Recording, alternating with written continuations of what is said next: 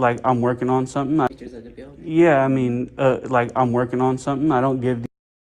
Hit that like from one of the Pictures of the building. Yeah, I mean, like I'm working on something. I don't give detailed answers because it's kind of like my business, you know. Yeah, So, I understand, but this is also our business, right? So we're just trying to understand what you're doing here. well, I'm not done in this area. I gotta get some. I'm asking you to leave Why is that? because I'm asking you to leave. Why? And I I'm don't not giving you understand consent, why. and it's against the law in the state of California to record somebody without their consent. Leave. Not with the fake Versace big girl pants.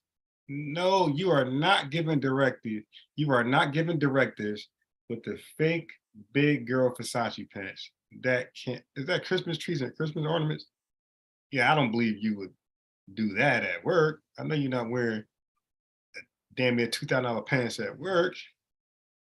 So that must be Christmas ornaments. Let's see. I want to give you the benefit of the doubt. Okay, that, yeah, I don't know. It look like it could be fake Versace pants or holiday pants. I don't know. But either way, you don't look right. You dig? Whether you gay, straight, that doesn't make you that doesn't exempt you from getting in shape. Let's just say that. I would love for you to look like you in shape. I feel like you guys are making my job difficult by asking me You to haven't, leave one, for you no haven't told reason. us what your job is. Two, you've been very aggressive this whole time. I'm And being you're just aggressive? recording us, yes, without our permission. This Now, this is the bimbo talk from some women. Okay, this dude is talking as soft as them. Matter of fact, they are the only ones showing the aggression. They approached him, he did not approach them. So by approaching him, that is an act of aggression, not the person who's receiving the act. Okay. So, and matter of fact, I got something for my boy. I got something for my boy. Yeah, I'm going to start doing skits and shorts for how stupid these Israelites can be. When he said, when I asked him, Jacob begot Joseph, is Joseph the direct object? He said they're both the subject. Okay, so we're going to go over what a direct object is. Okay, good. All right. Anyway, they are aggressing him, and then they're gonna, some basic women tactics. They play the victim. They're aggressing him, and because he's a man, because they're women, they're gonna charge him with he's being aggressive. Typical. That's what I'm trying to tell you. Women, have fun, because I got a feeling that this women dominance, this women, this Me Too movement, this shaming, canceling culture, if history serves me right, I think is going to come to an end. I think men that run this country is going to have enough. They're going to be fed up. And women, you just might find yourself in a similar position, possibly 30s, 60s, possibly 1860s. I'm not saying that I'm going to be part of that. I'm just saying the men who, I don't run this country. I'm saying the men that run this country, I think is going to get fed up with some of these oppression acts of women, reverse oppression acts of women. And they're going to come together and they're going to start stripping the rights they once gave, or not just stripping, they're going to start disrespecting or disrespecting and violating the rights they once gave. And they're going to use it all in semantics, interpretation of law, you know what I mean? A lot of ways to not hire, a lot of ways to fire. I'm telling you, women should be very careful. You should be very, very careful. It's gonna be a trick bag. This oppression, this cancellation culture, all this shaming tactics. This ain't gonna allow. I'm telling you, this men are gonna get fed up. Some men who always had a problem with women, they're gonna get fed up. Men in powerful positions who always had a problem with women. Some of the men are direct responsible of why women never had equal rights to begin with. These same men in these same powerful positions are going to say, all right, that's it. That's it. That's it. And they're going to start to strip away your rights and put you in a subjective position. I'm telling you, just keep abusing it. Hurt people. Like, you cannot give hurt people power. I'm just sorry. Until they have been rehabilitated. Even once African slaves, you cannot give hurt people power. They have to be remedied, they have to be counseled, they need to be restored, and then they can properly rightfully use that power. You just can't have a hurt person and say, okay, get up, follow me. It's like on some Jesus shit. Here, take up your cross, follow me, and here's some power. You're gonna find these people being abusive. The same British subjects who argued about British laws and British tyranny came over here because they were hurt, came over here and practiced the same tyrannical actions against other people in the country, Black people in the country, against Irish, against Jews. They did the same behavior. Hurt people, and keep an eye on that. Just keep on it. Whether it's a gay, LGBTQI plus community, they've been hurt. If they're not remedied, counseled, and you just give them power, they're gonna go back and hurt people, whether it's their own or whoever, outside community. That's just what it is, man. Look at these tyrants right here. This is 3, you aggression? haven't given us our name the whole time. What is your 4, name? you haven't told us what your job is. Is this a public building? You need to leave the building. Is it a public building? Yes, but you need to leave the building. We don't know who you are, and we feel unsafe with you here. You don't look like a community member to me. What's going on, Bay fam? It's the God damn, that's complete discrimination. I don't look like a community. Now, if she said you don't behave like a community member, that's one thing. But you just looked at how he looked and judged him accordingly. That is the epitome of the definition of discrimination. She said you don't look like a community member. Ma'am, how does a community member look? How do they dress? What badges do they wear? What, ma'am, can you inform me? Because I feel like you're discriminating at this point. Bay, man, and we're in there like swimwear. Check it out. I'm gonna get right to it today. I need you guys to share this video. I'm gonna tell you why. I need you to hit that like button. I'm in the city of East Palo Alto for this video, and I went ahead and went to the school district office for the school district in East Palo Alto. Now, I received an email from a viewer, one of our Bay Fam members, who told me they had some complaints from one of the teachers in one of the public schools in this area picking on their student. Okay, they felt like their student was being picked on and being treated unfairly, so they went to this office. When they went to this office, nothing happened, and then all of a sudden, Child Protective Services showed up at their house. Okay, they made an allegation to me of who they think it is. I won't put that allegation out there, but they do think it was somebody at this office, and they're not sure. They don't have any proof, but it's funny that they go there and then all of a sudden CPS shows up at their house for their child.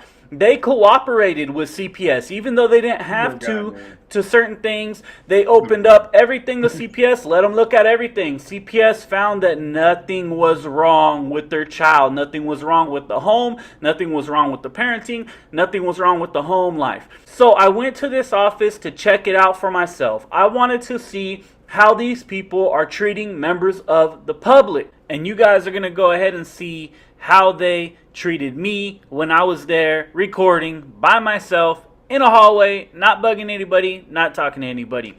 Definitely share this video. Like I said, it needs to get out there. Hit that like button. Don't be scared. That helps it spread as well. The like button's free, y'all. Hit that like button. It's Bay Area Transparency. Follow us on Facebook, Bay Area Transparency Official. Follow us on Instagram at Bay Area Transparency. Let's get to the video, baby.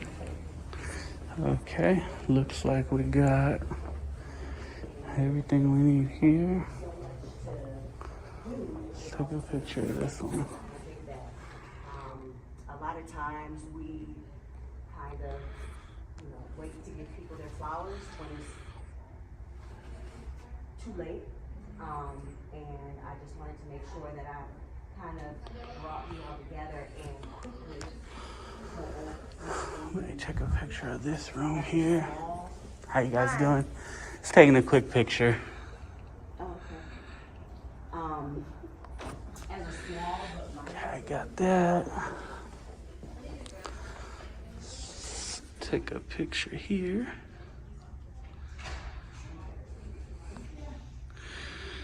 There's some buzz about me in there now. They're like talking about me.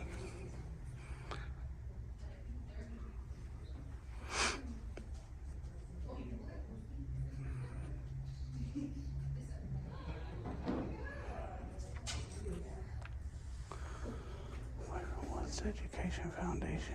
Have you been helped? Who are you here to see? Nobody in particular right now. Just taking some pictures for now.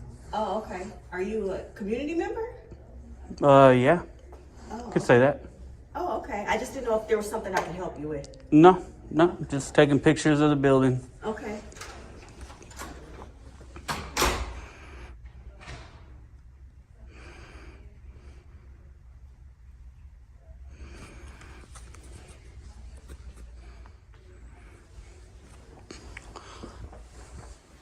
Okay, they were all concerned about me. Have you been helped? Is there anything? You don't want to help me. You're just wondering what the I'm doing. That's all that was. She just didn't keep going with it, is all that was. But she wanted to, I can almost guarantee it. And that might even be them coming. Hi, can I help you? Got some of that. No, I'm good. Appreciate it. Can I ask what you're taking photos for? Yeah, I'm just working on something. What are you working on? Are you hired by the district to do something? Oh, no. Mm-mm. Can I help you? Yes, so I was connected to Christine. She left some paperwork for me to sign for an IP. Yes. So you don't need any help, you're just taking photos in here? Yeah. Yep. Are you part of anything? No. Okay. What do you mean part of anything? Like, oh no, I'm just wondering why you're taking photos in here. Oh, I'm just taking pictures of the building. Yeah, I don't need help right now. If I do, I'll probably let you guys know. You're just in here. I don't, yeah, what's your name? I don't typically give my name. Okay, can we help you with something? I just answered that. Taking pictures? Yeah, I'm just for- taking pictures of the building. For whom? For myself. Why? Because I'm working on something. Yeah, I just answered all these questions. I mean, they're not very detailed answers though. We're just curious. Why are you taking pictures of the building? Yeah, I mean, like I'm working on something. I don't give detailed answers because it's kind of like my business, you know? Yeah, So- I understand, but this is also our business, right? So we're just trying to understand what you're doing here. Yeah, so I'm taking pictures of the building. That's it. I'm working on something. Okay. Okay. So, So did someone invite you over to take pictures, or you just walked No. in and start taking pictures? yeah, I just came. Did somebody need to invite me over? Or? Yeah, if you're taking pictures of everybody, I mean, you're taking pictures of the building and for safety precaution. What safety precautions? I don't know, because go- we don't know you and you're not giving us any information about anything. That's so- what I'm saying. What safety precautions are for pictures? Let's just do an example. How would you like us to go into where you work and start taking pictures every day without giving an explanation? It's a little odd, right? I don't think so. If somebody comes and says, "Yeah, I'm working on something, just taking some pictures," I don't think that's odd. Okay. So, Can I ask, are you actually recording right now? Oh yeah, for sure. I've been recording the whole time, taking pictures. I'm not taking giving my still consent and. for you to record me right now, so could you stop? Okay. Well, you kind of walked up to me in the middle of what I was doing. There was no way I can.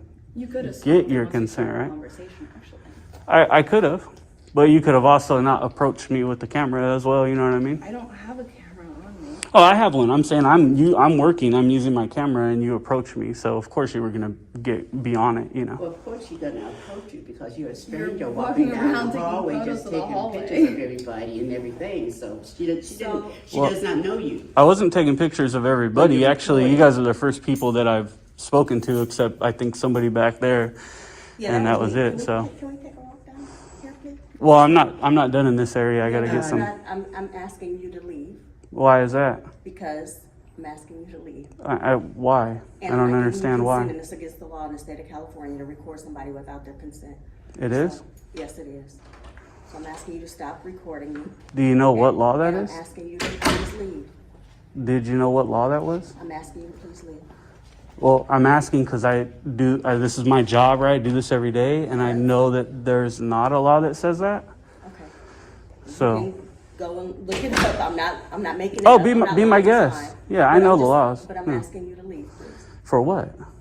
Is it? This is. Obviously, you're making everyone You're uncomfortable you're here. trespassing right I'm now. trespassing. Yes, you Isn't are, this and I'm asking a you to public building?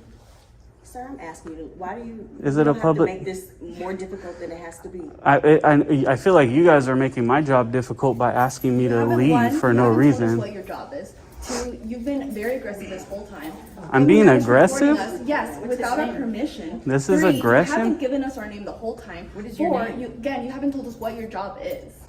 So you're being very weird. Well, apparently my job it has to do with the Has to do with pictures I'm recording people taking. without their consent. Yes, I got that. Again, Obviously. you walked up to me, ma'am. I didn't walk You up to haven't you, and given I'm us not any- being Then you aggressive at all. You need to leave the building. You need to leave the building. Is this a public building? You need to leave the building. Is it a public building? Yes, but you need to leave the building. We don't know who you are, and Mm-hmm. we feel unsafe with you here. You don't look like a community member to me. I don't. What does a community member look like? You don't look like one because I've been here over 50 years. So you might be, but to me, you're not so far. What So does you need what to does just leave one the look like? building.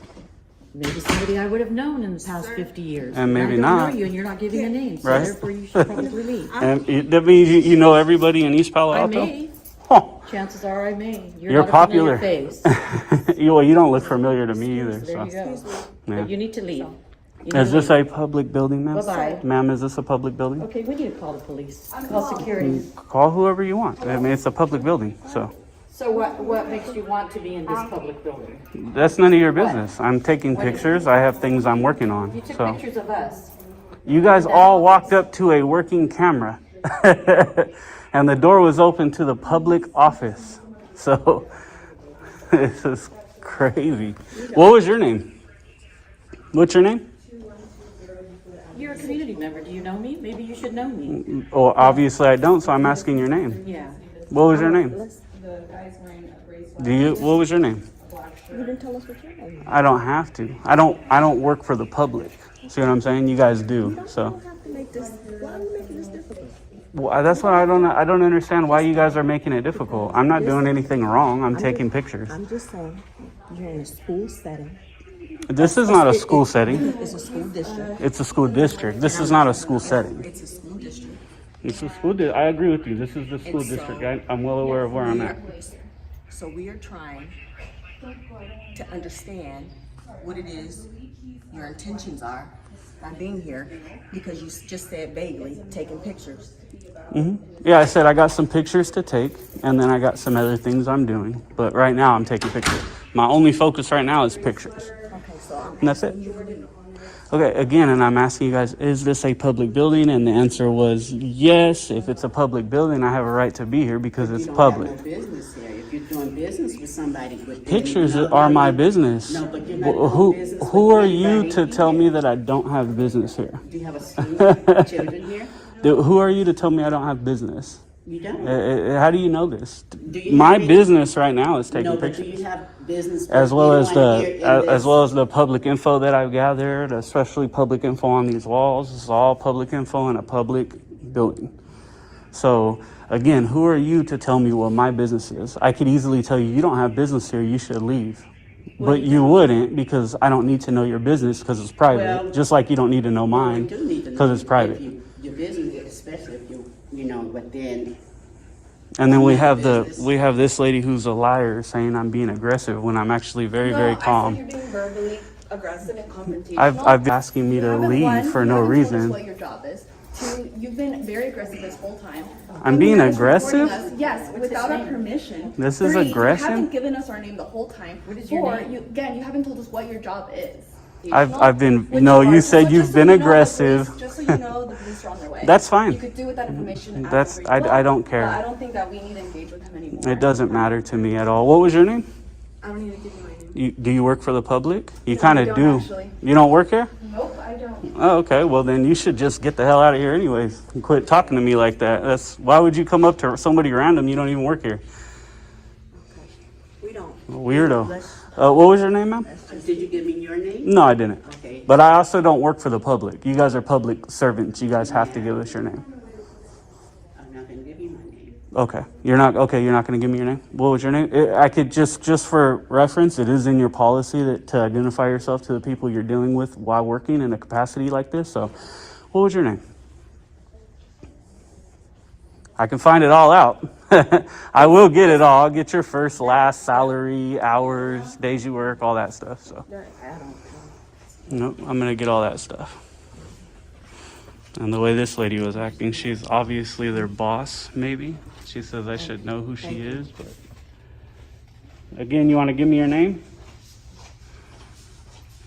Holy cow. This is the level of professionalism I was told about, I guess. Okay, I'm going to keep doing what I'm doing. You can let the police know I'll be around here. So, once I'm done taking my pictures, I will grab the papers I need and be on my way. What papers do you need?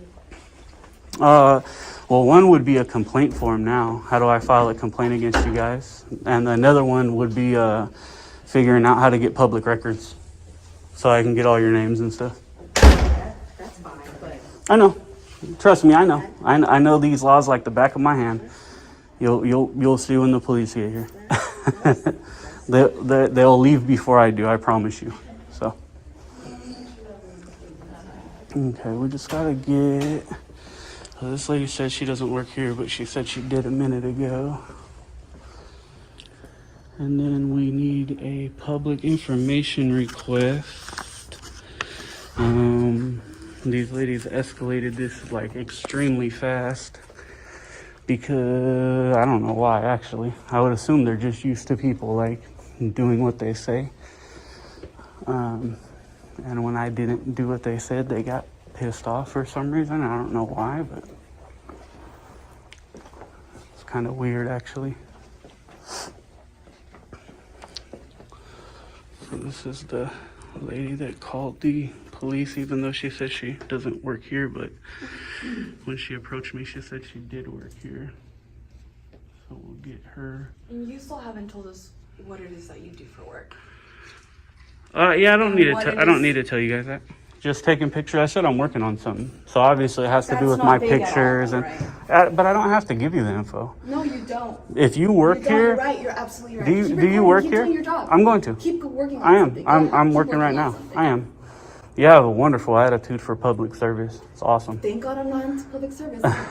Well, then why would you come up to me asking me Tell if I when need you help woke up today, and all this how stuff? You wanted to start your day today. You wanted to Oh, go and like make. I didn't approach you at all, ma'am. At least 10 people's day. I didn't approach you at all. You I were said going nothing to around you. Taking videos of people without their consent.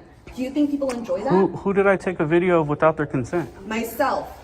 Oh, Him, her. You walked her, up to him, me. I was him. alone, and you Yeah, walked you were up to me. alone and you were recording, and I was actually very nice to you in the beginning. But Until I because didn't of your do demeanor, until I'm I. watching it, and then you got upset. My demeanor is Yeah. you're matching my demeanor. I don't think the video would show that. Oh, I'm I sure think you what have a happened. Nice pretty face for your video. Right now. I think what happened when you didn't get what you wanted and I didn't tell you any information, you started To be acting clear, this what way. we It had wanted nothing to was do you with be my honest demeanor. with what we want. Yeah, and you don't get that. You don't even work here, so who are you to ask me to leave the You premises? don't even work here. What are you I'm doing working here? right now. It doesn't matter. You don't work here. This is called what a do you do? public building. We'll Public. see what the cops say. Yeah, we'll see.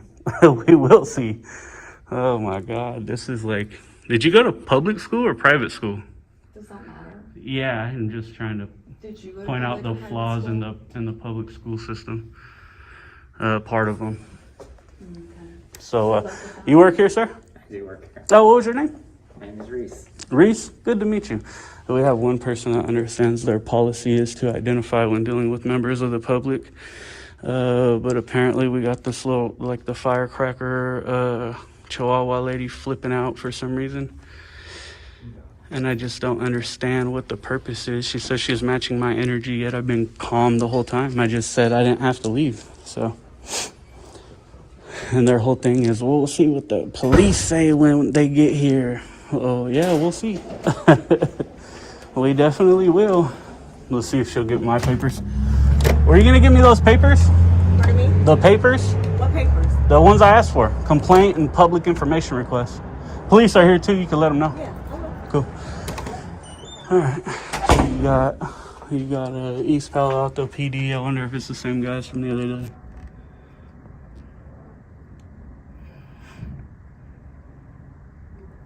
We got them here talking right now.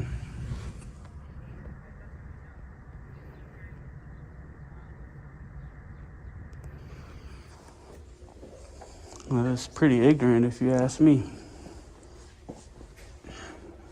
Oh, there she is. Yeah, she wouldn't identify. She said we should know who she is because she's like a pop star or something.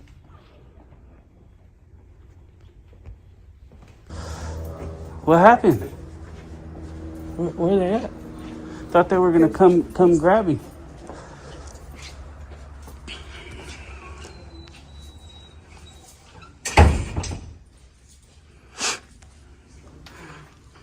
Well, you got two cops just sitting out there, but obviously not coming to grab me. I wonder why that is. It must be very, very legal for me to be here and take pictures. Huh. Isn't that kind of interesting? A little weird. I hear some whispering.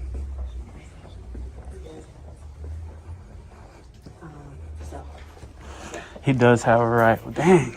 Interesting, huh? Now can I get the papers I need?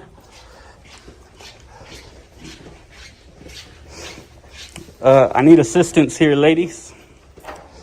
Need those papers. You're going to look even worse by not giving me the help I need. We'll definitely make sure you guys lose your job for sure. Huh? I'm here. I need a copy. I don't do online. So, okay. We're going to make sure you guys lose your job. I promise you. I got hundreds of thousands of people behind me. So, all right. Yep, still here. And the cops are here. Funny, they didn't do anything. We'll go ahead and knock here. It's funny, she said he does have a right. He has a right to be here. Yeah, I know. Here we go. Staff development. Since I know they're all in here, I'll just knock. Get my papers. It's funny, you think they're all crying and acting psycho about me leaving, and I'm trying to grab my papers that I need so I can leave, and yet you would think they'd want to give them to me, but they don't. I'm gonna get you your papers, right? Awesome. Awesome. You all, come on. Holy cow. All that craziness for nothing. He has a right to be here. Yeah, I know. I wonder why. My question is like why they don't know this stuff when they are public servants and work in a public building. I feel like they should know, especially her, since I should know who she is. She's obviously she's the oldest one here, so she's probably the superintendent.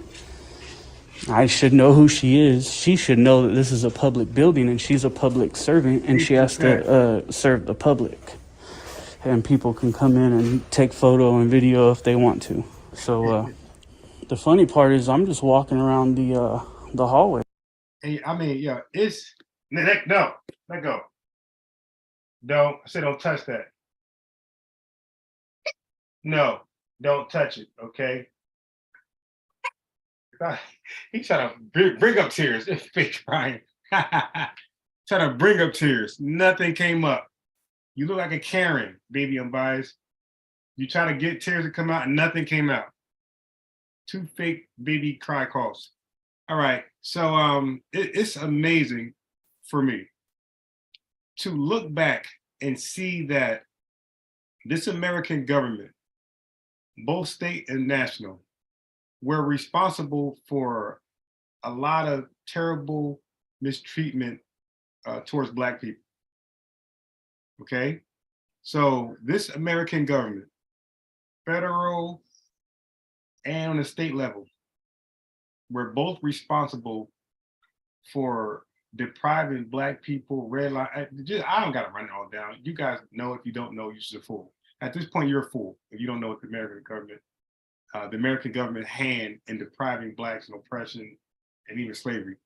I mean, of course, yeah, okay. So you know that. Okay. So when Black folks have a chance to be employed by the beast itself, you would think that we would go in government with a never again attitude, like the Jewish people, okay? The Jewish people got a never again attitude collectively. Especially, when I say Jewish people, I'm talking about Ashkenazi Jews who were hurt by the Holocaust. I wish Black people, when we were, I'm not even talking about slavery. Forget about slavery. Because after slavery, Black folks, for the most part, were on one accord.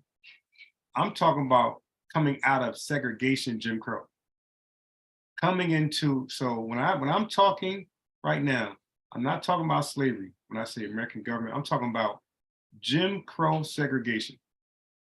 Black folks, because how can Black folks say never again about slavery? Like that was never, like we never had a hand in that. I'm talking about the actual Black slaves did not have a hand in their own slavery. It was other people who had a hand in their enslavement. Okay, so segregation, during a period of segregation, come into the civil rights era. Black people, how come we never took on the slogan, a never again? We got some we shall overcome bullshit. But where was our slogan to never allow tyrants and tyranny put us back in a state of oppression, in a subjective position like Jim Crow and segregation? That should have been our mind state collectively. We should have had a never again moment saying, never again will we allow a government to sit back there and subject ourselves and limit our rights, our afforded constitutional rights. Where was our never again attitude? We never had one. So therefore, the 13th Amendment, let's look it up. Let's look it up. Let's look it up. Yeah. I know a little something. I'm sorry.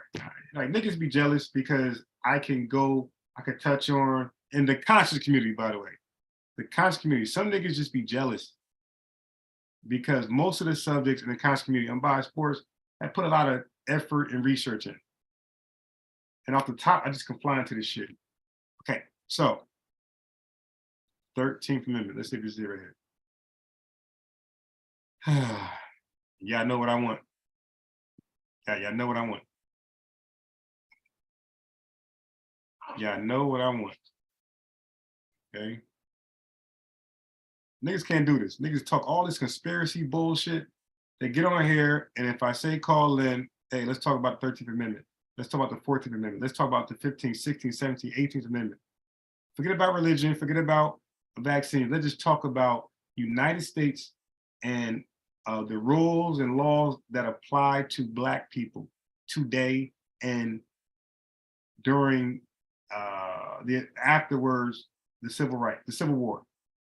After the Civil War, the laws, the rules, the policies, everything that was not afforded to us, what that was afforded to us. Let's talk about it all. Niggas be straight quiet right now if they come on the panel. Niggas can talk about all stupid shit until it comes to real talk. I can entertain you guys with stupid foolishness, polite, goofy, scamming shit. But when it comes to talk about real Black affairs, politics and money and shit like that, watch how fast niggas get quiet. Okay, so the 13th Amendment, let me go right to it because these links ain't bringing me where I want to be brought to. And this shit is so small. Just give it to me. Don't. God damn. Okay.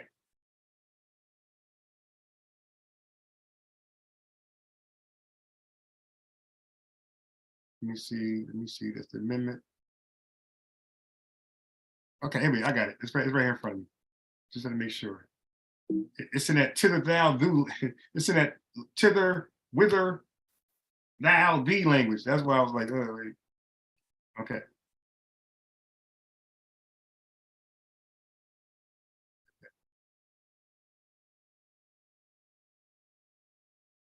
All right. I'm not the best in these Latin numbers, although I want to get good. So I think this is that supposed to be the 8? Isn't that I thought that was 8. I thought that was 8. I thought this was 8. I thought X was 5 and that's 3 ones. Let me see. Roman Oh, 13. No, I'm horrible. I'm horrible. I'm horrible with Roman numerals. I want to get good at them. I am absolutely horrible with Roman numerals. And I keep making, I haven't done this yet on live, but in the past, and it's still indoctrinated in my brain, I keep, you will hear me make a mistake, and you will hear past videos of me making a mistake and mention Romans and Greeks as though they are the same people. I don't know why I keep doing that. And even just now, I was about to say Greek numbers. I said Latin. And then, but I keep talking about the Grecians and the Romans like they're interchangeable, like they're the same exact people. All right. Some lives ago, some people laughing at me because I said I was talking about a Roman. What's the dude name? God, I hate when my memory. It's not my memory. It's that I'm overloaded with other information and they kind of buried it. What's my boy name that was that evolutionized the telescope? That was on house arrest until he died. Galileo. There we go. So I was on a live some years ago. I might have even been on the Pseudo Killers, and I was talking about the Greek philosophers as it pertains to science, right? And then I was going down to the philosophers to the first like scientists, and I was saying Galileo. And when I said Galileo, I said Greek, the Greek Galileo. And my man, you know how niggas are. Niggas just can't hit you on the shoulder and be like, yo, I'm biased. He was Roman. The Greeks and Romans are different people. This was a whole different time period, so many years away. It's always Greek. He's Rome. He's a Roman. He's a Roman. Or Italian. I could have said Roman and it could have been Italian. Either way. I mess up when I say Greeks. I mess up when I say Romans and Italians. I kind of put them all as one. Okay? No different than white people, dumb white people who put all black folks as one. I'm dumb when it comes to I'm coming out of black history, I'm coming out of blackology, and I'm learning about world history. I'm learning about the Greeks and the Romans, things, the Stupes, and people like that. Brendan, I'm able to, and Melvin, I'm able to look at other people's histories and appreciate, and appreciate it. So this is for the chat. Is a Roman necessarily an Italian? If the answer is no, then I was wrong. If I said Roman, I was Galileo. Was he an Italian or Roman? I forgot. Anyway, matter of fact, it's gonna piss me off. Cal. There we go. There he is. Physicist. Oh, wow. Oh, this dude was very recent. I'm thinking, what the fuck?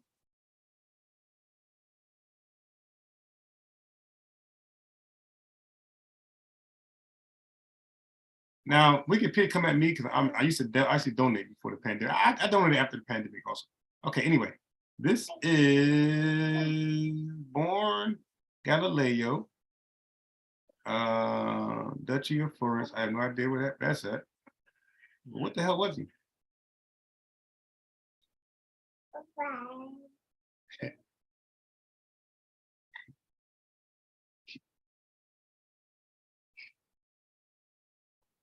Okay. Commonly referred to as Galileo. His name was pronounced, whatever, Galileo, like I pronounced it. He was born in the city of Pisa. Where the hell is that? Italy. Okay. So he was Italian. Okay, so I might have made a mistake and called him a Roman or a Greek, one of them. And it might have been the Pseudo Killers. It could have been my own channel, but they were laughing at me, like a laugh, like a scoffing laugh. Like, ah, you got that wrong. Okay, I might have got that wrong, but I'm right about the information I'm bringing about this motherfucker. Okay, is that okay? Now, I can see if I was wrong about the information I'm saying that he done, or attributing to the information I'm giving him credit for. If I was wrong about that, that's a big thing. But if I'm wrong about the nationality, like what the fuck? Well, yay, yay, yay. Unbiased Sports is wrong about Galileo nationality. I'm saying yay and the baby's clapping. You hear him? Yay, yay, yay. Yay, yay, yay, yay. Say it. Yay, yay, yay, yay, yay. He's laughing. He's clapping. You hear him clapping? You heard him say yay. All right. So he's Italian. Yay. Yay, yay, yay, yay, yay, yay, yay. Okay. Yay, unbiased. Made a mistake about the nationality. The point is he's fucking white, okay? That's the point. Not black. Okay, so he's Italian. He's called the father of observational astronomy, modern physics, the scientific method, and modern science. He's the father of those things, okay?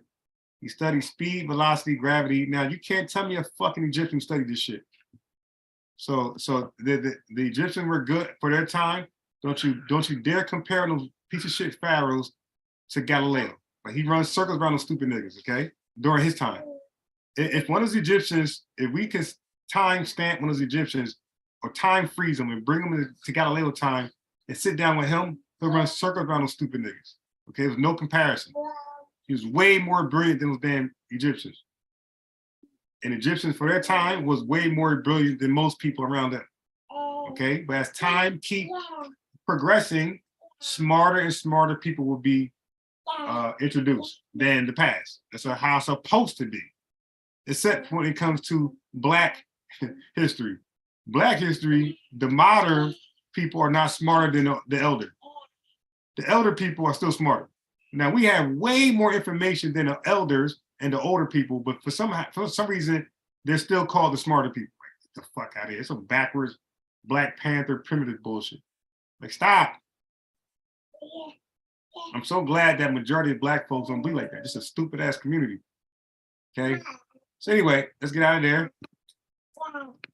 And I gotta learn this Roman numerals because I gotta learn this Roman. You still say yay, yay, yay, yay, yay, yay, yay. Shake it, tush, shake it, tush, this, shake it, tush, shake it, tush, shake it, tush, shake it, tush, this, yay, yay, yay, yay, yay, yay, yay, yay, yay, yay,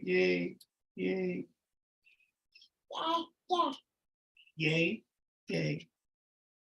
Okay, so I didn't turn them up with a yay. All right, so I gotta figure out this Roman numeral. Okay, so the X is 10. Oh, that's what it is. So what the hell's the 5? Is it the V?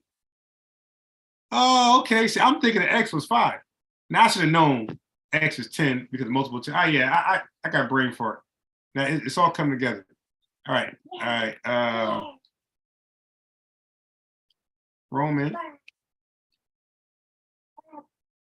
Roman numerals 1, 2, 1,000. Really? I just want 1 through 5. God damn, 1 through. Come on, man. 1,000. Really? Come on. I'm retarded. Okay. Okay, so the V was 5. All right, so the V was 5. The X is fucking 10. Okay, that's why I said 8. I'm thinking X is 5 plus 3 ones. No, there's actually 13. Okay, got it. So let's go back. The point is, if Black folks had a never again mentality, which we should have had, coming out of segregation, Jim Crow, we should have known about the 13th Amendment that says neither slavery.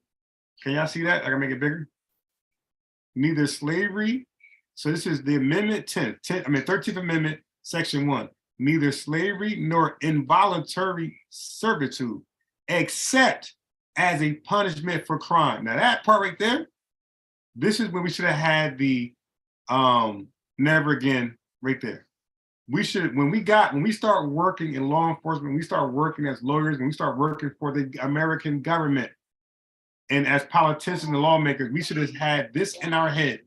We're not gonna let this part, this section of this section 1 phrase in the 13th Amendment put black folks back in a Jim Crow segregated position. This is the part we should have been fighting for once we gain our civil rights in the 60s, 70s, okay, and going forward. We should have been working towards to amend this shit right here. Because all this allowed for was this. Look at this. That part going unaddressed allowed for this. The book I have, and y'all niggas don't got. It's embarrassing because every black man should have this book or a book like this. Okay? There we go. Every white American should have this book. Every black American, every white American, every American, Hispanic, every American should have this book. But this should be the Bible for white and black Americans. If we both believe in color blindness, blind justice, if we really believe that shit, this is the book we should have to learn from. Okay. So because we had never addressed that, it brought about this. This being unaddressed brought about this. Okay. And matter of fact, yeah, so I'll leave it right there. Because the example of this coming back full circle was already done. Look.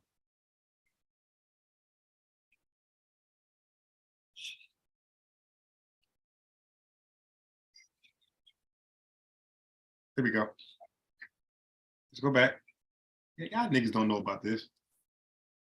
But niggas swear they could fuck with me though.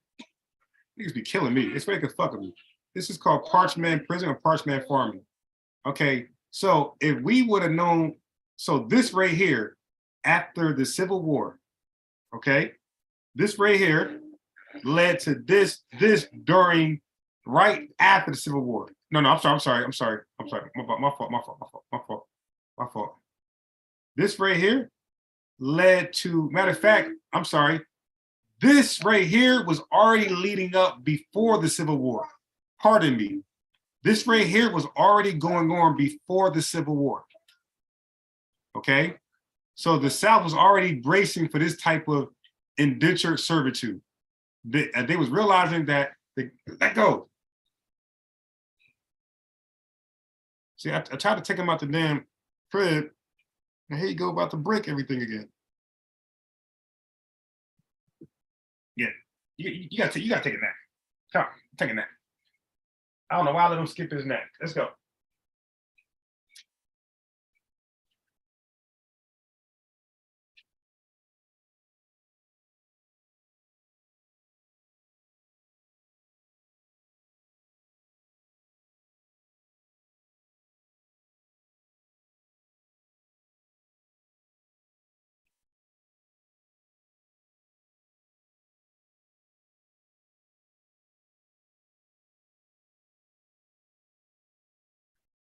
Okay. When he's sleepy, he do some weird stuff, man.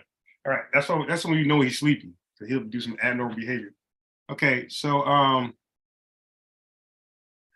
this before the Civil War even happened, this right here was already being practiced. So when the Civil War actually happened, and once the Union soldiers pulled out, they enacted this full circle. So what do I mean? I mean that before the Civil War, there were some slave traders who stopped investing in plantations. They only then had breeding station for slaves. They will breed the slaves and either sell them or rent them. But a lot of these slave owners were no longer interested in plantations. They were no longer interested in taking care of the slaves, feeding them, and this and that, because they realized it cost too much money to do that. If they could instead rent them or sell them for pure profit, they can make more money. So they were already selling slaves or renting slaves to other plantations and to other people, okay, leading up to the Civil War. After the Civil War, when slavery became illegal, this type of illegal, okay? When it came to this type of illegal, where it says neither slavery or involuntary servitude shall exist within the United States or any place subject to their jurisdiction. So let me do it like this. This is for my smart people and y'all retarded ass niggas. Okay.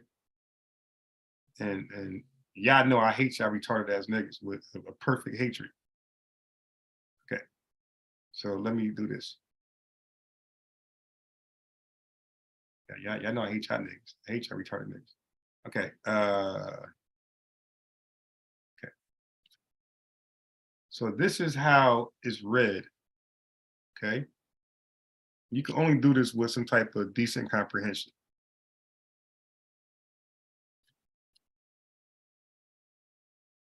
Okay.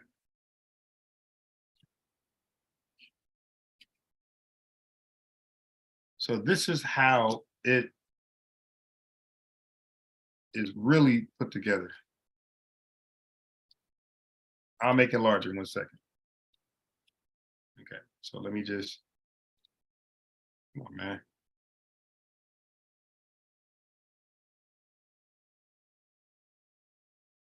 Okay, so that much, y'all should be able to see that. Okay, so this is how it is actually put together.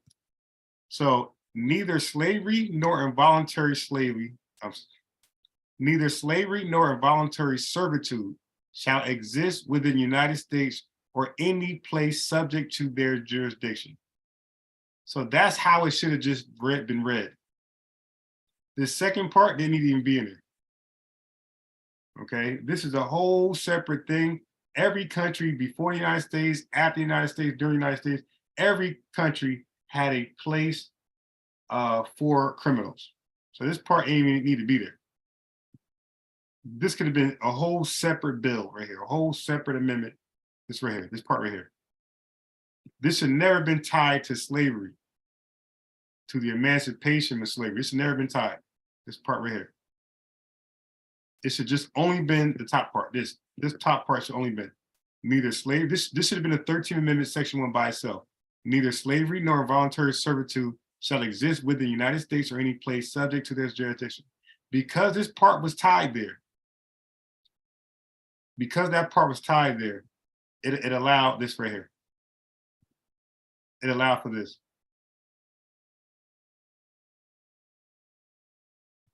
Now, let me put this in the chat so some of y'all jealous ass niggas can catch up. Right? Where's the chat?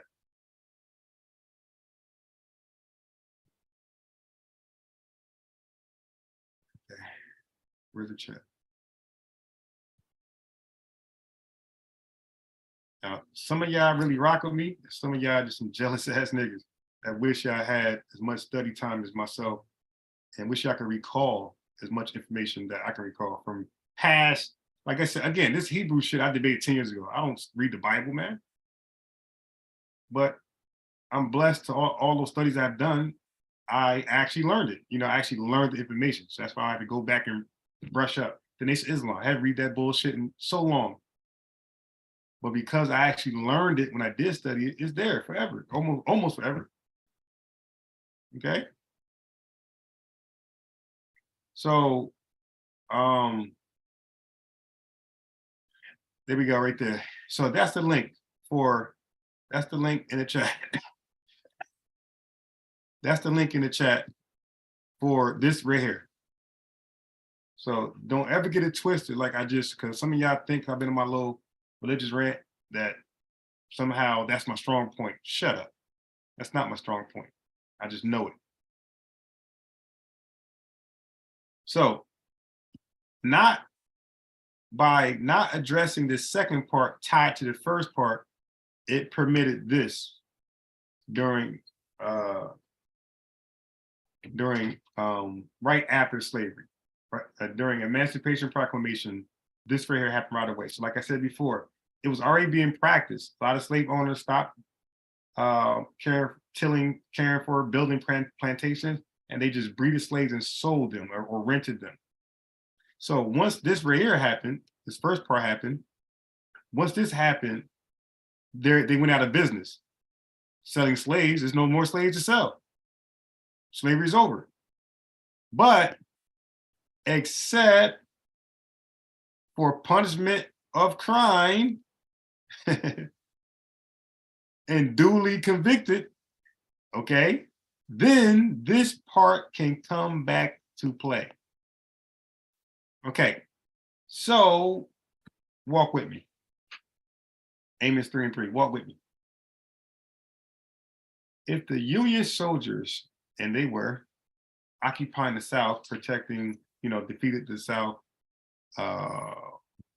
protecting the once slaves, once they left the South and went back to where they were, the North, there's no more protection from discriminational laws in the South. There's no more protection from the persecution, the oppression, the lawlessness, the injusticeness from the South. So once, because the South can't put you back in slavery because the North will come back and it'll be a big issue again.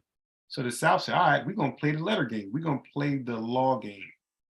So once the union workers left, the South said, hey, man, these guys are here because they were convicted. They broke the state laws. American government, union, Mr. President, they broke state laws. If they break state laws, don't we have the right to punish them and convict them and put them in jail? I can't hear you. Yeah, right. Okay.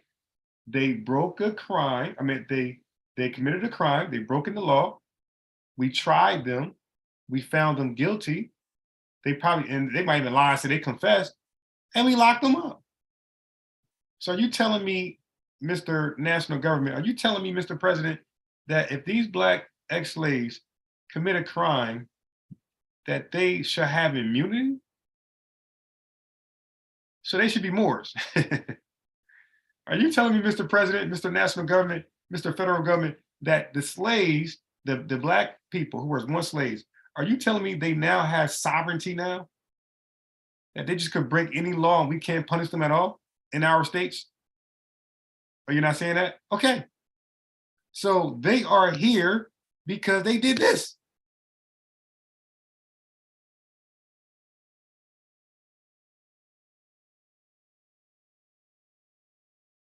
They are here because this happened. Okay, so we're not treating them bad. We're not, we're not in our feelings about losing the war.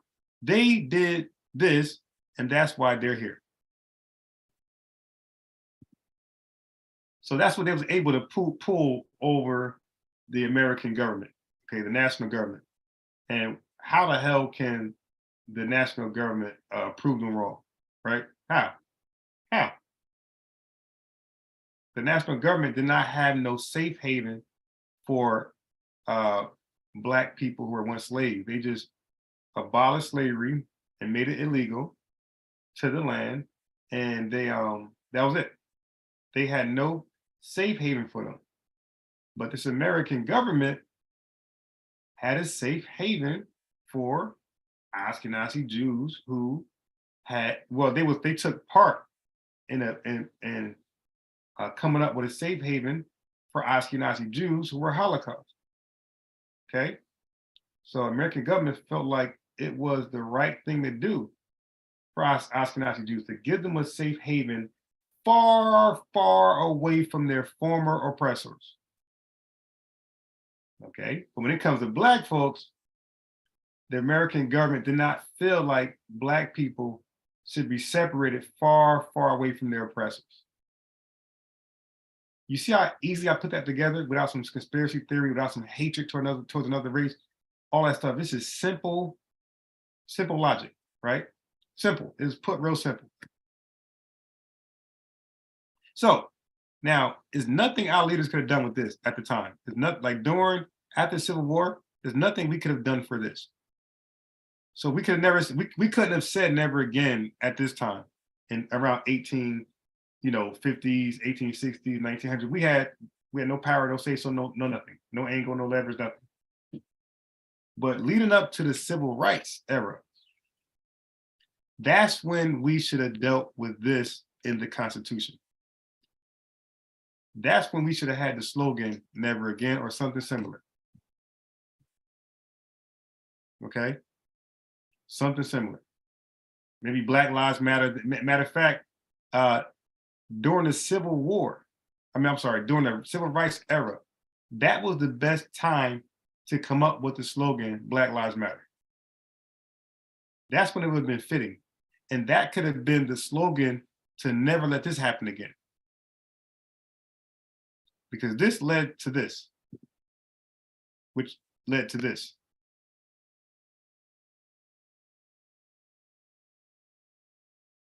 But instead, we get into government that helped produce this, that helped produce that, and we don't get into government to make sure this never happens again and this never happens again. Where do they do that at? That's why I be thinking, like, sometimes, like, collectively, are American Blacks the most stupid people on earth? I don't know another people who can do 100 years of segregation, racial discrimination, racial segregation. I don't know what people can go through 100 years of racial segregation and racial discrimination and then actually get into government and do not try to stop this and this from ever happening again.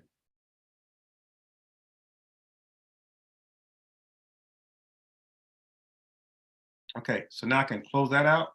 I can close that out. I can close that out. And I can close that out. Okay.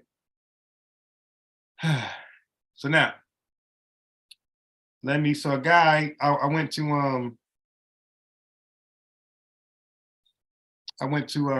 the debate. I read some comments to see what people, 24 comments. I said, let me see what people said about the debate I did with Captain Zaria. And there's one dude, Troy Roach, said, he said,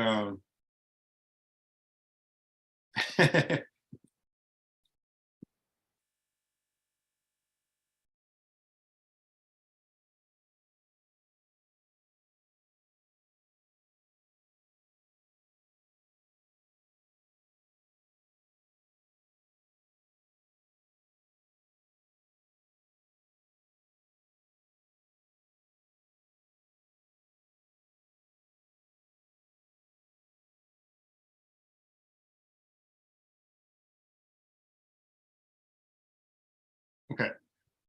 So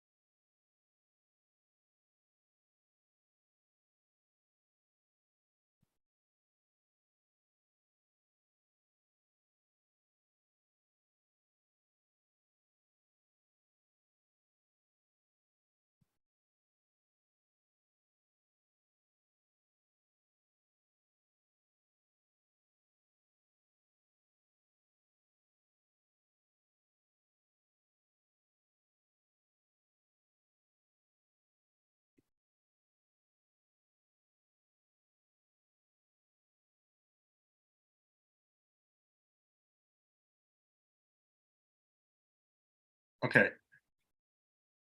So the dude Roach said, where you go? All right, so you see Troy Roach is going at Tazariak. Now Tazariak, he made some shit up. He says Matthews and Luke 3 are both Joseph genealogy. Now, why we didn't deal with that? He said Matthew's the prominent lineage, Luke is the literal lineage. What the fuck does that mean? But then he'll tell me now, he just said Matthew's is the prominent lineage and Luke is the literal lineage. But if I said some retarded shit like that, he'll say, can you read that in the Bible? Can you read it? Just a big-headed caveman looking ass nigga. All right. So let's get rid of that. So that brings us back to here again. Let me look at some slave codes exactly. The next choice, talking about the World Cup. Number 26, I only went 10% off the top for my foresight and advice. But whatever y'all talking about. Okay, so anyway, let's go. Ways. Like a lot of these offices are open to the public. I can totally come in here. Like this office, business office, I can walk in there. Payroll office, I can walk in. You know, they're lucky I'm being nice at this point because I don't have to be. I can just literally go in these offices and come in. Oh, they're open. Maybe I can get my papers in here. Oh, nope, it doesn't even look like anybody's in here. Hello, is somebody here? There we go. So I need my papers that I requested now.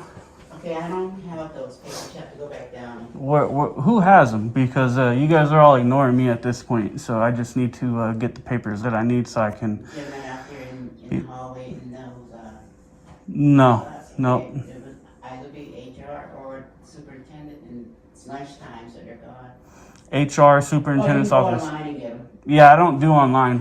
What time do they come back from lunch? About 1:30.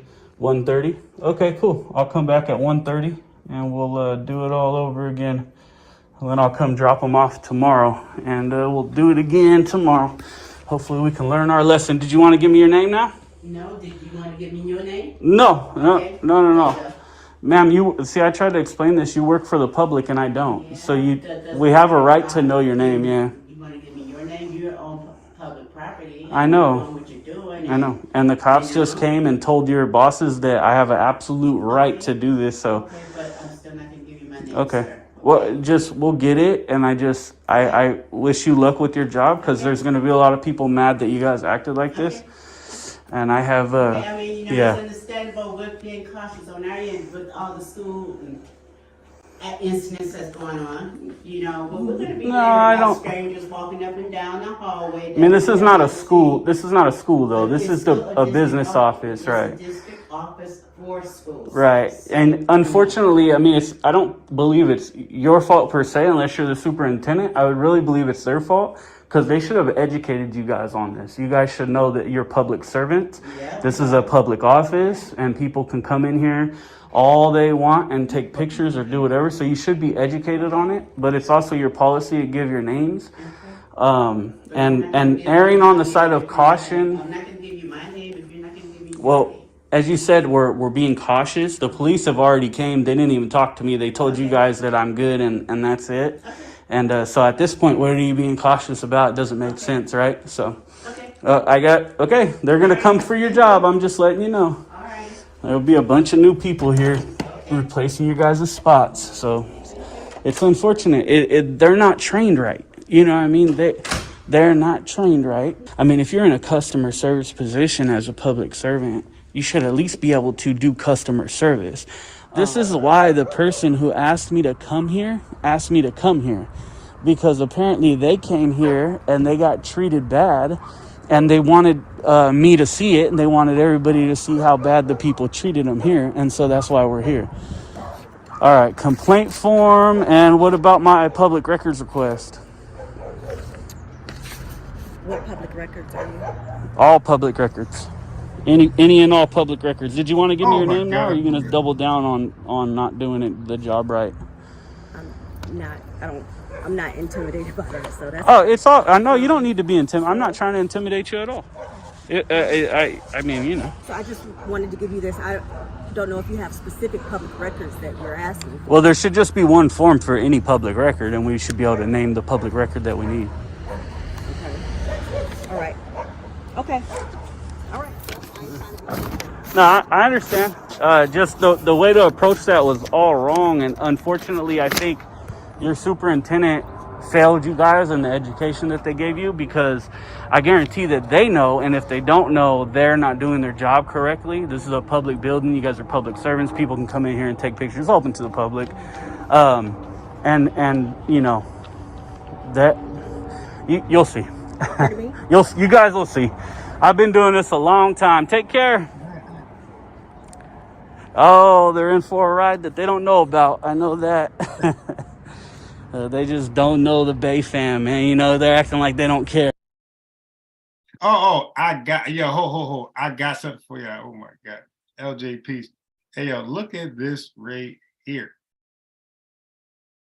Wait. Oh, okay. This is the guy that keep dodging me right here.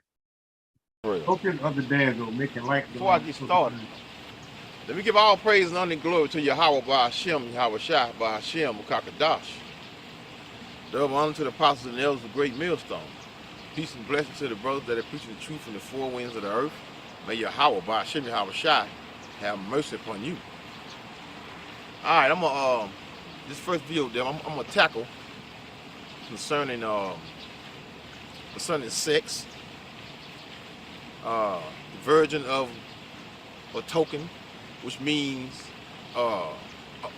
being a virgin, you know, virginity, because you know, you need to tear down these negative statements that have been made on the But this is one guy concerning keep the men dodging of me. GMS and concerning them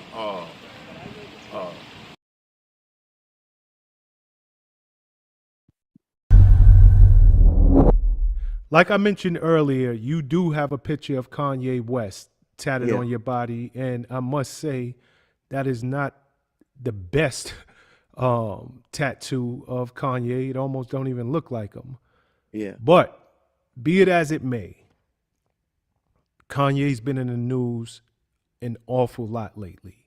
You know, he's been spewing anti-Semitist rhetoric. He just recently popped up on the Alex Jones show and said, you know, he liked Hitler. Just all kinds of crazy things are going on with him. You have this man tatted on your body. What do you think about him? And are you planning to get that tat removed? No, I don't look at Kanye West as a bad person. I look at him like he's just learning what he's learning. He knows more than what we know. We're not billionaires yet to even know what he knows. We don't know what he sees, what's going through his mind, or what he's dealing with, or anything. So as far as him talking about Hitler and him learning what he's learning, I feel like he has a bigger plan for something. I feel like he's not doing everything he's doing for a reason. You don't get that high. Yeah, but that's because everybody thinks this fool is a genius. This is why people keep saying he has a bigger plan in life. And Batman's not the brightest man either. So when you're not that bright yourself, you know, you kind of like appeal to Kanye West's plan, or just potential plan, this hypothetical plan everybody keep making for him. Yeah, sure, you can lose 2.5 in 2 days, and or because it wasn't because business is bad or the stock market crashed. It's because you just can't keep your mouth shut and stop disrespecting people. Do things without being smart. He's very smart. So no, he's not. Like I said, you always have to see the bigger picture to life. It's a reason why he's doing everything he's doing. You just got to learn the bigger picture. What's the bigger picture? You don't know. I don't know. He knows because he's a billionaire. How could a person that makes hundreds of thousands see what a person who makes billions of dollars? Okay, fair enough. LJ, I'm just seeing your message on Facebook Instant Messenger about you going live. I said put your link in the damn chat. Yeah, I got all these windows, but as you can see, I don't. When I close the Facebook window, I don't really go back to it because I don't really chat on Facebook. I don't comment. I don't do nothing. So when I close the Facebook window, I'm pretty much, I mean, it's good to hit me there, but I'm pretty much not gonna go back for a while. Even my emails, I read my emails, I close them, I don't read them no more until later. Instagram, while I'm on there, I'm chatting. Once I get off, it's over. I might not go back to the next day. Yeah, so I'm not really the chatty patty type like that to be looking at Instagram, Facebook, and all these things. Now, WhatsApp, now, if you talk to me on WhatsApp, WhatsApp is the best way to connect with me. Not on Facebook, not on Twitter, not none of these things. I'm always on WhatsApp. Okay, so that's for anybody. If anybody want to contact me, I know Dice maybe hit me up on Instagram. The best place to contact me to get my attention most of the time would be WhatsApp. WhatsApp is the only communication I use really often. Like I've been told all my clients, like, go to WhatsApp. Because they'll text me something right now. Again, I'm the type of person that will look at my text, but once I put that phone down, I'm not gonna check text until like hours later. But WhatsApp is connected to my computer and all my devices, and when you hit me up, I'm gonna see the notification. Okay, so it's gonna be hard to miss because my computer's showing it. You know, but once you hit me on Facebook, my computer's not gonna show it if the window is closed. That makes sense to you guys? All right.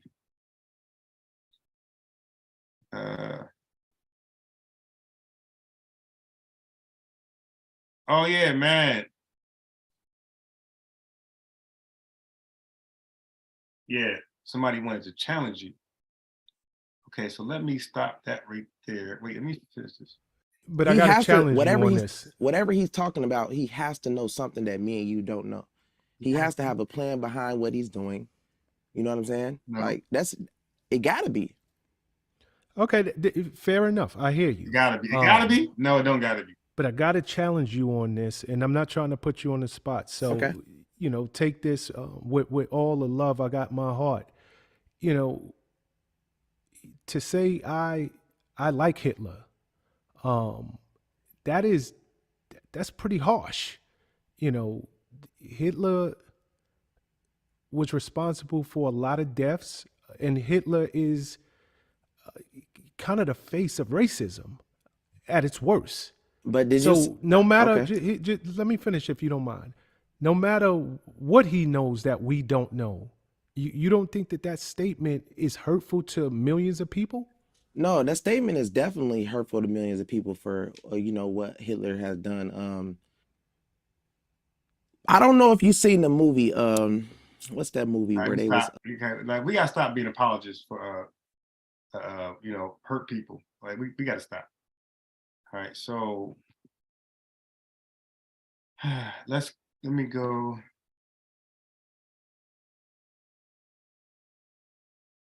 Yeah, but that verse in Romans that you gave me, Romans 9, is gonna be pretty good.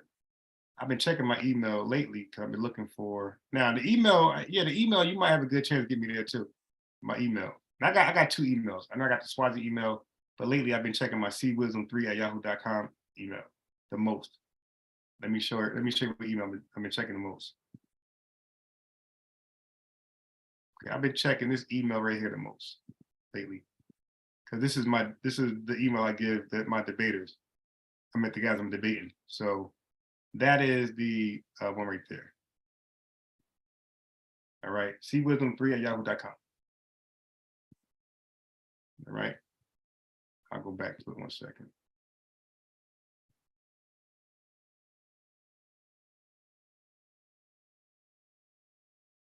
Yeah.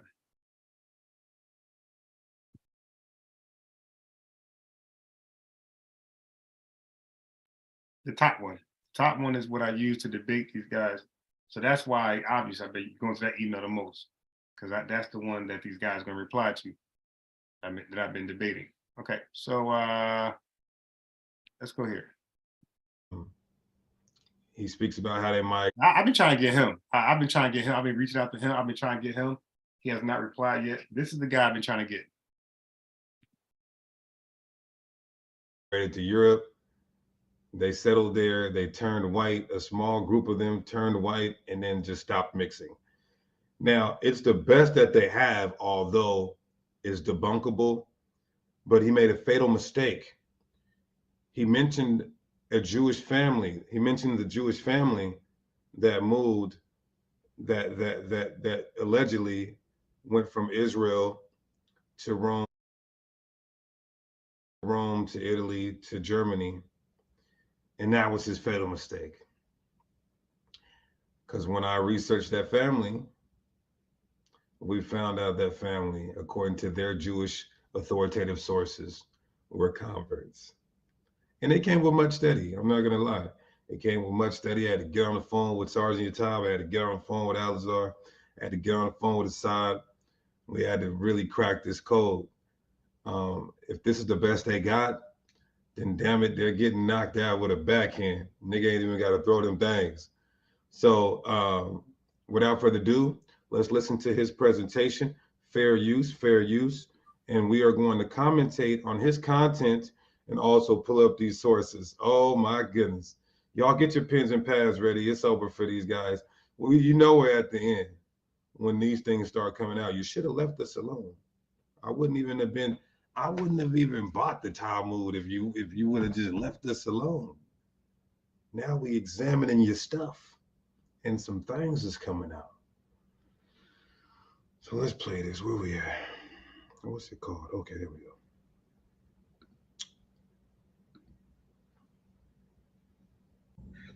The political and social environment began to change over the last few weeks. We decided to shift this a little bit, and we're going to look specifically at the core issue that seems to be affecting so many people in a negative way in recent weeks, and that's the issue of color. I am going to avoid the term race because I feel that it's not a helpful term. It has very little scientific merit. There's, remarkably little difference between the races other than what we perceive on an exterior level. But now, when we say race, we understand that's a modern construct, modern social construct, but really it should be ethnicity. So it is a thing. It is a thing. Ethnicity, ethnic groups, distinct people groups. Let's go. But we do perceive differences in skin color, and unfortunately, we translate that often into some negative attitudes that are quite harmful. And I'd like to look at the issue of Jews of color, the history, the long and really important history of multiple communities of Jews of color. Today, we're going to start with the dominant society, actually, and we're going to look at the fact that Ashkenazic Jews have a color, and it happens to be in our society a fairly valuable color. It's white eligible, at least. So notice what he's saying, y'all. Basically, what he's saying is that the Ashkenazi Jews are the dominant. They're the dominant group. They're over 56. They're 56% of Jews worldwide. I want you guys to understand that. So what he's doing here, everybody, is he's admitting, and he's going to, you guys are going to hear him say it blatantly, that the Jews started off basically heavy melanin, and then a small group of them moved to Europe, and now basically he's saying the recessive gene, which it doesn't make any sense. This is how we know it was a family of converts who moved up there to create the Ashkenazim. You're saying that the recessive gene is now the dominant of the people? Make that make sense. So they started off of color. Then they went to mix with the recessive genes, and the recessive genes are now the dominant amongst the people group. Excuse me, make that make sense, please. You can't scientifically agree. You can't scientifically prove that. That's laughable. But let's keep going. It gets worse. Like I said, just wait till we get about midway through. when we bring out the source, he's going to name the royal Jewish family. And when we bring out the source, it's over. It has been since about the 1940s, and hopefully we'll explore exactly what that means over the course of this lecture. But it is by no means the only color, and it is probably not the original color. As one of my... Oh! All you Jewish people who watch this channel, there's children that watch this channel, so I'm not going to say it. But all of you Black Christians, BLACC, bootlicking ass coon Christians, I will say that because that's PG-13 for me. You guys heard it. Your daddy, the people you worship, the ones you say are the real deal, he just said that they are the original color of the Israelites is not that. And this is a prominent doctor, a specialist Ashkenazi Jewish man in Jewish history. I mean, he's decorated. This is Henry Abramson. For those of you who don't know, this is Dr. Henry Abramson, one of the most decorated Ashkenazi Jewish men. But he said it. Let's keep going. Colleagues at the university, a very inspirational Jew of color that I interviewed to get some sense of, like, you know, what is your experience like? How should I go into this talk? She said to me, you're going to have a very hard time explaining to Ashkenazim that Jews weren't necessarily always Ashkenazic. They weren't always necessarily white. And I'd like to point you to a passage in... And he said they weren't always white. You know why he's saying that, everybody? Because they've been knowing this. Archaeology, prophecy, history, iconoclasm. And not only that, their own Jewish literature says this. Because he looks German. Supposedly, this royal Jewish family moved from Italy to Germany. The Ashkenazi are from the German section, the German region. But in their Talmud, Nagaim 2:1, Rabbi Ishmael says the Jews are not white. Look at this. Where's it at? Rabbi Ishmael says the children of Israel, may I be atonement for them, are like boxwood. We looked up boxwood figures. Those are different shades of light brown to very dark brown. Boxwood bark. Neither black nor white. So it's saying not like a Hamite, not like an Edomite, not like a Hamite, not like a Caucasian. So now in 2022, you got this guy saying Jews were not always white because, duh, in the first century, he said no Jews were white. That doesn't mean there weren't converts, everybody. Notice what Rabbi Ishmael is doing here. Because remember, the white man goes back to Esau, Edomites. So the Edomites converted to our ways and culture during the Maccabees, about 200 years before Rabbi Ishmael even said this. So there were converts, but he understood you don't convert to an ethnicity or a nationality. So basically what he said is that there is no ethnically white Jew at his time in the first century. This is Rabbi Ishmael, first century Jew. He said, there is no ethnically white Jew. There may be some white converts who follow our ways, predicated on what the Maccabees did, but he said there is no ethnically white Jew. Now, 2022, there is so-called ethnically white Jews. Well, that's why the pressure is on for him, and he's saying, we got to figure it out. We got to look at some science. We got to look at some history. Now they're trying to explain how they went from basically black to white or dark to white. So let's go back. The remarkable itinerary of Benjamin of Tudela. This is a 12th century traveler who, as you can see from this map here, started out in northern Spain, the city of Tudela, made his way over the top of the Mediterranean, through Provence, and then down through Italy, all the way through the major cities of the Eastern Mediterranean, spent a lot of time in Israel, and we're not exactly sure of his itinerary, but he may even have rounded the entire Arabian Peninsula. And everywhere he went, he recorded details of what he saw. Specifically, he's interested in the Jewish community. So he talks about how big the Jewish community is in these places. He talks about, the famous personalities who lived there. He describes some fascinating people in Provence, for example, the great translators Ibn Tibbon. And when he goes further east, he talks about the false messiah David Alroy and some amazing stories that for a long time he was the only source. But he also says a lot about local trade and ethnography. And in fact, in many places, he is the only source we have for all kinds of information worldwide. He was a remarkable traveler.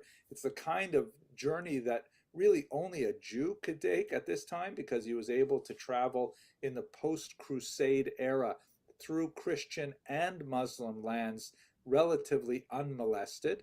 And it is an absolutely remarkable document. It was valued as soon as it came out, and it was translated. Now, this is a document that all Hebrew Israelites need. I'm not going to lie to you. Benjamin of Tudela from the 12th century. All Hebrew Israelites, y'all need this source. Watch what it says. And it's credible, it's valid. He's a primary witness to the time. Watch what he says about the Jews. To multiple European languages. Unfortunately, the earliest versions of the manuscripts we have are somewhat corrupted. They were probably edited by various handlers for things that were important to them at that time, but nevertheless, it remains an absolutely remarkable source. Now, in the context of his travels, he has something to say about the Malabar coast of India. That's on the lower west side of India. Now, remember, y'all, we're in India. India is also Elam. The Bible talks about how we will be scattered into Elam. That's Isaiah 11. Watch what he says. And it is probably someplace he never visited. He speaks about a lot of places that he didn't visit, places that he heard about from other people when he came to neighboring areas. So it does not appear that he actually saw this himself, but nevertheless, this is what he reports. I'll read in Hebrew and then I'll translate. So speaking about that region, he says, "Uveinehem b'chol elah hamakomos k'mo mea Yehudim b'chol hamidos." In those areas, there are about 100 Jews living there. About 100 Jews living there. See, I don't think you guys understand this. The Bible does say we'll be scattered to all nations, but that's only a small remnant. We'll be scattered in twos and fews into all those nations. But the Bible says the bulk of the Israelites, Northern Kingdom and Southern Kingdom, will be in the land of the North, North America, Mystery Babylon.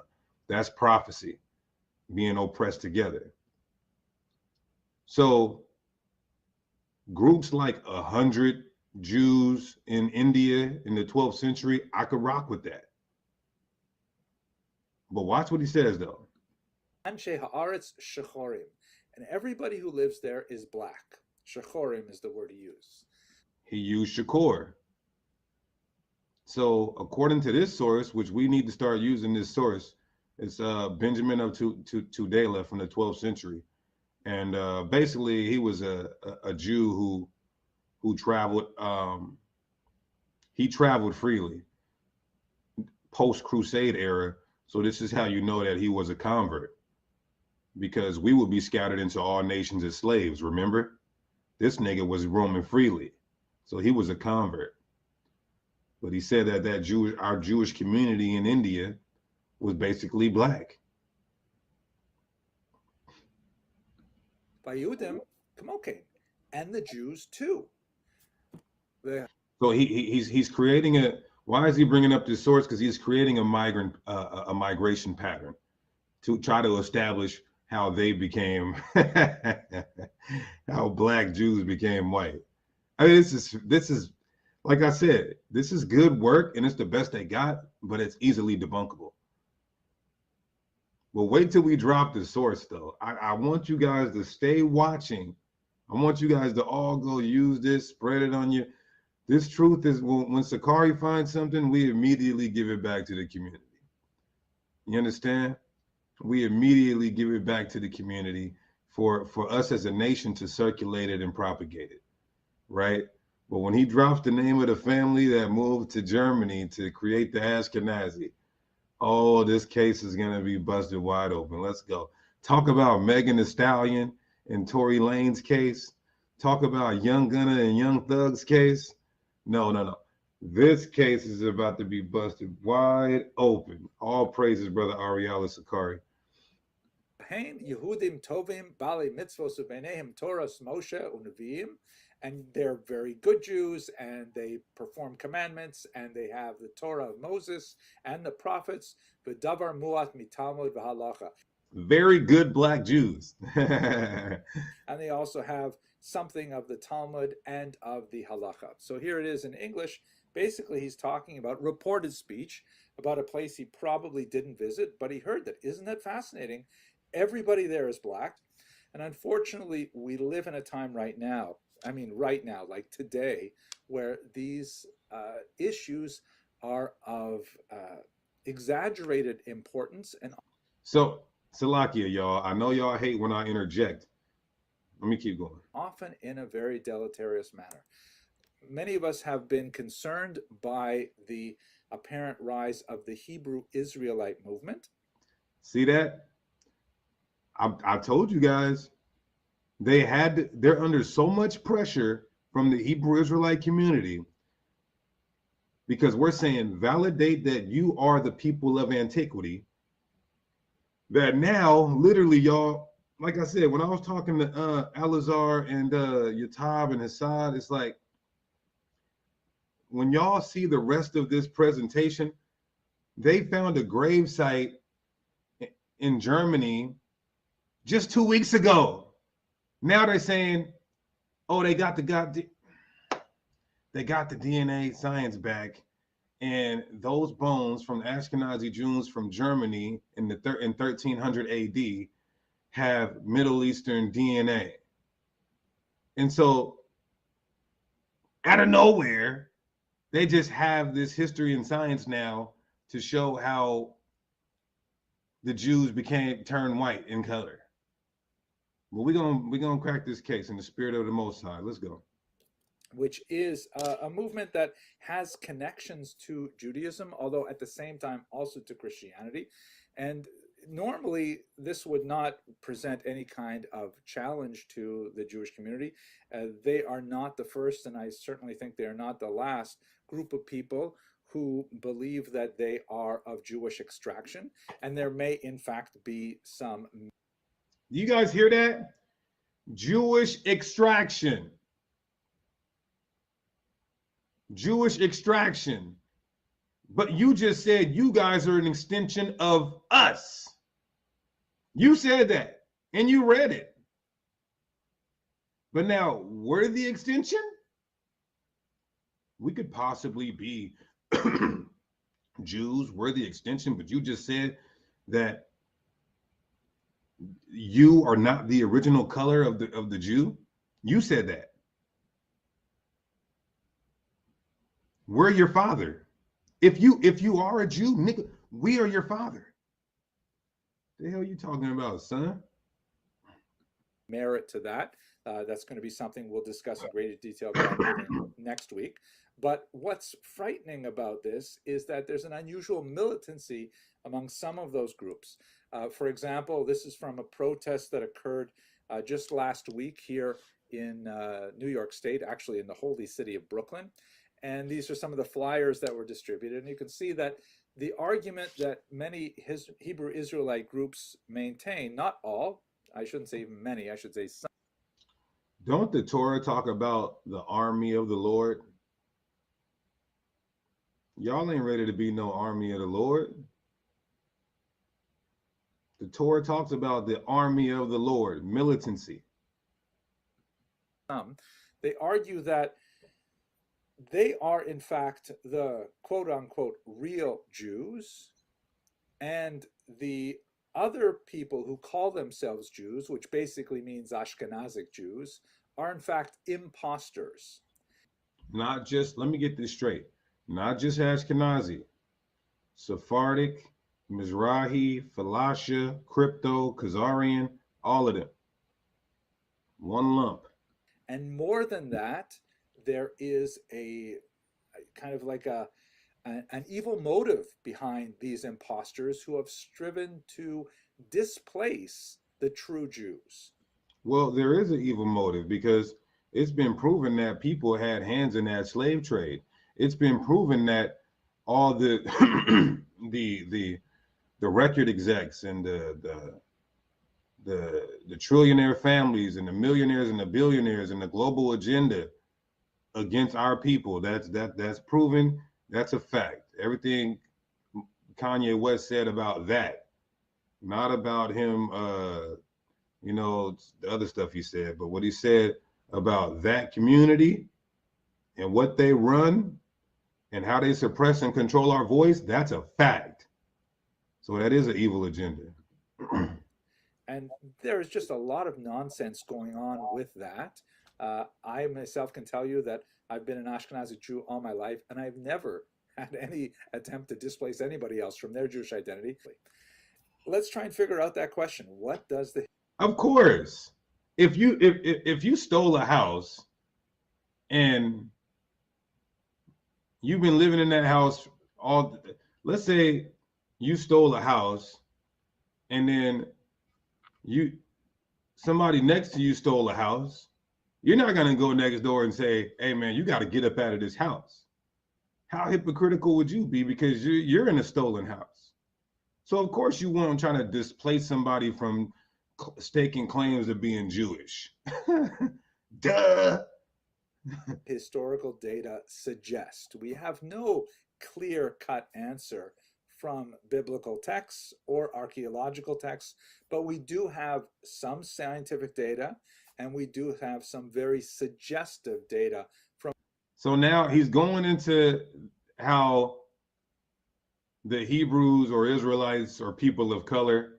Now remember, he's double talking because that's what snakes do. So remember how he read that source that says the Jews were black. Literally the Hebrew word shakor. Now he's going to try to say, oh, they were brown like Latinos. Well, guess what? We agree. But you're double talking. We're saying different shades of light brown to dark brown. That's what we're saying. That's what the Bible says. That's what archaeology says. That's what history says. And he's going to try to say there's no clear-cut answer to what we look like in the Bible. When it tells you, oh, some of them were mistaken for Egyptians. Oh,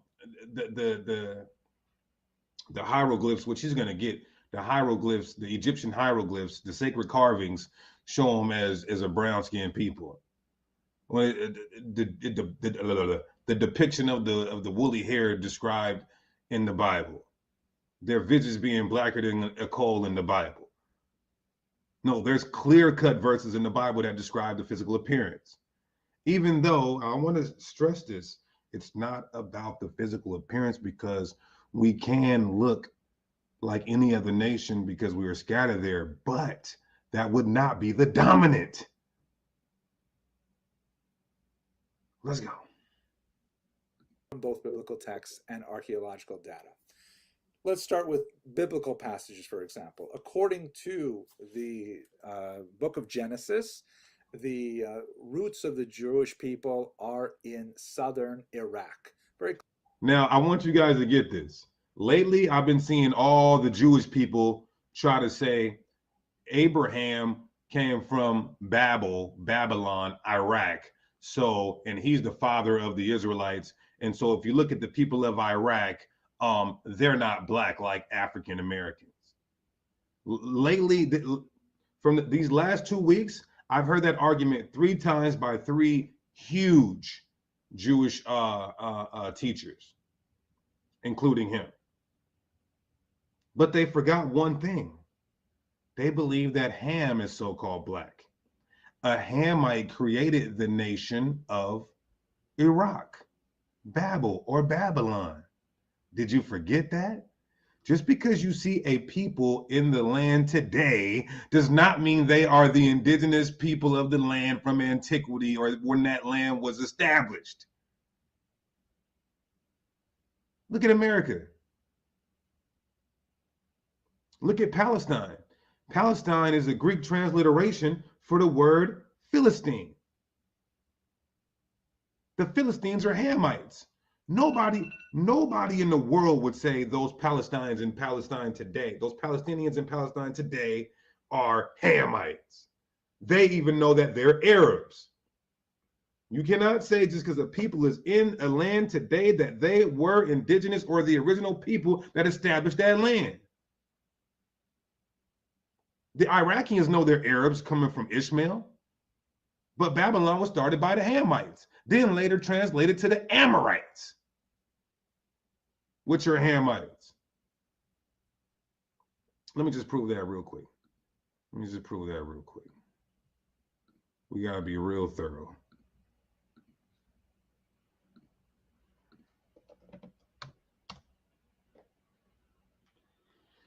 Genesis 10, you'll see Nimrod.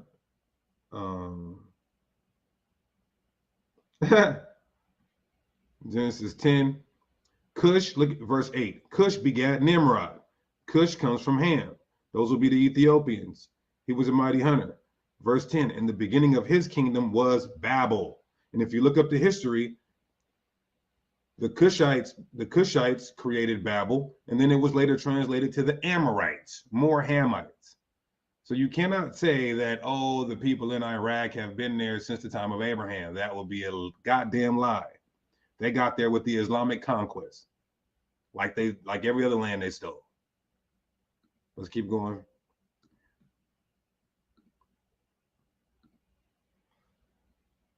Kuwait, Abraham and his wife Sarah originate from the city of Ur, and that puts us down, right in the Persian Gulf region like that. Listen, y'all, even if we give them that, okay, let's say the Jews look like Iraqians, right? There's some pretty dark Iraqians. The point is you got to prove how these brown people turned white. And so this is what he's attempting to do. Let's go. Later on, several other family members who may already have come from Ur are married in from the region of Padan Aram, which would be in Syria. Now, even if one does not want to take the biblical passages at face value, one has to recognize that when they were circulating in antiquity, if they were way out of whack with people's sensibility, people would say, hey, wait a second, how can it say we come from Ur because we physically look so different than all those Ur people? And we don't have evidence of any of that objection.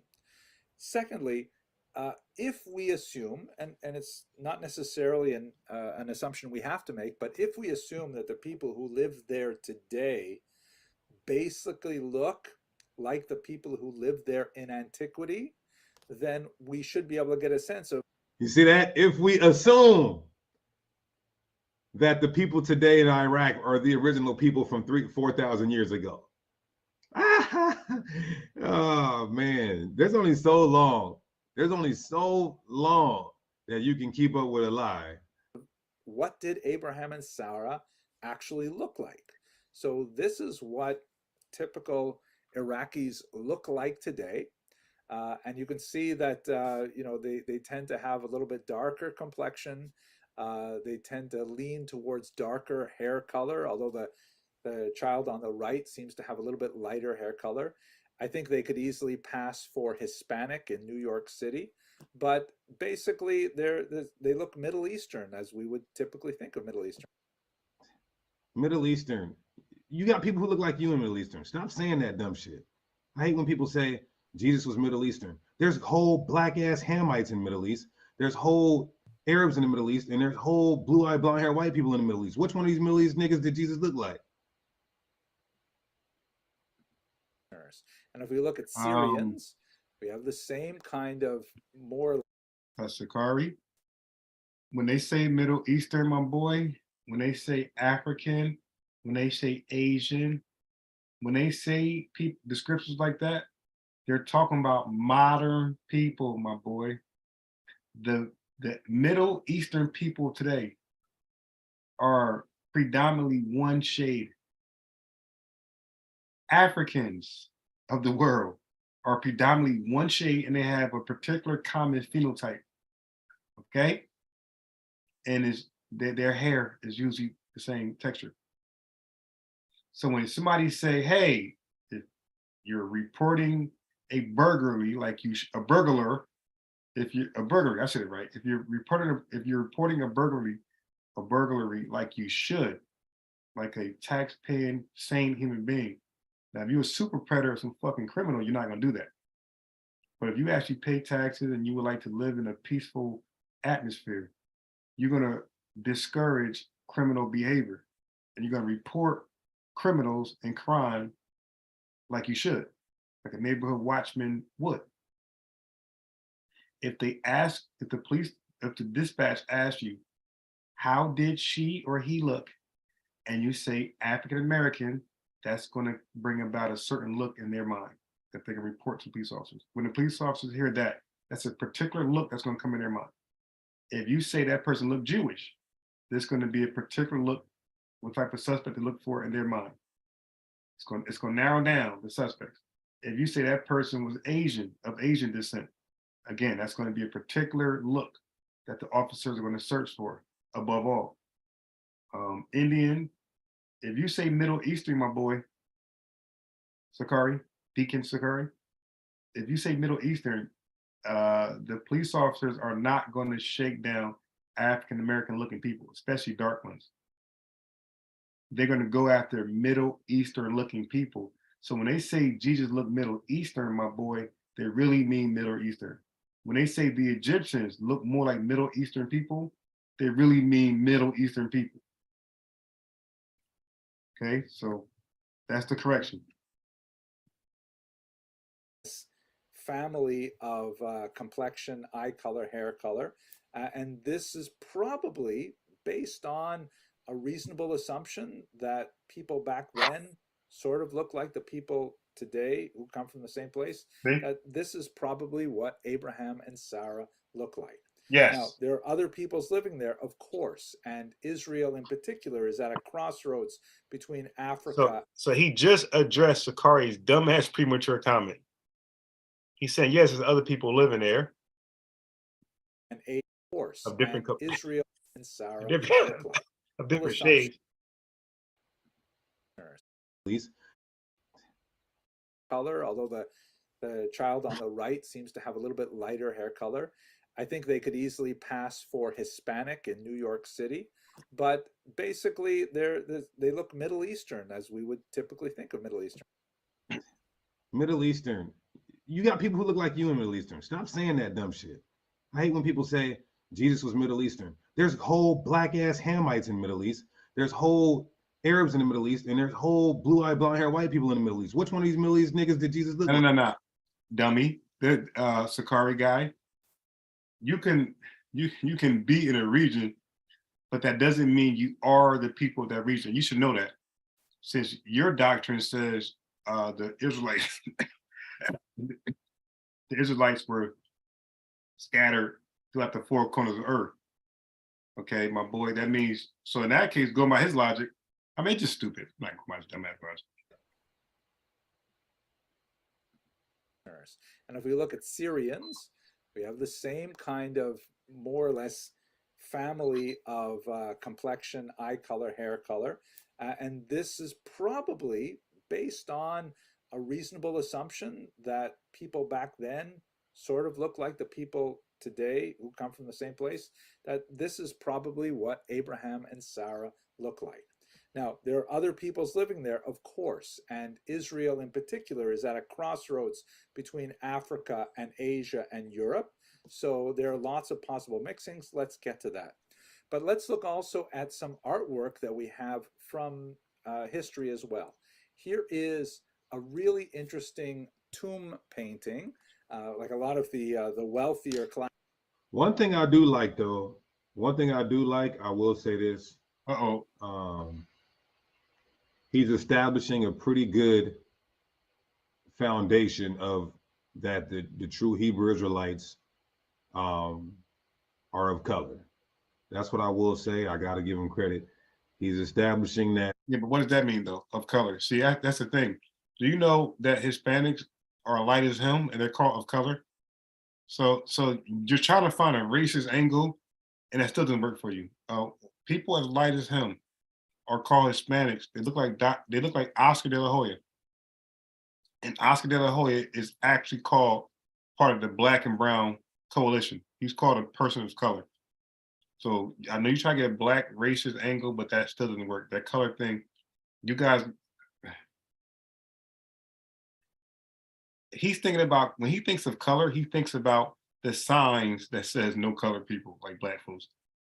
Dude, the color does not mean, when it says colored people, it doesn't, and nowadays it does not mean the actual complexion of your skin. It means your origins, where you're from. They're of color. Now, he's not trying to lean too much towards dark. I have Indian clients that are both shades. They look like they're an actual white person. They look Middle Eastern. See, when we say Middle Eastern, we know exactly what we mean. They look like they can be brown, like an Indian, like you expect an Indian look, and then they look very dark, like an African American. I have some Indians kids, but I had to look 3, 4, 5 times. I mean, I just cannot believe that, like, you're Indian. Now her brother looks Indian. Her brother looks Indian. I'm looking at her like, yo, it's no way you're Indian. Like, I mean, like, today I'm still amazed. Like, yo, no, we got to do a DNA test on you. There's no way you're Indian. Her hair, her swag, everything about her screams out African American little girl. I mean, nothing about this girl. Her name starts with an A. I can't read. But yeah, nothing about her screams out Indian. Her name is kind of mine. Dark. He's trying to keep it at like a brown where it's safe. Because you know they hate niggas, you know what I mean? So he's trying to play it safe and keep the Israel. Like, I hate them. It's the true Jews at like a brown, like a nice brown, like my color, right? But he don't want to go too dark, or he might. Hey, yo, check this out. Now I got some people looking. Check this out right here. This is hilarious. Oh, for Jesus. Keep the Lord in mind. When you dirty wine, drop it for Jesus. In the club, shake it to the. Now, it would be some big wildebeest to be talking about some sexy shit for Jesus. Why? Now, this chick back, I ain't gonna cap on y'all. This chick right here is really whining for real. Okay? She's not playing. This is a dancer. She's really shaking it for Jesus. I was showing love. I'm on the grind, cause for my sins he died.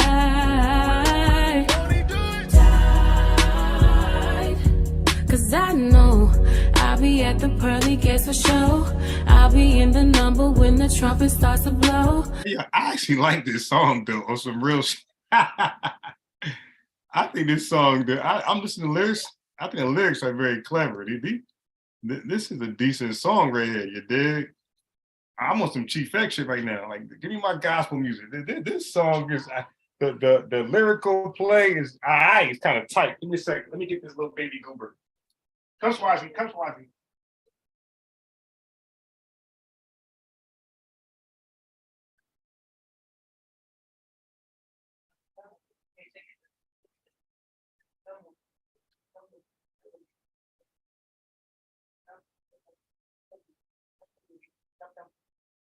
Come, Yogi. Come, Yogi. Come, Yogi. Come. Okay, let me turn the light out. You just woke up. You can't see. All right, there you go. Turn the light for you. Okay, you got it. Okay.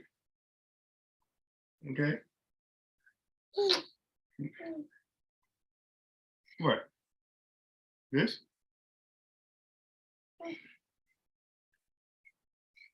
You could come hungry here.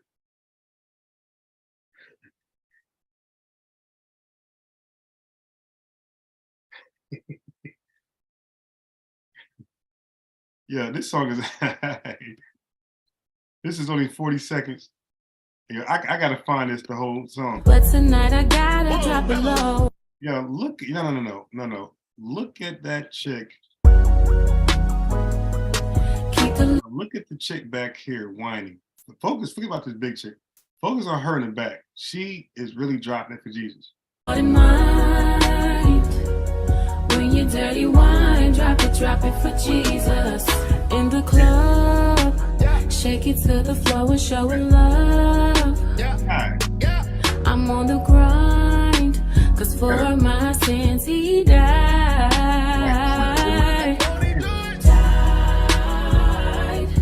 Cause I know I'll be at the pearly gates for show. I'll be in the number when the trumpet starts to blow. But tonight I gotta drop it low. Yo, that song is high. I want the whole song. I want the whole song right there. Drop.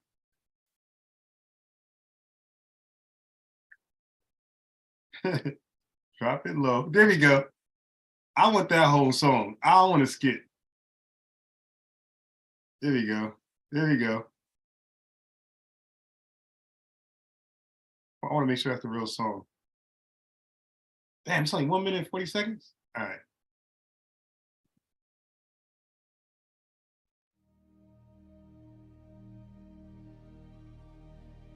You like this song, Drop It Low for Jesus? Even though it's a risk and I don't know what's on the other This side. song, all right. I'm going to try this in my dad. This song was taught to us by our very own pastor, Pastor James. Look, they look all virtuous. Yo, this the one right here.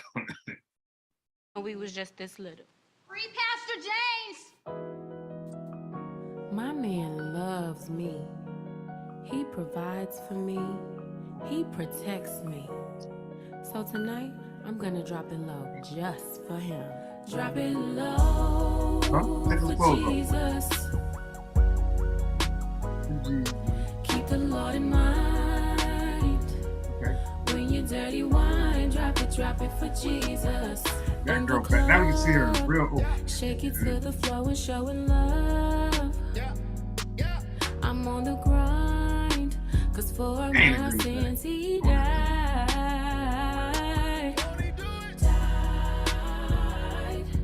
Cause I know I'll be at the pearly gates for show. I'll be in the number when the trumpet starts to blow. But tonight I gotta drop it low. Drop it low. God loving. Hey, yo, hold on. Did y'all see that? Renita. Hold on. Yes. They will never be on this.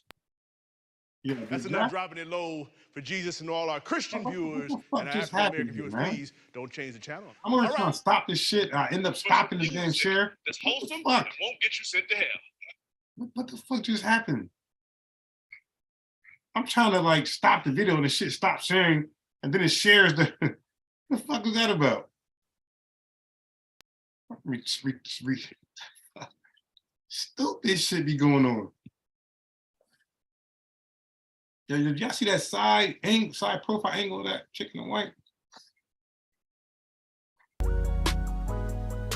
Keep the Lord in mind.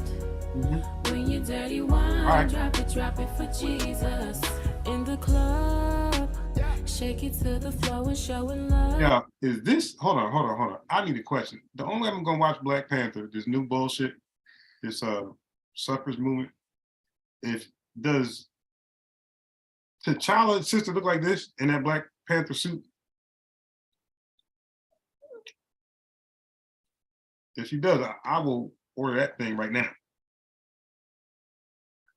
That's what I want to know. Come on. I'm on the grind. Where I find this for my sins he died.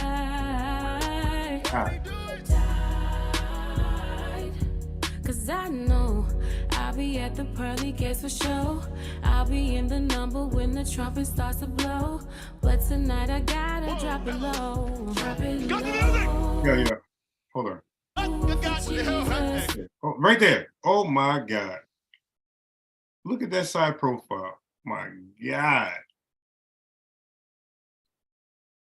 Wow. Look at that. God loving music. Give it up again for what's your name? Renita. Renita, y'all. Yes. They will never be on this program again. Oh, this That's was a enough spook. dropping it low for Jesus, and all our Christian viewers and our African American viewers, please don't change the channel. All right, who's in the mood for some music that's wholesome and won't get you sent to hell? Yeah. Okay. So now the other video was from Deacon Sakari, the guy I was talking about, the rabbi, the complexion of Jews. Now he acted like this was a real Christian song. So, and that was terrible. Like he told me, this guy right here, I got that from his channel, by the way. He pretended like that was a real Christian song. And that was clearly a spoof when I clicked the real video. This clown right here. Oh, he debated Garfield? All right, let me check that out. All right, so what's this? All right. So if y'all should check out this woman's channel. One of my sisters called me and wanted to know, was there any grants or any resources for single Black women that want to start their own business. So I found this on the look. It says subscribe, but it says I'm not subscribed. But watch this. I'm gonna refresh my screen to let you know I am subscribed. Dig. What's up, beautiful people? I'm Erin, and this is Erin on Demand. And today's video. So I am subscribed. Now, I hate. So her content. She's certified on YouTube. She's been doing it for a while. She got a lot of great informational videos. She's very classy. She's only 24 years old, but she accomplished a lot in life, in academia. She accomplished a lot just to be 24 years old. Again, she represents Black women to the max. Young Black women should aspire to have ways like this woman right here. Okay, she's a class act. All right, she's a class act for all women, really, but definitely she represents well for Black women. She's attractive, she's in good shape, and her mind is right, her education is good. You dig? So she has these resources for, it's only a year old, about to be 2 years old. But yeah, but a lot of her videos are good. So now this is another video right here. Growth ain't always pretty. So she got a lot of motivational videos. So this is let's take a look at some of it. Videos as you want, and you never need to pick up a camera or use. What's up, beautiful people? I'm Erin, and this is Erin on Demand. And today, And as you can see, she got a nice complexion. She's brown. All women that's supposed to be smart, educated, and gorgeous don't have to all be light skinned with curly hair. She's brown. video, I'm just going to be sharing more about myself, just my journey getting to where I am now. A lot of you guys have been following me and just like with me on this wild ride for the past 3.5 years, but there are so many new people in this community, and I feel like you guys don't know a whole lot about me outside of like what you see in my day-to-day vlogs.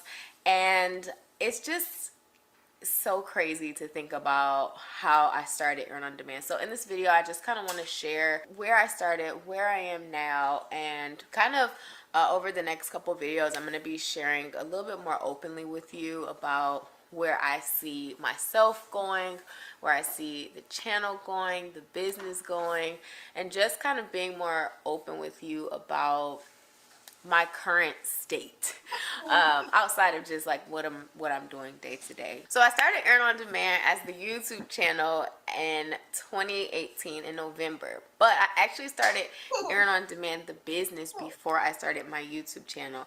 And it was very, I would say, like, I was extremely nervous. It was more serendipitous because I had come out of a corporate position. I was working at National Geographic for about a year as their digital correspondent, and they went through a lot of restructuring, and I didn't end up getting my contract renewed. Yeah, but prior to that, she won. She applied. So to even get that opportunity, it was like a contest to get it. So she applied for it to compete with the contest, and she won.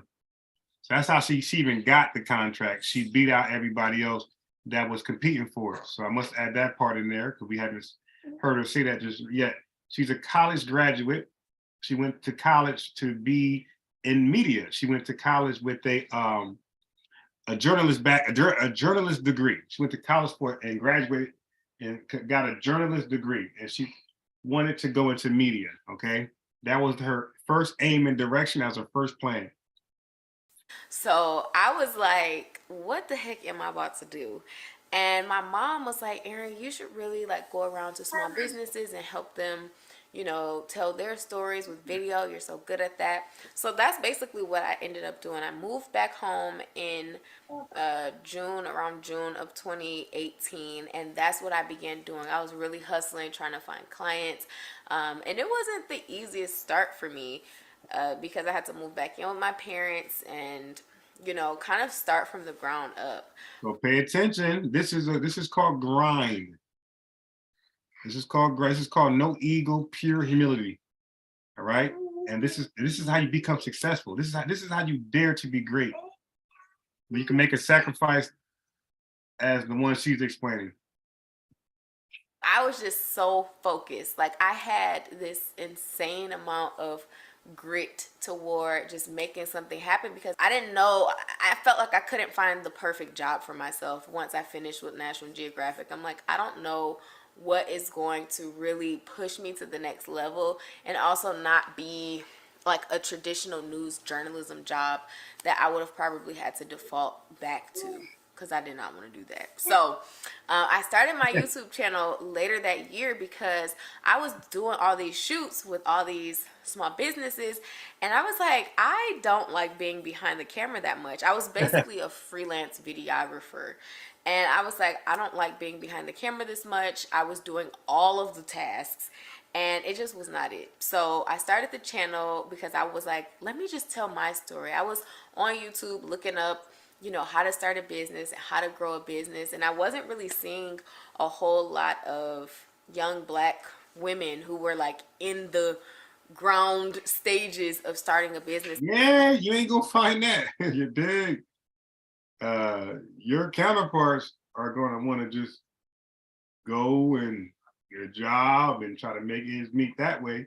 No problem, but you have to know the downside of that. Like you're most likely, unless you got some major skills, you're probably gonna be check to check. And that's when I decided to do my channel, you know, about my experience doing. Ain't that crazy? She did all that and became certified. You did. She actually became real good at that. And so it brought so many of you guys along to me and created this really cool community, and it just kind of exploded. You know, in 1 year I think I hit about 90,000 subscribers by December 31st of 2019, and then in January I had so she had 90. What you said, you had 90,000? I hit about 90,000 subscribers 90,000 subscribers. Right? She said about 1 year, me, Unc, Garfield, Chief X, all of us, I don't think can equal to 90,000. And we've been on diligently, we've been on consistently. So apparently we are doing something awfully wrong. Okay, clearly we're doing something awfully wrong, or this ain't our gift, because she just told you that she just did it to do it, just to be that lane. And she started it, and now at that time 90,000 subscribers. What? And by December 31st of 2019, and then in January I had hit 100,000 subscribers. So it was like less than a year a little over a year that I hit 100,000 subscribers. This girl joins YouTube. This woman she joins YouTube. She makes inspirational videos. She's not shaking her butt. Not saying that's so bad either, but I'm just saying, like, when I say shaking butt, I mean that's so trending, right? It's so trending. So many people late. Nothing wrong with that. But we watch those videos too. But she found a lane for herself. Not only she found a lane, she found that there's a demand and there's no lane for that demand. So that's called intelligence. She's business savvy. She's very creative to find a demand and create a lane for it. That's what most people don't know how to do. I've done that with my business. I found a demand and created a lane and got paid, and been doing that for the last several years, many, you know, less than 10 years, but more close to 10 than not. Okay. Yeah, 100,000 subscribers in less than a little over a year. And it's not I've been on YouTube for 4, 5. I've been on YouTube. I was never consistent until I was not consistently on YouTube. Even though I was on YouTube for many, many years, over 10 years, I was never consistent. I'd get on, get off, get on, get off.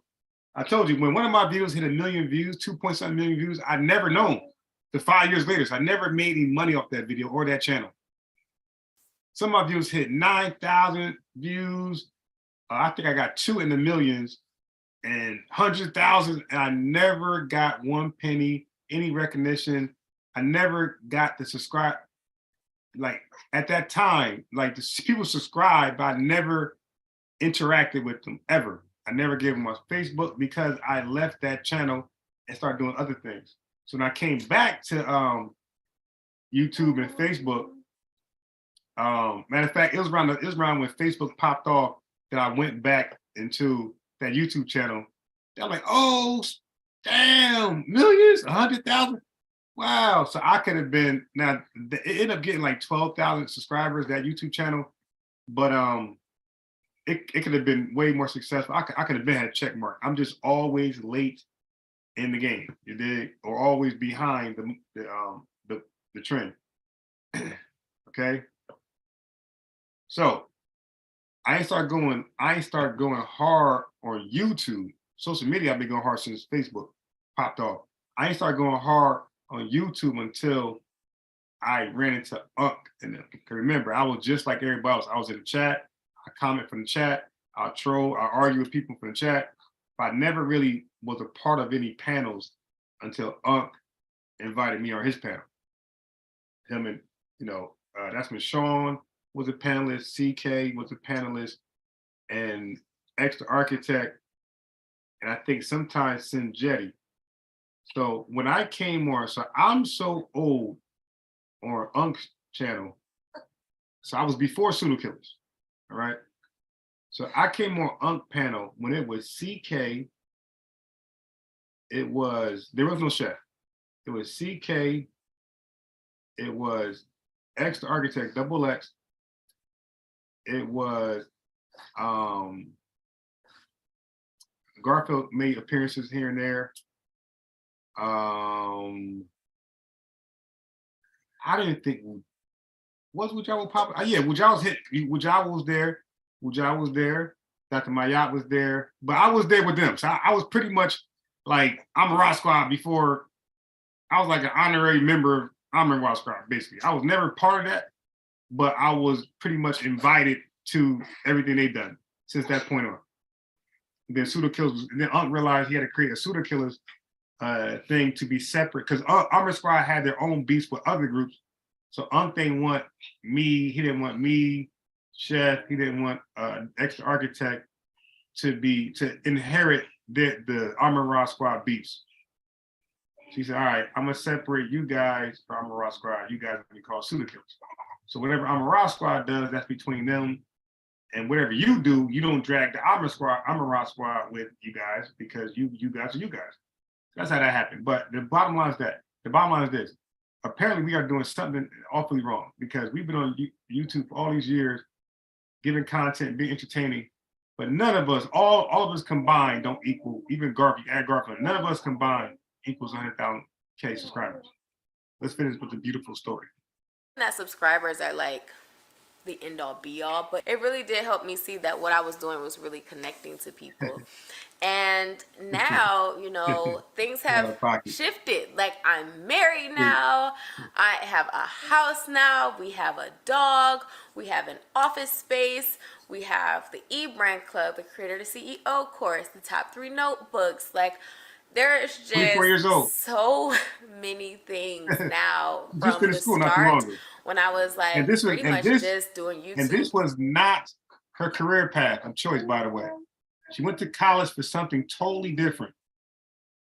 But this is what happens when you are ambitious, You're not lazy. And again, she don't have kids, so she don't have kids to weigh her down. At that time, she wasn't married. You dig? I don't know if is she married? I don't know. I see the ring on her finger, but I'm not sure. But she was at a point in her life where she was free to do all these things. She was not tied down with kids or a marriage. Like she said, she moved back home to get her mind right and to be free enough to do all these things. You can't do these things if you're paying rent, you're paying major bills. She recognized that.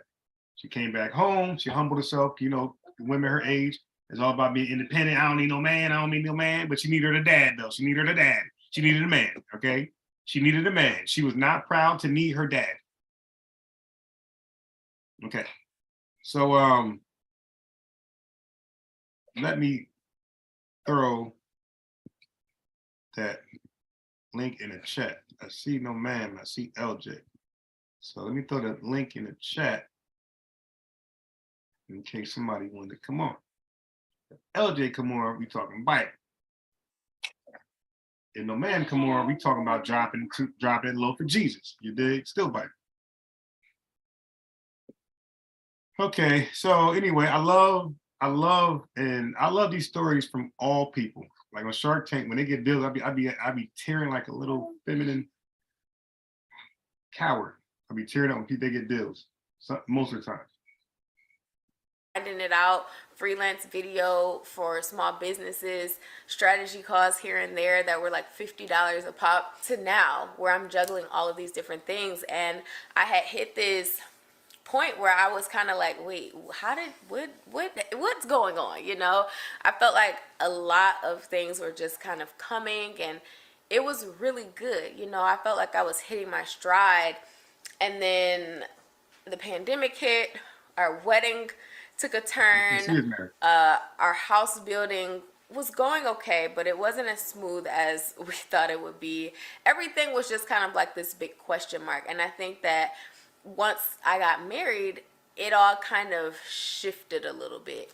And so I really have been over these last couple of weeks, just not even these last couple of weeks, honestly, like over the last year, I have felt kind of disconnected from the content that I've been creating. Like I've just felt like it hasn't been like a true reflection of where I am. Okay, so that's all I need to know from that, right? I just want to get a background of her story. This is her again. She always hear people saying she dialed up because, you know, when you could tell by this time her you know, she got different cameras, different. So what I realized was this, because I used to watch movies or shows, interviews with like black women. I'd be like, why she got that makeup, or you know, be like a blackologist. She needs to be natural, no makeup. But I realized that when anybody's face is in those bright cameras, without those bright cameras, the average person's face looks perfect, right? No, if there's no obvious scars on your face, without bright cameras, your face gonna look perfect. But what I realized is that, because, you know, we start taking pictures, Polaroid cameras, bright as flash. What I realized is that the brighter the lights are, those flaws that's not normally seen in your face starts to look really bad, worse than what you really look in real life, right? They become superficial. So people on TV will see your face and they're like, damn, she fucked it. Her face is scarred up, but it's really not those scars. It's just the light is exposing the smallest blemish on your face, arms, neck, and everything. So that's why now I understand why not just women, but even men are required to wear some type of makeup on their face under those bright lights, because it'll make everybody look like Freddy Krueger. You dig? So you can tell she has the bright lights behind her now, so she all dialed up. Oh, don't start YouTube for pay. I promise you, you're not gonna make that much. It's not that much money. If you doing it for the money, you doing it for the wrong reasons. That sound like a broke sister. Keep going. Yada, yada, yada, yada, yada. Okay, thanks, sis. I still want my coins. Here we go. What's up, beautiful people? Welcome back to my channel. I'm Erin, and this is Erin on Demand, a place for entrepreneurs and content creators looking to build your brand, business, and impact. And y'all, we got a good one today. I am letting y'all all up in my business, literally, because we are talking all things YouTube Pay. There are tons of videos out there on YouTube Pay, how much people's first YouTube paycheck is, but we're gonna get really deep into YouTube Pay and how it all works together. In this video, we're gonna talk about the following: getting monetized and the actual monetization requirements. When should you actually monetize once you become eligible? Should you activate it right away? Should you wait till you get a certain amount of traffic? We're gonna dive into that. We're also gonna talk about the process of getting paid. We're gonna touch on factors that contribute into how much you get paid. And also, I'm finally gonna break down how much I have actually made on YouTube so far, month by month. Without further ado, let's get into the video.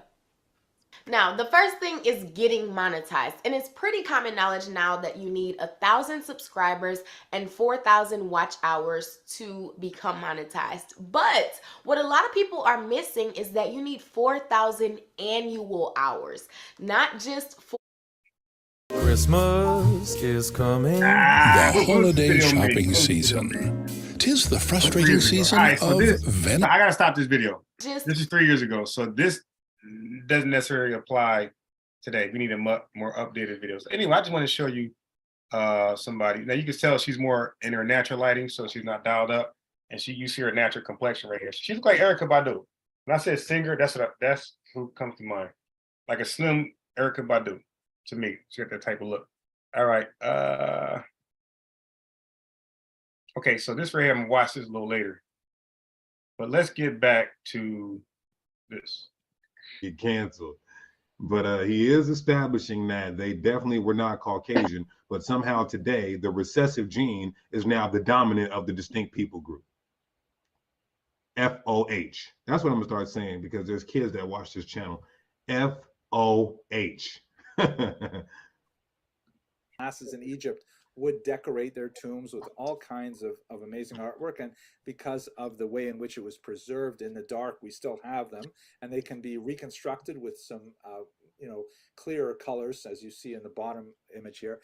This is from 1900, before the Common Era, which would be although we don't have a really clear date of when Abraham would have made his way down to the land of Egypt, but it's definitely in this neighborhood. And here you see the Amu, who are Western Asiatics, led by a Hyksos figure, which some scholars even identify with Hebrews, and they are coming into Egypt led by some Egyptian figures. The Egyptian figures on the right, the two of them, you can see seem to be somewhat darker in skin tone, but the Hyksos and the Amu, Western Asiatics, which would come from the land of Canaan. The land I wanted to hear the one with Garfield. Deacon Sakari, we back at it like a crack addict. They done let them bruise in the dough in this wicked industry to shine the light. They done let them bruise in the dough. Oh shit. They done let them bruise in the dough. They done let them bruise in the dough. They done let them bruise in the dough. We ain't going nowhere. Hebrews, Hebrews, Hebrews, Hebrews. They done let them bruise in the dough. They done let them bruise in the dough. Look, Joe Biden need to free Dark Lo. The hell is wrong with dude? No Alamolek, but I got perfect vision in the dark. I'm a lexicon, I'm a megalodon, all my verses ripping them apart. Mosaic law, what the church is missing, it's the worst religion from the start. In my soul, where the word is written out, that circumcision of the heart. I'm rocking my fringes, I'm in Seattle, rocking like Hendrix. No industry gimmicks, you rappers are finished, I'm kicking it off the hinges. Throwing stones like you sinless till you get the business. You should have repented in a minute, this truth is endless, they loving the image. I know what happened to Kim. What happened to Kim? I keep my pencil on point, no sharpener. Used to weigh pounds of troll, I lay down the flow like carpenters. She causing division in the sisterhood, I'm marking on. My man said, I lay down the flow like a carpenter. Yo, that was slick. Yeah, these Sakari dudes can rap, because I heard Gorilla Hebrew rap. He can rap too. Yo, that, I think most Hebrews, he got some corny ones, but I heard a lot of Hebrews can rap. But That dude said I'm laying down flows like a carpenter. Flows, rat floors, or it could be floors, I'm laying down floors. Like yo, that was hard, yo. That was some slick shit right there. That's called wordplay. That's what Jada Kiss can't do. The hinges, throwing stones like you sinless till you get the business. You should have repented in minutes. This truth is endless. They loving the image. I know what happened to Kim. What happened to Kim? I keep my pencil on point, no sharpener. Used to weigh pounds of troll. I lay down the flow like carpenters. She causing division in the sisterhood. I'm marking it. I'm preparing the way for the harvester. I'm a harbinger. Yeah, he killed that right there, yo. That was a dope flow. Popping perks, popping mollies, and putting powder in your nostrils. You know, I might mess around and support their music, you know. Do I gotta be Hebrew to listen to it? I don't sell drugs, I don't drill rap, but I listen to these clowns. We be in the trenches, needles under benches, we be giving them the gospel. I keep 12 Sakari members with me, we be moving like apostles. True, some distances. I'd rather play this Jesus stuff than to play this drilling, kill them, sell drugs, sell drugs, use drugs, abuse women, abuse alcohol. The traps, hair rascals, just a Latato. The church don't even know the truth. They can even tell you an Israelite. Arabs selling you all the switches and the malt liquor are the Ishmaelites. You can show a nigga slave ships in the Bible, still won't get it right. Until the time's out, then a nigga gotta find out what them missiles like. And we've been taking fades on it all the time, my brother. Oh, we got Garfield in the building. We got Garfield in the building. Man, hold on, y'all. Before I get into this, I gotta put a link in the chat, because Garfield tried to say that the Israelites weren't in captivity during the Persian era. So I gotta gut him real quick, y'all. I gotta catch a body. It's a good body too. Garfield's not a debater, but he's a good intellectual and philosopher. So it's a good body that's about to be under my resume right now, which we got so many, but this is going to be a good body too. Yeah, Let me get him on here real quick. I'm down to talk. And wipe his nose. I'm telling you guys, one jab to the mouth, one jab to the nose. No, I'm sorry, one jab to the mouth, right hook to the jaw, wipe his nose with the left hook. You guys already know how we do it. Let's see. So let's go here. I got a few more.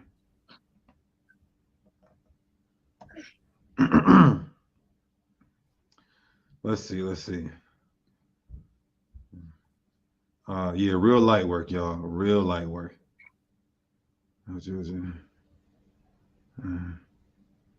Okay. So let's go. 5.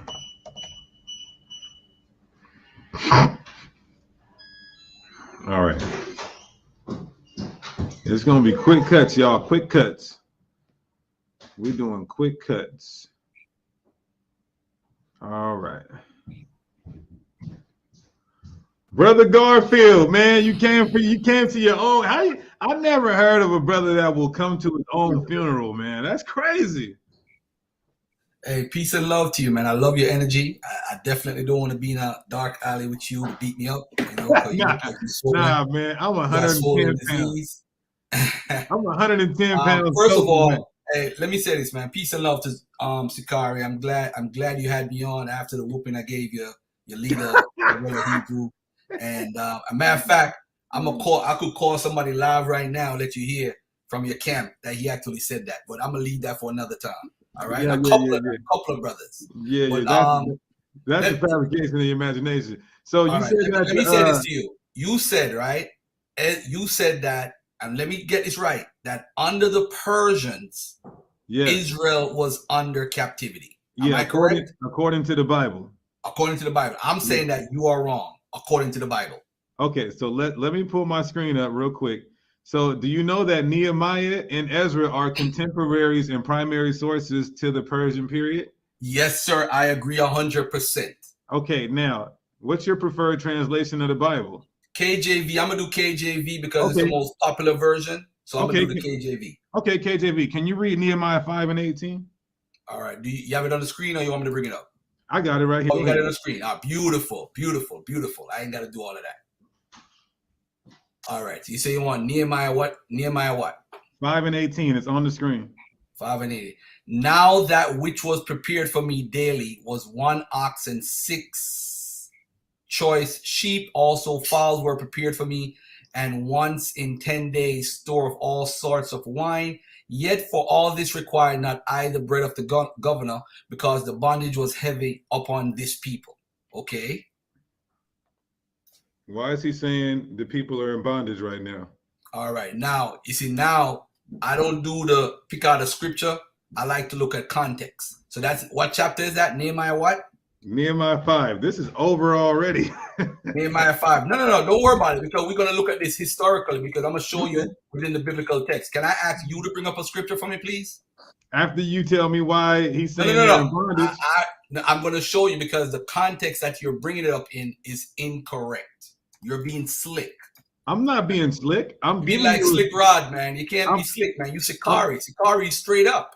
I'm Sikari, giving you a primary source that showed you that he said that we were in bondage to the Persians. It was okay. You know what? You know what? It's all good. It's all good. Present me your scripture. Give me your scripture. All right. No. Hold on a second. Call somebody to help you. Okay, watch this. He had to Watch get this. on Go that to phone. Nehemiah. Go to Nehemiah 5. You're still in Nehemiah 5, right? Yeah. All right. Hold on 1 second. Let me do something real quick. Hold on 1 second. I'm gonna do something. You want to call somebody real quick? I got. No. I don't need to call anybody, bro. Because what you're doing is, I want you to look at the scripture for what it is, instead of you trying to quote something. All right. Now put it back at Nehemiah 5 for me again, and I want you to break something down for me real quick. Okay, got you. Oh, I'm sorry. Ezra 2:1. I'm sorry. Ezra 2:1. Go to Ezra 2. Okay, Ezra 2.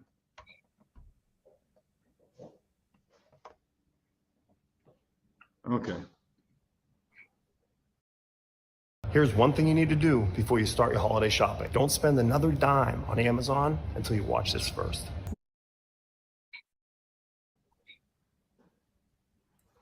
What about it? All right.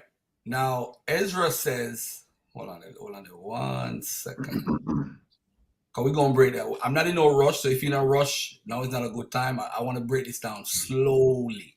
And by the end of today, you are no longer going to say this. I got about 6 minutes. Okay.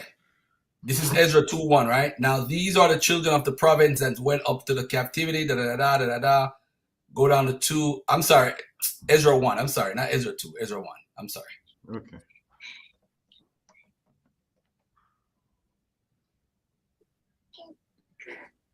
Okay. All right. Now, look at this right here. Now, in the first year, King of Persia, that the word of the Lord by the mouth of Jeremiah might be fulfilled, the Lord stirred up the spirit of Cyrus, the king of Persia, that he made a proclamation throughout all of his kingdom and put it also in writing. Thus says Cyrus, king of Persia, the Lord God of heaven, giving me all the kingdom that he has been charged. Now, I'm going to ask you a question. When did Cyrus, is this before Nehemiah 5? Because I'm going to walk you through what you're doing wrong. Is this before Nehemiah? All right. Now, who freed the people from Babylon? Who freed them?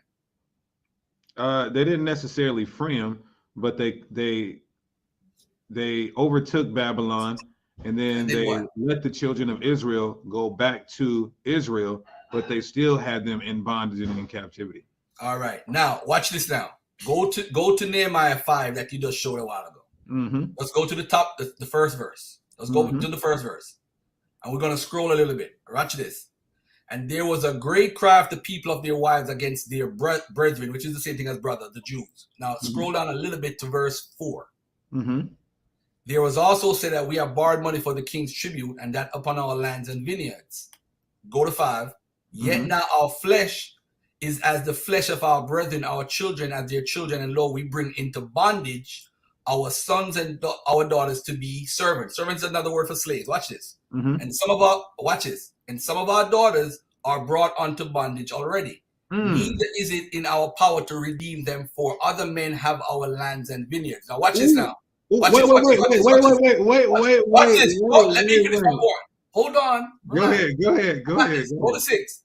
Go ahead. And I was very angry when I heard their crying these words. Then I consulted with myself, and I rebuked the nobles and the rulers, said unto them, ye exact usury. Come on, scroll down. Every one of his brother, and I said a great assembly against them. And I said unto them, we after our ability have redeemed our, watch this, our brethren, the Jews, which were sold unto the heathen, and we even sell your brethren, or shall they be sold unto us? Then held they their peace and found nothing to answer. Move on. What happened is, ladies and gentlemen, when they came back, when they were in Babylon, all of these things are happening. But when they got released and went back to under the Persians, they were not slaves anymore. They were free. This is why under the text, hold on, I'm going back. Listen, bro. Listen. Give me a chance. Garfield. You got to be precise and concise, because I got a whole nother topic to deal with. So I just let you give your understanding of it. Are you saying, can you be precise and concise when it says they're in bondage? Let me just tell you what's going on in the biblical text. In the biblical text and history, it matches. What happened is, under Cyrus, the people were free, because if you read the Cyrus cylinder, it tells you that he freed all the people. Then why do you say they were in bondage? Just answer that. No, they were in bondage. Were is past tense. No, but he's saying, verse 18. Nehemiah 9. They're not slaves verse anymore. 18. Verse 18 says, because the bondage was heavy upon this people. He did not want to even collect money from them. Hold on. You see, you answered your question. The bondage was heavy under them. Past tense. Okay, watch this. All right, watch this. Nehemiah 9:36. This is called a proof text. Nehemiah 9. Let's do verse. Oh, matter of fact, back in Nehemiah 5, it says this. If they're not in bondage, why is he saying, for other men have our lands and vineyards? What verse? Nehemiah 5, the one you just cut yourself with. It says, Nehemiah 5, verse 5 says, for other men have our lands and vineyards. Hello? But they're talking. All right, hold on a second. I would have to go to the book of Isaiah in Isaiah 60 something, where they talk about the people that were coming back was Abraham's. They said this was Abraham's land. They were fighting with the people from Babylon who came with the books and said that you are not really connected to the land of Jerusalem. The people were arguing that it's hold on. That's what the context have their lands. No, it's the context that the people coming back. Listen, the people who are coming back from Babylon is saying it's their land. Okay, the people now who are watch in this. the land saying that it's their land because they're Abraham's seed. Okay, let's go to a proof text. Hold on. Nehemiah 9:32 says, now therefore our God, the great, the mighty, and the terrible God, who keepeth covenant and mercy, not all trouble seem little before thee, that have come upon us, on our king, on our princes, and on our priests, and on our prophets, and on our fathers, and on all thy people, since the time of King Assyria until this day. What day is this, Garfield? The day he's writing this during the Persian era. Let's keep going. Howbeit, thou art just in all that is brought upon us, for thou hast done right, but we have done wickedly. Neither have our king. When are you going live again? Hold on. When are you going live again? Listen. Let me finish reading the Bible. Neither have our kings, our princes, our priests, nor our fathers kept our law, nor hearken unto the commandments and our testimonies, wherewith thou did testify against him. For they have not served thee in their kingdom, and in thy great goodness that thou gavest them, and in thy large and fat land which thou gavest before them, neither turned they from their wicked works. Behold, we are servants this day, not the Babylonian day, Garfield, this day, Helob. Now watch this. And for the land that thou gavest unto our fathers to eat the fruit thereof and the good thereof, we are servants in it. Watch this. And it yieldeth much increase. Now watch this. Watch this. Hold on, your head is rolling. I'm gonna give it to you after this. Verse 37. And it yieldeth much increase unto the kings Even our fruit and our agriculture was going to the Persian kings, whom thou hast set over us because of our sins. Also, they have dominion over our bodies and our cattle at their pleasure, and we are in great distress. Beautiful, beautiful, beautiful, beautiful. Now hold on a second. Hold on 1 second. Hold on. So you're saying that Garfield be saying, hold on. He's still doing that. Hold up. And we are in great distress. Beautiful. Now hold on a second. Hold on 1 second. Hold on. So you're saying that this scripture is saying that the people were slaves under Persia in where? Judah or in Babylon? Garfield, this is what I'm saying. No, because I think have a good night. I can't wait to isolate that and put that out on my channel. All praises, y'all. I'm telling you, man, these Christians. Now, Garfield is not even a Christian, but he acts like he can deal with the Bible. We love the brother, but come on, man. Anything other than that, Garfield, that's just me being abusive and hating you and being a murderer for killing you like that. Ooh, I wish I was doing that to a professed Christian apologist, though. Hey, LJ, what's up, man?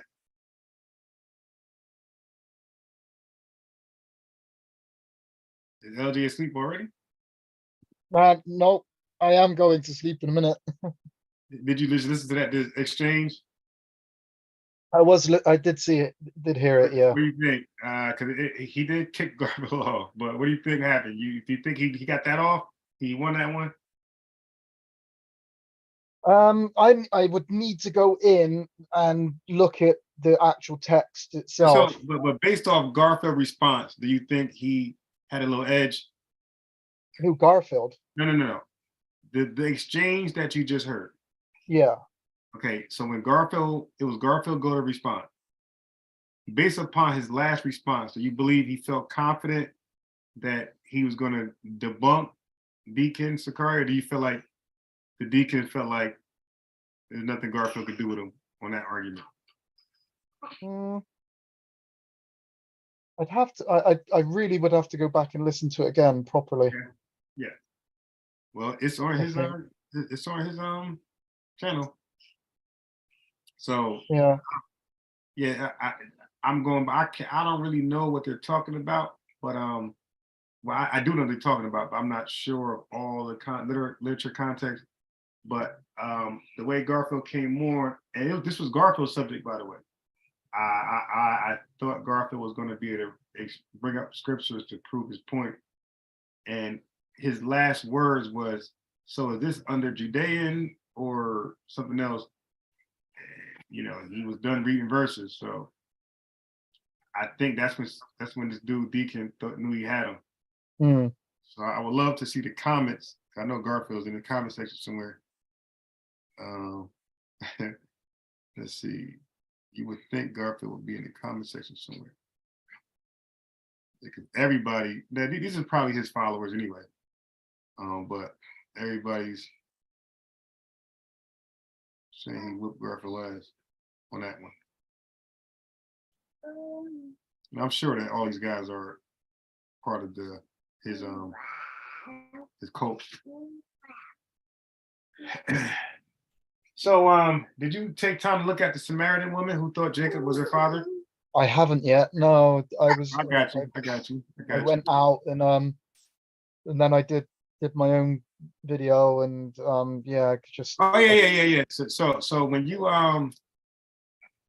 inbox me, I didn't even check. Like sometimes when I be on Facebook, I'm only on Facebook for a second, and then and even my emails, I don't really like. The only email I got many emails, by the way. And I got professional emails, I got business email. You know, I got type of shit. The only email I've been checking the most often was my Hebrew email. I gave the email I gave the Hebrews for debates. So unless you contact me there or WhatsApp, I just might miss for not getting in time. Yeah, it's no problem. That's all right. Yeah. So I got your message way too late. Like you was already probably done. Yeah, But no. what was the yeah, so for me, you probably got to be like, Ambaz, when are you going? When are you going to be on? Matter of fact, you didn't put your link in the chat. I said put No, your link. I was in I didn't have time to get it in. Oh. I'll Yeah, do it next time. out of sight, out of mind. Like I don't see the link or nothing. I just keep talking, and half the time I wasn't even talking. I was just playing chess. Yeah, I actually did 3 hours on Horus and Horus and Jesus, showing Okay, comparisons. yeah, showing how it's all manipulated and it's not really fact of the Horus thing. So I did a 3 hour debunking of that. Yeah, so there is a guy checking for you guys in the comment section. He wanna. Yeah, who is it? Man, he came. I don't even know which guy it was, but he was in the comment section. He was asking when you was going live, like, yo, does he go live? I said, I think he's gonna go live. I said, yo, put Yeah, your. I wouldn't. My live, it was a study. It wasn't a debate or anything. So Okay. I No, this wasn't. was yesterday. This was yesterday. He was asking for you. Oh right, okay. Yeah, that's it. I said, You know, he's one of your followers or nah, he come. You know, we got people who just peek in, right? and I'm gonna tell you, because what I do is anybody who peeks in, like to me, I think it's clever. I keep track of everybody who supports and tune in. So when they come in, I give them a wrench right away. So what people don't know is when you give people a wrench, they're forever remembered because they're in your queue of wrenches. So when you go to YouTube, you can in your community tab, you can see who you gave a wrench to and who you blocked. They're forever there. So everybody you give a wrench to is there. So I can see the names of people who are like usually here or people who are probably listening but not commenting, you know. And, Yeah. and there's a few guys, and he's one of those guys that probably typically listen but don't comment. So, but he was going at it with Indigenous Black Man. I do think that's him. That was going at it with Indigenous Black Man, and he was calling out Indigenous Black Man for a scuffle. Indigenous Black Man, he carried out. What was it in specific that I've said that he has taken offense to? He wants to get me.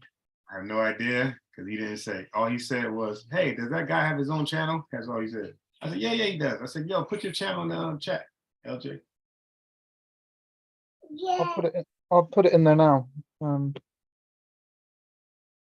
Okay, so once you do that, take a look at my screen. Let me just go into my channel. So because the Hebrew is like I had one already try to pull that she said our father, she was Caesar Israel. so now notice this is my channel, and I just for the sake of putting it in, I will put in this is the video that I did today on Horus. So yeah, there you go. That's in there. What's this right here? This is the #1 gift this holiday season. The all-new BlendJet 2 portable blender.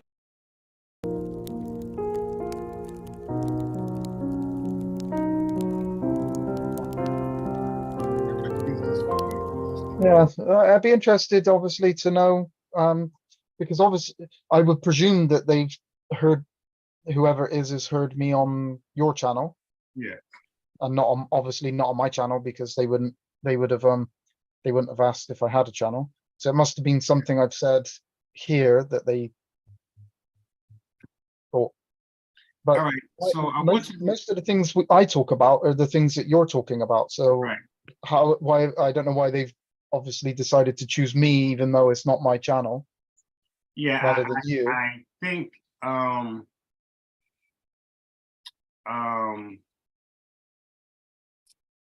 yeah. Probably maybe because I'm a white devil and they've Nah, decided that. Well, I mean, that's always there, you know. That's always a possibility for, Yeah. for these people So in my chat. Yeah, for they're people in gonna my chat. call me out on kind of on that type of thing, I suppose. I don't know. Do you know, when I was debating the Nation of Islam some 10 years ago, I had a guy, like how you are featured, I had a guy who would come by and like he had his own channel like you. He had his own channel. He was not part of the Unbiased Project. He had his own channel where he did his own videos and had his own success. He was not, I had no part of his success, right, on YouTube. And we were in the same space though. We were into debunking and the Nation of Islam, right? The same way how you and I have a common interest in going over the correct interpretation of the Bible and context and all those type of things. And we will, and we gladly welcome Israelites, you know, to the stage. He and myself had the common interest of the Nation of Islam, and he was talking with me one time, and the at this time there was no YouTube camera. We're talking about 10, 12 years ago. There was no YouTube. We was doing, you know, we did. There was no live, none of that. We had the free conference call. We literally gave them a conference number, literally. And they called it a free conference call number. It's automatically recorded. Once you call it, it's recorded. Okay. So we re-uploaded it, right? Because to upload something on YouTube, it has to be a background. So we just uploaded the conversation with a still background, right? This is direct. That's all. It has to be a background. You cannot upload straight audio to YouTube. It has to be in like some type of video type setup. So I just put a background. I had all different type of video editing softwares, right? And I just put together some weak background and just had the audio there. And anyway, while we was like debunking this guy's doctrine, this black guy's doctrine, Nation of Islam, like the doctrine he stands by, and the logic. When my guest went on hold, that black guy said, "Ron, why are you collaborating with the devil?" I said, I was confused. I said, who? I was like really thrown off. Like, who? Like, dude, does it matter if we're talking to a pig? The fact is you're representing a doctrine you believe is from God himself, and we're saying it's not. Why would it matter if a pig was doing the talking? So I said, who? He said, the guy you got with you. I said, oh. I said, he's not white. He's not even white. I said, he's not white. He said, oh, he sounds white. I said, bro, he's not white. He said, oh. I was so confused. Like, so if they're white, if they're white and they debunk you, does it not count? Like, I was just kind of confused there. Of course, because I can't understand the Bible.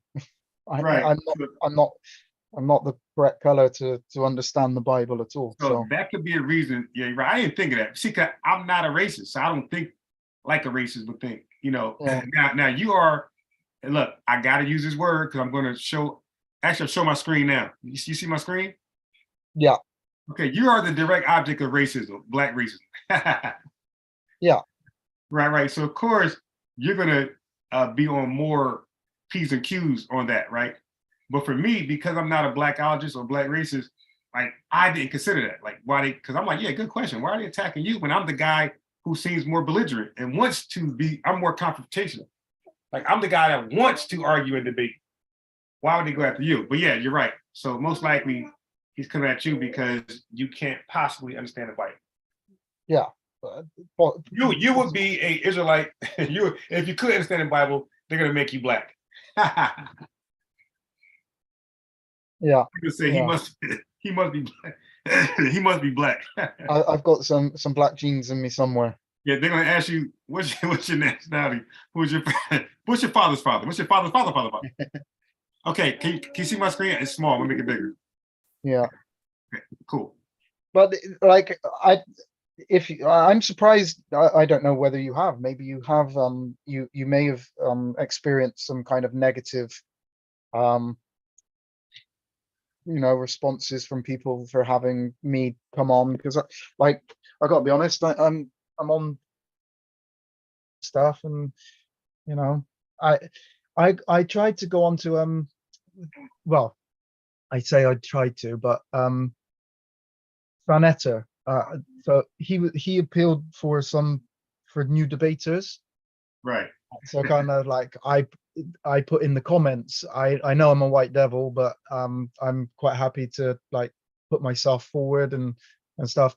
And I got attacked by not by Senator or people, but certain they were clearly Hebrew Israelites telling me that my people have done enough. Stay away. It's got nothing to do with you. This channel is for Black liberation and everything. And like I said, I fully understand the platform. I fully respect it. I understand if you don't want me to, like, I listen to Sanetta, but if Sanetta doesn't want me on there, then I fully understand and I fully respect it and I understand the platform. But I did say, surely if I'm coming on and I'm debating with Hebrew Israelites about doctrines that they are teaching, which is false, which is hurting Black people, surely doesn't, regardless of what color I am, that is helping Black liberation, surely. But I fully know my place in that kind of setting, and I respect it. And if nobody wants me there, then that's fine. I understand. But yeah, I think so. Maybe you should not say white devil when you say, "Hey, how about me?" Maybe you should just say that. Yeah, I kind of, I'm just trying to keep it a little bit like light-hearted type thing, rather than like trying to say, do you know what? I'm this white man who knows more than what you Black men know, and I'm going to come in and try and tell you everything. Right. So that's really how you gonna take it. Yeah, I'm just trying, exactly, and I don't want it to come across like that type thing, like, oh, I'm kind of some kind of white supremacist who thinks that I know more than you Black people, and I'm trying to take away even kind of trying to take away the little bit of thing that you've got, because they've got this connection to the Hebrew Israelite doctrine and everything, and I'm coming along and trying to destroy that as well. So I understand that it's a bit strange. It's in that sense, it's a bit strange for me to try and do it. Some way where you could probably get on there and not get that type of treatment. Like, but I'm sure vocab goes on there. Yeah, exactly. And he probably got on there because he didn't say he was a white devil. Well, yeah, maybe. Yeah, once you do that, yeah. I'll try and stop using that. But it's kind of the thing that I get every single day on my Facebook, every single day on my channel, every single day on my videos, every single day that I get like so you have experienced Black racism. I've experienced it to the point where literally Hebrew Israelites that I've kind of debated with on Facebook, because that's the only place that I've really debated them, is in chats. I have literally been told that they hope my family burn in a house fire, and that that all of they wish death on all my family and friends and on myself, like literally. So I hope the chat is listening, because apparently some Black folks think Black folks cannot be racist. It's impossible to be racist. Yeah. And I get told all the time, my people have done damage to their people, and I've done enough, and I shouldn't be even discussing with people about it, and to stay out of their book. That's interesting, because you'll find them voluntarily talking to white people in the streets. Yeah. I think it comes more when I start showing them like that I know a little bit about the Bible. Yeah. You used to be sarcastic when they say, "Hey, this doesn't concern you." You should say, "Well, I'm the same white guy he was talking to in the streets not too long ago. It concerned me then. You were talking to me. Yeah. I got a Facebook account too." But yeah, it's I do experience it. There's no question about it.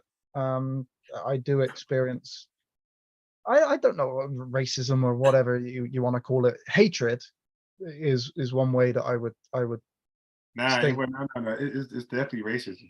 Yeah, I definitely do get it from. No. Well, racism begets hate. So that you don't need to say. You don't need to And say it, hate.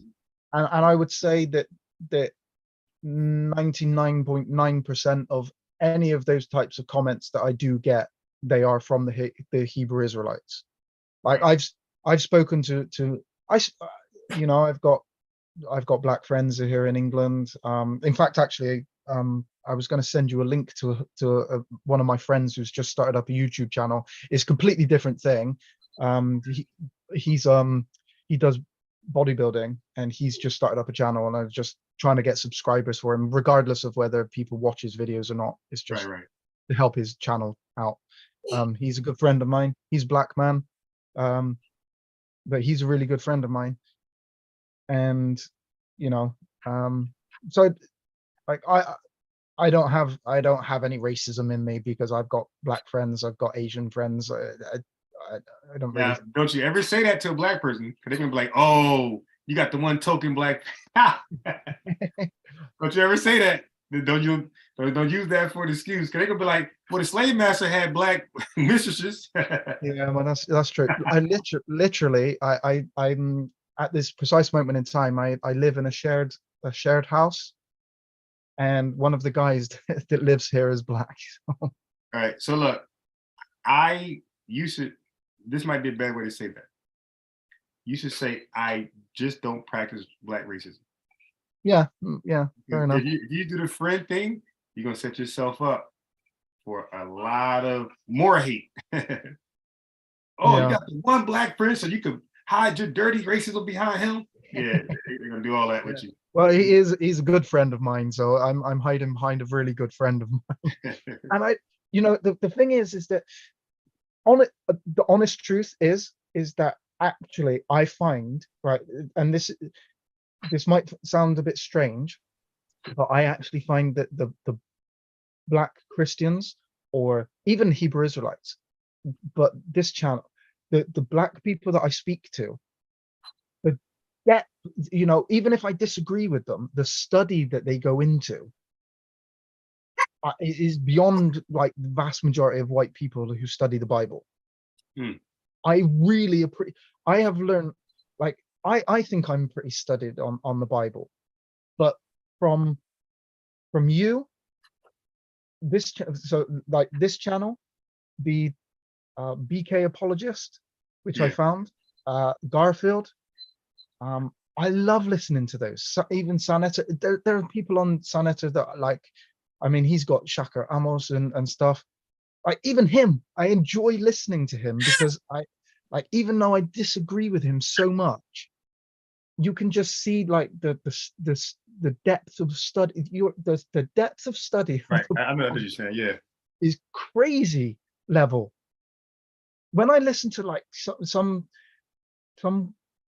white Christians, you think and I'm not saying it's like all black people are well studied, obviously, but the depth that some of them I've learned so much off of some of these channels that I've got so much respect for some of, like, I don't even like, we obviously there's a color that I'm white people and there's black people. I just don't care about it. I don't even see that. Like, I just see people, and I see people that I either like or I don't like. But that, you know, that's just the way that I am.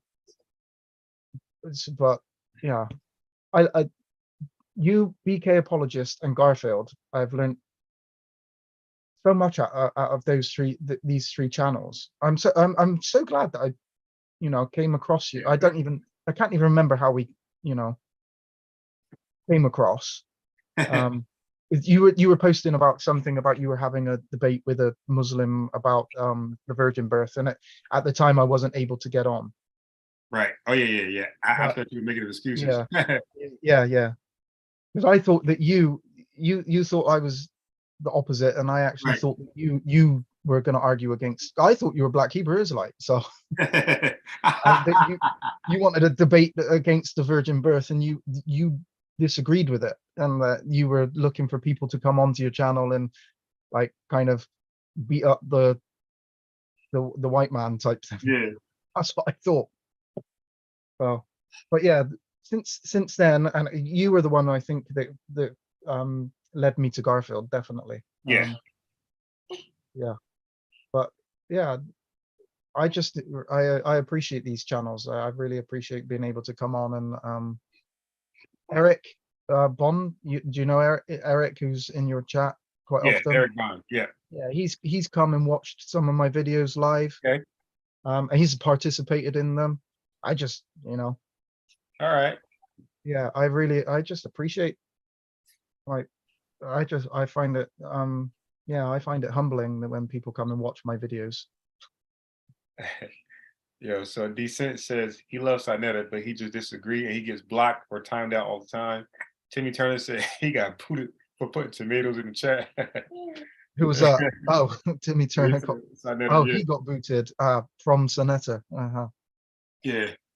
So check this out, right? So let me do this.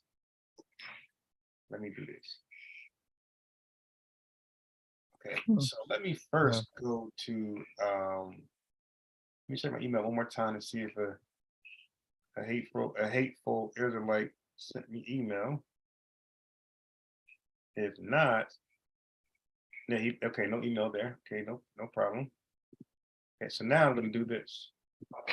I'm going to share my screen here. I'm going to share my screen here. Okay, here's this guy. Oh, it was only 5 hours. I might be able to edit my debate with Sakari. I might be able to shorten it just to the actual debate. There's a lot of discussion before, lead up to the debate, and during the debate, that happened. Then after the debate, I want it really small. I don't want a 5-hour video. Okay, so let me, no, okay, that's a recap. Shit, that's not the debate. Is it?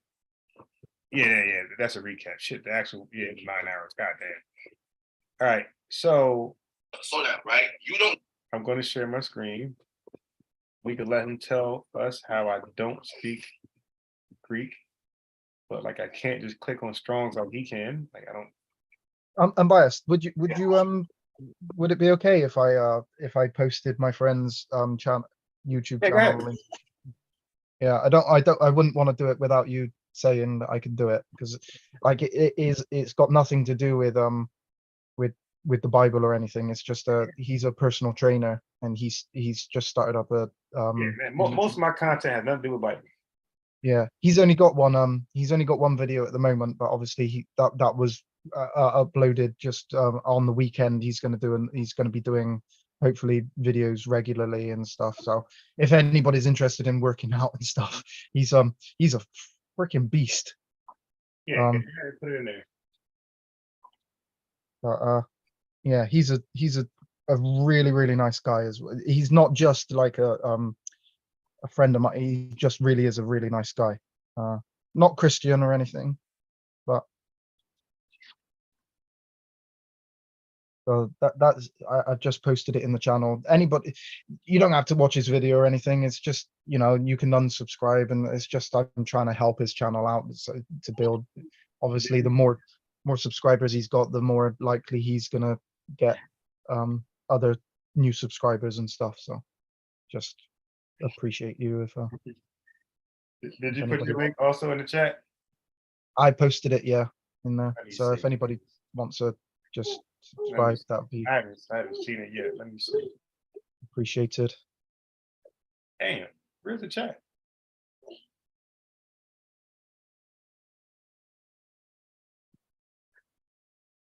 I don't even know where I put the damn chat. Like, cause I got all these damn tabs opened up. I don't know. I can't find my own chat. If I got some black genes, I can become a Hebrew Israelite. If I've got black friends, does that count? No.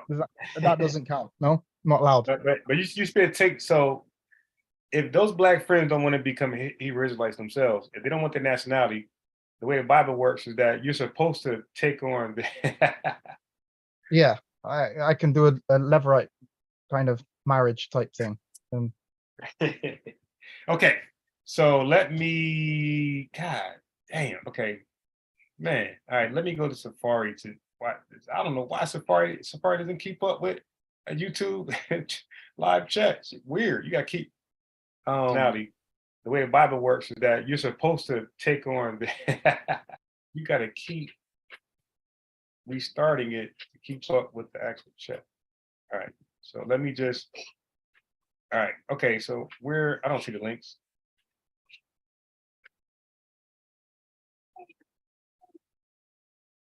Okay. I see One of a Kind. Yeah, that's his channel. You put 2 links. Okay. I see. I put my links in like a little bit before that. You said links. You put 2 links? Yeah, I put the link to my channel and then I put the link to the video that I did earlier on today. And then I obviously put that link into my friend's channel, but so I'm flooding your chat with spam links. Okay, let me subscribe. Okay, now let's go here. This text was the Textus Receptus, the Codex, in which the English translators of the book that you're reading use to translate, right? I'm dissecting the grammatical structure of the original language of the manuscript. You want to talk to me about English? Show me the Greek. That's what I want you to show me. Okay. Show me the Greek. You won't let me. I'll unmute you. Got it. And now you're going to tell me how I'm going to debunk you now. You can't debunk me with the English, sir. Are we when my arguments? I said, you're going to tell me how I'm not going to debunk you. You're not going to debunk me with the English, sir. So why are we even debating in the English Bible? Shouldn't our entire debate should be just reading the Greek? I mean, he English short. I'm pretty sure. Huh? He appealed. He was using the English Bible. He was using the KJV. So I'm totally confused. Now I got to debunk him in Greek. So he debunked me in English. I guess he would say that. But when I go to debunk him in English, I'm not allowed to do that. I got to debunk him in Greek. Wow. Yeah, the bar they give me is like, I'm actually, and then people wonder why I talk with so much confidence and authority. That's because look at the standard they put me under. He could use English to defeat me. But in order for me to defeat him, I gotta use Greek. I gotta go to the Greek lexicon to defeat him. I can't do it in the plain English King James Bible. I take that as a compliment. I take that as, yo, you are very good, man. I need to make it a little harder for you. You gotta use the Greek. All right, okay, so look at this. Are we both okay? So let your audience decide that. All right, brother. Because we're not talking just to ourselves here. We're not trying. I'm not necessarily trying to convince you. I'm talking to you. So my style of debate, by the way, is to win a friend. My style of debate is not to leave different directions, and we're like arguing with each other. My style of debate is to leave as friends, as like cordial friends. That's how I debate. That's how most of my debates are. Majority of them, like I'll say 70 to 80% of my debates, that we leave where we could talk again in the future. So that's how I'm talking to this brother. I was trying to build a rapport, a relationship where we could talk in the future about this again or something totally different. Because some of those Nation of Islam members, I debated about their doctrine. I brought it back on to talk about like world affairs or current affairs in America, like where there's nothing about religion. You know, so anyway, your viewers and whoever else might see the video. Not everybody's going to believe like you or me. So that's why I say, just let me get finished, and you can ask me like what you just said. You just said when you got done, ask you a question or debunk it. So now I'm going to come behind you. I'm not going nowhere else. I'm reading Matthew chapter 1. Every verse you read, I'm going to read. Every verse. I won't even read the whole. You didn't read the genealogy? I'm not either. You read. Now look what I gotta do to even get a chance to talk. I gotta make him feel bad to even get a chance to talk. But I want to skip past me. I want to go to him. Go to Jesus. Before him, I did was not of mean. your mother. I did not mean that you meant. Now look how fast he cut in on me, man. God damn! I just pressed fast forward 3 times. That's 15 seconds. He cut in already. I just want that to be clear. Okay. Now here's where it changes. Mary got Joseph. So we just. You did not disprove anything that I just said. I just debunked the notion that Joseph. No, you did. No, you did not, sir. You did not. Hold on. You have not debunked a damn thing. Right? Right? I need to debunk that. I already have been, right? The whole time. It clearly says that Jacob is the one who begat Joseph. I went into the Greek grammar, right? Marias is the possession of Joseph, right? When we look at the inflected verb, janeo, the action, right? Let's look at it, right? It really occurs how it is, right? Now let's look at voice. It's in the passive voice of the action. The subject as being the voice. It's in the aorist tense, right? Now what's most important is the voice. It's in the passive voice. It represents the subject as being the recipient of the action. The subject is not Mary because Mary is the object. Basic grammar tells you that the object is different from the subject. Okay, now he said basic grammar. I like to believe I have a good grasp of basic English American grammar. The subject at this point is Joseph. He is the one who's doing the beginning. All right. Wait. That's hold on. So verse 16, when it says and Jacob, who's the subject now? Say what now? Verse 16, when it starts off, it says and Jacob, who's the subject? The subject is Jacob. Who's the direct object at that point? Let's look.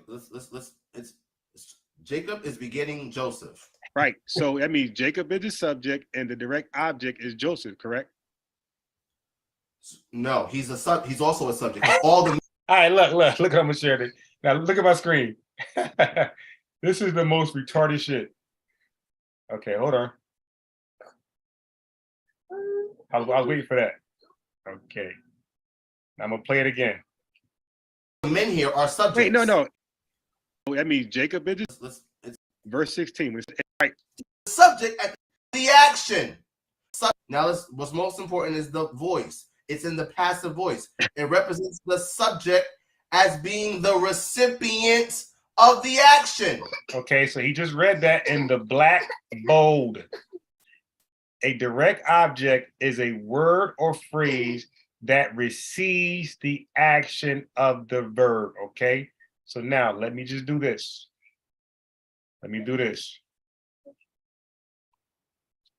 This is the verb, okay? Jacob begot. Jacob is the subject. Joseph is the direct object. He's receiving the action of the verb. Jacob begot Joseph. He would have a point maybe if it said Jacob, comma, Joseph, or Jacob and Joseph, right? But the fact that Joseph is following an action verb.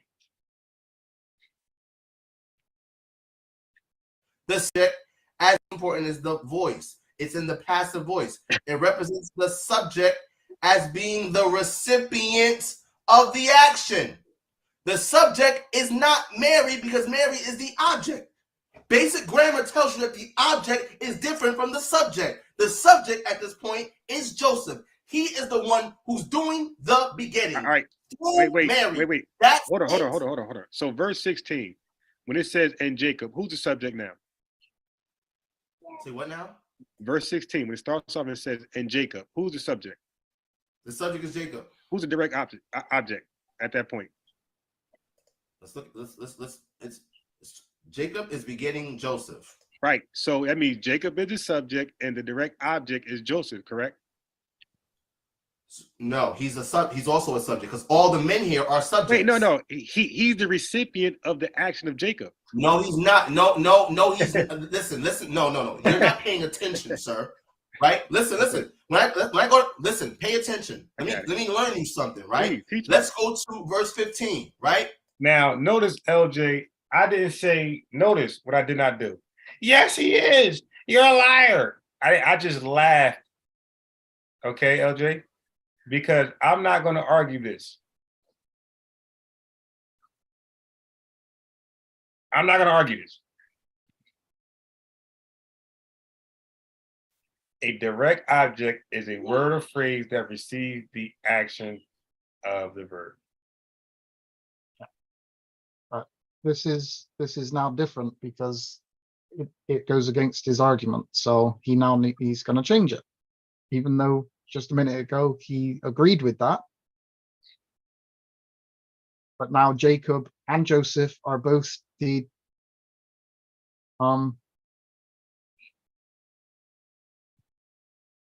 So yeah, so they're not the objects, they're the subjects. He says, right. So basically, if Joseph is not the direct object of Jacob actions, then nothing else will follow that as well. Because when it says Joseph, the husband of Mary, where's the verb there?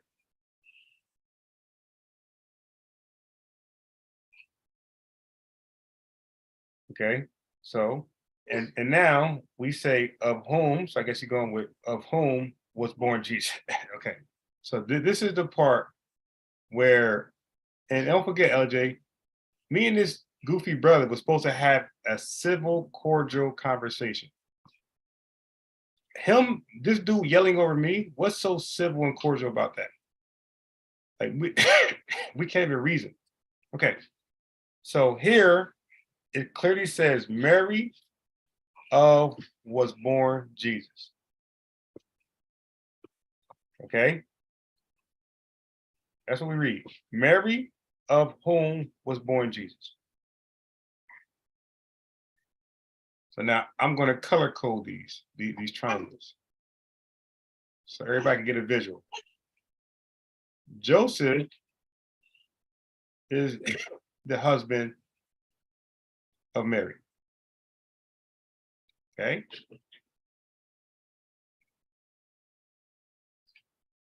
And Jacob begot Joseph. That's it right there, fellas. That's how it's read. These are separate situations going on here.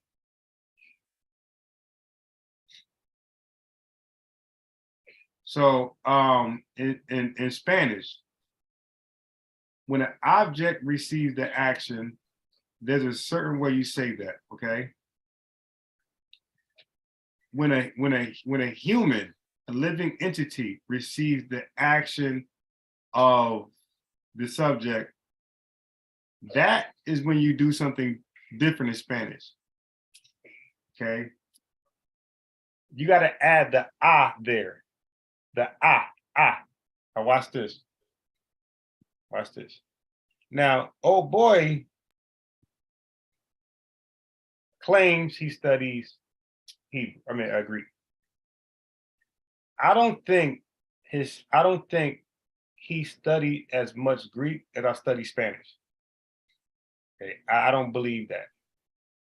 Now watch this. So now I'm gonna pull up my Spanish stuff for you. Okay, is this it? Nah, that's not gonna be it.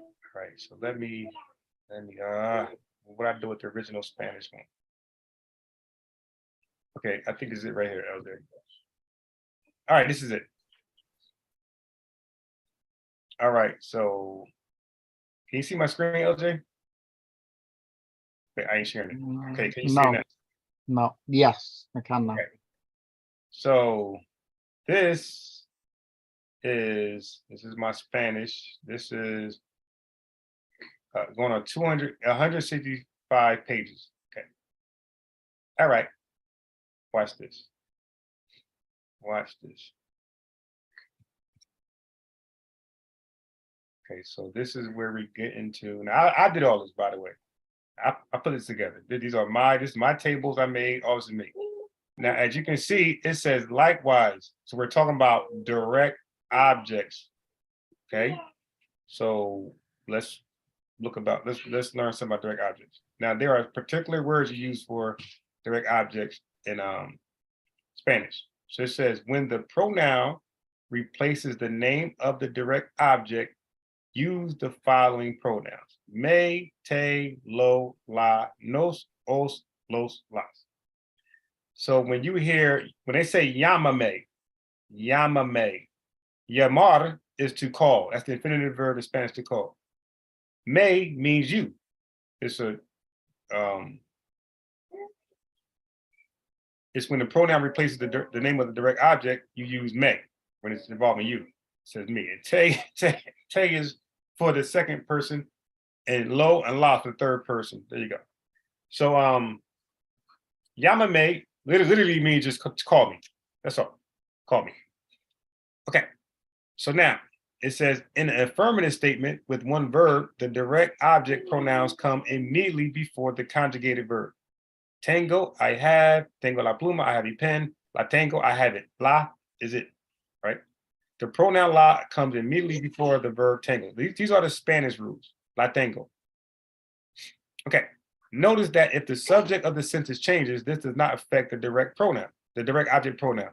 So this is, like I said, I put it together, so I'm very aware of what a direct object is and the rules of the verb that goes into play. Maria la tiene. Maria has.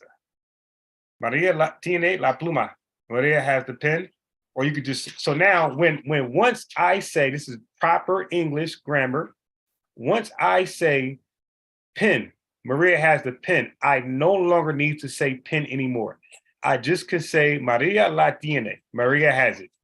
The it is already understood as the pen, unless I change the object to a basketball or mention something else in the equation. But until I change the object to something else other than pen, or include another object, every time I say it, it's understood I'm talking about the pen. However, if the direct object of the sentence changes to a masculine noun, the masculine pronoun must be used. Moi lo tiene.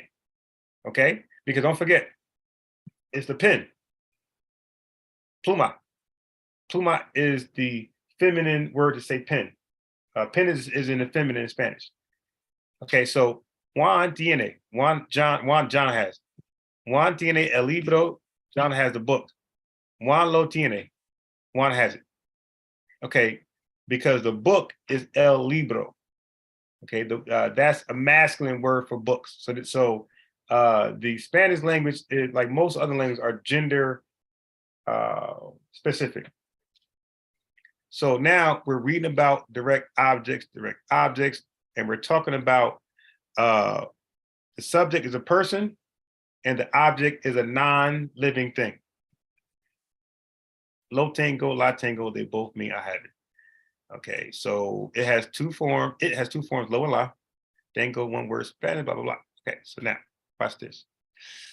I'm going to go to, so now this is examples of how to do this stuff in Spanish, how to say these pronouns, these direct pronouns, okay? So now some more examples. Okay, now here we are. LJ, can you see the words very clear? Yeah, I can. Okay. Now, it says also the direct object answers the question what or whom with regard to what the subject of the sentence is doing. Bill hit the ball. So we're talking about a non-living object. And then we got Sherry hit Bill. So that is more like Jacob begot Joseph, correct? Mm-hmm. So Bill hit what? The ball. Sherry hit what? Whom? Sherry hit whom? Bill. Often it is desirable to replace the name of the direct object with a pronoun. Example, Paul bought the flowers. He took the flowers home and gave the flowers to his mom. Paul bought the flowers. He took them home. He gave them. Them is understood as flowers.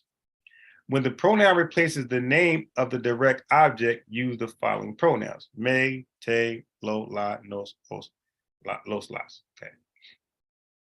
And there's rules to affirmative sentences and negative sentences. Now, by the way, I was sharing all this on my live some like last 2 months ago, LJ. I was going over the basics of Spanish. That's funny because he's saying Greek and all this goofy shit. But I was actually explaining this stuff on a couple lives. I was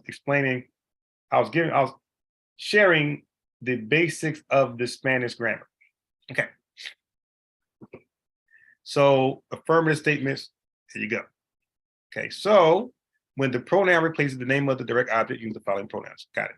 When a sentence has two verbs, the first verb is conjugated and the second verb remains in the infinitive form. I think that's the same in all modern languages. Okay. So I want, and I keep motivating myself to learn Spanish, then I get distracted. I get distracted and I debate Hebrews. Okay. So the indirect object tells us where the direct object is going. So he gives the book to Maria. Where is the book going? To Maria. So anyway, he gives the book. He gives Maria the book. He gives Maria the book. To whom does he give the book? So this is obvious stuff here, right? I'm just preaching to the choir here. Like most people listening already know about a direct object. So I want to go down. So Juan me compra un regalo. John buys me a gift. Juan te compra un regalo. John buys you a gift, right? So te is you, me is yourself. And then we talk about reflexive verbs, get kind of tricky with that. But these are just the me compra, he buys me. This is just, you know, the rules of Spanish so far.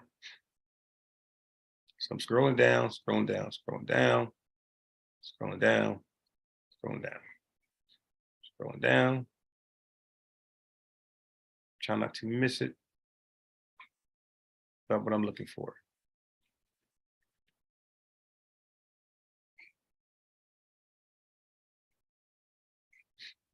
Okay, so it's giving you rules. It says when you have now this is when it gets a little tricky. When it says when you have the book. Now I ain't really master this part in at least speaking. I understand it, but when I try to speak Spanish, I wasn't that savvy to do something like this. It says when you have both a direct object pronoun and an indirect object pronoun in the same sentence, the indirect object pronoun comes first. And this stuff, this low, lay, say low, I was never that good to do this in a sentence. So I think I got stumped somewhere around around this area. Now I understood the first part, but when it got to no se lo tengo, I don't have it for you. That was beyond my Spanish. That's when things got a little rocky for me and I got distracted and found an excuse to do something else. Okay, so anyway, it's gonna take longer to get to what I'm trying to get to. I'm just freestyling. So anyway, so let me just stop this right here. I'm gonna get to the Jacob's well. So as you talk, I'm going to in the background go over that. Right, pull that, find what I'm looking for. Okay, so anyway, let's go here. I'm gonna be sharing my screen, right? Dang, where is it?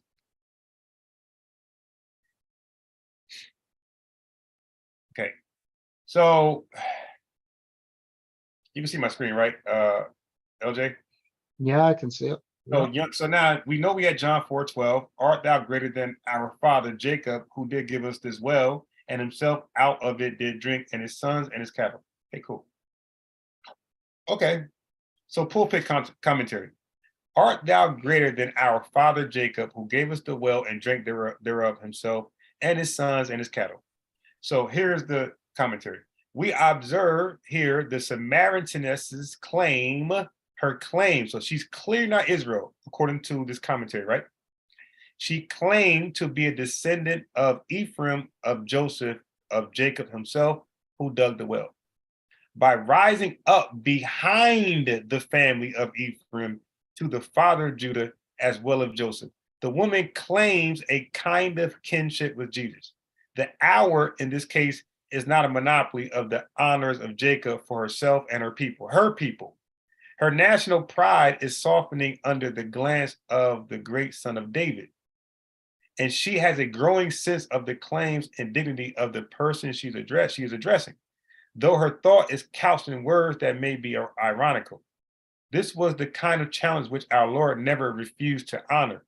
You see, this is the same like the centurion, everybody else who was reading, who was trying to learn the Bible, even though it was not for them. Just as on other occasions, he claimed to be greater than the temple and Lord of the Sabbath, and before Abraham, and greater than Moses, Solomon, or Jonas. So here he quietly admits that he is indeed greater than our father Jacob. The lifelike reality of the scene is evidenced in the alertness of feminine loquacity of the final clause, cattle, not servants, as seen in passages quoted by Mayer from Xenophon, Plato's Josephus. The nomadic condition of the first fathers of this race are brilliantly touched off by the sin. So what he was saying was that these people, the Samaritans, come after Israel. Israel got rounded up, right, and was scattered. Well, these Samaritans began to occupy that place. And they started to, honor it and live accordingly, and then adopt Jacob as their forefather as well.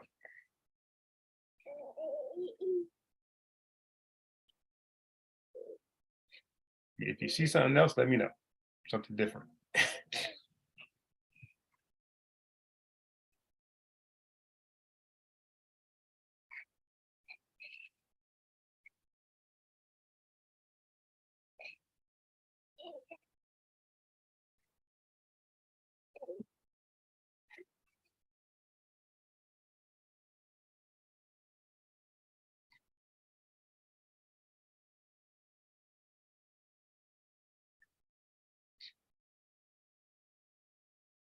Let's see.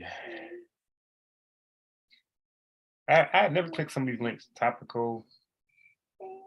What is multi? Oh, that's just giving you the different languages. I give you all different languages now. Okay, I got it. So I give you the Spanish, it gives you the French and German and all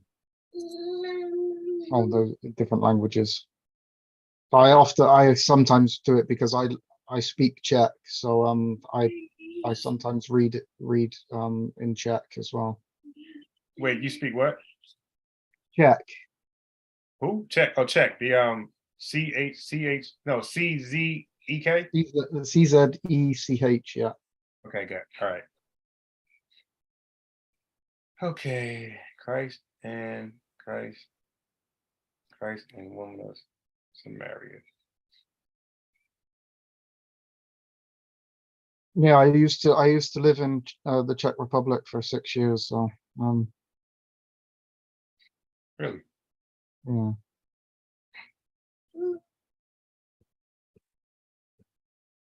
Yeah, I wanted to read exactly when those people came into that area.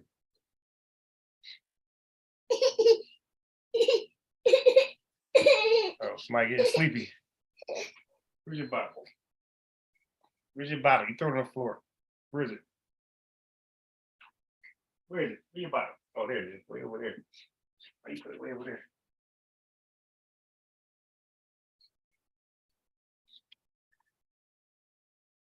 Yeah, let me get him a cookie or something. He's been good.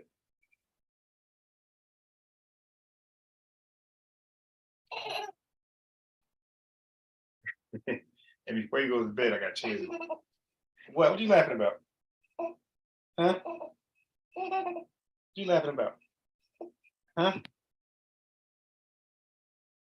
You think this Bible study stuff is funny? Huh?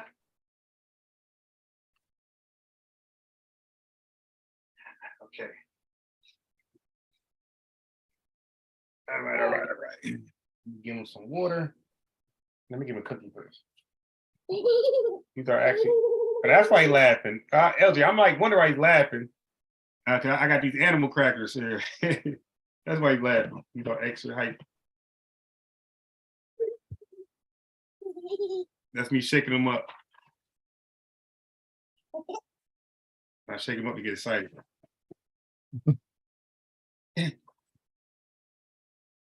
Yeah. Here you go.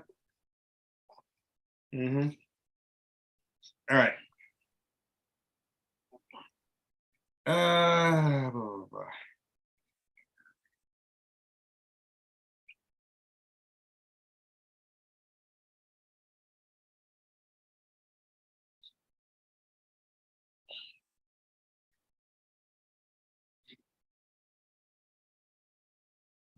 That's not what I want. So would this be after the Assyrian captivity then? So Yeah. I the believe so. Samaritans moved in and kind of took over the land after the. Yeah. Don't quote me exactly. I believe so. I just got to confirm that.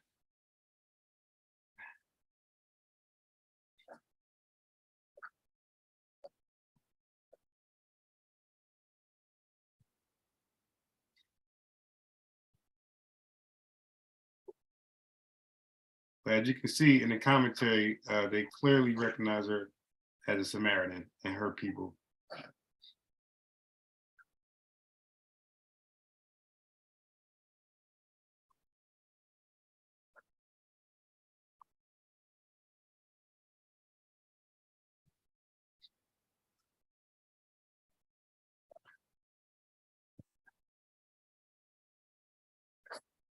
Damn it.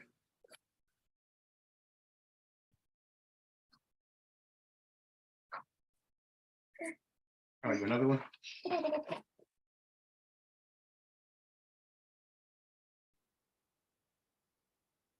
You ever had hey chat, you ever had a chocolate animal cracker? Those things are good.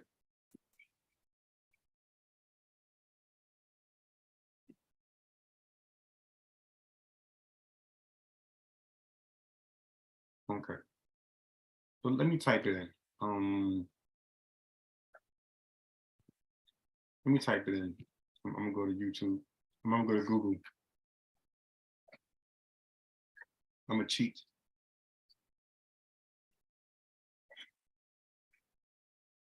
I'm just reading some of the commentaries on it. So the commentaries are pretty unanimous that this is a woman pretending to be kind of, or trying to assert herself as a as an Israelite from Ephraim. Yeah.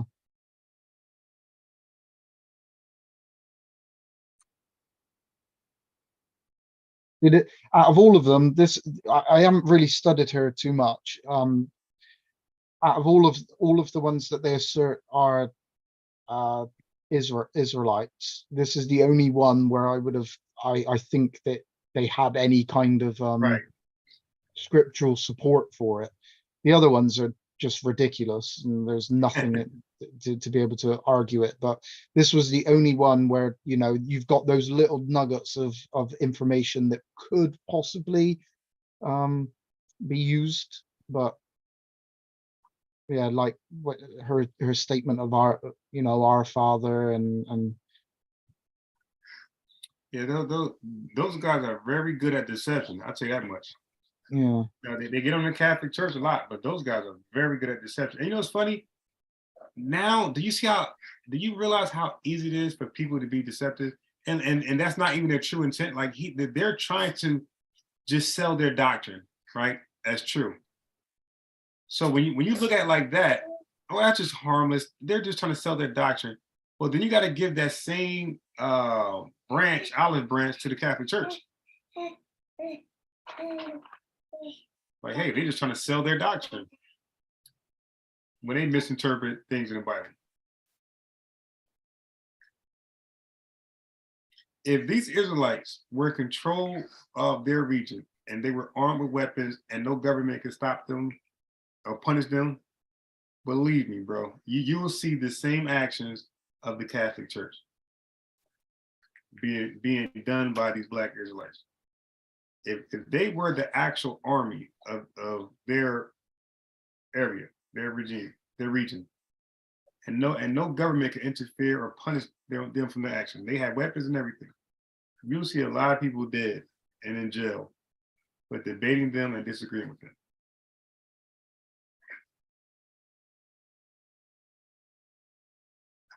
Right, that's interesting. I'm gonna go and get my Josephus book a second, because there's a comment that I'm gonna go and look.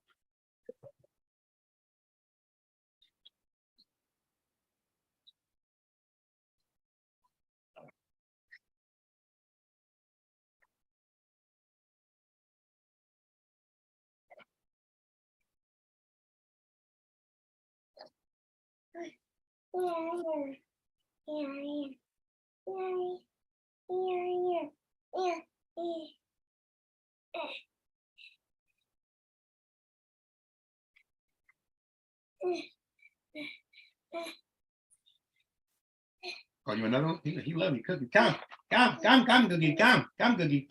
You welcome. You welcome. You say thank you. You welcome.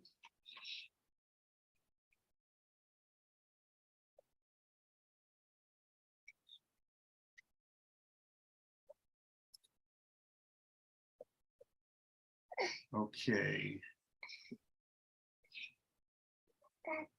He converses with a Samaritan woman. This particular woman is not only an unclean Samaritan, but an outcast among her own people. She attempts to avoid Jesus' teachings, giving flippant and sarcastic answers. Despite that, and despite knowing all about her sin, Jesus encouraged her with the love of God. This breaks through her hard heart. As a result, many are brought to meet Christ. The disciples are also taught a valuable lesson about the purpose of their mission. Okay, so she was being nasty and sarcastic.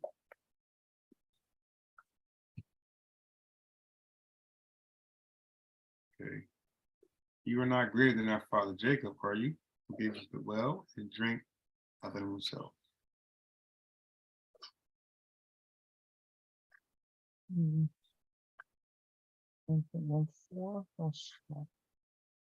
Okay, there we go. I'm looking for that. I'm okay. So Clark's commentary, verse John 4:12, our father Jacob. The ancient Samaritans were undoubtedly the descendants of Jacob, for they were the 10 tribes that revolted in the reign of Rehoboam. But those in our Lord's time were not genuine Israelites, but a corrupted race sprung from a mixture of different nations, sent thither by Salmaneser, king of the Assyrians. Chapter 2, Kings, not chapter 2, 2 Kings 17-24. Will you stop trying to kick the damn animal crackers over? There, just ask for one. You got to kick the whole thing over? Okay.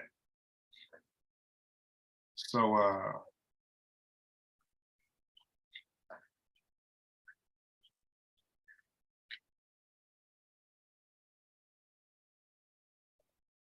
and Jesus approached one of the villages of Samaria. He began a conversation with a Samaritan woman who he met at a well. The woman had a similar problem to Nicodemus, in that she interpreted Jesus' words literally instead of figuratively. She did not understand that when Jesus offered living water, he was not speaking of ordinary water, but of eternal life. If she accepted what he offered, her deepest needs would be satisfied. Blah. Realizing that the woman would have to see her personal sin before she could see her spiritual need, Jesus began to speak of her marital affairs. At first, she tried to hide her sins, but Jesus' searching remarks soon made her realize. And that's another reason. That's another way we know she's not Israel. How's she gonna have all those husbands and not be dead? LJ. What? Sorry, what was that? Sorry. I said another way we can understand she's not Israel. How does she have all those husbands if she's not dead? Yeah, I just found something that might be of interest. So in one of the comments, it talks about Josephus in Antiquities of the Jews. That Josephus talks about this. And it states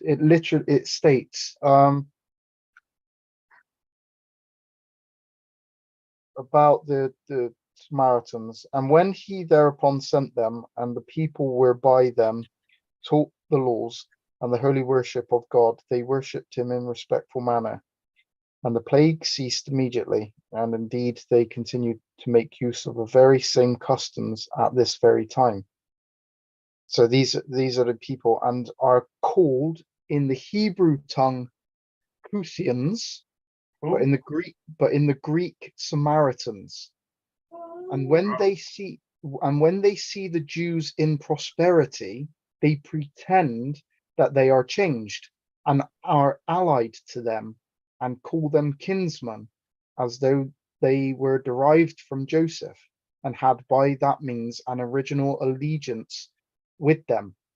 But when they see them falling into low condition, and they say that they are no way related to them, and that the Jews have no right to expect any kindness or marks of kindred from them, but they declare that they are sojourners that come from other countries. But of these we shall have a more seasonable opportunity to discourse the hereafter. So it looks like Josephus was saying that when the Israelites were, I was almost going to say Hebrew Israelites then, when the Jews, or the Israelites, whatever, the Jews were doing well, the Samaritans wanted to say that they were part of Israel, and they were from Joseph. But then when the Israelites were doing bad, or the Jews were having problems, they distanced from them and said, we're nothing to do with you. But in Hebrew they are called Cuthians. It's only in the Greek. Wait, they're called what? Cuthians. Okay, you're actually, oh wow, wait. Okay, you're actually correct. Watch this. Can you see my screen? Yeah. Okay, I want you to read something, all right? Yeah, so it says, like, in the beginning of the chapter, it says, but now the Cuthians who moved into Samaria. Wait, you're reading, what? I'm reading history, Josephus there. Right, okay, go ahead. Yeah, so, but now the Cuthians who moved into Samaria, for that this time they have been called by, to this time, because they were brought out of the country called Cutha, which is a country of Persia. I don't know if this is supporting anything that you kind of found. So spell that word kutha. Spell that word kutha. Cuthah. Okay, that's good. I want you to read this chapter for me, okay? I want you to, so now you know how it's spelled. I want you to read this. So I'm at 2 Kings 17, right? Yeah. And verse 1 says what? In the 12th year of Ahaz, king of Judah, began Hoshea the son of Elah to reign in Samaria over Israel 9 years. Okay. I want you to read 2. And he did that which was evil in the sight of the Lord, but not as the kings of Israel that were before him. Okay.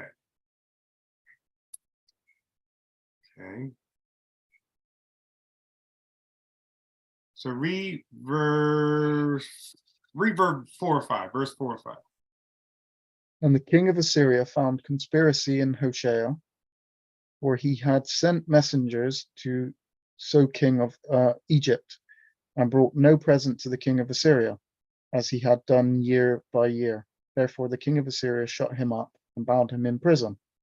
And the king of sorry. Yeah, go ahead. Yeah, and then the king of Assyria came up throughout all the land, and went up to Samaria, and besieged it 3 years. Verse 6, watch this. In the 9th year of Hoshea, the king of Assyria took Samaria, and carried Israel away into Assyria, and placed them in Halah, and in Habor by the river of Gozan, and in the cities of the Medes. You got it? Okay. So what is that? And now read verse 7. It's important. For so it was that the children of Israel had sinned against the Lord their God, which had brought them up out of the land of Egypt from under the hand of Pharaoh, king of Egypt, and had feared other gods. Verse 8. And walked in the statutes of the heathen, whom the Lord cast out from before the children of Israel and the kings of Israel, which they had made. Okay, so far, you read that they were carried out of Israel, away into Assyria, and placed them in the Halah in the Habor by the river of Gozan and the cities of the Medes, right? Yeah. So you ready for the verse you're looking for to tie it all together? 24. Go on, man. 24. Yeah. Read 24. Read 24. Yeah. And the king of Assyria brought men from Babylon and from Cutha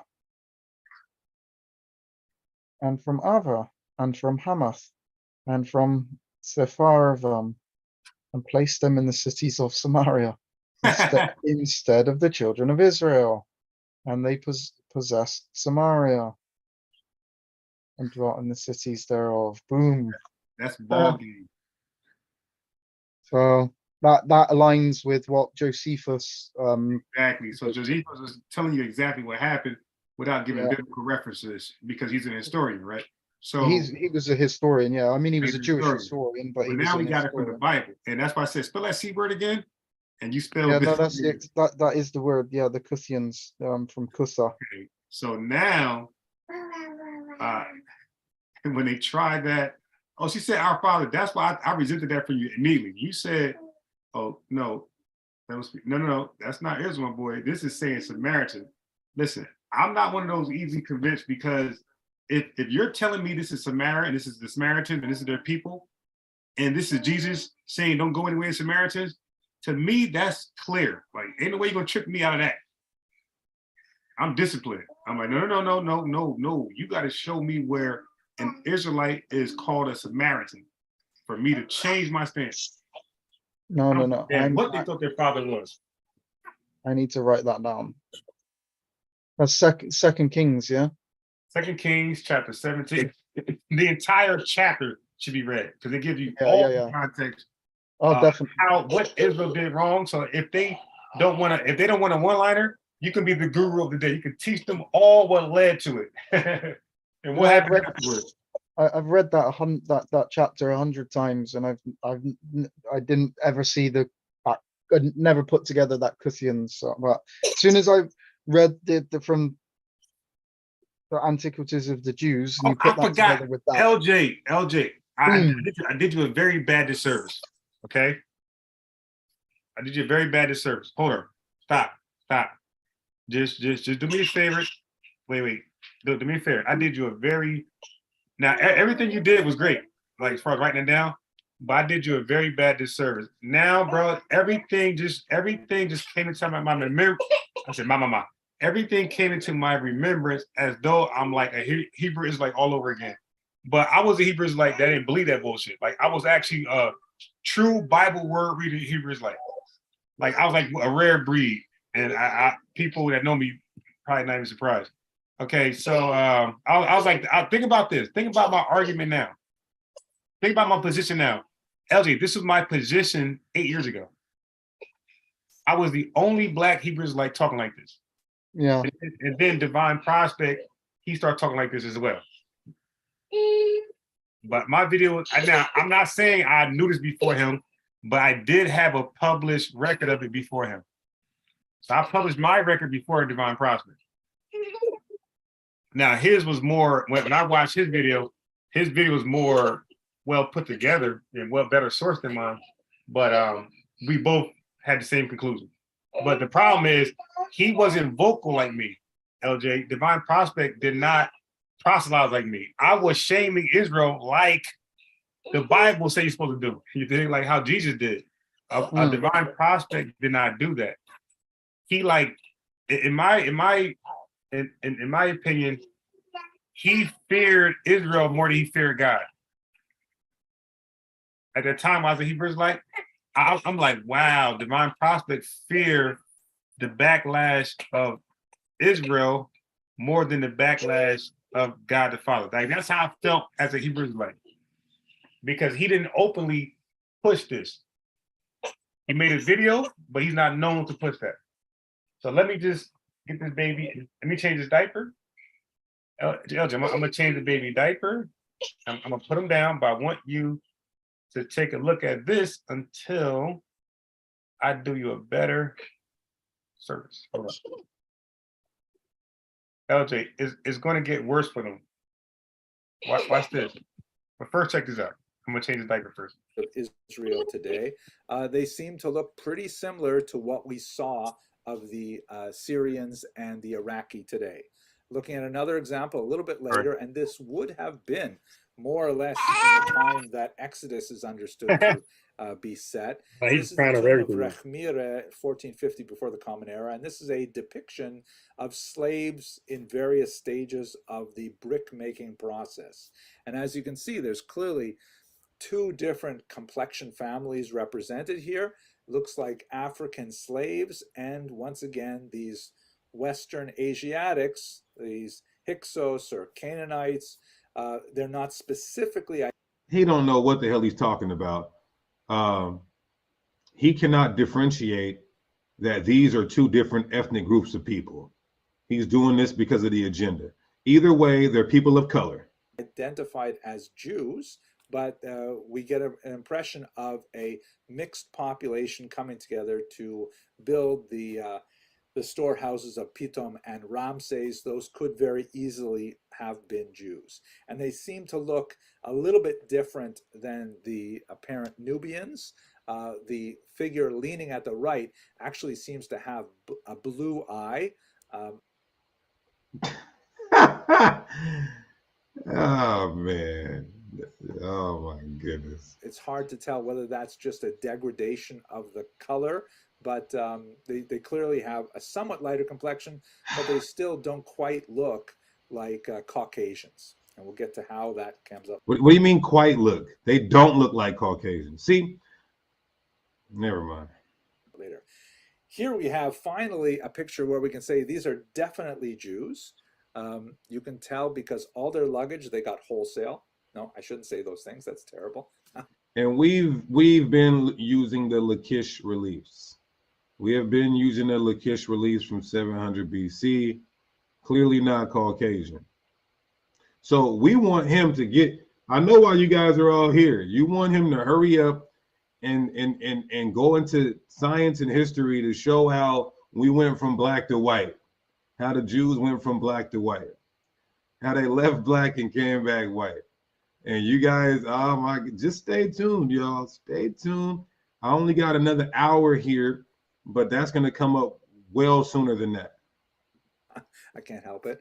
But this is unfortunately a sad image. This is a part of the Lachish reliefs that were commissioned by the Assyrian attacker of Israel, who displaced many of the Jews out of the land of Israel to Assyria. This is in the period of time which is associated with the 10 lost tribes.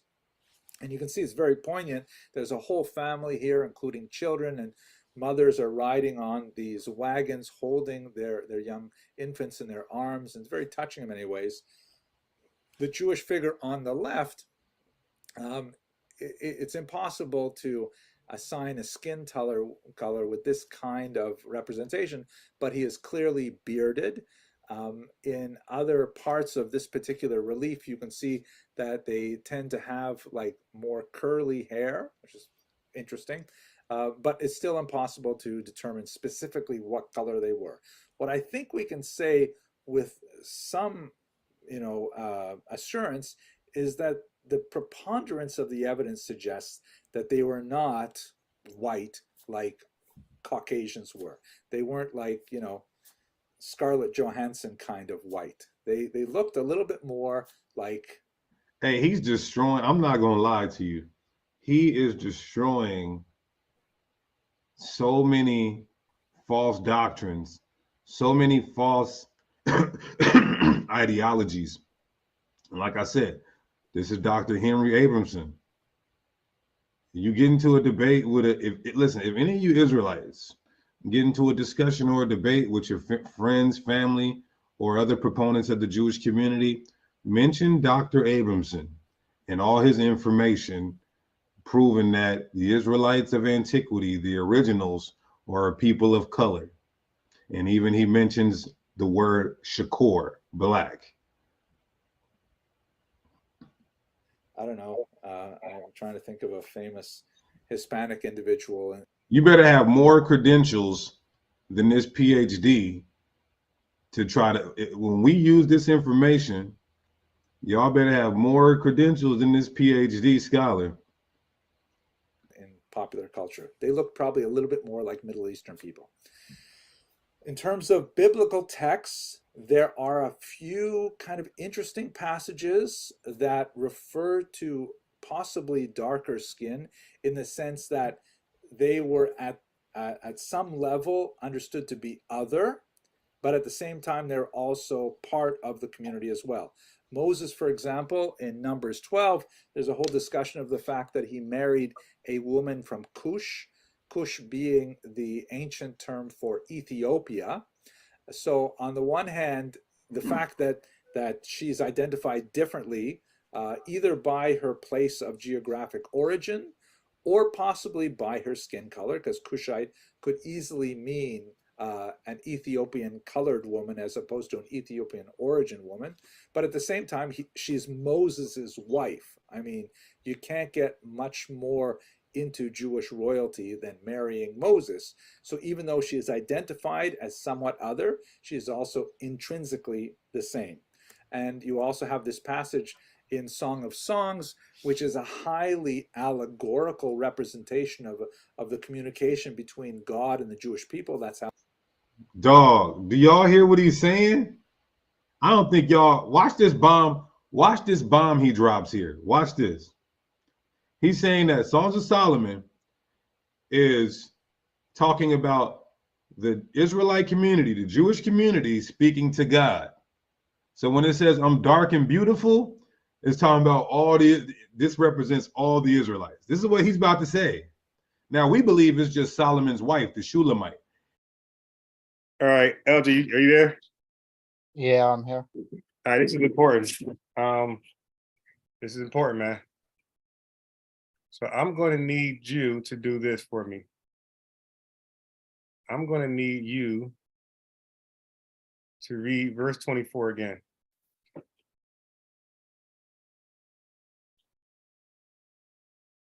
Mm-hmm. No. Read verse 23 first. 23. Until the Lord removed Israel out of his sight, as he had said by all his servants the prophets. So was Israel carried away out of their own land to Assyria unto this day. So that's what the dude was reading to Brother Garfield. Okay, now read 24. And the king of Assyria brought men from Babylon, and from Cutha, and from Ava, and from Hamath, and from Sepharvaim, and placed them in the cities of Samaria instead of the children of Israel. And they possessed Samaria and dwelt in the cities thereof. All right. This why did you disservice? I didn't read 25. Read 25. And so it was at the beginning of their dwelling there that they feared not the Lord. Therefore the Lord sent lions among them, which slew some of them.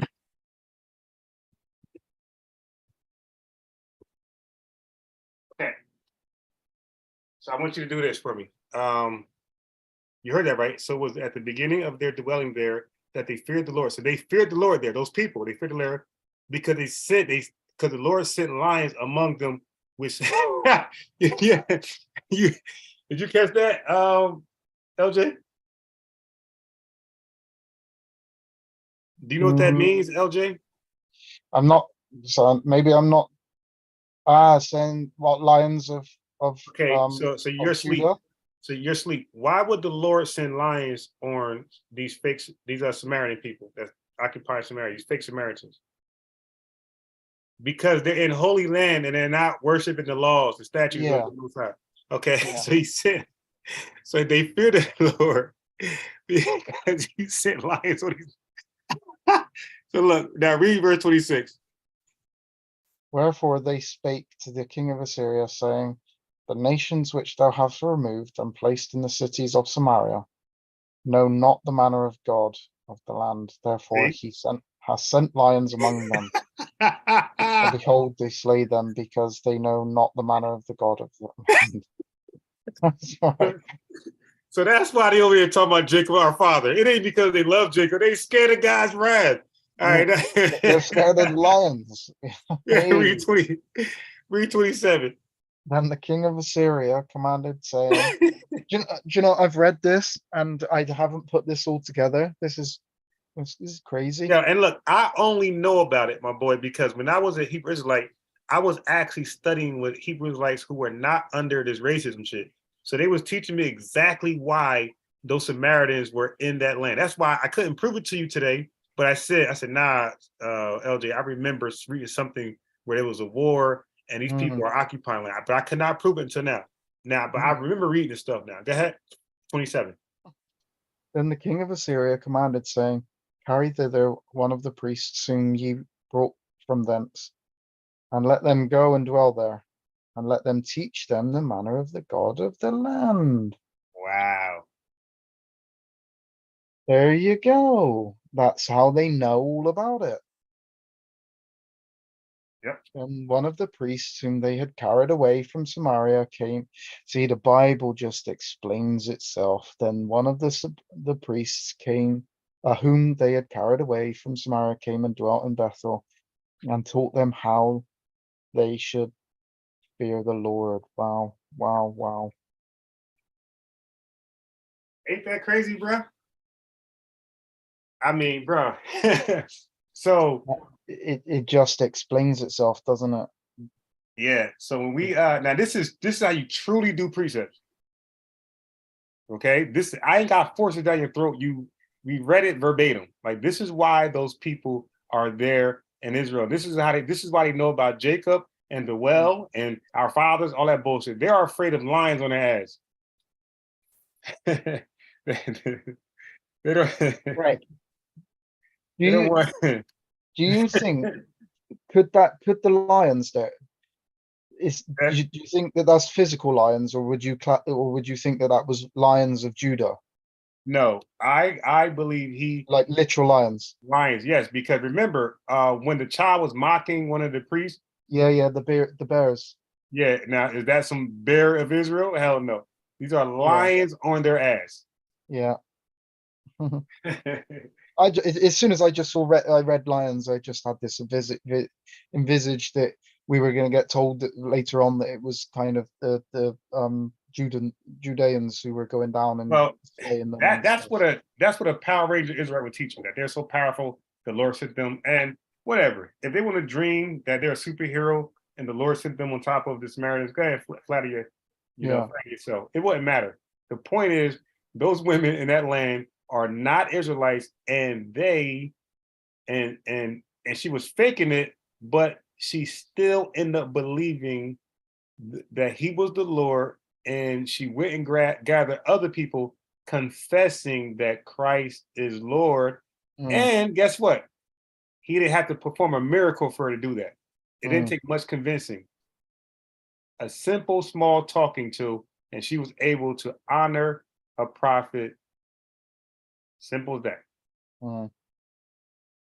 Israel, not so. Well, yeah, she's definitely not. She definitely isn't an Israelite. Yeah, so we can confidently say, yeah, that woman. So now let's get back to the subject. Yeah. That woman is a non-Israelite, like Christ said. Do not go in the way of Samaritans. It's funny because they brag about that verse. And then when you come back to it, they say, no, those are Israelites. Why would he say don't? Why would he eliminate them as the house of Israel then? No, remember he said to Paul, Paul said, remember you guys were Gentiles? No, he's calling these people Samaritans. It's a difference when you say you're a Gentile behaving Hellenistic, and then you call somebody an actual Hamite or Ishmaelite. Now, I'll find me the verse where it says Paul was a Roman. Find me this. It's in Acts. What chapter?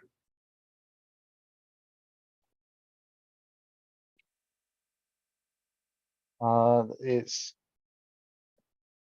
Acts 16, or I think there's two passages, I'm sure. Let me see. Acts 16, I think.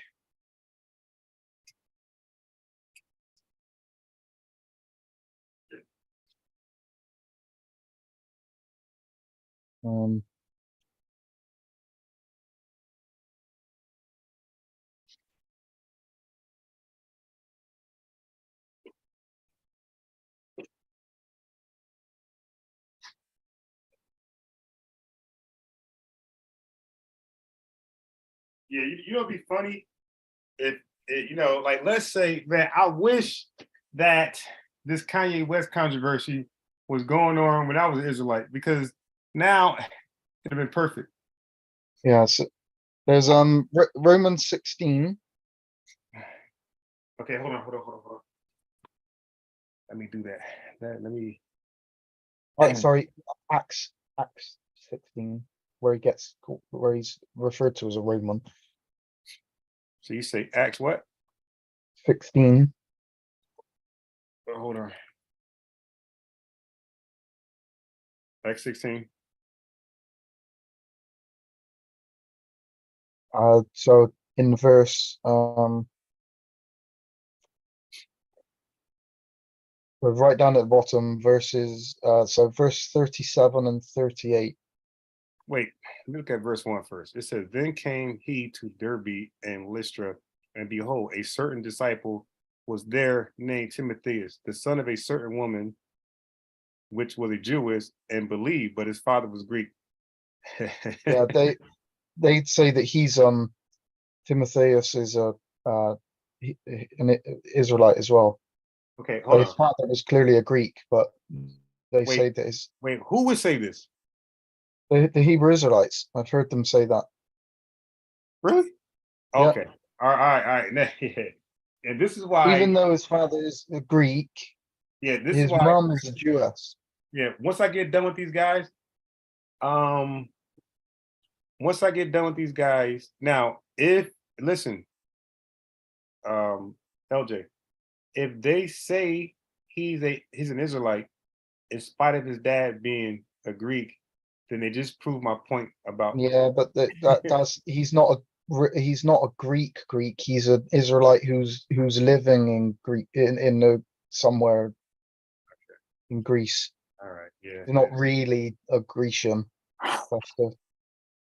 Yeah, they got that's a lot of proof they gotta do there. So when you go that far, man, to believe that, you are no different than the Catholic Church. At this point, we need to see them as Catholic Israelites.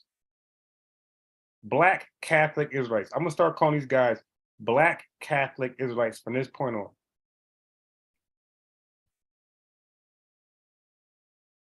I was pretending to be Catholic, but they more Catholic than how I was pretending to be. Yeah, so for this point on, I'm gonna call them Black Catholic Israelites.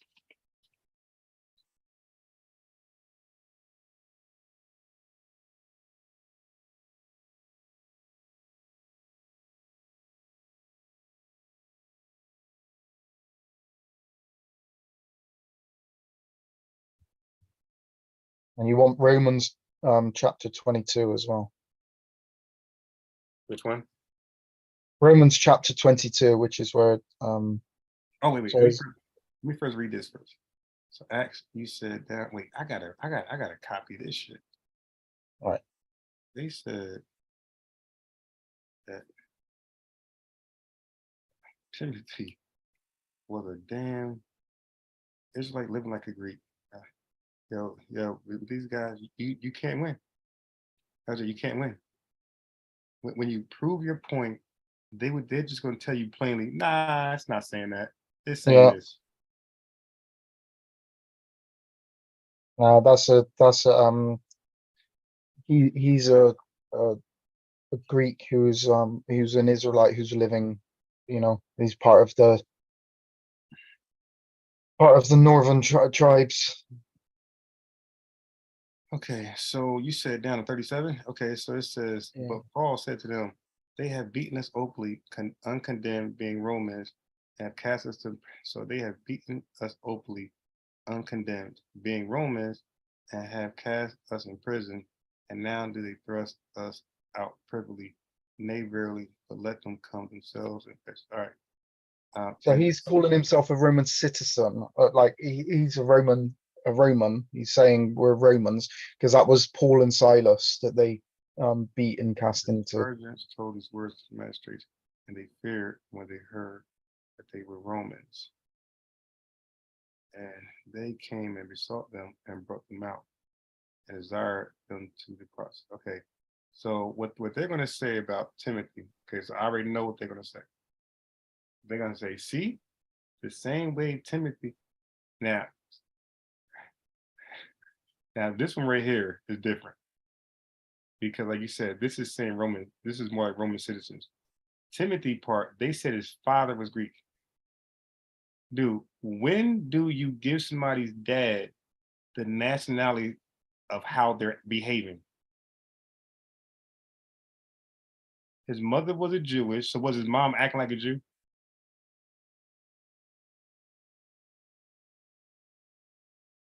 Okay, so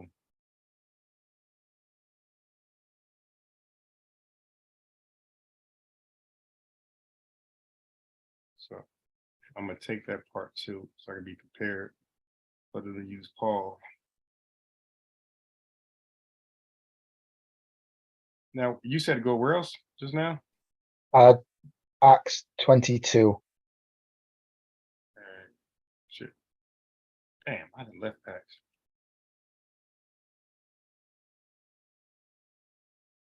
Point. And you want to go all the way down to verse 22 and then to the end, and you'll get. You said verse 22? From verse 22 down to the end. It's in verse 25 and 27 specifically. Okay, so it says. But you want context, so I would go from 22. And they gave him audience unto this word, and then lifted up their voices and said, away with such a fellow from the earth, for it is not fit that he should live. And as they cried out and cast off their clothes and threw dust into the air, the chief captain commanded him to be brought into the castle and bade that he should be examined by scourging, that he might know wherefore they cried against him. Okay. And as they bound him with thongs, Paul said unto the centurions that stood by. Okay, hold on. So Paul said to the centurion, is this centurion, is this an Israelite? Because I mean, you never know what these guys. You never know. They're disguised in many forms. So Paul said to the centurion that stood by, is it lawful for you to scourge a man that is a Roman and uncondemned? Okay. And so she said he called himself Roman again. When the centurion heard that, he went to the chief captain saying, take heed what thou doest, for this man is a Roman. Then the chief captain came and said unto him, tell me, art thou a Roman? He said, yea. And the chief captain answered, with a great sum obtained his freedom. And Paul said, but I was freeborn. Then straightway they departed from him which should have examined him. And the chief captain also was afraid after he knew that he was a Roman, because he had bound him. On the morrow, because he would have known the certainty where therefore he was accused of the Jews, he loosened him from his bands and commanded the chief priests and all their council to appear, and brought Paul down and set him before them. Yeah. See, the thing is that the Romans had taken Paul captive, and they were going to scourge him because they didn't they didn't think that he was they thought he was a Jew, which is obviously what he was. And they were going to scourge him and stuff, but that was when Paul said, it's not, is it lawful for you to do that to a Roman citizen? You can't do that without, a Roman citizen would be allowed to have a trial and everything. And so they couldn't do anything to him because it would be illegal under the Roman law to do that to a Roman citizen. Right. It wouldn't have been to a Jew, but they couldn't do it to the Roman citizen because. So that's Paul saying that he was a Roman.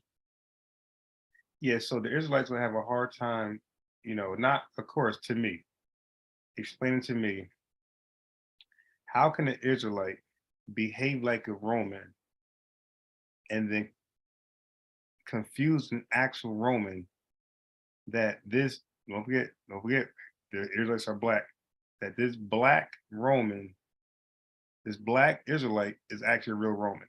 Like that, because this is talking about an actual Roman. So that means that obviously Paul looked like a Roman soldier, a European, and also they confused Paul as an Egyptian. So it's impossible. So Egyptians cannot. Well, we know they're not black, but just for the sake of argument, we know they couldn't have been black, because how is it possible that Paul could look as black as a so-called Egyptian and also look as white as a Roman soldier? So either now this is where you don't have to be a rocket scientist to understand this. Either Paul looks like Egyptians who are black and now Romans are black, or Paul looks like Egyptians who look more white and look more like Romans, and which look more like Jews. Or there were just a mixture of colors of all different of Egyptians, Romans. That's the only other way. Wait, so how can Paul look like a Jew, which look different than Romans, according to black Israelites? How could Paul look like a Jew who looks like an Egyptian who looks like a Roman? Yeah. How can he satisfy all people that he's each and every one of them? He's fully accepted by the Jewish people, mind, because he was a Pharisee before. Right. And he spoke to them and they accepted him. It was only when he started to preach Jesus to him that they actually rejected Paul. So he was accepted as a Jew. Mm-hmm. But then he's also accepted without question. They didn't say, what do you mean you're a Roman? You're black. Right. You can't be a Roman. You're black. I would have laughed at him like Sarah, but I laughed at God. So what I caught was verse 24. I'm sharing my screen. It said the chief captain commanded him to be brought into the castle and begged that he should be examined. Okay, never mind. By scourging, that he might know wherefore they cried so against him.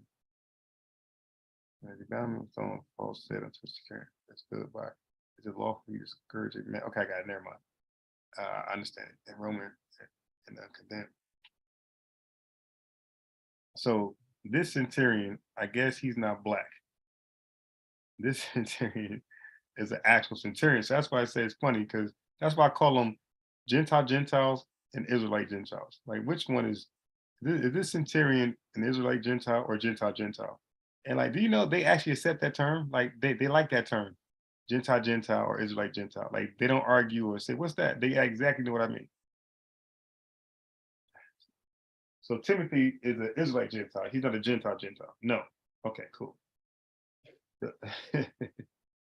woman at Samaria, is she a Israelite or is she an Israelite Samaritan?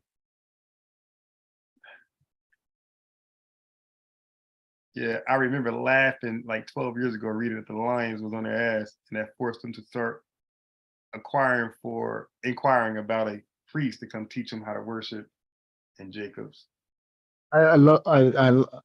I do like that. That has answered 100% of whether the Samaritans are Israelite or not, from the northern tribe. I actually was kind of swaying to the side that she was an Israelite. I'm glad I read that. Yeah, that's very important. Okay, let me. Oh, There yeah. is absolutely no way. Have you ever used that with a Hebrew Israelite? This one right here. No, the about the Samaritan. No, because when I was a Hebrew Israelite, no. When I say no, like they're brave and bold now. Well, no, I'm sorry. They're only brave and bold because they think I'm a non. They think they think as far as my indoctrination is non-Israel. Like, of course, they're gonna call me an Israelite because I'm black, but they're gonna think my faith is non-Israelite. They're gonna think I'm like a brainwashed Hellenistic Israelite. So what I'm saying is, LJ, they will only debate you if you're not if you don't profess to be a scholar, or if you don't profess to be one of them. So they will never debate me as an Israelite. So now that I'm not, so if I claim to be Muslim, if I claim to be something else, then they'll debate me. But they're not going to openly debate another Israelite.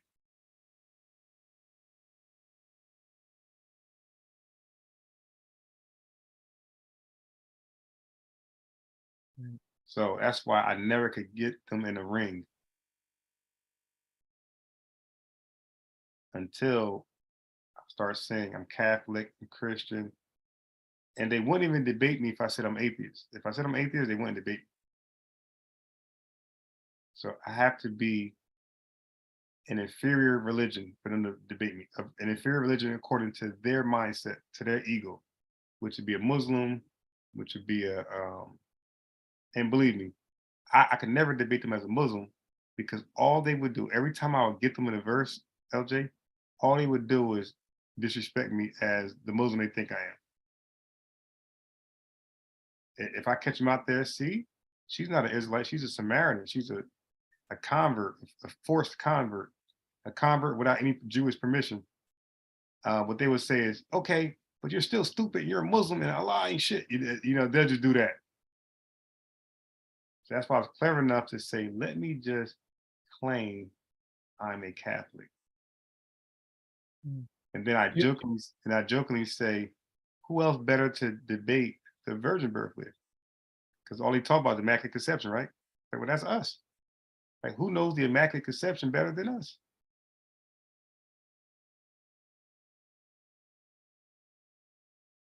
So that drops their guard.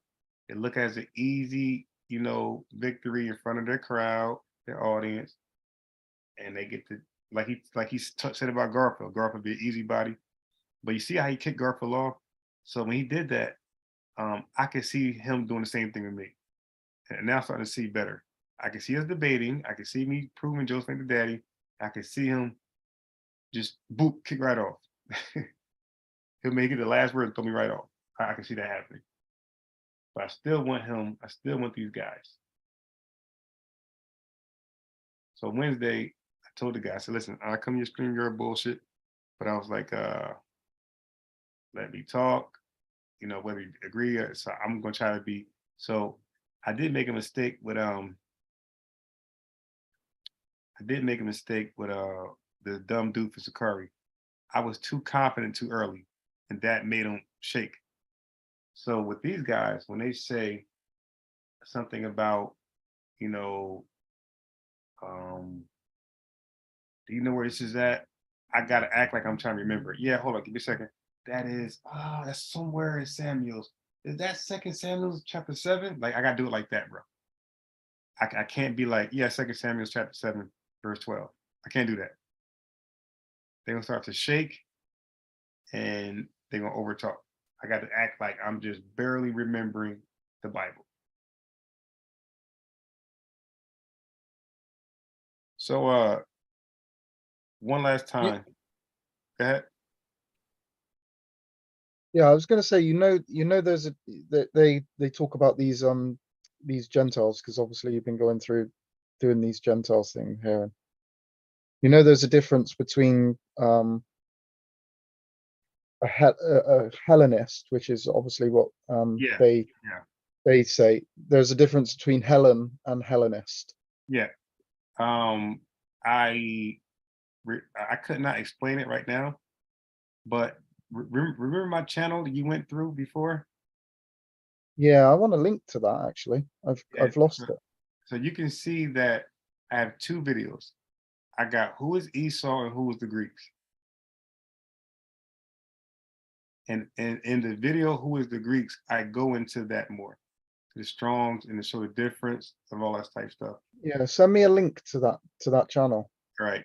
And the At one some, that says who is Esau, at some point. that is showing that how Esau cannot be the white man that they say. And I go into everything. Now I did make a grammatical, or no, I made a pronunciation error. Okay. Because I'm somebody at that time, I just started using the Strongs. And you know what Strongs we use? It was downloadable. You ever download eSword? No. Okay, so eSword is a free downloadable version of the Blue Letter Bible.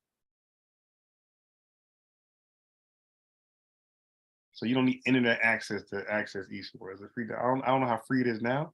It was definitely free back in the day, and I would use that. So when it was saying it had the word heifer, my dumbass ain't clicked how it sounds, and I went on the video and I was calling heifer. And then somebody in the comment section was like, "Yo, it's not." Somebody sarcastic like, "That's not how you say it." Yeah, I've done that before. I've like pronounced something wrong, and it doesn't matter. Your argument becomes irrelevant, and they just jump on how your pronunciation is. But you can tell that they're kind of struggling with the argument when they start pouncing on things like that. Yeah, so I'm letting you know. So when you look at that video and you hear me say hyper, just know that I already know today that I made mistakes. I did that 3-hour video earlier on, and I had to pronounce a whole load of Greek and Egyptian names and stuff. Absolutely, I butcher those types of things. So Okay, so now we're at Revelation 22, right? And then you said verse what? what was that? Oh, verse 16, right? Or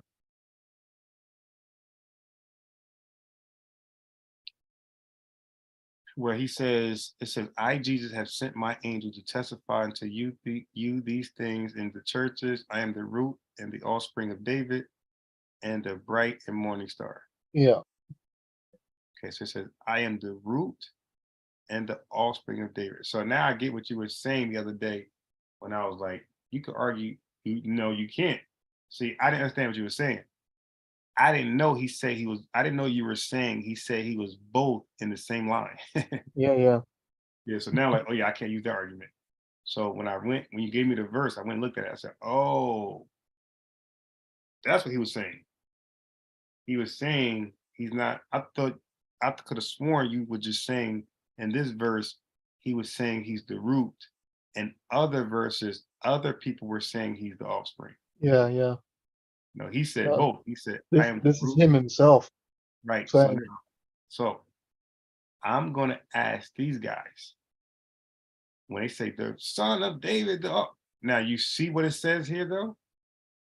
It says offspring and not seed.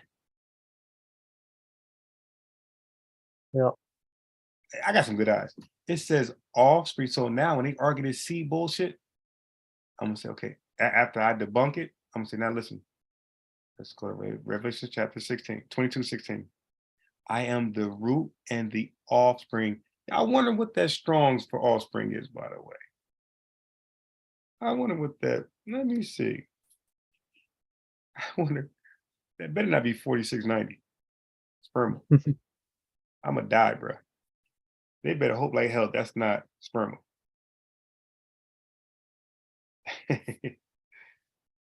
Tell me, man, they got some huge problems. It's not, but it's kind of I'm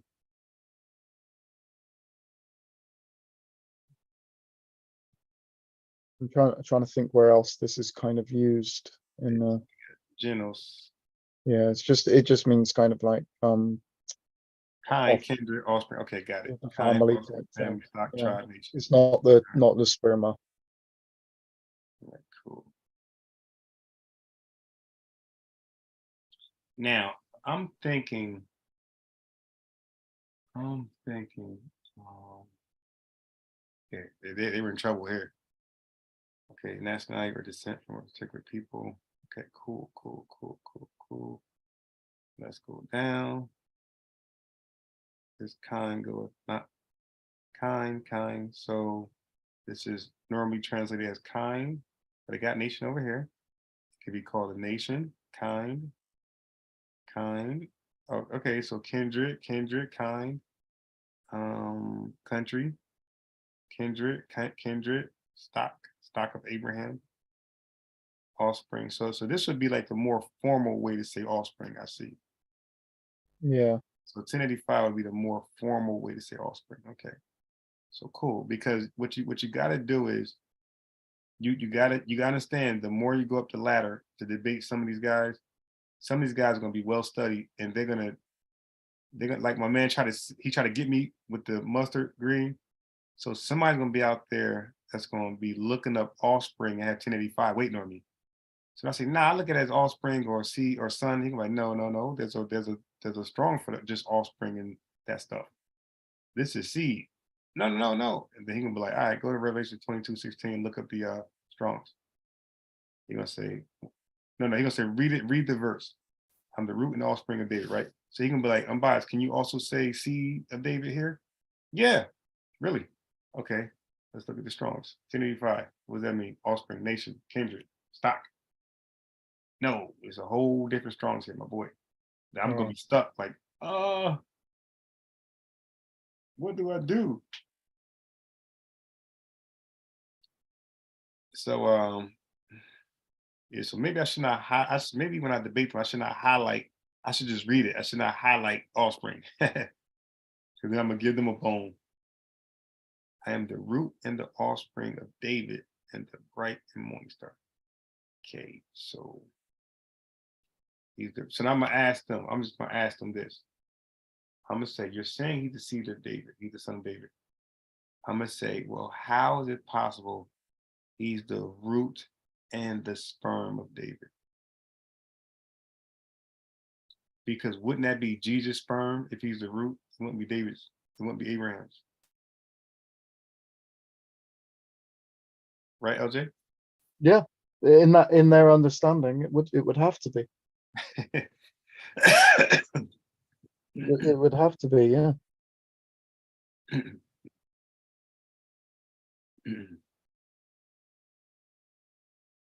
Okay, so let me just scroll up.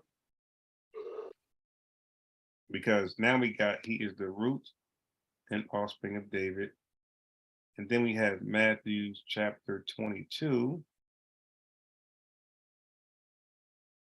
Then we have Matthew.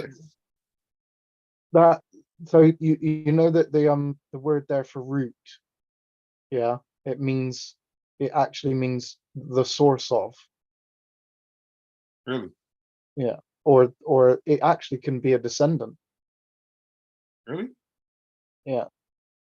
Let me see. But it's the source, it's the beginning of that which comes from. Okay, so he's the beginning of David. That's the kind of he is the reason of David. So wouldn't that just confirm Matthew 22? And when Jesus asked him a question saying, what do you think about the Christ? Whose son? Whose son is he? Okay, so so he said to them, how is it then David in the spirit calls him Lord, saying, the Lord said to my Lord, sit at my right hand. I will put your enemies under your feet. If then David calls him Lord, how is he his son? So I think that's the question I just want to ask him right there. If Jesus is the son of David, okay, then how can David call him Lord if he's the son? Yeah, so I'm just gonna minimize all of that just to get right to that.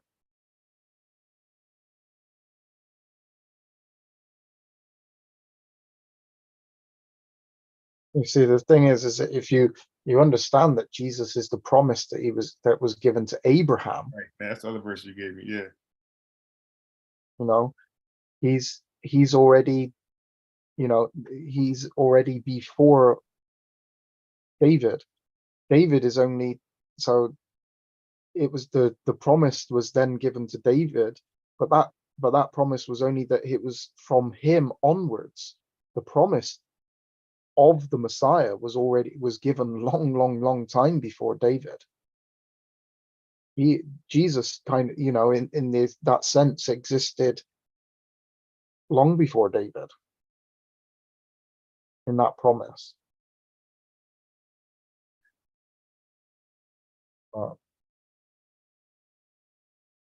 so all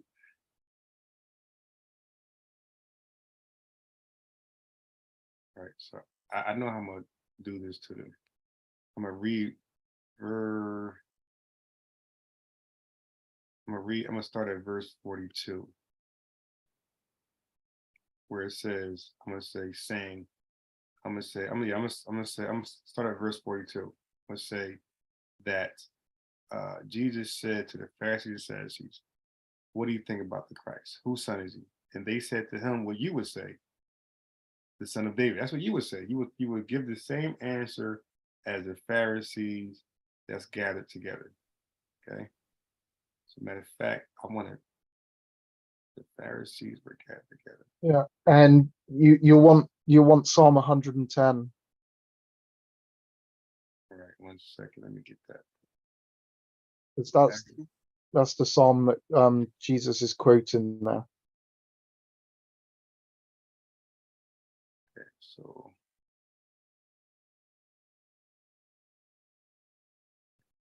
give me a second. So I just want to note this real fast. Yeah, so now these are questions I'm going to ask them. So you know what I'm going to do?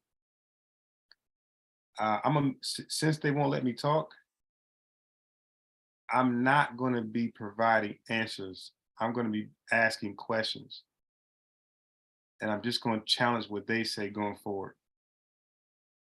That's my new strategy. So when we go to talk, I'm going to read a verse and ask them what this means. And I'm going to have them play the offense the whole time. I'm just going to be Floyd Mayweather them with defense, with counters.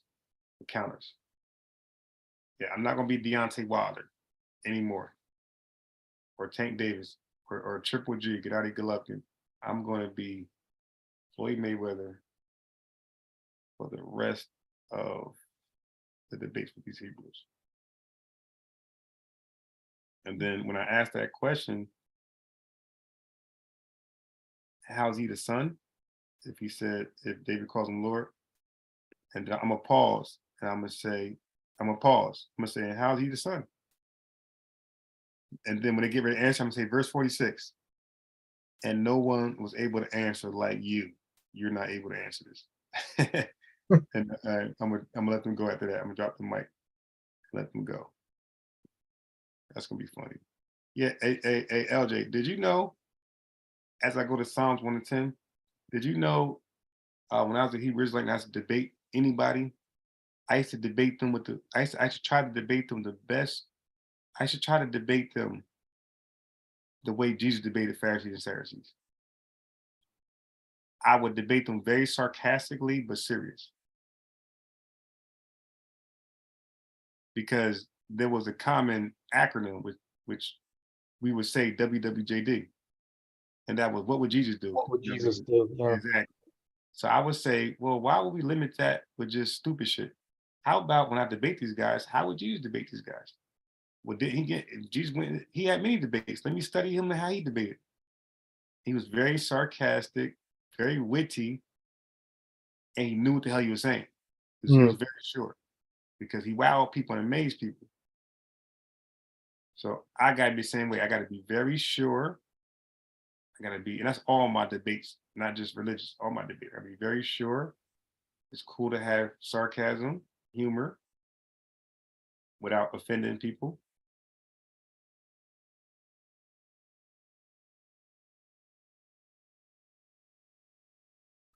All right, so here we are. Here we are. Now let's go to Psalms.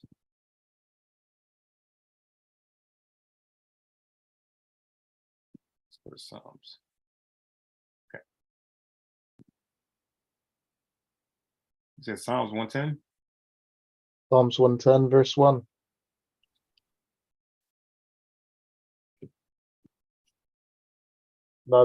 That's what Jesus is quoting. Oh, this is David. He said, Yeah. The Lord said unto my Lord, sit thou at my right hand until I make thy enemies thy footstool. Okay. All right, I got it. The Lord has sworn and will not repent. Thou art a priest forever after the order of Melchizedek.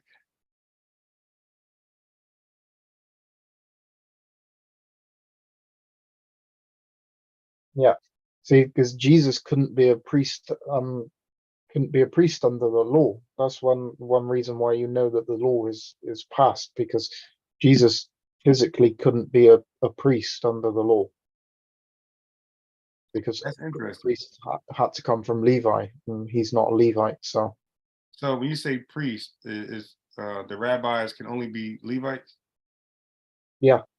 So, these Hebrew Israelites that they're teaching the Bible, that wouldn't be allowed in the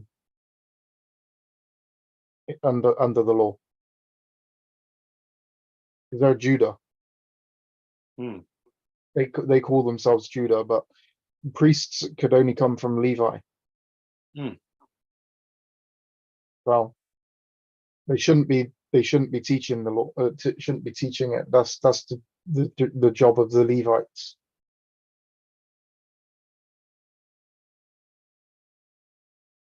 If you want for the high priest, they had to be a Levite, but they had to come directly from the line of Aaron to be a high priest.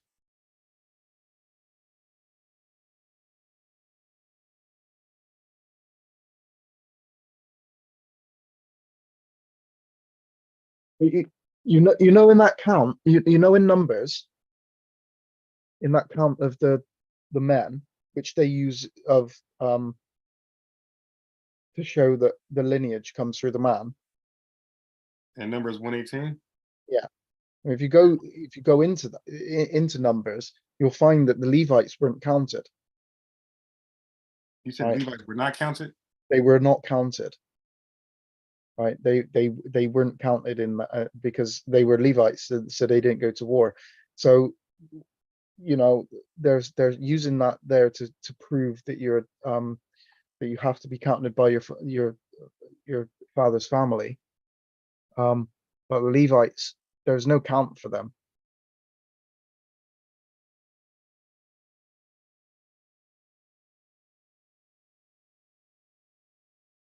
No women and no children were counted. Only up to the age of 20. Yeah.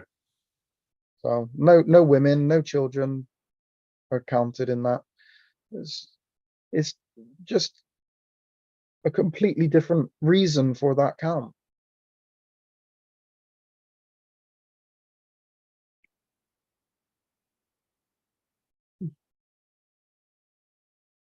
All right. So this is gonna be funny.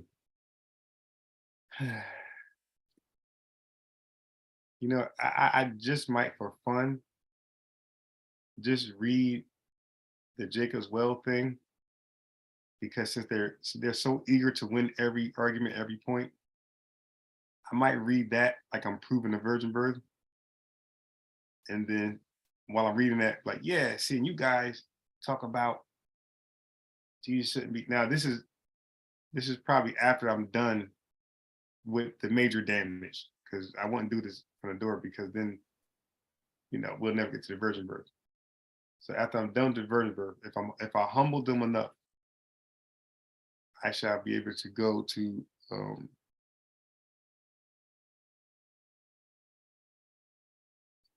Jacob's well, just to have more fun. Okay, so where's my Jacob well? Okay, so here it is right here, my Jacob Wells. Yep, this is it. Okay, so let me get rid of that. Oh, let me put this there. Second Kings 17.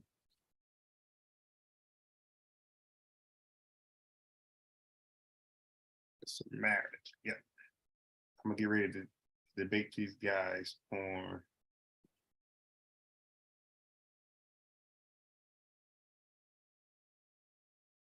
that bid was interesting. That's gonna be funny. Yeah, well for us where I live at, it's only 10:40, but it seems like it's so much. I swear I thought I was gonna see 2 a.m. on my clock. It's only Well, 10. it's now 3:42 in the morning here. Man. Yes. But I'm likely to just like drop off at any point. So. All right. Or if I do just like disappear, I've gone to sleep, because it's nearly 4 o'clock in the morning. So. All right, so now a comment. This guy said, he replied to Troy Roach from Captain Zaryak Debate with Me. He said, no, it's there to manipulate the readers to impose an unnatural thought, these dumb guys. He said, if he was made under law, that means mom and dad were both the same tribe. Oh, wait. You heard what he said? Wait a minute. I wonder if that's their, wait. Now I got to go back and listen to their dumbass explanation, made under law. Because this guy just said, made under law means that mom and dad were from the same tribe. Is it? Wait a minute. Hebrew Israelite said that. Yeah. So if that's the law, if that's a Hebrew Israelite, he's just cut himself. Right. Then that means Mary's the tribe of Judah. It has to be. There would be no other. That's a Hebrew Israelite that said that. His name is Mr. Gibson. I'm not sure what the hell he is, but he has to be, because he's defending Captain Zaryak.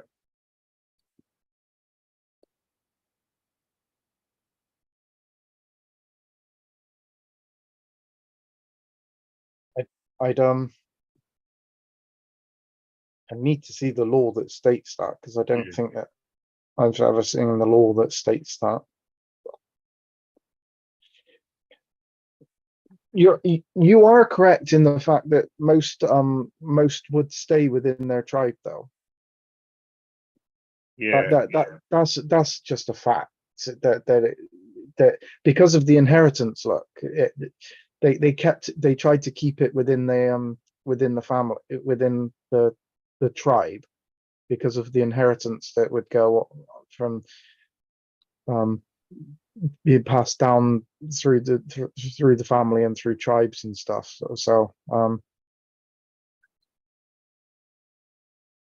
But yeah, that's an interesting comment. Yeah, so I had to butter him up. I had to pump him up. Yeah, that makes more sense than what the captain said. Hey, would you mind coming on my platform? Let's discuss it like brothers, no debates. Oh, hey, because we're gonna open up just with that. If he takes that olive branch, I'm gonna be like, bro, you said the law says they gotta be from the same tribe. Okay, so Jesus' dad was Joseph, right? And he was from what tribe? Judah. And he married who? Mary. What tribe is she from? Then what tribe is she from? No, I'm gonna say what tribe. Don't say then, because he gonna know. He gonna get it. I'm gonna say what tribe is she from? Judah. Like, yeah, exactly. That's what I told Captain. He didn't accept it. So you accept Mary and Jesus and Joseph are all from the same tribe, right? And then he's done, because now he accepted the same position as the other Israelites. And he might be one of those other Israelites that accept Mary as a tribe of Judah. That's why he said that. So he might be one of those Israelites that say, I don't want them. I want the Israelites that says Mary is not from the tribe of Judah.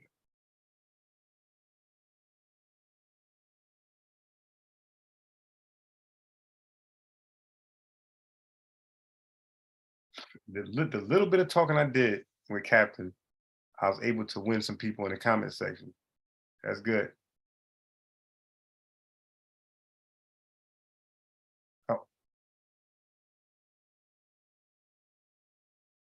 So here's the chat. Okay, so let me go back to this.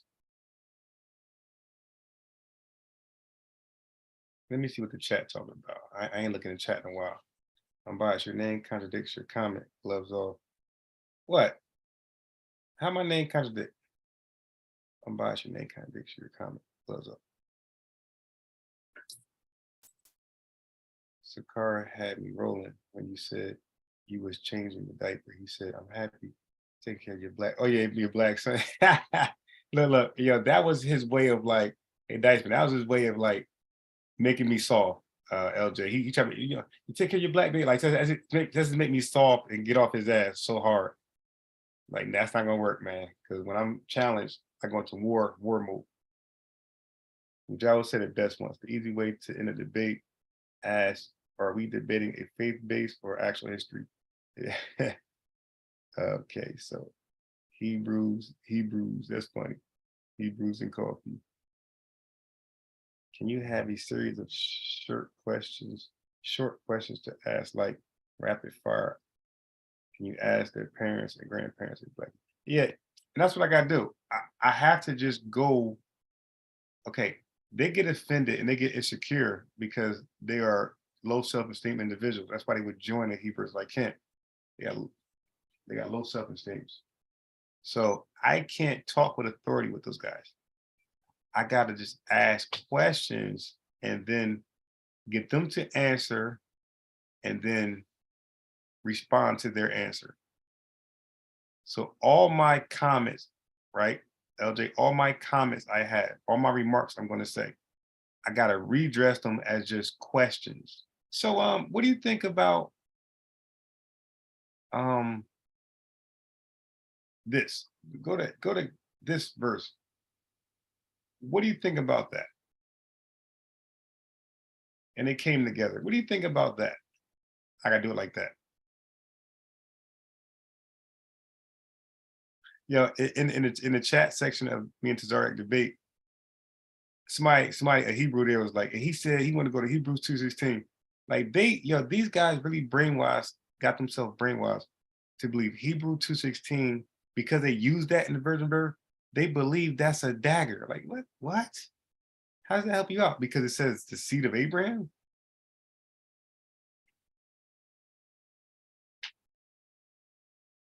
Interesting. God body, he switched up when they was finna kill him. Captain Zarya is scattered in the four corners of the world. That like the white man thing. Can y'all be more specific so my brain don't get on terminator mode? Y'all guys are funny. All right, so let me go to this real fast. Hoping that guy right there responds before 11 o'clock.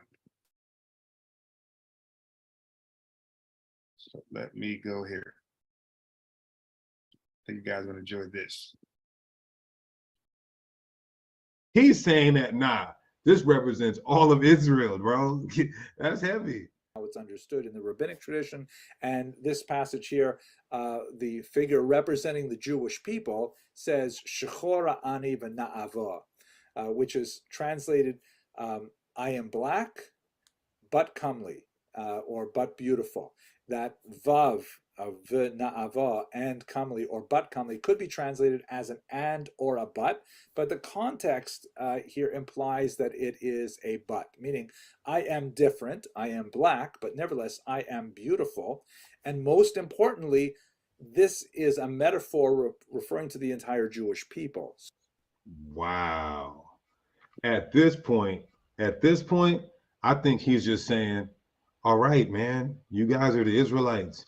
I'm about to he's telling his whole Ashkenazi Jewish community that we are the Israelites, and they started off as people of color, black to brown, and he's saying, all right, I'm gonna come out here, I'm gonna profess that you guys are the Israelites, so you guys can leave us alone, but I also gotta save my ass. So I got to kind of explain how some black Israelites moved to Germany and started mixing and turned white and made us. I see exactly the play that he's doing here. Yeah, you guys are the Israelites, all right? Yeah, I'm finna come out and tell everybody, but damn it, can you just stay off my ass because I'm doing this for you guys? Nah, this ain't good enough. You got to restore the pledge. We on your ass, Mr. Postman. So it's hard to be any more inside than that, despite the difference in skin color. So that's to summarize what we know. Hold on, we got a Jewish person in the chat right now. Jonathan Caslow. Jonathan Caslow, do you disagree with Dr. Henry, yes or no? And don't make me bring you on here and slide your little ugly ass up. The water too to all the super chatters, greatly appreciate you. Do you disagree with Dr. Henry, Jonathan? I don't want to go in here and slide your little ugly ass up. Where you at?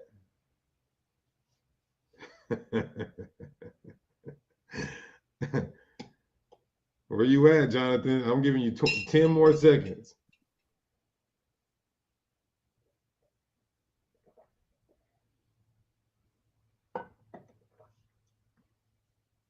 I know he heard me.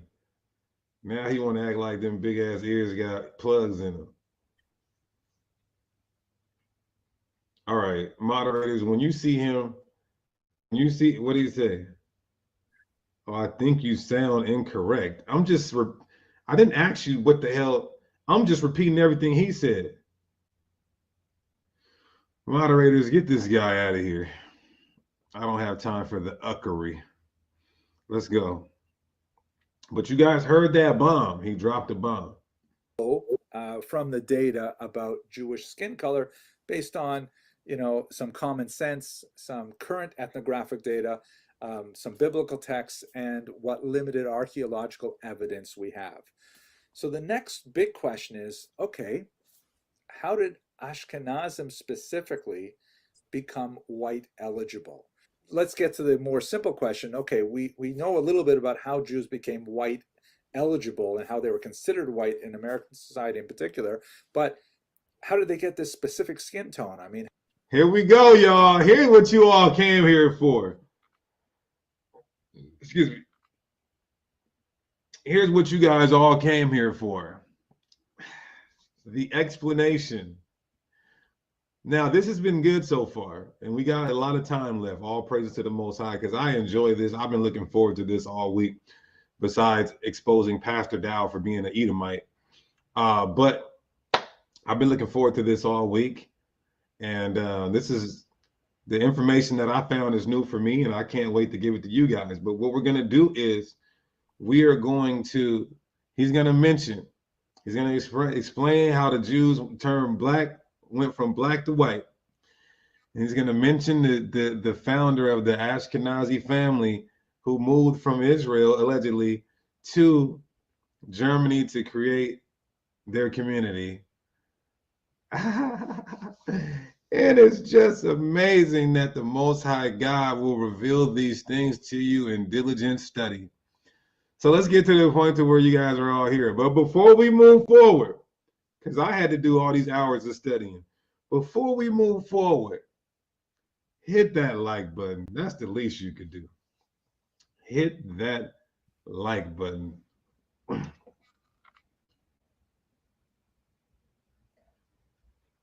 Before I give you guys this gold, hit the like button. All praises. Let's go.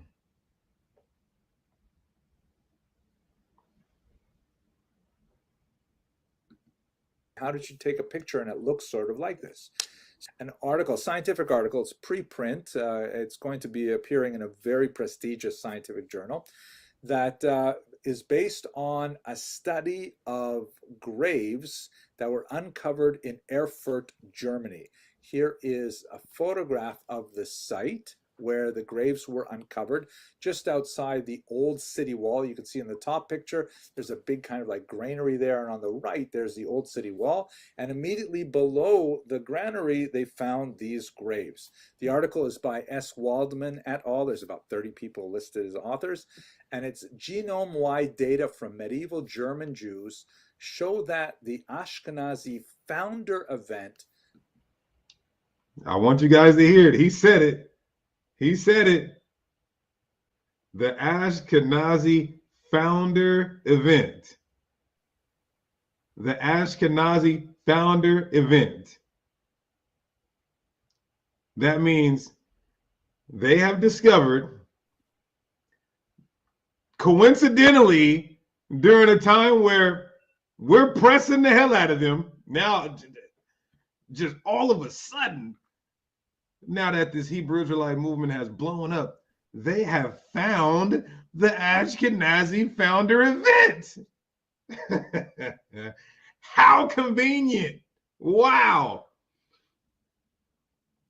All right, so let's keep going. Predated the 14th century. I'm going to unpack this very important title for you. But basically what they did was, you know, here is a rare moment where you have an opportunity to study the DNA of individuals at a specific moment in time, and look at the unfolding of the genetic history of a people. And that's exactly what they did. They did so with great respect. S. Waldman and others are at Hebrew University. Many of them are at respected institutions, but they went to halachic authorities to ask, like, how are we allowed to study these bones? Because we have lots of questions that we can ask these bones, but you know, there's a lot of halachic ramifications around disturbing. Can I tell you guys something real quick? I want to tell you guys something real quick, right? Just real quick. This history, like I said, this, if you look at the comments of this video, of his video, everybody's like, this is your best work. This is your best work. For face value, service level, it sounds really good. Matter of fact, I'll share you guys something, right? I ain't gonna say no names, but in Sakari, we do some. We'll call each other, and I'll say, you know, okay, play a Jewish person, and or somebody will call me and say, okay, Deacon, play a Christian. I want to see if this works. I want to see if this angle works. I ain't gonna say who, but I called. I'll just say now. I want to say I don't want to say who, but I called one of the brothers with this information that he's about to present. And I ain't gonna lie, I destroyed the brother, man. I destroyed the brother with this information that he's about to present. Because like I said, it sounds good when you first hear it. Now, if you have time to prepare and study it and fact check it, then you know it's easily debunkable. But when you first hear it, man, that shit sound good. I ain't gonna lie to you, game. Well, let's go. Graves at all. So they received permission to study the teeth that were already dislodged from the skulls of their owners. Teeth in that matter are not considered part of a dead body. They aren't like intrinsic to it. They've already fallen off of the skull, so to speak. So they lovingly took these teeth and they analyzed DNA from there. They also did some fascinating things with analyzing the enamel of the teeth, and they were able to figure out some great things about their diet and the water supply and so on. But let's focus on the genetic material. The graveyard was dated fairly accurately to right about 1350. There was one person there who died from obvious violence of head trauma, but it does not appear that this was a graveyard that was, populated as a result. I want you guys to understand, because I know some of you guys are just like me. When the white man start talking, we zone out because we know they're telling lies. But to dispel a lie, you got to know their lie. I want you guys to listen closely. So again, he's talking about an event that happened 1300 AD. That's about 700 years ago. They found the Ashkenazi founder event, a grave site that shows which family basically came from Israel, black, got there and started mixing with the white Germans, and then created, the white Jewish community known as Ashkenazi. So that's where we're at right now. Let's listen close because we got to debunk this. Of an uprising connected. Now you could say this though, Salakia, y'all. I know I'm cutting in, but you could say, Deacon, to hell with that, man. All I'm gonna say is it don't make no sense. That's not scholarship though. That's not scholarship, and that's not being thorough. I mean, we could all laugh and say, how did a one family of black people get to Europe and procreate with all them white people and then create the Ashkenazi Jews? That just sounds funny, man. That sounds unreal. We can say that, but that's what little kids would do. We got to debunk these guys thoroughly and scholastically. Because guess what? If you try to say, oh, he said only one family, it was just one family. You know what they're going to say to you? Well, we went into Egypt 70 souls and came out millions. So I know we think it's funny and laughable, but they could have an answer. Remember, an organized lie always beats a disorganized truth. So really, though we do make good points. Those are good points. Like it is laughable that a family of black people went up there and then they all turned white when you're only an Israelite by your father. And then you guys say you're only an Israelite by your mother. So how could it be? Just don't make sense, really, biologically. But there's a key thing that he's going to say. There's a key thing with the history that blows this case wide open. And we're going to give it to y'all. With the Black Death, it was probably just a normal graveyard. And there were some people who, like this one individual of the 33 there, who did die as a result of violence, but most apparently died normal deaths. So what did they learn from these teeth and the DNA? Basically, they were able to date the founder event. I'll explain what that means. And let me move out the way here so you guys can see this. There we go. I'm finna put myself in the back, but you guys will hear me. So you guys can see this. Here's the founder event, and this is a genetic bottleneck. You guys are going to understand. You guys are going to learn today. This is a collegiate level right here. You guys are going to learn what a genetic bottleneck is today and the founder event. You'll learn this language because just like he's preparing, the video he did is pushing 100,000 views. And this is just from a week ago or two. And so he's preparing all the Ashkenazi community to be able to defend themselves, which is why that's what we're doing here at the Sakari. We specialize in Hebrew apologetics. So let's go. And it has huge implications for our question of Jews and color. So have a look at this diagram here, which shows a genetic bottleneck. The bottom end is earlier in time, and the top end is contemporary period. So here at the bottom, you've got Jews in ancient Israel, right? Jews living in the land of Israel for millennia. And then they have and at the very top, this is modern Ashkenazi Jews. Me, and I assume a lot of people on this call. In the ancient period, you've got lots of people mixing in with the small original Jewish community that's associated with Abraham. You have people like the Bible refers to Ruth, who comes from the land of Moab. Now, I want you guys to see, he's saying,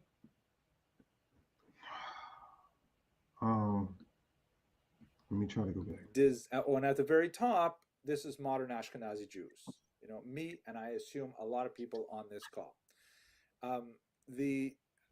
in the ancient period, you've got lots of people mixing in with the small original Jewish community that. You guys hear that? This is what you call a narrative. Man, I'm telling you, the devil is good. The devil is good. He's been doing this for thousands of years. Satan. He's already trying to push the narrative that when we were in Israel before 70 AD, we were just a small group. Why is he pushing this narrative? Because he's going to say a later small group around 800 BC moved to Europe. But how, when it says we will be like the sand of the sea? Just peep the technique in the narrative. Let's keep going. It's associated with Abraham. You know, you have people like the Bible refers to Ruth, who comes from the land of Moab, and other historical sources have people like Antipater, who came from Idumea. You have Helena of Adiambene. These are just like famous, well-known people. But obviously, there are thousands of just neighboring peoples who end up marrying in this small group that trace their lineage back to the Exodus and beyond. You see that? So he's already trying to paint a narrative that the Israelites are just a small group of people on the earth. But we would be as the sand of the sea. And he's also doing that because Caucasians do not procreate at the rate we do. And the Bible says the true Israelites will be procreating at a rapid rate. That's just a fact. Let's keep going, though. It's about to get bad. So they're living in the land of Israel, slowly incorporating other peoples in their genetic stock. And then you have two disastrous wars with Rome. The Great War of 66 through 74, which resulted. Hey, family, that is the very reason why I can't be a Hebrew Israelite. I'm not going to sit here and waste my life trying to convince the world that these Ashkenazi Jews are fake and I'm the real one. Okay, that's a stressful mission. Because again, most of the world accepts the Middle Eastern region as being Jews, Sephardic Jews, Mizrahi Jews, and Ashkenazi Jews as actual Jewish people, a Jewish community. Black Americans are not in that equation at all, but we're gonna waste time. There's so much stuff we need to do, STEM, all types of financial information we need, but we're gonna waste time teaching, trying to convince the world that we are the true Jews. And their whole mission, the Israelite whole mission itself is ass backwards and not biblical. And I will explain a little later. In the destruction of the temple and a massive number of Jewish slaves shipped off to Rome. Josephus, who was our primary source for this period, he often exaggerates numbers, but many historians think he's probably pretty accurate in this period. He writes about 97,000 Jews being shipped off into slavery. And then 60 years later, you have another revolt, the Bar Kokhba rebellion, and in 130. Let me just say this for this brother in the chat. Ruth, the Bible says Ruth is a Moabite. Okay? I don't even know why that's even brother, why are you harping on Ruth mixing in with Israel? There's still, like, the Israelites were mixing with other nations, even when we weren't supposed to. That's not even a big deal. You're missing the whole point. But let's keep going. So basically, he's going to prove how allegedly he's attempting to prove with history before he gets into the science, and that's when I'm gonna get the chat involved. I'm gonna ask you guys some questions. He's trying to go through the history to prove how Black Jews got to Europe, and so far he's only provided one source, and that's Josephus, which I don't really care too much for Josephus. There's a lot of historical inaccuracies in Josephus, but let's give it to him because he's about to say something. Remember, it's so hard to keep up with a lie because you got to tell another lie to cover up that lie, to cover up that lie, to cover up that lie. So his mouth is about to condemn him. So let's just give them that Josephus source. Let's keep going. 45, the land is once again, denuded of people, particularly in Judea itself, and Jews are shipped off to Rome for the slave markets, or also in Asia Minor and other places. So you've got now a big population of Jews living in Rome. And by the way, there was a population of Jews living in Rome that predated the war. There's references to it in a lot of the rabbinic literature that goes back well into the 1st century before the Common Era, even some scattered references for the 2nd century before the Common Era, when Judah Maccabee first made a pact with the Romans. And we have corresponding evidence from Cicero and various other Roman authors. So now we've got a big population in Rome of Jews, and they become free after some time, and they're significantly mixing, just like they were in Israel, with South Italians, and then later with North Italians. Well, you'd have to prove that, though. What source that shows, oh, they were freed, they went as slaves in Rome? Like I said, we can scrutinize all his points, but we're gonna give him this. We're gonna literally give it to him, The last thing I see was going. so that we can have the ultimate debunking source. But if I wanted to push back, I could say, well, what source says that we were freed out of Rome and then allowed to mix? Because the Bible says we would be going as slaves to all nations, not going to all nations to freely roam around society and mix with people. When you see a slave freely walking around society, just mixing with everybody they wanted to, roaming freely around society. But whatever, like I said, I could give pushback, but we're going to give it to him. He can have it. Sometimes you got to let a nigga get the first base, and you got to let a nigga get the second base. Just so when he tries to steal third, you strike it, you get his ass out of there. And then you have the founder event. And this is something which we actually have described in Jewish literary sources. All right, guys, here it is. Here it is. If you didn't write anything down during this, write this down.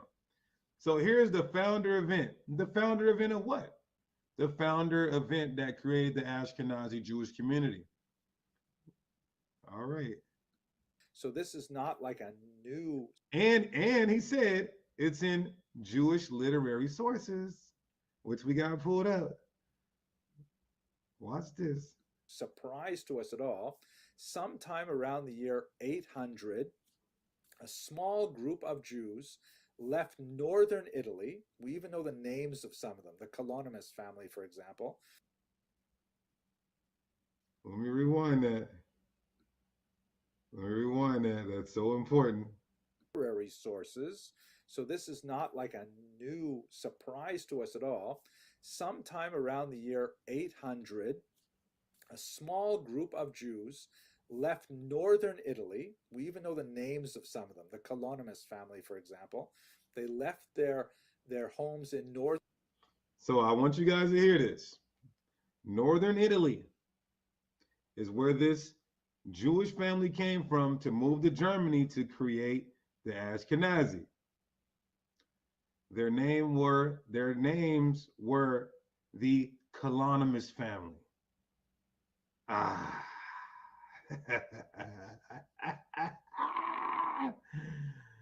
Oh, God is good. Now, it's in Jewish history. It's in history, secular history too, that the Colonimus family are the founders of Ashkenazi Jews, the Ashkenazi Jewish community. So, before we move on, he shouldn't have said that. I would have never known about the Colonimus family if you never said that. But when you try to cover up a lie with another lie, your own mouth condemns you. Let's pause this real quick. All right, let's look up the Colonimus family. Colonimus family. For one, everybody, this is a Greek name. This is a Greek name. This royal Jewish family, so deep and entrenched in Hebraic customs, right? With this Greek name. Okay. Now watch this. Kalonymus or Kalonymus is a prominent Jewish family who lived in Italy. Now I want to say this. I want you guys to listen close. Who lived in Italy. He just did the genetic bottleneck that tried to assert that the Kalonymus family came from Jerusalem. Hello? Yes, Tazarah. The Kalonymus family is the founder, allegedly, according to history and Jewish literary sources, they moved from Italy to Germany to create the Ashkenazi Jewish community, which is now 56% of all Jews worldwide. This is their founder. Now, oh, that was a nasty slip up. That was a nasty slip up. Now listen, the sources do not say that the family existed anywhere prior or outside of Rome or Italy.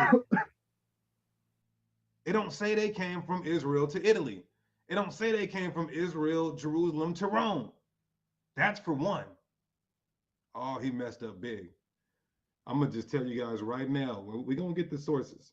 The Kalonymus family are actually Edomites from Italy.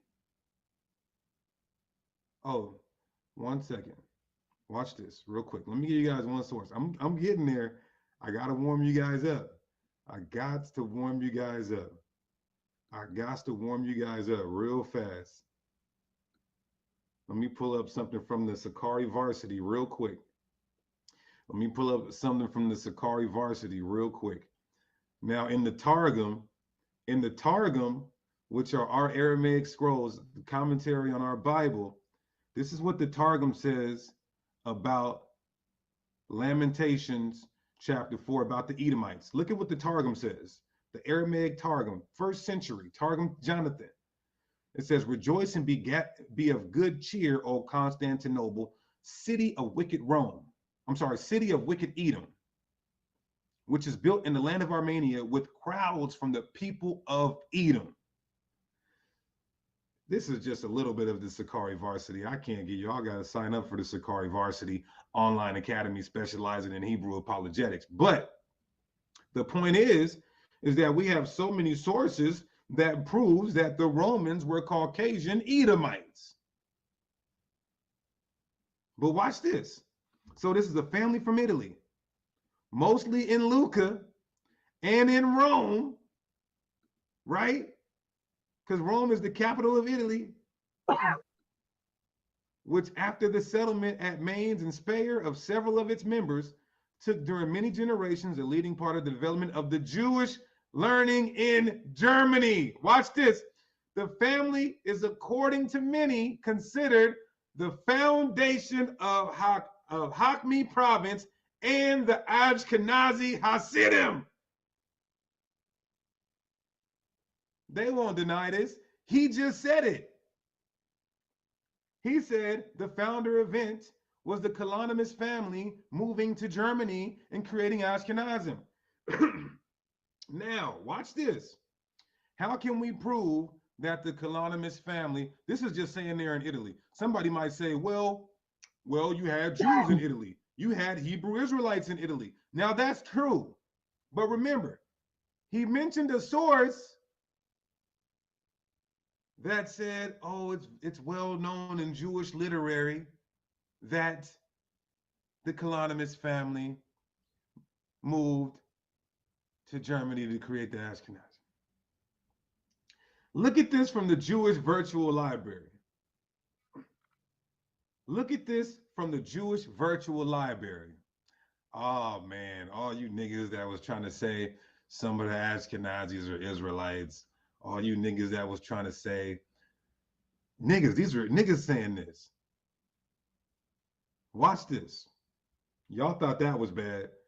I might close my laptop, knock my ring light down, and just go have some Chipotle after this. Watch this. Kalonymus from the Jewish Virtual Library, one of the most eminent Jewish families in Germany, which flourished the 9th to the 13th century, especially in the cities near Rhine. Among its members were numerous rabbis, preachers, poets, teachers, authors, moralists, and theologians, and the most prominent communal leaders of this period came from its ranks.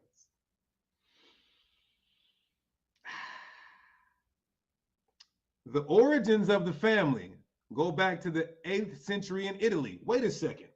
I thought, according to Dr. Henry Abramson in The Genetic Bottleneck, no, these aren't the Khazarians. These aren't the Khazarians. Don't get it messed up because you're going to get your head busted wide open. Did the Khazarians convert? Yes, but these are not the Khazarians. I don't want y'all to get your head bust. But it is a coincidence that the Khazarians converted in the 8th century, and then the Kalonymus family, who was already converted before the 8th century, dude ain't that moved dumb. to Germany and started converting them people as well. Know a little bit. Can you imagine that? Converts ain't that dumb, converting converts. Converts converting converts. Now watch this though. He's still deceptive. So the history does not suggest that they go back to Jerusalem like Dr. Henry said. I would love to debate him. Watch this. Although the name Kalonymus appears in Talmudic literature, the father of Onkelos, the great translator of the Bible, was, according to Ovadah Zarah 11a, called Kalonymus, and then in another source, he's called Kalonicus. I want you guys to remember that. Kalonymus and Kalonicus. This is the Kalonymus origin of surname. You can say it like this, Kalonymus. You can say it with a C. You can say with an O at the end, Klonimus, Kolonomus, and Kolonicus. Now watch this. So one of the oldest members of the Kalonymus family is Onkelos. And he's mentioned of in the Talmud, Ovadah Zarah 11a and Gittin 56b. Now watch what they say though, because they know they're in a body bag right now. It says, while Kalonymus is the name of many medieval families, Jewish families, its appearance did not always indicate a connection with the family described here. They're trying to cover their ass, but they can't, because this information on Onkelos matches the history of Italy and the scientific data. Now let's get the Talmud. Oh, DEF CON. DEF CON. Ovadah Zarah 11a. Onkelos Kalonymus. Onkelos Kalonymus.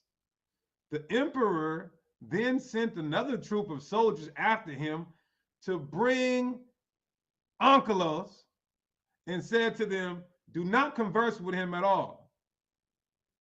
The troops followed with instructions and took Onkelos with them, right? Now watch this. Watch this.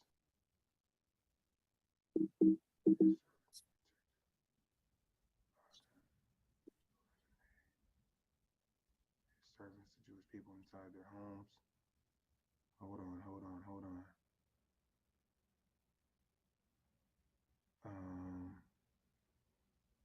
Not conversing. So, places him. What is this they said? Oh, they were walking up. What's that? What's say? Hold on. Where's it at? Okay, here we go. All right. Ovadah Zarah 11a at the very top. And what does it say? The Gemara mentions other Romans who converted to Judaism. Let me say that slowly. The Gemara which is a part of the Talmud, mentions other Romans. Remember, the Kalonymus family originated in Italy and Rome, its capital. Other Romans who converted to Judaism. It relates. Onkelos Bar Kalonymus converted to Judaism.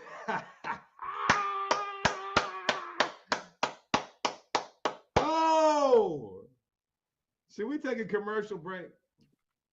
Nah, let's keep cooking. Let's keep cooking. Let's keep cooking. Let's keep cooking. Alkaline water.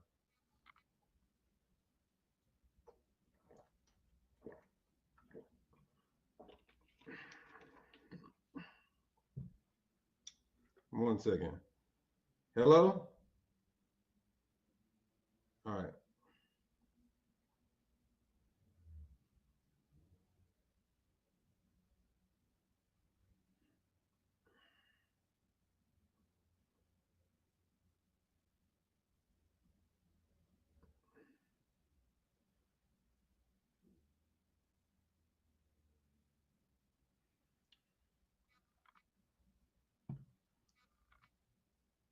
I'm gonna let that just sit there for a second.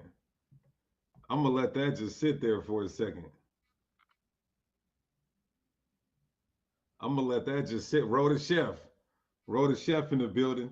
I'm gonna let that just sit there for a second. I'm Maccabees TV. Is that Zaquan? Is that my Zaquan Priest Daniela? We're gonna let that just sit there for a second. So remember, everybody, the founder event was the Kalonymus family moving from Italy in Rome to Germany to create the Ashkenazi Jews, who are 56% of the population of the Jews today. In their own sources, this is why we know how God is real. Our Heavenly Father is real. He's a living man.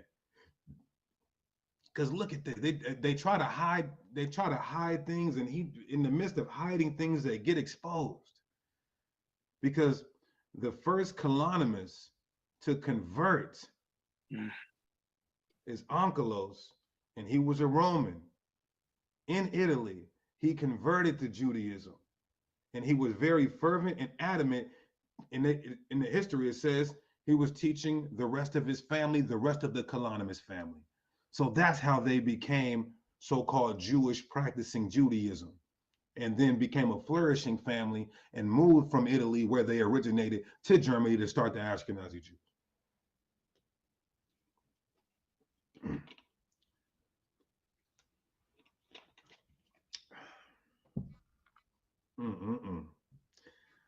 I see when this source came out, 100 people left. That must have been some Ashkenazi Jewish people in here. I see when this source came out, 100 people left. There must have been some Ashkenazi Jewish people up in here watching. Yeah, it's over. It's Overton. Now, let's get another source. From the Jewish Virtual Library. Why would you guys do this to yourself? Why would you cheddar Bob Rhoda Chef?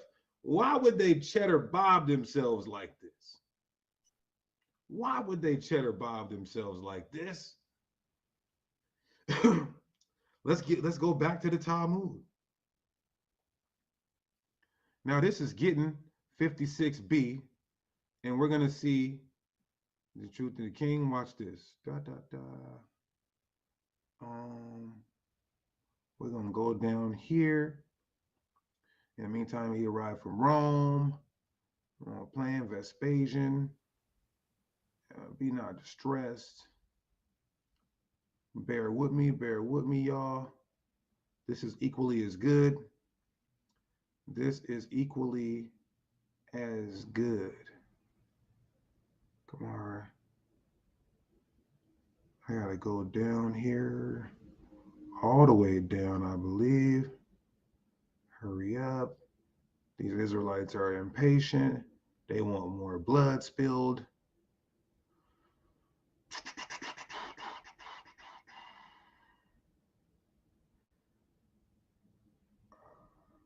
Okay, here we go.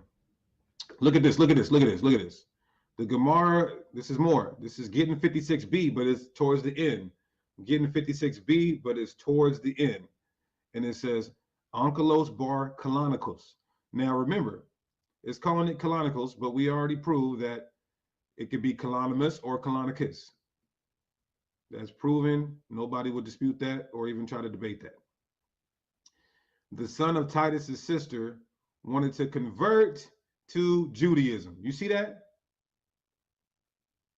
Onkelos bar Kalonimus or Kalonikos wanted to convert to Judaism. The Kalonimus family are converts.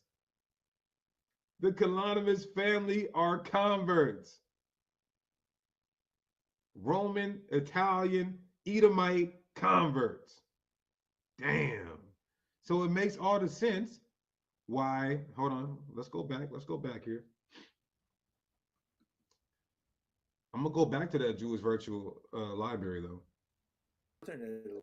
So it makes all the sense why you the Ashkenazi Jewish community look like that.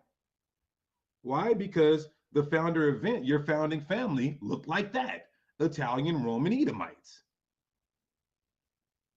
Makes perfect sense. All right, so now let's let it play some more. And then we got more heavy blows. And then later with North Italians. And then you have the founder event. And this is something which we actually have described in Jewish literary sources. So this is not like a new surprise to us at all. Sometime around the year 800, a small group of Jews left northern Italy. We even know the names of some of them, the Kalonimus family, for example. They left their homes in northern Italy and they made their way up to the Rhineland in contemporary Germany. Those people form the nucleus of Ashkenazi Jewry. This is attested not only in the literary record that we have of the origins of Ashkenazim, but we also have some interesting DNA evidence that predates this particular study from Erfurt that even shows that roughly half of Levites who come from Ashkenaz are descended from just 4 women. What is going on? Somebody said Esau is black. Let me put a link in the chat real quick. Let me put a link in the chat. If you believe that Esau is black and the white man is Japhet, come on here and get your issue real quick, fast, and in a hurry. Real quick, fast, and in a hurry. Everybody talking until I put the link in the chat. All right, what is his name? Ben Yehuda, you about to get drugged. Click the link. If not, you're out of here. Watch how fast this ends.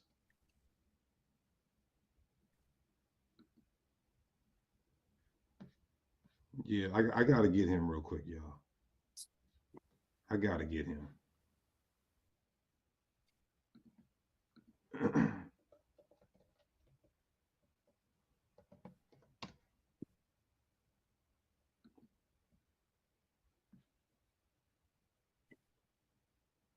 I got to get him.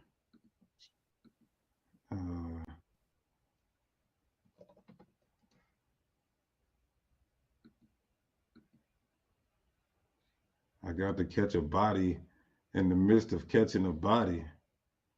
I got to catch a body in the midst of catching a body.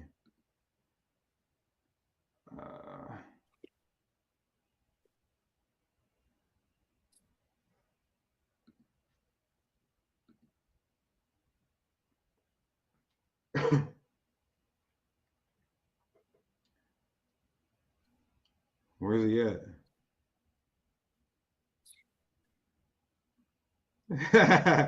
Somebody said vocab is a Kalonimus. Vocab might be a part of the Kalonimus family. Vocab might be a part of the Kalonimus family. Hello? I'm about to do it right now. All right. 1 second, y'all. Yeah, I don't see you. Where you at, brother? If you can't get on here, that's fine. Just don't type false doctrine in the chat. I mean, you could go start your own channel, and you could go teach that over there. He's gonna say Esau is a black man. That's so racist because God said he hates Esau. So I want you to go teach that God hates black people. God hates black people. and he said the Edomites are the most profane, the wicked of the earth. So some black people are the wicked of the earth. Some black people are the people that God hates. And it says our last captivity will be under the Edomites. So some niggas got us in slavery right now, or we got another slavery to come by some black people. Interesting. Okay, let's keep this going. Oh my God. That's assuming you believe the Jews are black, right? Dang. Yeah, I want this guy so bad, man. Presumably Italian women Real tough who when no marry opponent. Jewish men, and like Judaism is shadow boxing. matrilineal, so and these are going to Real be great in that the ring, no central opponent. representatives of. Punching up. You know what I mean? Did you guys hear that? How, Sway? He said their DNA goes back to 4 Italian women who married Jewish men, but I thought the mother had to be Jewish for you to be Jewish. How many lies can you tell in 3 minutes?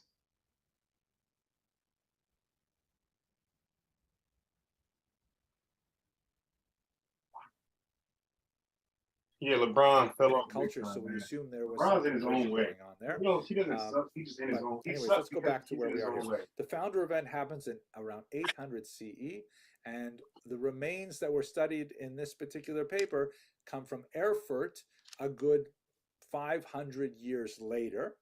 And by studying the DNA of these teeth, LeBron don't they're understand able that. to His style of draw basketball has- connections It's backwards gone. It that doesn't work in today's specifically NBA.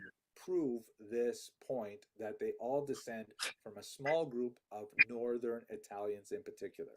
One thing that is not supported by the data, and I don't want to go down a rabbit hole here, but their anti-Semites in particular are very enamored with this thesis that Ashkenazi Jews have nothing to do with the Middle East at all, that they are actually a Central Asian people called the Khazars. We do know that there was some weird event that happened in the 8th century where some Khazars apparently converted to Judaism.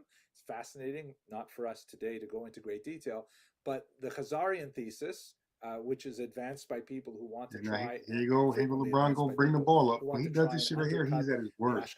I hate. And that's what I was saying. Let's not don't ever get it confused. He just turned the ball over. So he jumped to the lane Khazarians and nowhere to go. and Jumped in the air and turned the ball over. Was the same event. Now they might be the same LeBron's at his people, of worst when he course, brings the ball but up. that was not the same event. I just want to make that clear so you guys don't get caught up out there. Think about his Where are championship my days. moderators at? I'm about to. He didn't bring the ball up, Moderators. Kyrie. Y'all gotta do a He didn't bring better the ball job up at with looking Dwayne at Wade the and chat. Chalmers. Who needs to get blocked? Think Somebody about it. said, I'm about to take some LeBron roaches ever away. win a ring on a team where he actually brought the ball? Y'all niggas just sitting here eating popcorn, watching a movie, or watching YouTube. Man, I got him out. I got him. I had to do it. Anyway,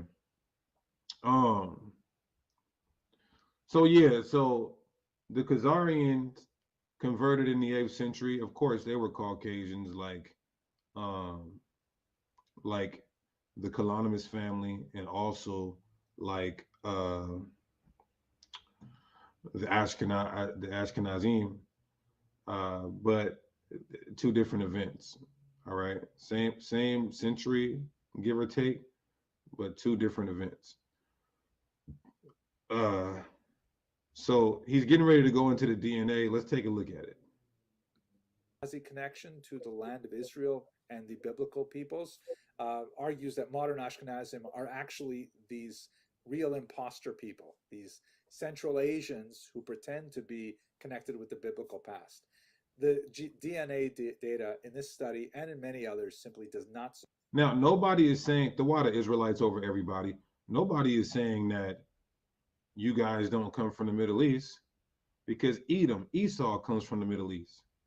So, hey. It's all doctrine. It's hilarious. We don't care about your DNA. Your DNA going back to the Middle East does not prove that Watch this. Listen. Support that at all, along with Should be linguistic decent data tonight. doesn't support it, and ethnographic data and historical records. Boy, Lonnie So Walker, it's he just one of does. those crazy flat Earth kind of theories. No 80. Bottom line, That's what it is. what exactly are the Ashkenazi Russell made of? Westbrook Have a got look his at this shit map good. here. This It's is Russell a Russell DNA Westbrook. mapping Is the reason why the Lakers. trajectory LeBron's of actually shooting good this game. migrations that was identified in a It's Russell fascinating Westbrook. earlier study by a man named Behar. Whoever put LeBron And stats in the chat. the I just Erfurt data remind him. But yeah, confirms this basic you model. didn't remind me. I That didn't know. big purple You just line put me on to the game represents was on. the huge my God. chunk of Lakers got Jews no leaving the goddamn land of reason Israel, for that. probably around the LeBron first and clown second ass century, just wants to. making their way What are you through doing, LeBron? Italy. There's a big Italian chunk in this story, and then up into the heartland of Germany, where they form the nucleus of the Ashkenazi community. And from there, And we just debunked that because he's a certain the DNA does not match that Oh shit, at all. that is funny.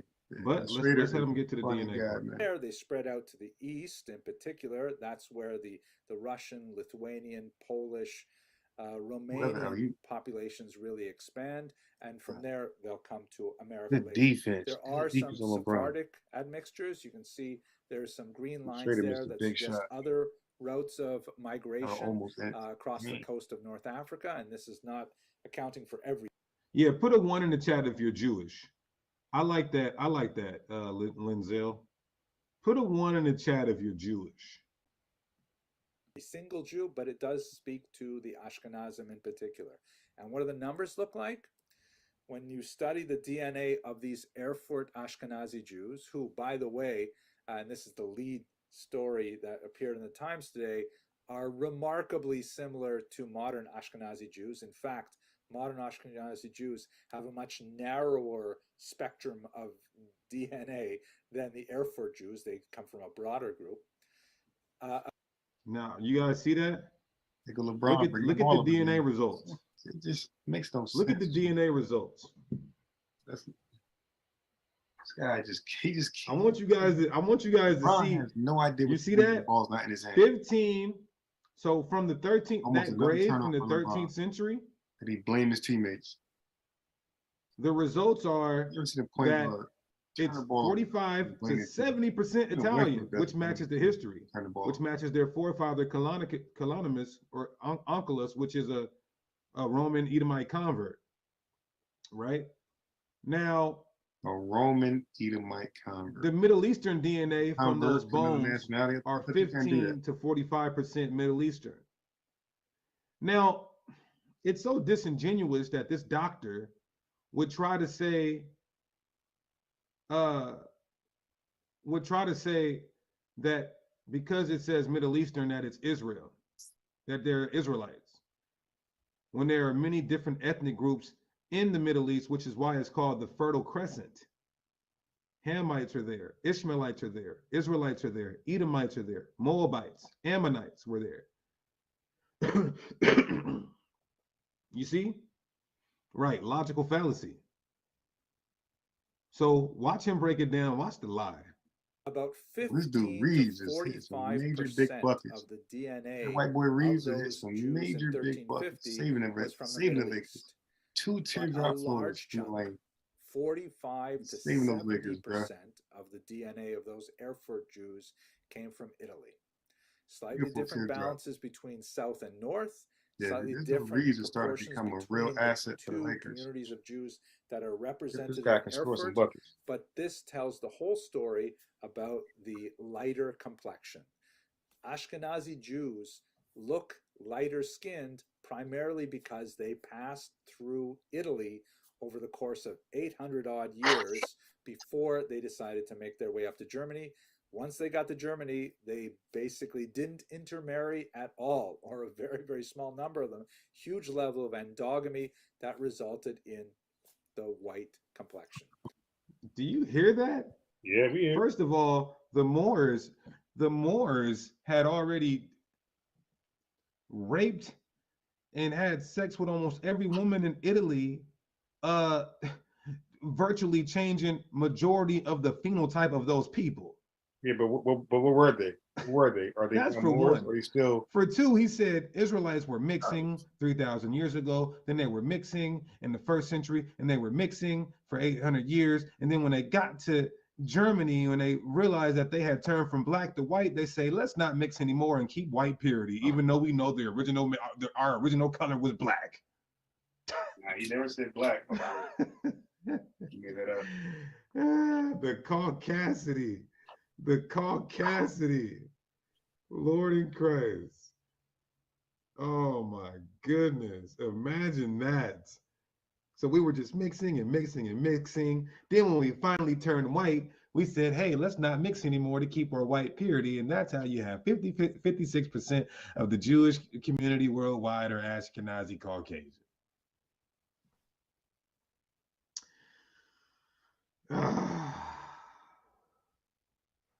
The caucasity, brother.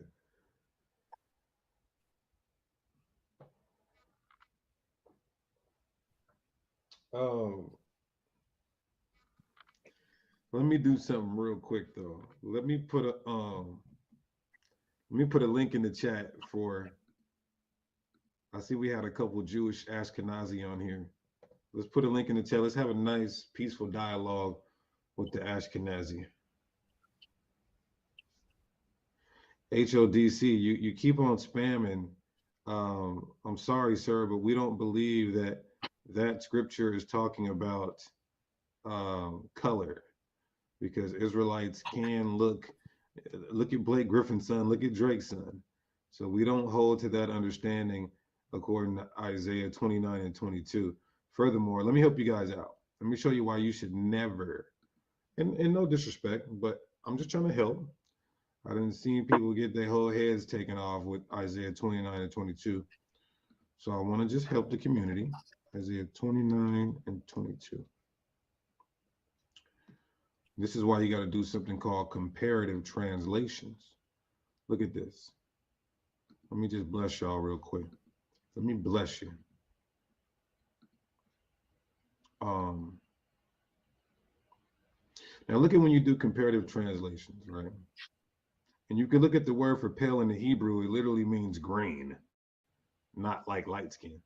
Now look at this. Look at this, Isaiah 29 and 22. But let's say people go here to say Israelites can't look light skin. They got to look like Bernie Mac, because some Negro onlys who are the most retarded, they use this verse.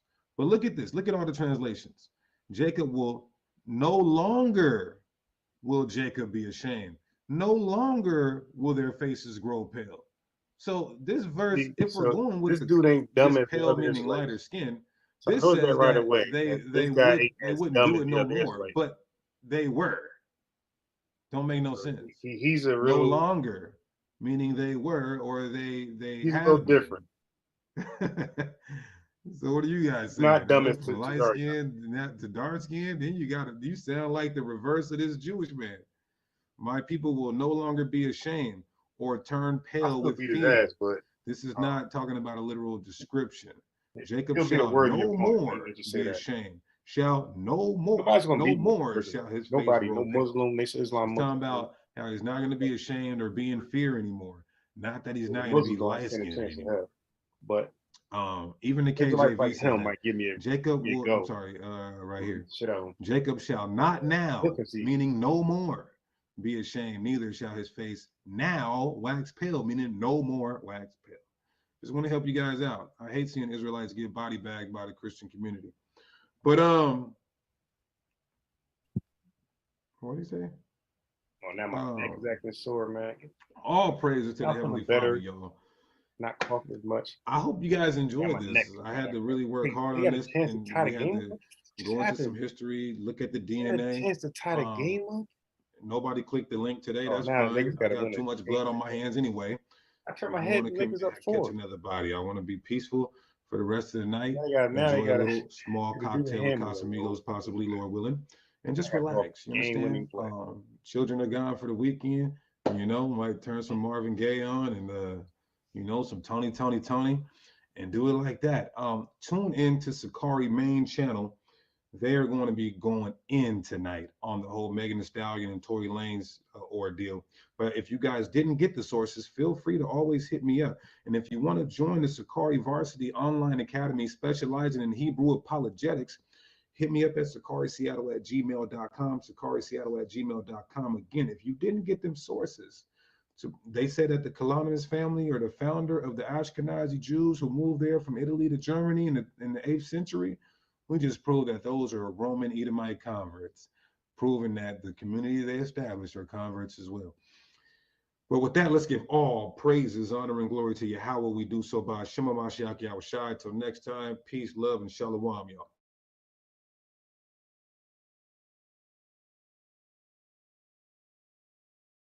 Okay.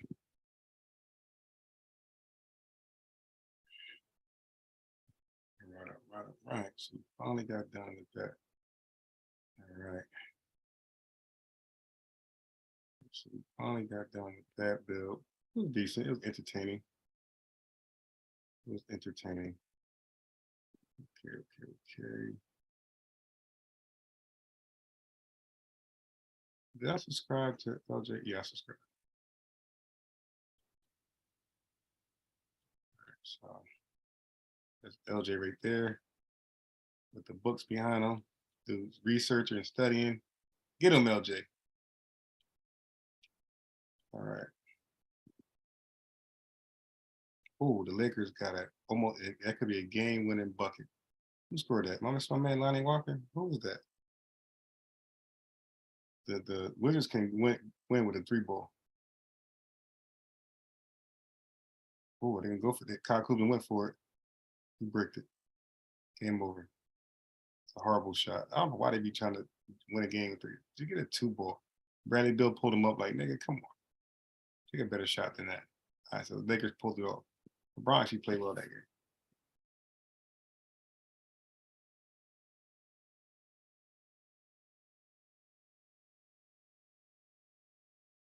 Okay. Let's go here real fast. It's really all about y'all because I'm going to share some really cool opportunities for you if you are a small business owner, if you are a Black business owner, if you are interested in STEM. Y'all, please grab a notepad and pen so you can take some notes on these opportunities because you are going to want to check them out. Now, if you know me, 2 things I love are being Black and being a woman. And I guess 3 things that I love is talking about money and just presenting opportunities to you guys. So when I started my business, I was very open about the fact that I had to go back in with my parents. I got something for you real quick. Because I didn't have a whole lot of money to be able to sustain a lifestyle and start. Let me pause that for you, Tone G. Take a look at this. So there's something called the Palestinian right of return. All right, and let me get this bar out my damn face to zoom meeting control. So it is the political position or principle that Palestinian refugees, both first-generation refugees and the descendants, have a right to return and a right to return to where? To return to where? So they believe the same shit that the Ashkenazi Jews believe, and a right to the property they themselves or their forebears left behind or were forced to leave in what is now Israel. So the Palestinians and the Israelis believe in the same shit. Okay, the violence of the conflict in the region, rich in sites of historic, cultural, and religious interests worldwide, has been the subject of numerous international conferences dealing with the historic rights, security issues, and human rights. Has been a factor hampering tourism in and general access to areas that are hotly contested. The majority of peace efforts have been centered around the 2-state solution, which involves the establishment of an independent Palestinian state alongside Israel. However, public support for a 2-state solution, which formerly enjoyed support from both Israeli Jews and Palestinians, has dwindled in recent years. With Israeli and Palestinian society, the conflict generates a wide variety of views and opinions. Since its inception, the conflict casualties have not been restricted to combatants, with a large number of civilian fatalities on both sides. The 2-state solution remains the most popular option among Israelis, although its popularity has greatly fluctuated over the previous 3 decades. Israeli Jews are divided along ideological lines, and many favor maintaining the status quo. Most Palestinians reject both two-state and one-state solutions as so Tone G, the Palestinians saying, no, that's just our land, fuck everybody else, that's our shit. Many believe that the two-state solution is no longer practical. Most Palestinians support armed attacks against Israelis within Israel as a means of ending the occupation. I don't know if that's true. I mean, sounds a little one-sided here. Mutual distrust and significant disagreements are deep over basic issues, as is the reciprocal skepticism about the other side's commitment to upholding obligations and an eventual bilateral agreement. Since 2006, the Palestinian side has been fractured by conflict between Fatah, the traditionally dominant party, and its later electoral challenger, Hamas, a militant Islamist group that gained control on Gaza. Attempts to remedy this have been repeated and continuing. Since 2019, the Israeli side has also been experiencing political upheaval, with 4 inconclusive legislative elections having been held over a span of 2 years. The latest round of peace negotiations began in July 2013, but were suspended in 2014. Since 2006, Hamas and Israel have fought 4 wars, most recently in 2000. They still fighting. Yeah, so nothing I've read here, nothing here is crazy. The 2 parties that were engaged in indirect resolution of the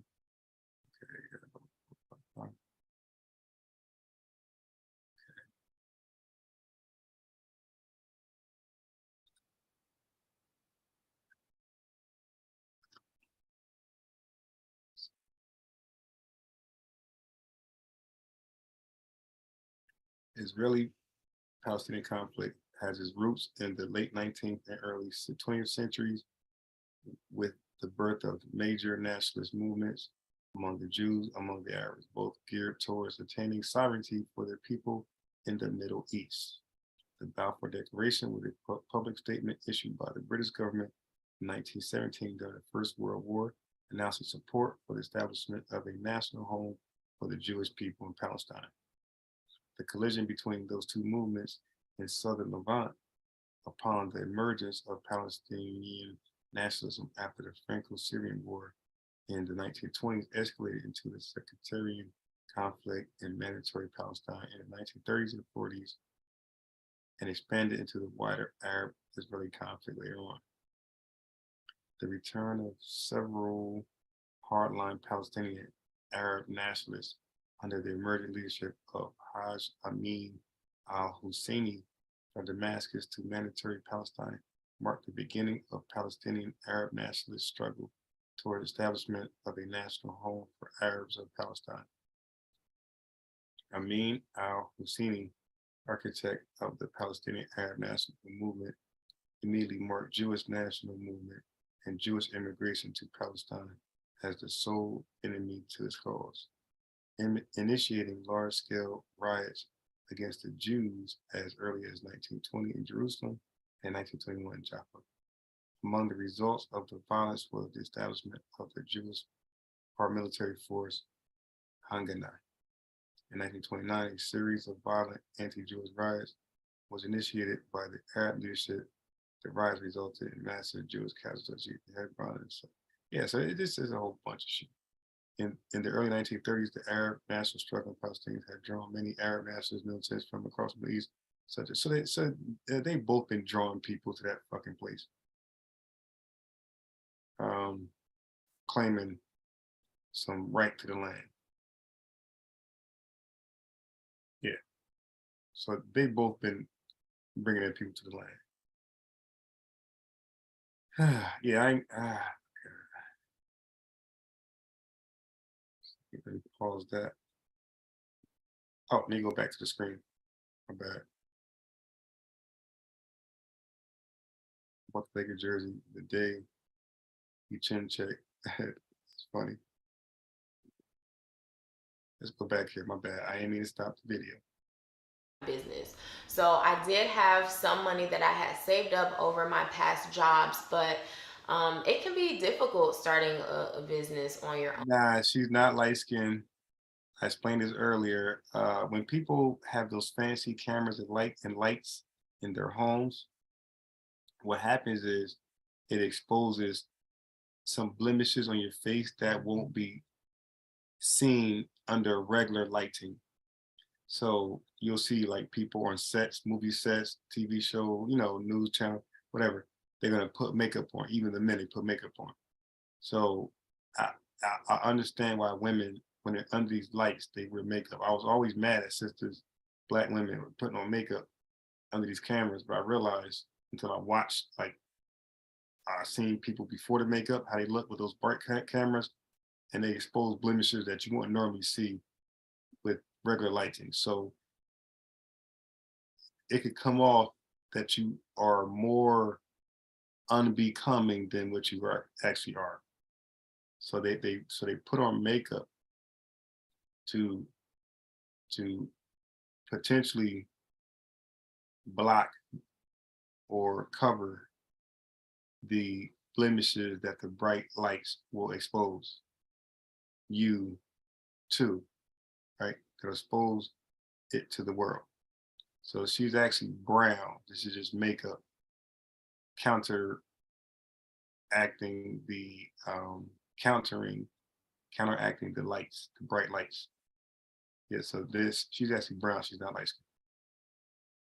Because if you don't have the proper resources or the finances or the financial support to start a business, it is difficult. And it is very understood that Black. Yeah, Tone,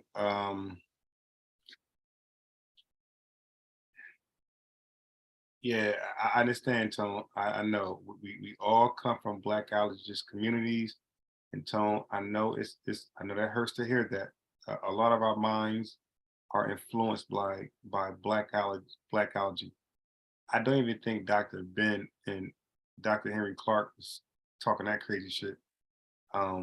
So I wouldn't even count them in like the Blackologist movement, like that, not like that. Even though Dr. Ben was pro Egypt being Black, I still wouldn't put them in the category as Blackologists.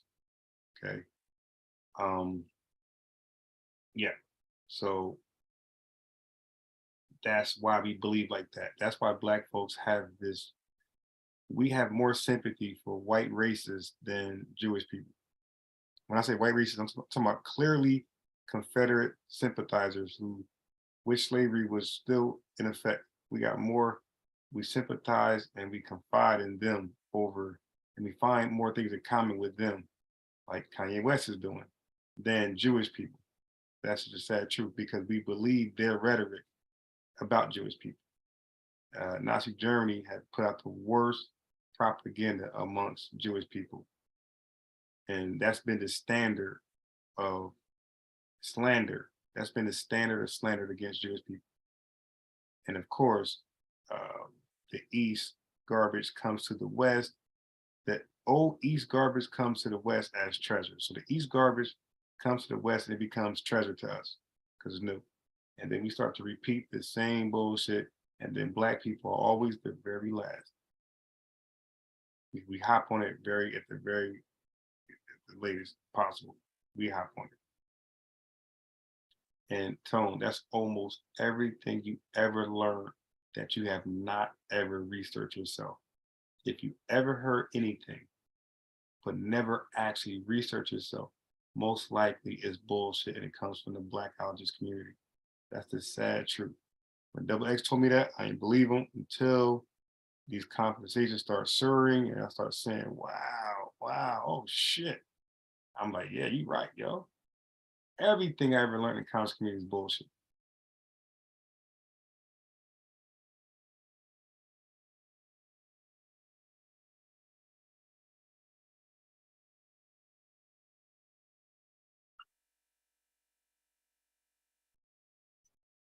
Are disproportionately affected by this racial wealth gap. So if you're not familiar with what racial wealth and opportunity gaps are. Basically, it is a gap between how much the net income or wealth someone owns in one race versus another. So according to Survey of Consumer Finances, the median Black family's wealth is $24,100, while the median white family's wealth is $189,100. That's insane. That is literally insane. And that is a problem that is going to take a lot of people to solve. These racial wealth and opportunity gaps are nothing new, you guys. And you may be hearing more about it now, but they have been around for generations and generations and generations. And I think it's great that now there are businesses like MasterCard. Yeah, remember the dude Deacon I just played from Zakari?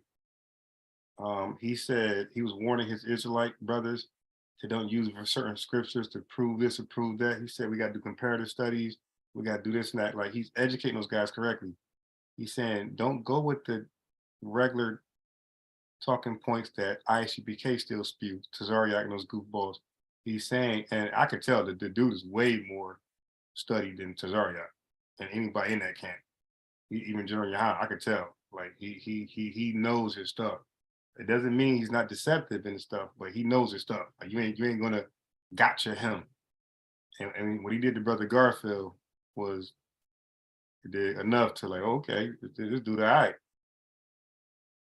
This guy ain't so bad after all. You dig? So now you gotta take him serious. So, but anyway, what he was saying was, he was telling his Hebrews, like brothers and sisters, like, nah, that's not how we study. Like, don't be lazy. He said, just the Jew made a claim. You can't just say, oh man, that don't make sense. He said, no, don't do that. He said, this is scholarship. You dig? So I like the advice. I like the direction. He made me like him off that one. He's redirecting, he's changing the face of how religious Black colleges study. There's no more, oh, you stupid, that's dumb, huh? Like how Tazariak did me. Oh, you stupid, yeah. And the dude was like, nah, that's not how we do it over here. We scholarship. We're gonna prove our points, our arguments. So same thing with us. He's telling them the old ways, everything you was learning before is bullshit. This is the new way we study. And I'm saying the same thing to conscious community. Everything you pretty much learn is bullshit. That's a hard reality to swallow. But we expect white people to swallow that when they hear how great America was and blah, blah, blah, blah, blah, land of the free. And then we tell them that's bullshit. And then we expect them to swallow it right away. But we can't swallow our bullshit right away. So look, we gotta be realistic and we gotta be fair to ourselves and other people. It's gonna be a process, but just keep that in mind. Who are making this a priority to help close this wealth gap, especially for Black business owners who are not always provided these resources from our direct line of support. Our parents may not have $189,000 worth of wealth to help invest in a business for us to start. And they're not to blame for that, but it's just something that as a whole, as a country, as a community, we have to come together and figure out how we're going to contribute to closing this gap. Now, let me tell you, MasterCard, first of all, I didn't even know that MasterCard had this type of initiative going. This is incredible. MasterCard is investing $500 million in Black businesses through 2025. Yes. What happened? What stupid niggas don't know that you complain, say white man's the devil? What happened? Going. This is incredible. MasterCard is investing $500 million in Black businesses through 2025. Yes, y'all. $500 million. That is so incredible. And it really makes me so happy to hear that companies are really trying to do their part in closing these gaps and really providing resources to talented entrepreneurs who simply may just not have the financial support, the products, the services, the technology to be able to fuel their dreams. And sometimes these kind of opportunities can be just what you need to keep you I've been on motivate live you to so keep long. I've been going. on live so I can long. speak That from shit just might cut experience off. that starting a business is hard. It is not the easiest thing to do, not just financially, but mentally. I've been on You live know, when you before football start, you started. don't always have the I've been on moral live support from before the people football. around I just you. realized I've been And on I live have, before you know, been so football grateful started. to have The taken first game. initiative to apply for So different if the live cut off opportunities and to automatically, really put I'm gonna myself go out live there again because I'm gonna and stay to until about find these types 1:30. of things. And so this is a no-brainer. Another When hour and a MasterCard half. I'm reached gonna stay out, on. it So if just the makes Zoom sense shit, the because live shit it cut takes off all of us working unabrupt, together to really if it cut help off abruptly, everyone reach their just fullest look potential. out for the new MasterCard is working to bring notification 1 that we billion go live people again. into the digital economy by 2025, including 50 million small businesses with support for 25 million women entrepreneurs. And they are working with the powerhouses, the government, philanthropies, corporations to really help digitize access to these vital services across the globe. I'm just really thankful for companies like MasterCard who are looking to level the playing field to create access for people like me, because really, like, I'm talking to myself with this stuff because, you know, as a small woman, Black owned business, I feel like I kind of have multiple checks that are against me. But for me, it's also my responsibility to go out and find these opportunities, and now to present these opportunities to you guys so that you can take advantage of them. So I want you to take advantage in their mind. this opportunity of these Oh my God, opportunities that GMS, MasterCard provides, because they London. have several initiatives. This is why it's so important, and this is why I will always bring. Hold up, you guys gotta get a laugh right here. Look at this shit right here. To take vengeance against our people for how we oppressed them during the days of King David. Because it was King David that first put down the Edomites, man. These are London. Oh my God. Hey man, LJ, why don't you go holler at these guys and get them on the live?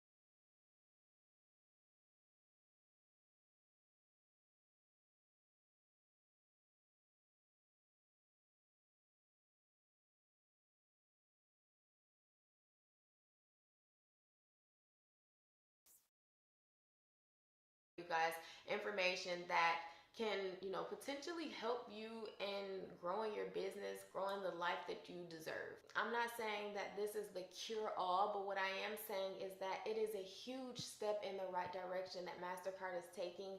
And honestly, you guys, it's gonna take more big businesses, more small businesses, more of everybody, Black, white, Asian, Latino, like, it's gonna take everyone in the world to contribute to closing these gaps for all of us.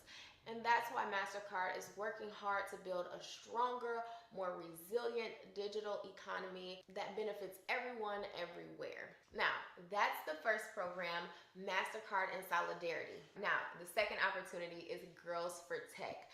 This is MasterCard's initiative for girls who are interested in tech.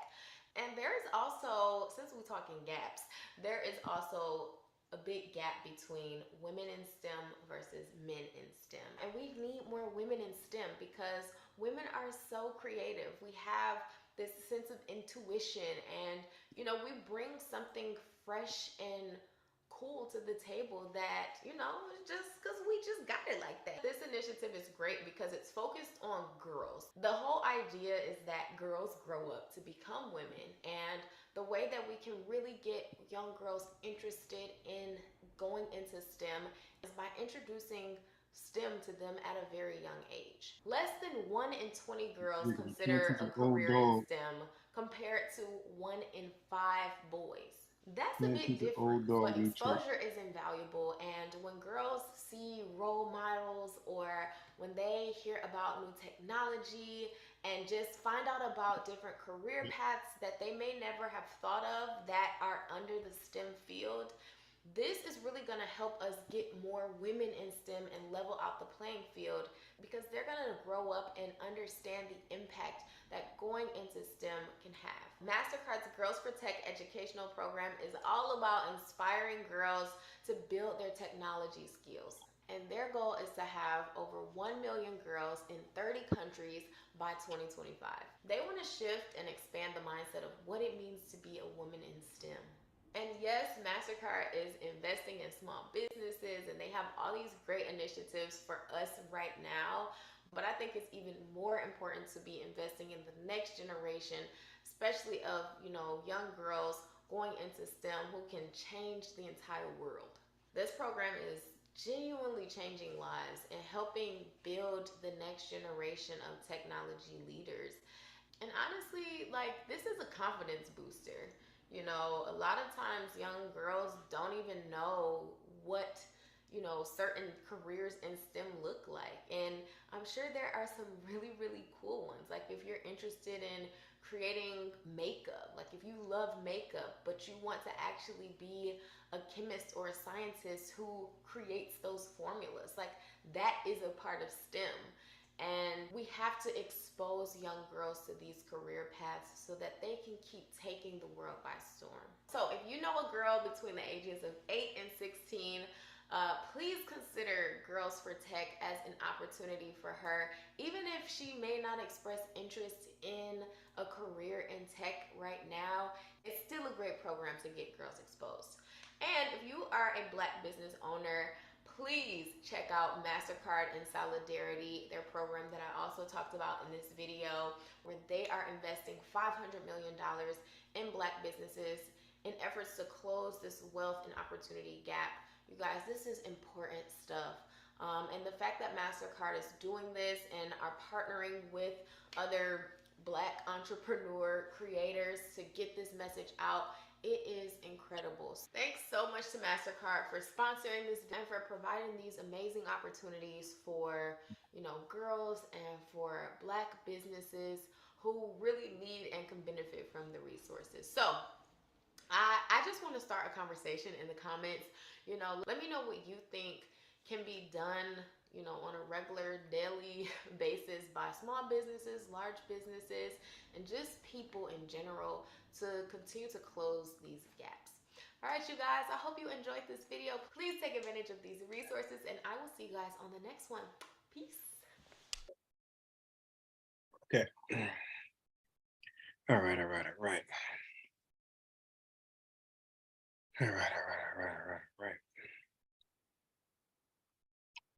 Fucking, I hate this damn Zoom control thing, man. One thing StreamYard got over this.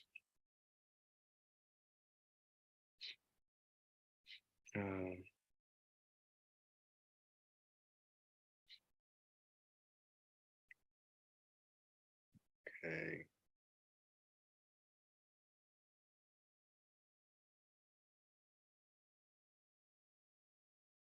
Let's see, what's new?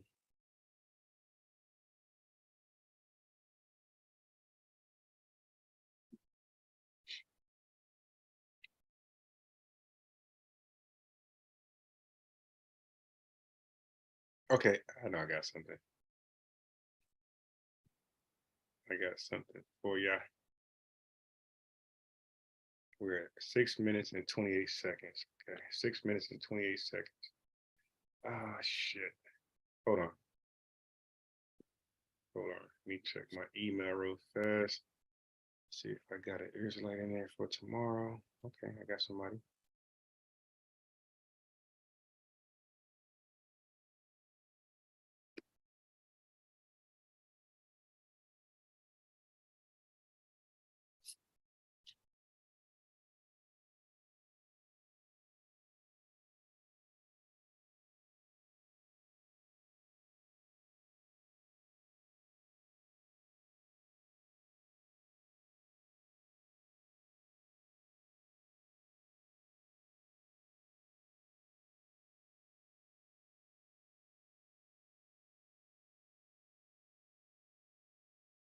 What can it spell?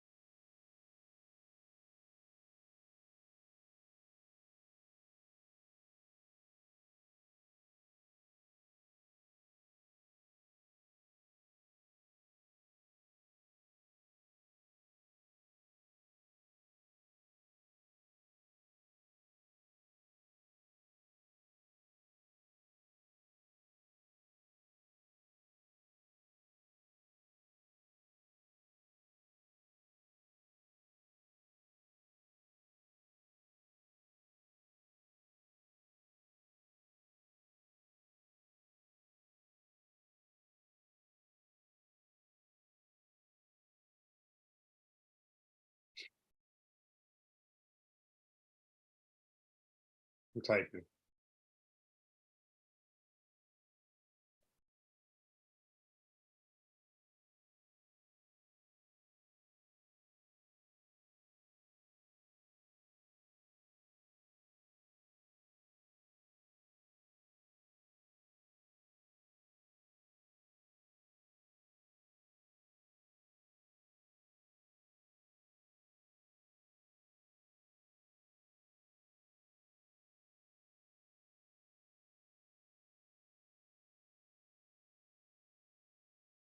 Okay. All right, so that was that. Okay, let me go there. Let me go to my other Swazi Gmail. Okay,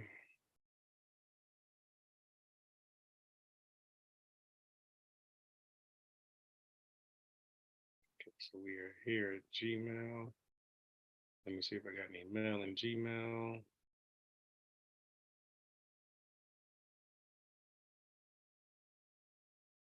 No. No. Okay, no. All right. Boom, boom, boom. Okay.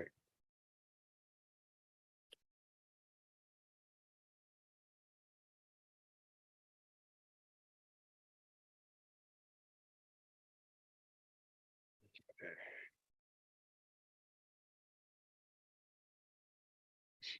Okay, so this is what I actually wanted.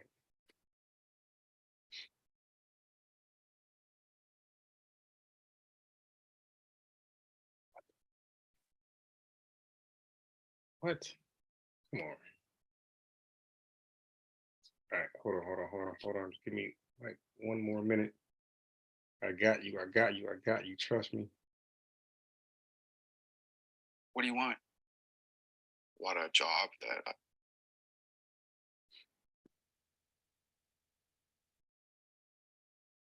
Okay. All right. Okay, so let me. Oh boy.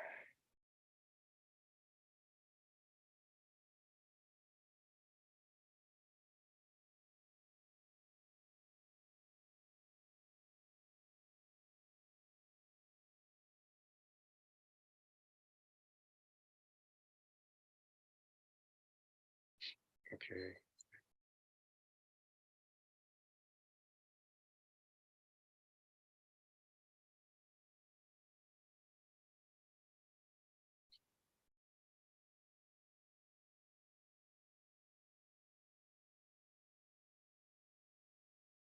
All right. Oh my God. Now I gotta do that. Oh shit. There we go.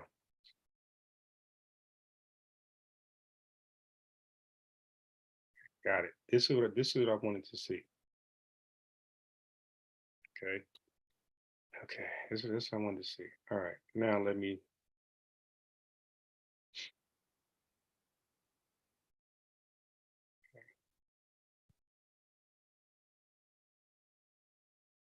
Let me share my screen. And when I want to talk back to them, it becomes a problem. Apparently. Just want names so I can hold people accountable. And as you guys could see, the signs here, no cameras or recording devices allowed beyond this point, meaning that they're not allowed inside that office. So we have Linda. Linda properly identified herself, but this I gotta woman find my here, she did not. sound effects. I have So them. again, beyond this point. I'm gonna start being. So we're not even in violation of any policy, but as we all know, policy does not trump law or the United States Constitution. As you guys can see over here, law enforcement has arrived. Hopefully he is educated on our First Amendment right. That policy is not law. How are you, sir? I'm doing well. I believe they called regarding me. Do you mind if I get your name? Well, let me talk to them and find out what's going on first. Oh yeah, sure. Officer Hunsberger. Hunsberger, and your badge number, Hunsberger. Just so I know who I'm talking to. That's all. 2338. 2338. Yep. Thank you, sir. I appreciate you. Who did you speak to in here? Do you know? Oh, the security guard and some of the women at the tax office. Okay. They seem to think that it's illegal or to record and take some pictures. Yeah, sure, no problem, officer.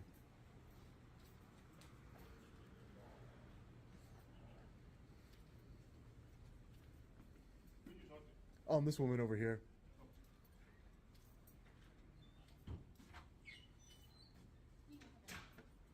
Okay, I found my sound effects.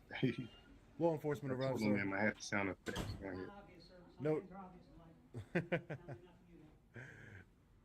I thought taking pictures in public would be obvious, but I don't think it's obvious to you. Hi, ma'am. How are you?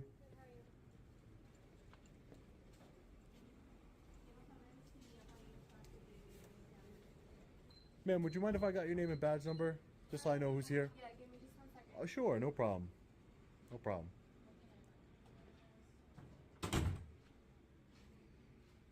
Okay, I found Let's some. see if they enforce your feelings or law. They're not policy enforcement. Here's the one that I paid for.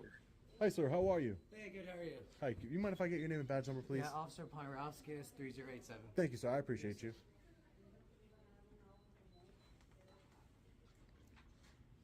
Here's the ones I paid. I'm sure they have better things to do. There's no need for any of this.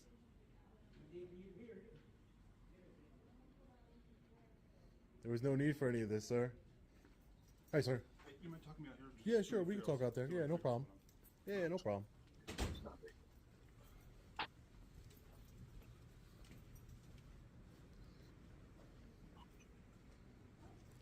What's the problem? So I really don't know what the issue is. I didn't need to speak with anybody here. I was just, and I wasn't like getting in front of like anybody or disrupting business.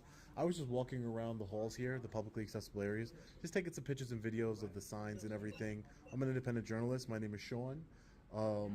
You know, and then they started yelling at me and, you know, kind of escalating the situation, trying to say that their policy is that I can't record in this building, but even their own signs don't say that. They say you can't record beyond this point, and either way the sign would be unconstitutional. As you know, I'm just, you know, exercising my freedom of press right, just trying to de-escalate the situation here and, you know, exercise my rights peacefully. That's all. Okay, it doesn't sound like it's working. I mean, I can't control what other people do. I didn't force the security guard to call the police. I talked to him the same way I'm talking to you guys. You know, I tried to explain to him what I'm doing here, and, you know, I told him I'm not breaking any laws, that there was no need to call law enforcement. But I can't control what people do, so they decided to call you. The concern was that you were up there recording inside through the windows, I guess they were saying? Well, no, just passing. Yeah, okay. I was going to tell you what happened. The reason being is there's a lot of people passing their personal information to them paying taxes and whatnot. Yeah. And that's kind of their policies. They don't want people out there recording, kind of like at the DMV where you don't go with your phone recording because it's people's personal information. Oh, I do stories at the DMV all the time, and it's never. I just came from a DMV. I do stories on all government buildings. That's fantastic. I'm just letting you know. Oh no, yeah, I'm That's just. their concern. Okay, yeah, but their concern is unwarranted in my opinion, sir. So I'm not getting anybody's private information. What's your further plan for today? Are you just To gonna keep continue going to get content for my story, sir. and which is what? To stay here and continue to get content in my story. Excuse me, officer. He's videotaping clients coming in for sources, DSS, they have right to privacy. I explained that to them. They don't have a right to privacy, sir. And I'm not recording anybody in particular, sir. They don't appreciate being videotaped. No one even told you that. You're just saying that. No, I told you that to your face. No one told you that, sir. We're not doing this. I mean, he did it, not me. Ma'am, I'm sorry. Just in case, I never got your name and badge number. What? Officer Russell. 2557. Thank you, Russell.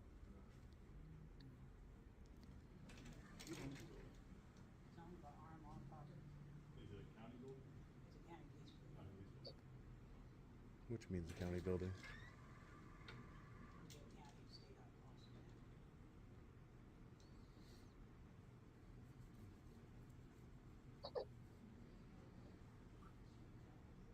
Audio Jungle. Audio Jungle. Audio Jungle. My sound effects. Now that's the way you do it. Jungle.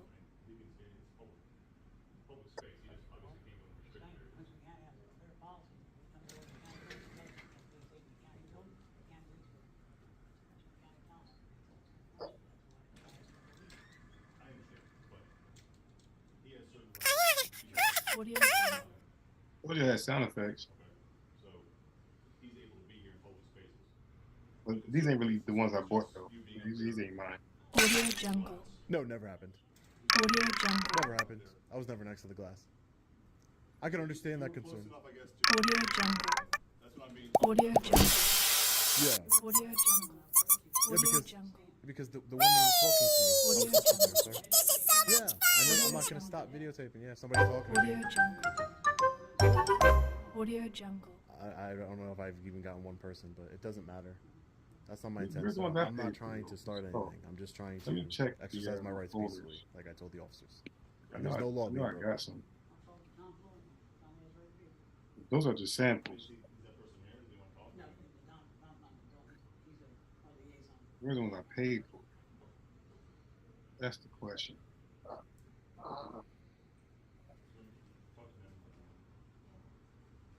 I don't see them.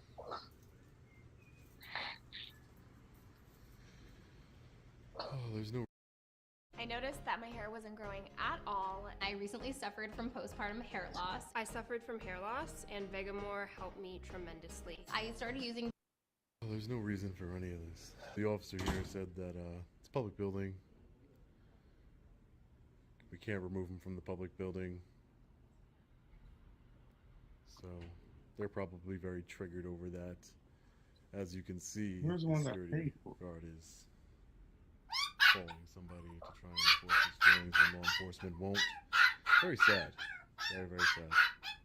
There's no need for any of this. No one's going directly up to the counter. Even though I could, I choose not to.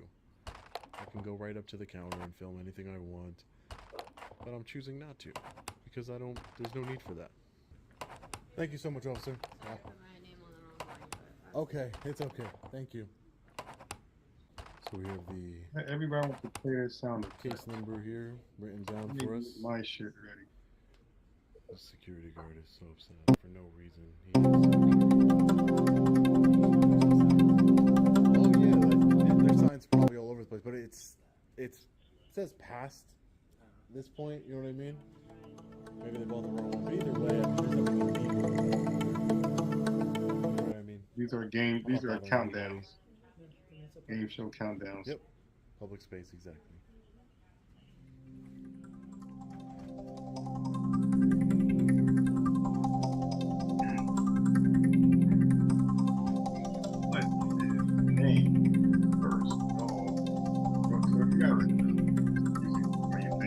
So the officer right now is explaining to to a supervisor on the phone that you guys can't hear. I understand that he's saying to the person on the phone. Do not move. That your employees don't feel comfortable with him being here. And then I couldn't hear the rest, but it's probably him explaining to them. Step a little closer. They're feeling Get like out! they've come before Get their out rights. now! They definitely don't Those trump are my corny. rights or any of our rights. Am I able to get your information? My Not name. in trouble or anything. No. My name's Sean. That's Sean, all. all right. Do you have a That's last all. name, or that's all you're gonna give? That's all I want. That's all I feel comfortable giving you. Okay.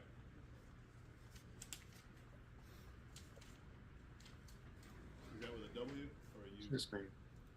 S-E-A-N. Get out! S-E-A-N. Get out now! There was a third way. So just Sean. Yeah, just Sean. No last name. And what did you say you work for again? Oh no, I just work for myself. I'm independent. I'm an independent journalist. Okay. Didn't you say there was something you worked like a name of your blog or? No. online stuff? No, I'm just independent. I work on freelance stories. Okay. Mm-hmm. Do you live in the area? No, I don't live in the area. Okay. All right, Sean. Well, here's the deal. Okay. This is a public building. You're able to be here. Okay. I think it's. Here's the deal, and I don't want to hear anything that comes after it. But I'm gonna let you go ahead. I don't want you to tell me what to do. Just diffuse the situation. I know. I And mean, get out of here. Okay. I don't wanna hope be so. here. You obviously want to be here. I don't want to be here. Okay. Yeah. I'm not telling You're not you to leave. detained. You're not detained. I promise. You can't detain me right now. It's a joke. Okay. So here's the deal. Yeah.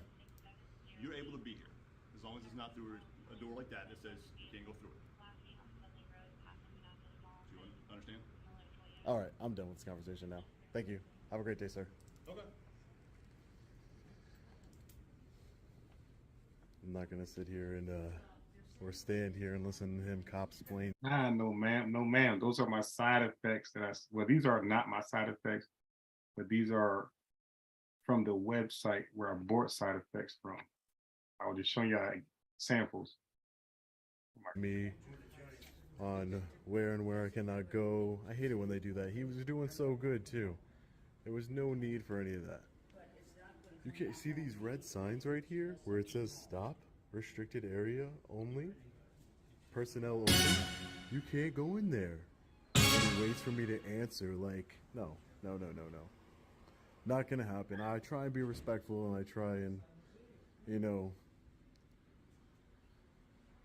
not escalate the situation, but I'm not gonna be talked to like I'm some jerk. My public servants who work for me who are supposed to uphold my rights. $20? Here's the deal. No way.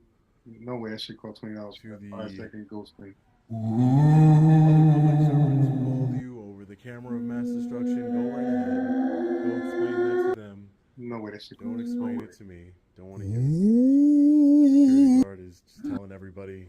No way. There's a man in their That shit video cost $20 for that recording little you. sound effect. No way. Just so you know.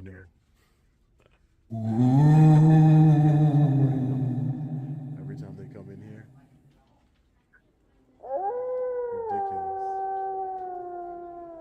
That ghost shit cost it. This shit cost $5. Yeah, these samples cost So we're gonna hang out for a few $5. more minutes and then we're gonna be getting out of here. Our point was proven. Got to tell you, his samples was cheesy as shit. I know he spent like 30 cents. His.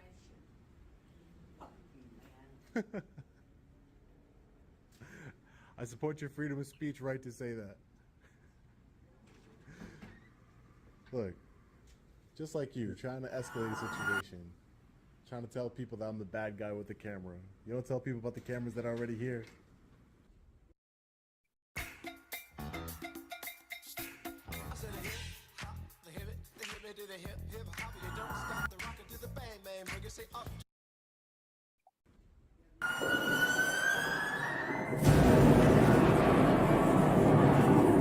I can't. You're talking real. You're talking real low. You're talking low. I can't hear you, sir. Bombs. I couldn't hear you, sir. Well, you can't have it once, can you? Can you? I don't want you to say things behind my back. I said it clearly. Before you turned your back, that's on you. Oh, okay. Right? Yeah, sure. I would say it to your face. That's just me, though. I said it to your face. You decided to turn and walk away. You waited till I was over there to say it. Like that. You get educated, you try to say it, you learn something. I If like you learn that. something, I'm happy. I'm content. Think you learned something today. Hope everybody.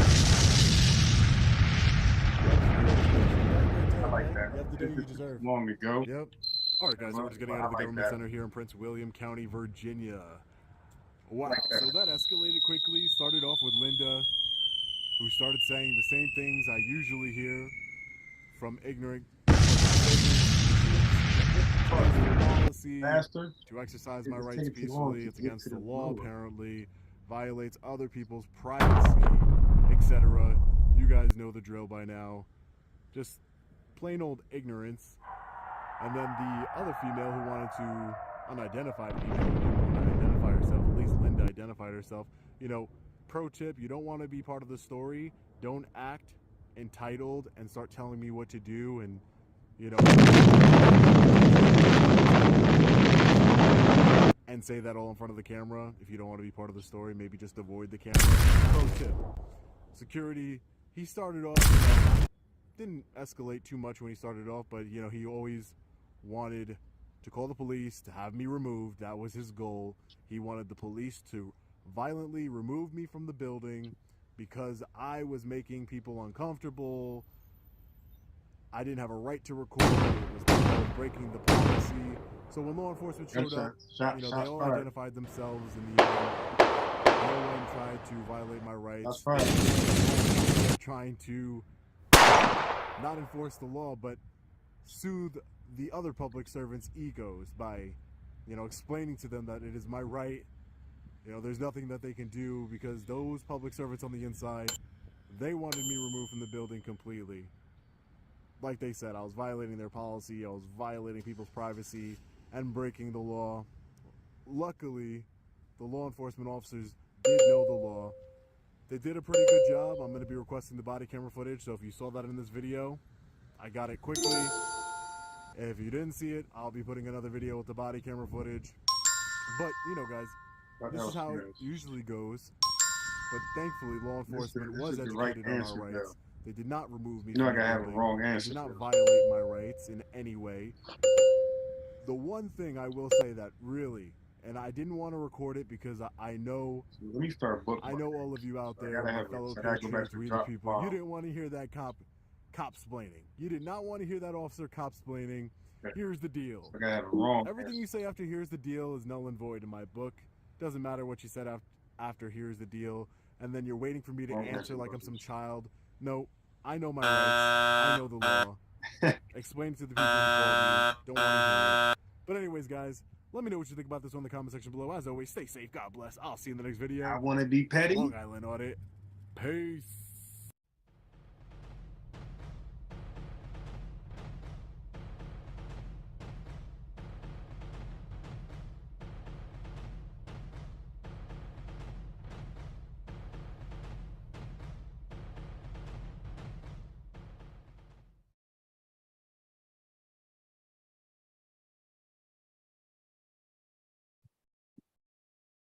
Here we go.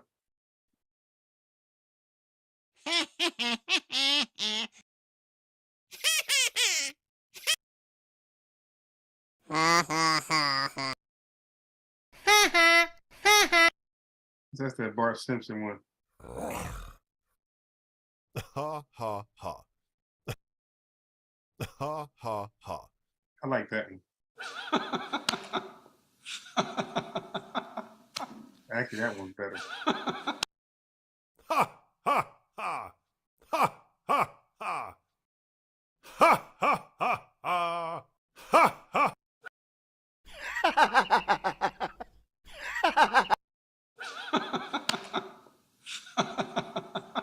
Ha ha.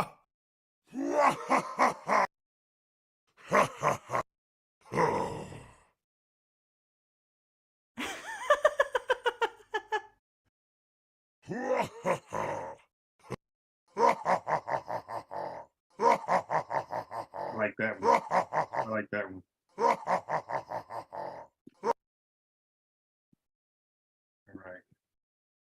right, now I gotta debate somebody. Okay, let's see what we have next in line. What videos we got next in line?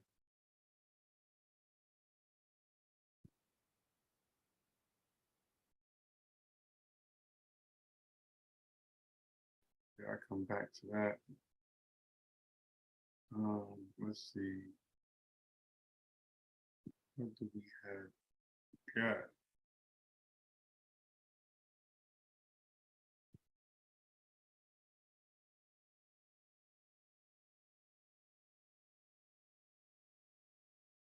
Somebody said, what's up with Chief X? Where he been at? He hasn't been live lately.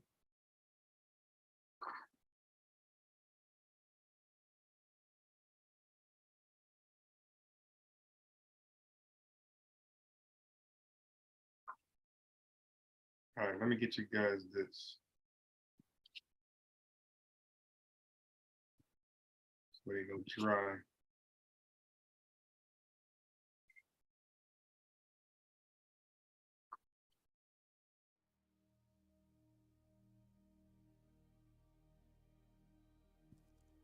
Even though it's a risk. Can I ask you why you're taking pictures of? Oh yeah, I don't want to talk about it. My personal reasons. Okay. So. But you're kind of like, if you don't have official business here, like you would kind of be, we could consider it private property. So I mean, you're making people nervous. Like, get off of that vehicle, sir. Do not get on that vehicle. Oh, be quiet. That's when I be coming at you. Please do not do that. Quiet, Kevin. Why would you do that? What am I doing? What's your name? What's your name? Yeah, I can walk next to you even if you tell me to stay away from you. If you make me nervous and get too close to me within arm's reach, it's a problem. It's a problem if I get too close to you and within arm's reach. What's going on, Bay fam? It's your boy, Bay Area Transparency, and we're back at it once again. Today, we're in the very, very rough city of East Palo Alto, California. We went ahead and went to the Community Development Services Center, which is like the building inspectors, and they have some other services that they offer at this building, and things got wild. It's really weird because at first they were going really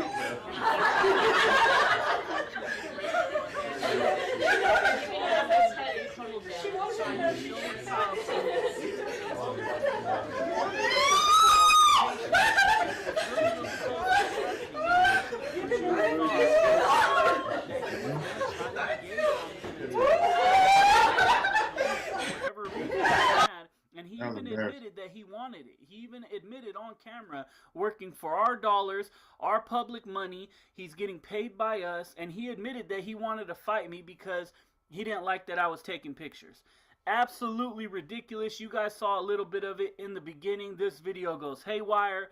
I know I've been putting out some older content and other content that really hadn't made the channel, and I just kind of wanted to get some of that content out here. But here goes a banger for you guys, a straight banger. Be sure to follow us on our Facebook channel, Bay Area Transparency Official, and follow us on Instagram at Bay Area Transparency. We got more videos. Like I said, I'm going to pump out as many as I can this month for you guys and keep pushing. I had two friends. When my car was down, they were working for the cab service. Two friends working for the cab service. And these Negroes had the nerve to charge me for the ride. They charged me for the ride, which I get it. I'm not mad that you charged me for the ride to cab service.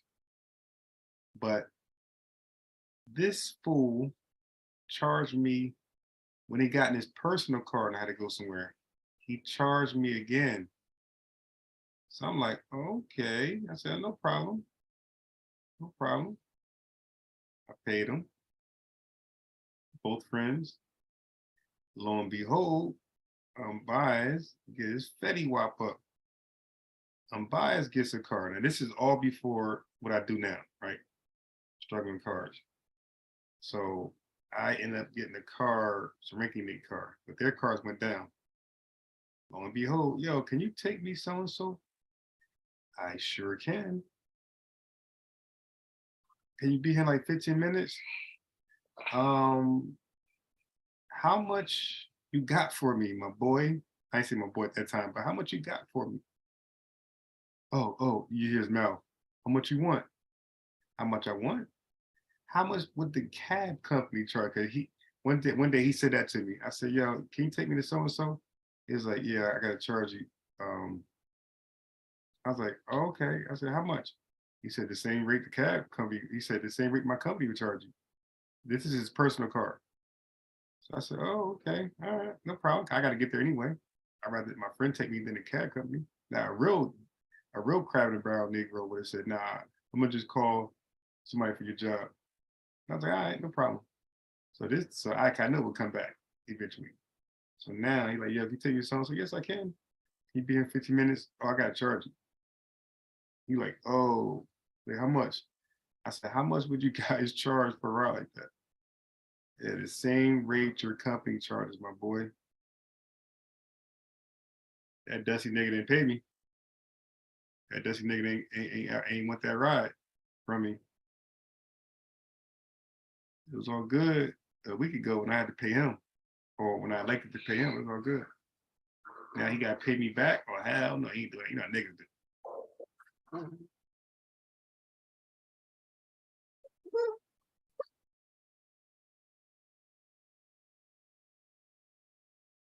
Oh, let me play the video. BAT, baby, let's get to the video. No parking. I wonder if they're an employee here or not. We'll go ahead and check it out. So bear with me, baby. This is what we're doing. City of EPA, as you can see. We're gonna walk right in on this one. Usually I go slow, but open.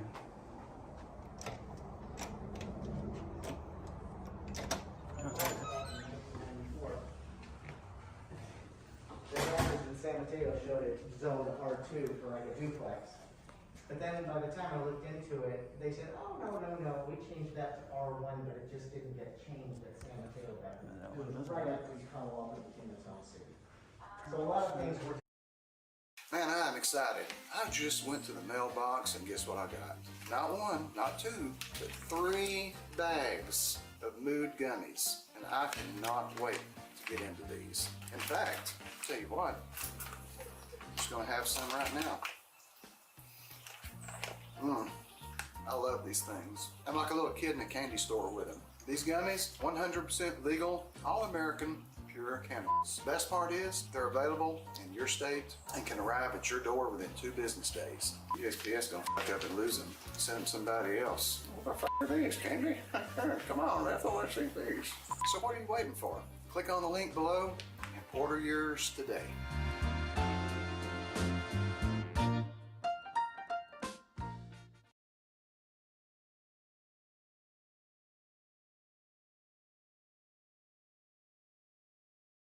What's the one question I get asked the most? What pans do you use at home? Well, today I'm ready to lift the curtain and tell you that I'm using Hexclad. Do you really want to see how good they are? Watch closely. Hexclad is metal utensil safe, oven safe up to 500 degrees Fahrenheit, is incredibly durable and easy to clean. So these are the Rolls Royce of pans. Look at the color on that. Not only are they just such a beautiful pan, but their hybrid technology cooks my dishes to absolute utter perfection. Visit hexclad.com today to discover your new favorite cookware.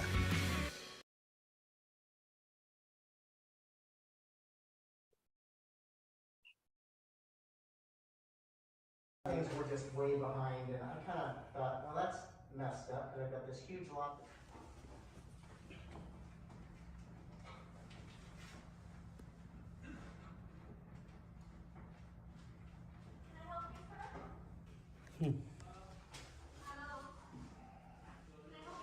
No, I'm good. Appreciate it. Okay, there's number 1. We're just wondering what you're doing. That'll show you everything. Just taking some pictures. Roof line and so forth. Is that like, are you here to fix the doors? No, no, I'm not working on the doors. Oh, okay. Do you have a card I could No, take? just taking pictures.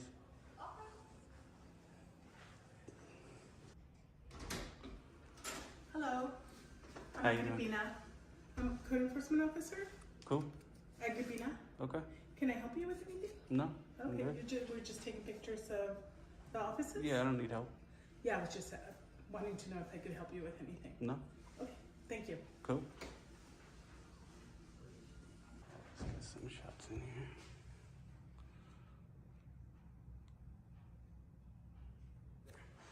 Let's do the vehicle all the way around the whole building.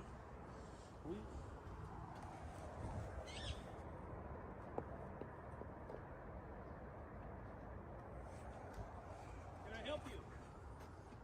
Can I help you? Can I help you? Can I help you? Okay. You're on, kind of in a government property parking lot, sir, and you're taking pictures. Can I ask you what your thing is, or what's going on? What do you mean what my thing is? Well, may I ask you why you're taking pictures of? Oh yeah, I don't want to talk about it. My personal reasons. Okay. So. But you're kind of like, if you don't have official business here, like you would kind of be, we could consider it private property. So, I mean, you're making people nervous. Like, so, you know. Who am I making nervous? You're making the insides nervous. That's the reason why I showed up. Can I ask you to leave, pretty please? Like the bowels? Like your insides, like your bowels? Is that what you mean? How would this be private property, can I ask? It's a government piece of property. Is it private though? If you're not doing official business. Right, so that makes it public? And what is official business? Me taking pictures, is that official business? What was your name, sir? I'm Kevin. I would be the only Kevin in the city. Awesome. So, yeah, me taking pictures, is that official business, or?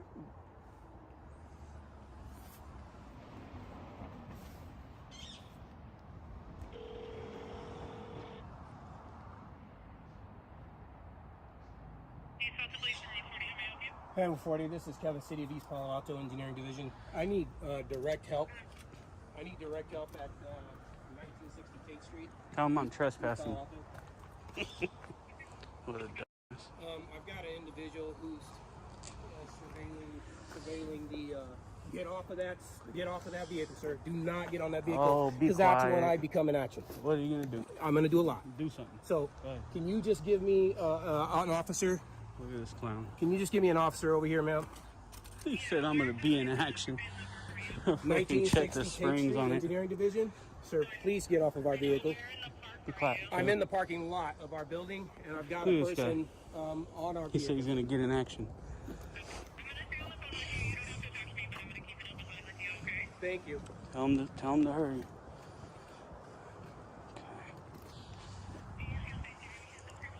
Yeah, he's got a black t-shirt on that says cookies. He's kicking our tires. He's got gray pants and Nike tennis shoes and a gray hat that's backwards. Look at this guy. And he's wearing sleeveless. No.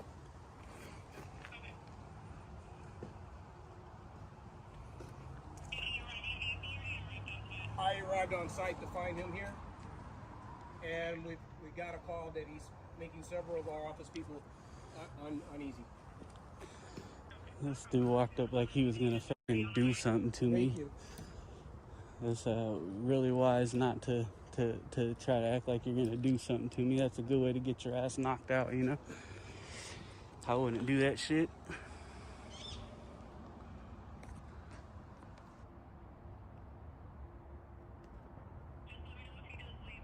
I will. No. Not yet. Well, not that you can see, right? We got this one here. I think this guy realized real fast he was out of his league and to not fucking, he wasn't gonna scare me Sir, please don't touch with the bullshit he was talking about. Please don't do that. Sir, please don't do that. That's government property. Please do not touch the vehicle.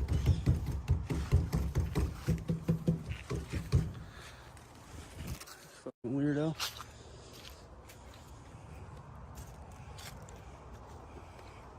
He's pulling out another phone, or he's gonna call the cops twice.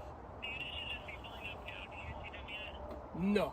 1960. Yes, I do. I do have the unit. Here they go. Okay, thank you. Flag him down, Kevin. Run, buddy. Sir, please do not keep your Be feet off of our vehicle. quiet. Be quiet. Don't get loud because they're here. Sir, Shut up. please do not do that. Quiet, buddy. We don't need you. I don't know who this individual is, but he's all in our truck. He's like searching around. He's I have something for you.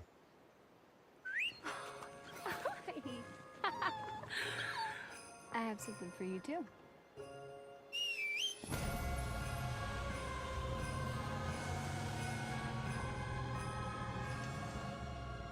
It's the holidays. Get 3.9% APR and no monthly payments for 90 days on turbo high-output engine Sierra light-duty models. Plus, current eligible GMC owners get $2,500 purchase allowance.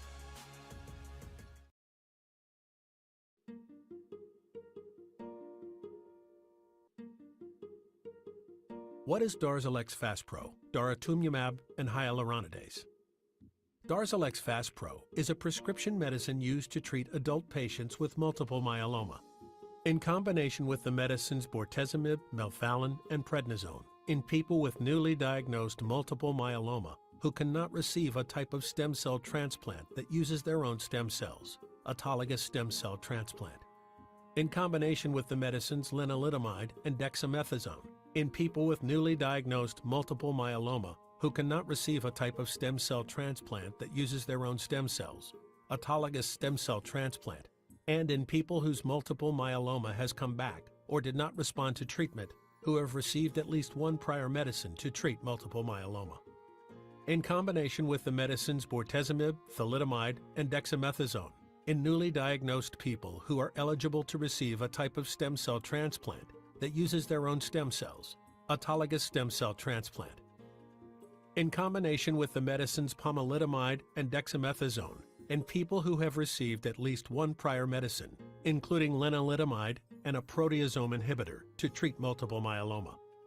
In combination with the medicines bortezomib and dexamethasone, in people who have received at least one prior medicine to treat multiple myeloma.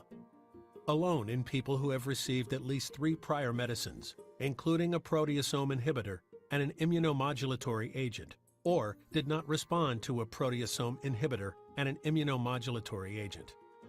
It is not known if Darzalex Faspro is safe and effective in children. Select important safety information. Do not receive Darzalex Faspro if you have a history of a severe allergic reaction to daratumumab, hyaluronidase, or any of the ingredients in Darzalex Faspro. Darzalex Faspro may cause serious reactions, including serious allergic reactions and other severe injection-related reactions, injection site reactions, decreases in blood cell counts, and changes in blood tests. Please see additional important safety information at the end of this video. The following is a testimonial from a patient successfully receiving Darzalex Faspro, daratumumab, and hyaluronidase. This patient received Darzalex Faspro as monotherapy, which is indicated for patients who have received at least 3 prior medicines, including a proteasome inhibitor and an immunomodulatory agent, or did not respond to a proteasome inhibitor and an immunomodulatory agent. Individual results may vary. Please talk to your doctor if you have any questions or think Darzalex Faspro may be right for you. If you have recently been diagnosed with multiple myeloma, this is the start of your journey. Every journey with multiple myeloma is unique. It is important to discuss treatment with your doctor. A strong foundation and support system can help you get the most out of treatment. Giuseppe's journey with multiple myeloma started when he was diagnosed after experiencing intense pain across his upper body. They did a test and he said, multiple myeloma, it's a cancer. Cancer. You know, something you don't want to hear, you know, and you got to deal with it, I guess. A multiple myeloma diagnosis can be a difficult time for a patient and their family. Giuseppe and his wife, Bernadette, knew establishing a support system was critical to their treatment journey. You need to have someone with you of support because you may not understand and you're just so upset and not understanding everything that you need someone there for you to help explain it to you. Treatment is a shared decision. Giuseppe, Bernadette, and Giuseppe's doctor were determined to find the appropriate course of action to treat his multiple myeloma. Giuseppe's doctor talked to him about the risks and benefits of his different options and recommended he join a clinical study for Darzalex Faspro. Our doctor told us about a clinical study for Darzalex Faspro. and said Giuseppe could be in it. He said it was an injection and it was about 3 to 5 minutes. We thought that was great. Darzalex Faspro is a prescription medicine used to treat a wide range of adult patients with multiple myeloma. Ask your doctor if Darzalex Faspro may be right to treat your multiple myeloma. Darzalex Faspro is given as an injection under the skin in your stomach area by a member of your healthcare team. The injection takes approximately 3 to 5 minutes. Your dosing schedule for Darzalex Faspro depends on the regimen your doctor believes is right for you. When you first start treatment, you will receive Darzalex Faspro every week. Over time, Darzalex Faspro treatments are given once every 4 weeks. Your healthcare provider will give you medications before and after each dose to help reduce the risk of serious allergic reactions and other reactions due to the release of certain substances by your body, which are also known as systemic reactions. After the injection, contact your doctor if you experience any side effects. If you have multiple myeloma, ask your doctor today about how Darzalex Faspro may be right for your treatment plan. A study confirmed that Darzalex Faspro gave patients results comparable to intravenous daratumumab in treating multiple myeloma when used as monotherapy by itself. This study compared treatments in patients with multiple myeloma who received at least 3 prior medicines. Giuseppe responded well to treatment with Darzalex Faspro. When I went to see the doctor after the injection, he says it's working. You may experience side effects from treatment. Side effects are an unwanted or unexpected reaction to a drug that can occur anywhere in the body due to the administration of treatment. Among all patients who participated in Darzalex Faspro clinical studies, 11% of the 490 patients taking Darzalex Faspro by itself or in combination with other multiple myeloma treatments experienced a reaction related to the injection, with most reactions being mild to moderate and occurring after the first injection. In these studies, 1.4% of the 490 patients experienced a severe injection-related reaction with Darzalex Faspro. Signs and symptoms included shortness of breath or trouble breathing, dizziness or lightheadedness, hypotension, cough, wheezing, throat tightness, runny or stuffy nose, headache, itching, nausea, vomiting, chills or fever, and chest pain. In addition, some patients may have skin reactions at or near the injection site, local. In the clinical trial, 8% of patients had local injection site reactions, with injection site redness, erythema, being the most frequent. Darzalex Faspro may cause serious reactions, including serious allergic reactions and other severe injection-related reactions, injection site reactions, decreases in blood cell counts, and changes in blood tests. The most common side effects of Darzalex Faspro when used alone include cold-like symptoms, upper respiratory infection. The most common side effects of Darzalex Faspro used in combination therapy include tiredness, nausea, diarrhea, shortness of breath, trouble sleeping, fever, cough, muscle spasms, back pain, vomiting, cold-like symptoms, upper respiratory infection, nerve damage causing tingling, numbness, or pain, constipation, lung infection, pneumonia, and swollen hands, ankles, or feet. Giuseppe was able to find a treatment that was right for him.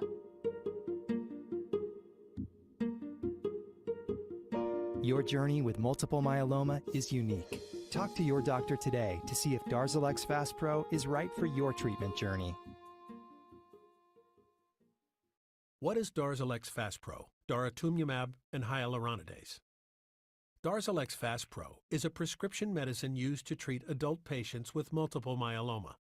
In combination with the medicines bortezomib, melphalan, and prednisone in people with newly diagnosed multiple myeloma who cannot receive a type of stem cell transplant that uses their own stem cells, autologous stem cell transplant. In combination with the medicines lenalidomide and dexamethasone in people with newly diagnosed multiple myeloma who cannot receive a type of stem cell transplant that uses their own stem cells, autologous stem cell transplant, and in people whose multiple myeloma has come back or did not respond to treatment who have received at least 1 prior medicine to treat multiple myeloma. In combination with the medicines bortezomib, thalidomide, and dexamethasone in newly diagnosed people who are eligible to receive a type of stem cell transplant that uses their own stem cells, autologous stem cell transplant. In combination with the medicines pomalidomide and dexamethasone in people who have received at least one prior medicine, including lenalidomide and a proteasome inhibitor to treat multiple myeloma. In combination with the medicines bortezomib and dexamethasone in people who have received at least one prior medicine to treat multiple myeloma. Alone in people who have received at least 3 prior medicines, including a proteasome inhibitor and an immunomodulatory agent, or did not respond to a proteasome inhibitor and an immunomodulatory agent. It is not known if Darzalex Faspro is safe and effective in children. Important safety information. Do not receive Darzalex Faspro if you have a history of a severe allergic reaction to daratumumab, hyaluronidase, or any of the ingredients in Darzalex Faspro. See below for a complete list of ingredients in Darzalex Faspro. Before you receive Darzalex Faspro, tell your healthcare provider about all of your medical conditions, including if you have a history of breathing problems, have had shingles, herpes zoster, have ever had or might now have a hepatitis B infection, as Darzalex Faspro could cause hepatitis B virus to become active again. Your healthcare provider will check you for signs of this infection before, during, and for some time after treatment with Darzalex Faspro. Tell your healthcare provider right away if you get worsening tiredness or yellowing of your skin or white part of your eyes.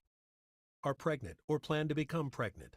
Darzalex Faspro may harm your unborn baby. Tell your healthcare provider right away if you become pregnant or think that you might be pregnant during treatment with Darzalex Faspro. Females who are able to become pregnant should use an effective method of birth control, contraception, during treatment, and for 3 months after your last dose of Darzalex Faspro. Talk to your healthcare provider about birth control methods that you can use during this time. Before starting Darzalex Faspro in combination with lenalidomide, thalidomide, or pomalidomide, females and males must agree to the instructions in the lenalidomide, thalidomide, or pomalidomide REMS program. The lenalidomide, thalidomide, and pomalidomide REMS have more information about effective methods of birth control, pregnancy testing, and blood donation for females who can become pregnant. For males who have female partners who can become pregnant, there is information in the lenalidomide, thalidomide, and pomalidomide REMS about sperm donation and how lenalidomide, thalidomide, and pomalidomide can pass into human semen. Are breastfeeding or plan to breastfeed. It is not known if Darzalex Faspro passes into your breast milk. You should not breastfeed during treatment with Darzalex Faspro. Talk to your healthcare provider about the best way to feed your baby during treatment with Darzalex Faspro. Tell your healthcare provider about all the medicines you take, including prescription and over-the-counter medicines, vitamins, and herbal supplements. Darzalex Faspro will be given to you by your healthcare provider as an injection under the skin, in the stomach area, abdomen. Darzalex Faspro is injected over 3 to 5 minutes. Your healthcare provider will decide the time between doses, as well as how many treatments you will receive. Your healthcare provider will give you medicines before each dose of Darzalex Faspro and after each dose of Darzalex Faspro to help reduce the risk of serious allergic reactions and other reactions due to release of certain substances by your body, systemic. If you miss any appointments, call your healthcare provider as soon as possible to reschedule your appointment. Darzalex Faspro may cause serious reactions, including serious allergic reactions and other severe injection-related reactions. Serious allergic reactions and reactions due to release of certain substances by your body, systemic, that can lead to death, can happen with Darzalex Faspro. Tell your healthcare provider or get medical help right away if you get any of these symptoms during or after an injection of Darzalex Faspro. Shortness of breath. I got up on the tailgate, fucking liar. Hey, is there a question about the cars or what? I'm happy to give the answers, but... I don't think you know the answers to those questions. Okay. When did you just stop and talk to me? I think you probably want me to stop and talk to you. It doesn't mean you need me to. Fucking following me. Okay. Let's get this one. Sir, please don't do that. Please do not do that. Quiet, I'd rather Kevin. not have to put hands on you. Why would you do that? What am I doing? What's your name? What's your name? Officer Seth. And what am I doing This is what I illegal? wanna do. What am I doing illegal? Do you have a What question am I about the doing illegal? What am I doing illegal? Tampering is I have the damaging. right to investigate and see what's going Oh, on. no, so you don't what's put your going on? hands on someone, because what am I doing don't illegal? want to. What am I doing illegal? What am I doing illegal? What do you? Please don't do that. Okay. What am I doing illegal? Please do not do that, sir. I would rather you didn't mess with the vehicle. What am I doing illegal? Answer the question. Answer it. Okay, then shut up. I don't have to stop and talk to you, and you're not going to put your hands on me because I'm not doing anything illegal. I can tell you that you can't leave. Really? And I don't think I should have to put hands Really? on you. Oh, I'm out of here. See you later.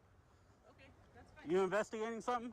You can tell me you can't leave? And I can protect the city Listen, property. you can't tell me I can't leave because you're investigating something. That's You what a can detention tell would somebody, be. yeah, you can detain somebody when? When? When I'm investigating if there's a crime. No, if you have what? Reasonable, articulable suspicion of a crime. What crime would you be The suspecting? city is telling me you're doing something, I would like to speak to What you. crime would you be suspecting me of? If you cause any damage. What crime would you be suspecting me of? Property damage. No, what property damage? Did they tell you there's property damage? So I asked him and he said No, no. that's not a crime. So good luck. You can't make one out of thin air. It's air. It's called reasonable. Listen, you don't know what you're talking about. Get somebody who knows what they're talking about. It's called If you want to leave, reasonable. No, I'll be here hours. I'll be here the next 3 hours. Okay, do you have So anything that it's he can called help you with? reasonable, articulable suspicion. If you don't have that of a crime, then you don't threaten to put your hands on people. You don't tell them they have to stop and talk to you, okay? Right now, you ain't got nothing. Bye-bye. You're dismissed. Don't need you. You don't have to tell. I can stay here if I want This to is also, so. this is Public Works Inspector Kevin. Yeah. Who's kind of already So this is just threatened me. Good news, New Jersey. If you need health insurance, now is the time to get quality, affordable health coverage through Get Covered New Jersey. Established by Governor Murphy, Get Covered New Jersey is offering increased plan choices and more savings than ever. 9 out of 10 people enrolling qualify for financial help to lower their costs, and many pay $10 a month or less. Health plans include free preventive care, coverage for prescriptions, emergency services, and more.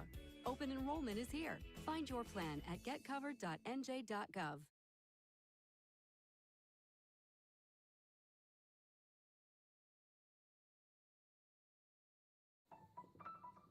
The thing that's different about a Verbo vacation home, you always have the whole place to yourself. No string. Threatened me. Is that what it is? I didn't bait anybody. I didn't come up to you guys. You guys came up to me. Yeah, but you're in the city. You're in a city parking lot, Public. sir, and you're on Public. No, it's not a public. Parking Yes, lot. it is. It's a public not. parking lot. It is not It's a public parking lot. lot. Yes, it is. You're arguing with the You wrong don't. guy. You don't know what the fucking laws are, buddy. You need to learn them. Come up to me aggressive like that again. I think you're gonna attack me. You're gonna get knocked out. So don't act like you're gonna Wait, you attack just me threatened again. me? I said if you're gonna attack me, you're gonna get your ass knocked out. Yeah. Leave. Leave the government property. Oh, I'm good. Leave the government property. I'm good. Considered public property? Yes, it's not public property. Oh, it's not. No. It's funny. Who owns it? No, we do. City does. Who's the city owned? Who's the city owned by? Please do not get on the vehicles. Please leave. You just threatened me. Who's the That's city a different owned by? story. Who's the city owned by? Who do you think city's owned by? By who? Tell me. Who do you think? You tell me. No. You're the one with the education. You know more than me, You're bud. the one with the education.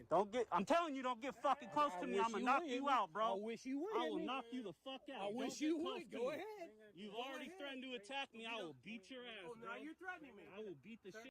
Okay, Bay fam, let me go ahead and stop that right there for a second so I can give a little context as to what's going on and why this happened right now. This individual already threatened me, as we saw earlier, for putting my foot on the bumper of a city vehicle, of a public vehicle, okay? And then there's things that are happening that are going on off camera that you guys can't see that are telling me that this guy wants a physical altercation. The way he moves, it looked like a couple times he was getting ready to fight me or try to, and there's other things you can't see. Then later in the video, you guys will see in a couple minutes, he will even admit that he wanted a physical altercation. That's exactly what he wants. It's not saying that he's going to defend himself or something. He wants this. So when he started approaching me really rapidly like he did right now, I really thought that he was gonna attack me. And I know I'm gonna have some haters out there saying, oh, look at you trying to be a tough guy, this and that. I'm gonna put it out there right now. I'm not a tough guy. I'm not a tough guy by any means. There are plenty of people that are way tougher than me, but I will defend myself. And since he's already told me that he would attack me if I did something, and I can tell by his body language he seems very on edge and wants to move, I've been keeping an eye on him. So when he closed that gap, I was ready. I really thought he was coming. Anyway, let's get back to it. Get out of you if you try to attack me. Absolutely.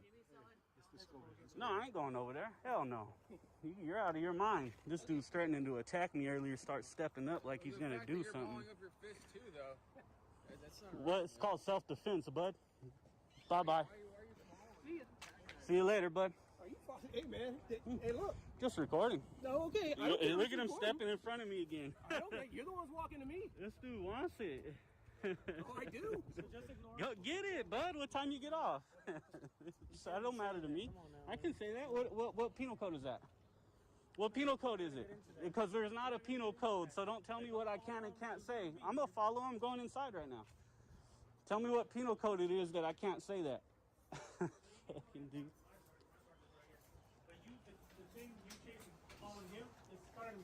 Well, I'm going inside this public office that's open, so. No, you're not. The hell I'm not. You're not going inside. The hell I'm not. How can you stop me? You're not How can you stop me? This is open. Oh, you're gonna lock the door. Thank you. This is, oh, he's, look at, lock the door. So they close during public hours, and this is the dude who threatened to attack me. Almost got his ass hurt. And you got these guys telling me I can't fucking defend myself. I can't tell him what time he gets off work or none of that stuff. What's your name, bud? You work over here, sir? What's your name? Badge number? 2271. Yeah, what's your name and badge number? 2283, sir. There's an eye? Yes, Oh, I didn't sir. see the eye there. Awesome. What's your name and badge number? Lopez, 2247. Awesome. Name and badge number. Stephen Cobb, ID 2124. Awesome. Already got hers. Educate her. She thinks she can put hands on people just because they don't talk to her. So, ignorant, man. I didn't expect that. And you got this dude. Look, they put the close sign up, and it should be open. Look, it's not open. It's locked. And they got a close sign up because I'm here, and it shouldn't be. This is an open public building, so by the time that these people leave, we'll make sure that they open it back up, and I'll go right back in there, just like I'm supposed to be able to till 6. So, anyways, so what penal code was that? You don't have one. That's the thing. Why would you try to tell me what I can and can't say when you know that there's not a law that says I can't say that? Why would you say that? I just don't understand. I'm just asking, because I wouldn't do that to you. I wouldn't say, hey, you can say this and you can't say that. I wouldn't do that. You see what I'm saying? So I'm just curious as to why you did it. Sir, how can we help you? I don't need help, bud. And then this dude telling me I can't ball my fist up to defend myself when somebody's getting ready to attack me. Are you crazy? What would you do if I came right and kind of like rushed at you? You'd ball your fist up. You'd probably engage, right? No, it's not. You wouldn't engage with somebody trying to attack you? Really? How many people you beat up on the street? How many use of forces you have? You have no use of force at all, ever, in your whole record? I doubt that. Most police officers are not that, that's for sure. We know she has use of force because she already threatened to use force against me. How many use of forces you have you written up? What? Anytime you grab somebody is a use of force. It is, It yeah. may vary per state or per department. What but can, not ours. again, what can you detain people for? Say hi. I don't need to have that discussion with you. You You're gonna do believe what need you to have believe, it. And I'm okay with that. It's not about believing what I want to believe. It's about helping you really understand the law. I'm having the conversation. I'm asking you, what can you detain somebody for? This is a conversation. I'm being pretty reasonable. I'm not answering that. I want to know, when can you detain somebody? When can you detain somebody? Well, I'm trying to help you learn about it a little bit. You do, because you just told me you would detain me. I can walk next to you. Do you have any business Yeah, here? I can walk next to you even if you tell me to stay away from you. If you make me nervous and get too close to me within arm's reach, it's a problem. It's a problem if I get too close to you and within arm's reach. I'm just trying to speak to you. Just go. It's fine. It's what kind of cop acts like that? If you get too close to me within arm's reach, it's a problem. Somebody who's not Somebody who's not detained can walk right next to you all they want. These dudes are so ignorant. You can definitely walk away, but why would you threaten me? Why would you threaten me? That's what I don't get. Like threatening people, you can't say this, you can't ball your fist up, somebody's trying to attack you, you can't do this, you can't do that. Like, who are you guys to tell me any of that? That's what I don't understand.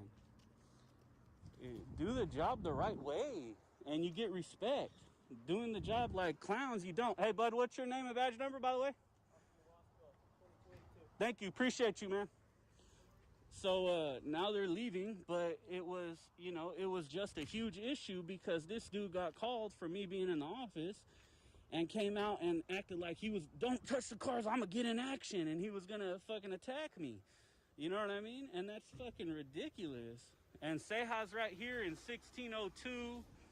We got this dude right here in 1501.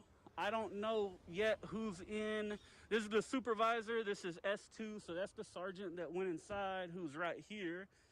And I don't know any of the rest of these people. Let's see if we can have a decent conversation with the sergeant here. Hey, can we talk for a second? No, sir. I have some concerns about some things that were said. You should probably hear them. As a matter of fact, here, let me do this. I'm filing a verbal complaint with you, so you have to listen to that and take the complaint. Thank you very much. This isn't a police department, though. Doesn't matter. You're out on duty. You reported a call. I want to file a complaint. You have to take the complaint. I can give it verbally Okay, go ahead with or your on complaint. paper. So part of the question is, why is Seja telling me she's going to put her hands on me if I don't stop and speak to her? I don't know. I can talk to her about that. I didn't know that you were complaining about police officers. I thought you were complaining about this facility. Well, I was now because she's, you know, her first thing was, I was like, hey, I don't want to speak to you. And she's like, if you don't stop and talk to me, I'm going to put my hands on you, and I'd rather not. If you don't have, what do you need to detain somebody? Can I ask that question? You know what we need. Reasonable suspicion. She Correct. didn't have it, so why would she make that threat? She came and asked me. She thought this was private property. I told her it was open to the public and that you had a legal right to be here, and then she said that she would leave you alone. Oh, yeah, but why would she think that it's private? Until you guys got here, she was still saying I had to leave. Okay. You see what I'm saying? This was private property because this is an actual city facility. That's public, bud. You know that.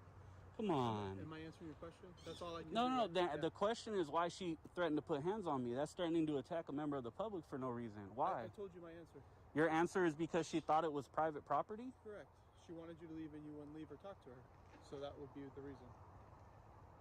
So she's uneducated as far as what public and private property is. That's what you're saying? So what's your information so I can make the complaint for you? You could put anonymous. Okay.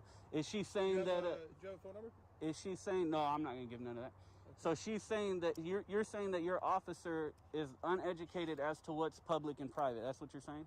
I just answered your question. I'm just trying to clarify your. There's some more. Yeah, there's more. You need to slow down. We're gonna be here a minute, right? So you're saying that your officer doesn't understand what public and private, and I'm just trying to clarify that. That's what it is, because that's what I noticed. I've already answered your question. So no, you didn't answer that. That's a whole different question. I've answered the question I was going to answer. No. Well, I'm just asking a question, sir. Can't you just be cordial? I am being cordial. Does she know what public or private is not? If not, the next question or comment would be, if she doesn't and you think she doesn't, can you please train her on it? So that's where I'm going. So why are you? I answered you. I'm not going to speak. Come on, man. What's the issue? The question, and I told you that I did speak with her and I educated her already. Oh, you didn't say that. You said it now. I did tell you that. I said she came up to me. She thought it was private, and I told her it's not until it should be. Okay. Now, what about the other officer telling me that I can't speak? Say I can't say something. I can't ask somebody when they get off and what their hours are and what days they work here. You can definitely do that. Who is that officer? Because I'll educate them as well. That was him. Okay. Yeah. I'll use the new word and I'll let him know that you definitely have freedom of speech and you can talk as long as you're not making a credible threat. You have freedom of speech. I can even make threats. Not if they're credible, though. What do you mean credible? 422, like if you say you're going to kill somebody and you have a gun. Yeah, that's threatening to kill somebody or cause great bodily injury. But I mean, if you want to know, I totally threatened the dude who was getting in my face. I said, if you attack me, I'm going to beat your ass. Okay, and that's totally perfect to do. Yeah, I know 422 very well. Those are separate things. Right. So the other officer. A threat to protect yourself is different. Right. And just going up to somebody and saying you're going to do harm. Him, and there was one more. There was one officer that did really well, and I forget his name. He had the hat on forward. He would kind of like had a little beard right here, pretty stocky. Yeah. Good. Awesome. No complaints about that guy at all. The other guy that had the long hair with the part in the middle, he was telling me as well that I can't ball up my fist when I felt like the dude was gonna attack me, because he was, I mean, I'm not gonna do it to you because you probably get nervous, but he jumped in my face from this close, so I backed up and said, I'm gonna knock you out, bro, don't fucking attack me. And the other guys tell me, hey, you can't do that. We need would to. like you not to do that because it could escalate the situation. I'd have to protect myself, but you know as well as I know, if somebody gets that first shot on you, if they got good power, they're gonna knock you out. We You would know. like you not to do that, right? I know, but for them to say you can't, I just want these things changed. That's it. You know what I mean? I understand it's a rough city. I'm not dumb. I've been around. Okay, that's it. I just want. Those are my only complaints. Other than that, thank you very much. Are they now back open? That I don't know. Okay. I'll go check because they need to be open. They're going to reopen. They are more than happy for you to videotape and walk the facility if you'd like. Well, they need to be open, so I'll go. I'll make calls if I have to. But it's 9 to 6. They got to open them doors. Public tax dollars pay for it. So yeah, I don't have any control over their facility. cool. Yeah, no, I get that. I'm just asking you if they're open. Yeah, I'm not sure. You can go ask. Okay. No other complaints besides those, man. All right, so you have a good day. Yep. Likewise, you too. Oh, horrible, bro. Your buddy Kevin almost got beat up. He tried to, he looked like he was gonna fucking attack me, like for real. And since you obviously are a viewer, I'll keep you off my channel. But you guys, I've been watching you the last 3 weeks. thank you, bro. Appreciate you. So I was inside. They didn't say nothing. They were good. I came out here and Kevin pulled up and he was all on me. So now I just want to make sure you guys are back open. I'm gonna come back in, record, hopefully make a, see, this is something else they can't do. Oh, here we go. They are open. Go ahead, bro, right before you. What was your name, man? Lennon. What is it? Lennon. Thank you, bro. I appreciate you for knowing and all that good stuff. So, yep, thank you. All right. Now we're back in. They got it back open, and I will be on my way. Just because our viewer here who just saw us and knew, it was funny. He walked up and was like, "This is Bay Area Transparency. He's good. He's good. Leave him alone." Look, they got an undercover following me to follow me. They brought an undercover car. Notice how I told the sergeant I wanted to make a complaint. He didn't jot down any notes or anything for the complaint.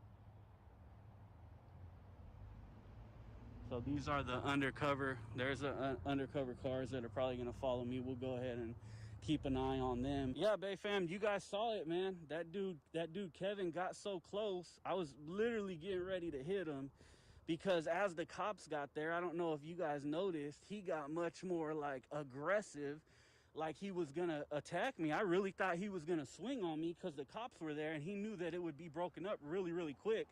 When that happened, they're right. I balled my fist up and I had it kind of in the down position because I was going to come right up with it and give him a nice little uppercut to the button on the chin and put his ass down. Now, I want to be clear. I'm not a tough fucking guy. Some people have been saying, oh, you act all tough in your videos, da-da-da-da. No, I'm not a tough dude. I'm not the toughest dude in the world, but I'm also not a coward. And if I feel like you're going to attack me, I'm going to for sure defend myself. Do I think I'm the best fighter in the world? No. Can I fight a little bit? Yeah. Have I been in a bunch of fights? Too many to remember. And it's unfortunate because I don't like the fact that I grew up like that. It just is what it is. So anyways, that's a straight fail by the East Palo Alto police. They've already gotten calls about me today. I'm really, really surprised they showed up that way. This guy in here says that he's already been telling these people about me. And maybe that's why at first they were cool, but then Kevin comes up and ruined everything. When they were gonna pass, I was literally gonna walk away until I seen Kevin and I go, well, let me go over here by this truck and see if this dude's gonna try to talk to me. I just wanted to give some space. And sure enough, he was there and calling the police.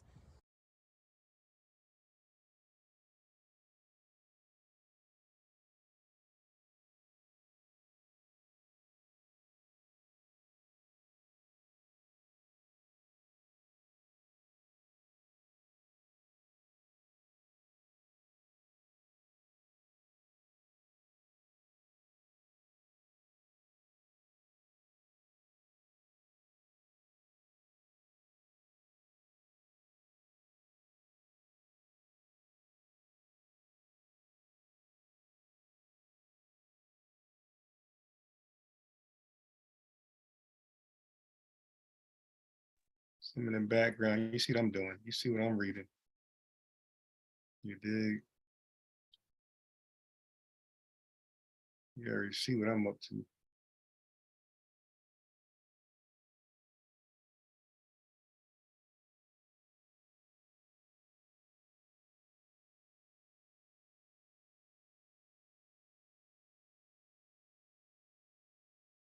You already see what I'm up to.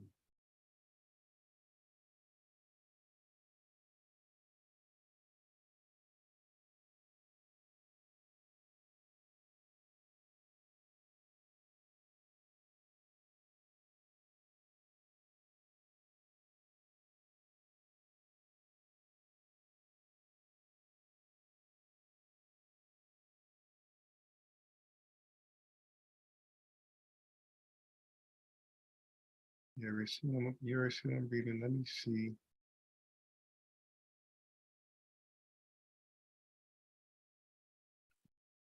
Okay, so let me see who's in the chat still.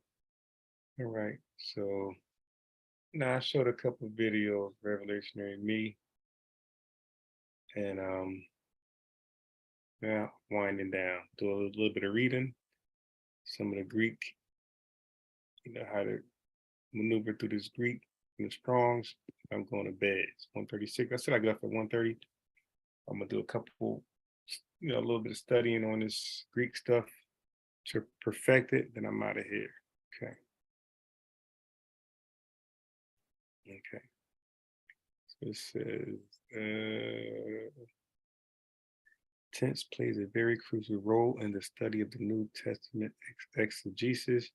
Dana and Manti understood its significance in saying that no element of the Greek language is of more importance to the student of the New Testament than the matter of tense. The tense details both the time and kind of action. Ancient Greek focused more on the latter, kind of action, of these aspects, that is, kind of action. However, time does play a role in verb tense when the mood is indicative. So it says there's 4 moods explained below. Okay, cool. The aspect of a verb correlates with the kind of action. It determines whether the verb's action is punctiliar, linear, or perfected. These are described in the following table. Punctiliar, action that relates to a specific point in time. Linear, action that is in progress of occurring. Perfected, action that is both punctiliar and linear, in that it refers to action relating to a point in time, yet has results that are in the progress of occurring. Okay. So the present tense can either be continuous, ongoing, or undefined. The continuous present is usually translated as I am losing, while the undefined is best translated as I loosen. I am loosing, while the undefined is best translated as I loosen. When the present is used with the indicative mood, it denotes present time. Okay. Behold, I stand at the door and knock.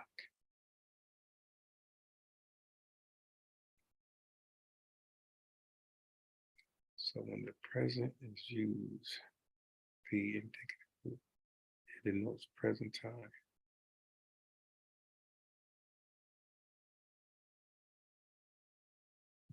Okay, let me just look at an example of this.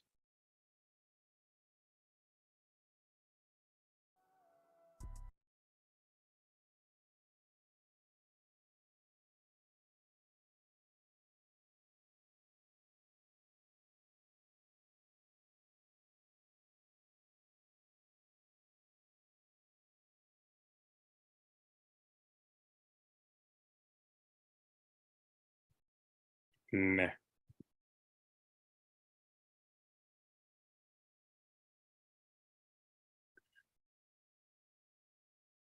Okay, so this tense active, so the mood is indicative. Okay, cool. Cool. All right, so let me do this.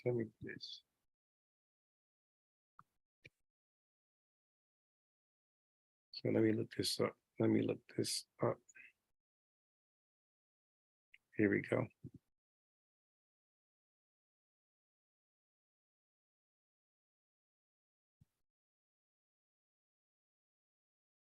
Okay. Cool. So the imperfect tense, the action of the imperfect tense is very similar to that of the present tense. Okay, it represents continuous or reoccurring action in the past time when used with the indicative. This is best translated as I was loosing. And with many such parables, he was speaking the word to them. Ariel's tense, there we go. This tense is hardly a tense at all. It describes indefinite or undefined action. It describes indefinite or undefined action. The word aristos derives from an alpha primitive, i.e. negation, and the verb arizo meaning to bound, thus meaning without boundaries. But the indicative mood is often best translated as a simple past, I loosed. For God for God so loved the world. Okay, so okay.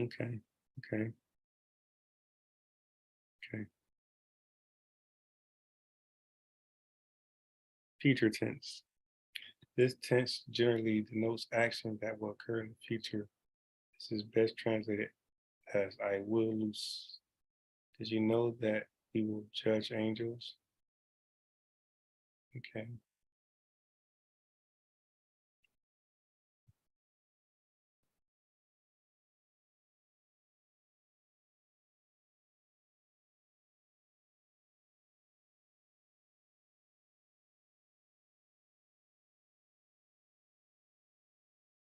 All right.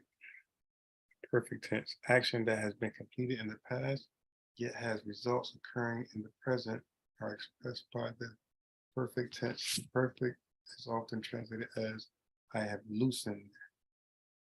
Example, John 19:22.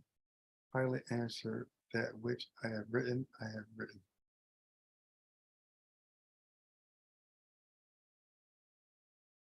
The pluperfect tense. The pluperfect tense has the same aspect as perfect, yet its time is farther removed into the past than that of the perfect. Both the completed action and the results of action occur in the past. It also represents action that is complete and viewed from a point in the past time. The usual translation for the pluperfect, I never heard of pluperfect, is I had loosened.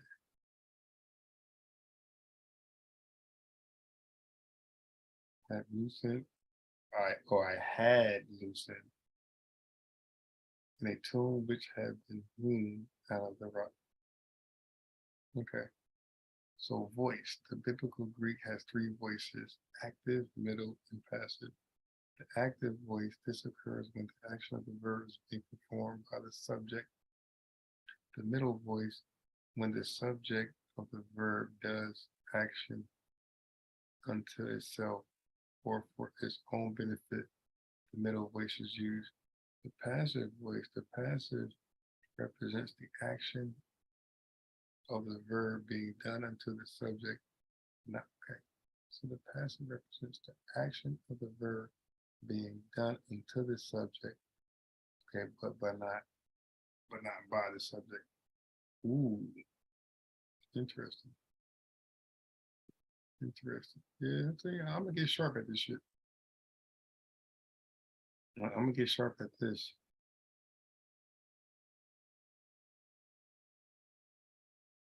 Okay.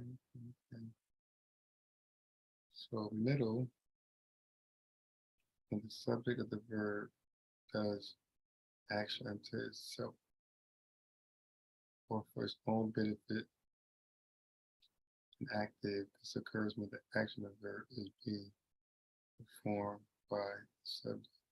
So the active voice, this occurs when the action of the verb is being performed by the subject.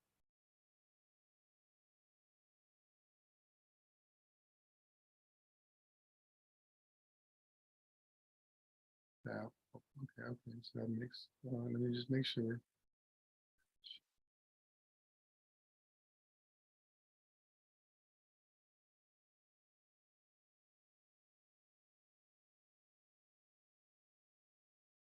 The middle is when the subject of the verb is when the subject of the verb does action to itself.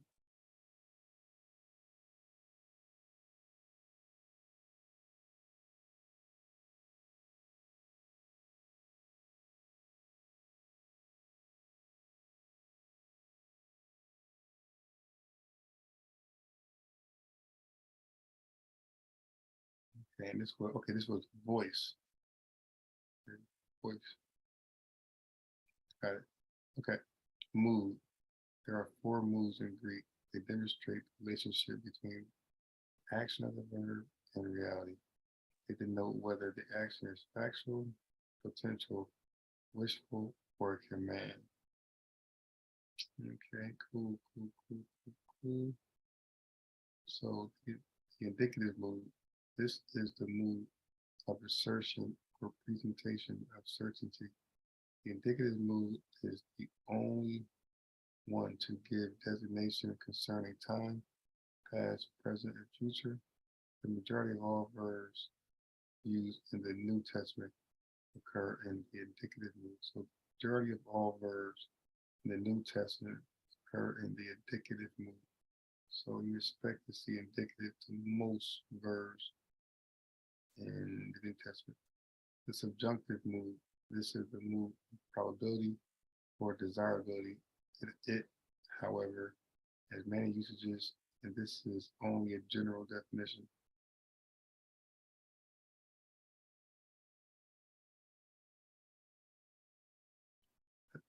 Operative mood. I said operative. The operative. Yeah, I said right. The operative mood. Okay, so the operative had relatively few appearances in the New Testament because by the time New Testament was written, the subjunctive has taken over some of the classic usages of it. Some of its usages include a wish, prayer, or a potential statement. Mount states that the operative is 2 steps away from reality, whereas the subjunctive is only 1 step away. Imperative mood. This mood is reserved for the indication of commands. Infinitive. An infinitive is a verbal noun. Neither person nor number are found in the infinitive, and it does not have mood designation. It is best translated to loose. Okay. Interesting. Okay, cool. Very interesting. Okay. Let's bounce that out.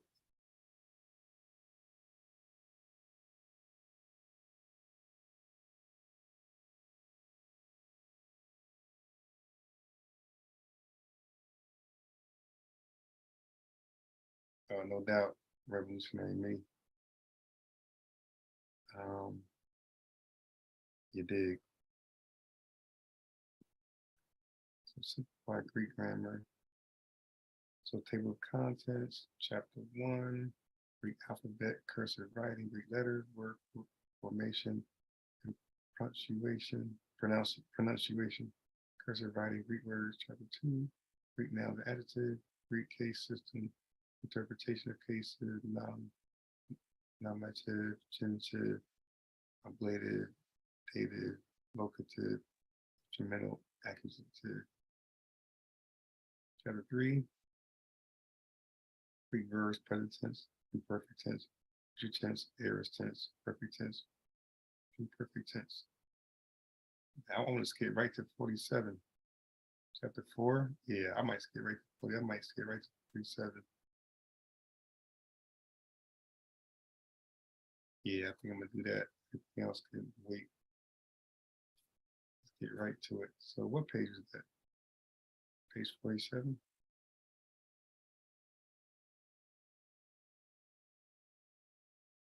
Let's get right to it.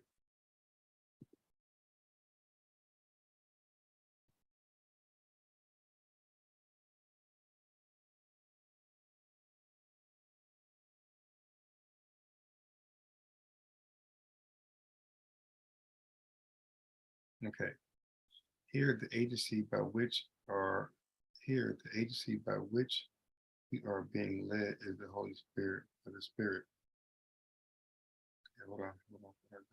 Did I miss something?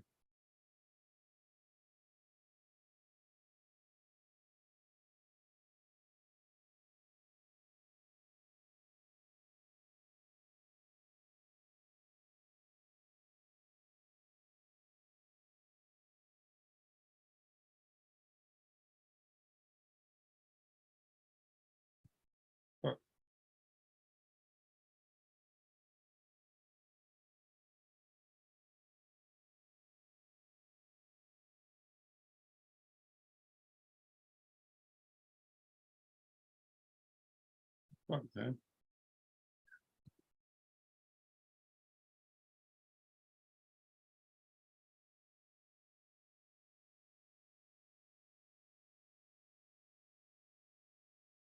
Oh, 40, okay.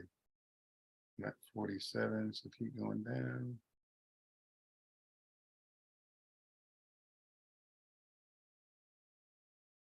So I'll come back to that. Wait. Adjective of direct object. Oh shit. Where is that at?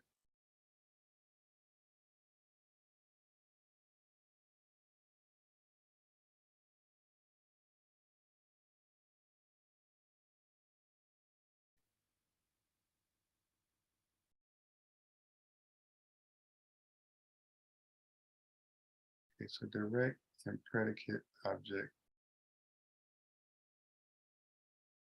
Jesus, therefore, perceiving that they were planning to come and to take him by force in order to make king. Okay, so Jesus, therefore, perceiving that they were planning to come and to take him by force in order to make king. This passage, him, is the direct object of the infinitive to take.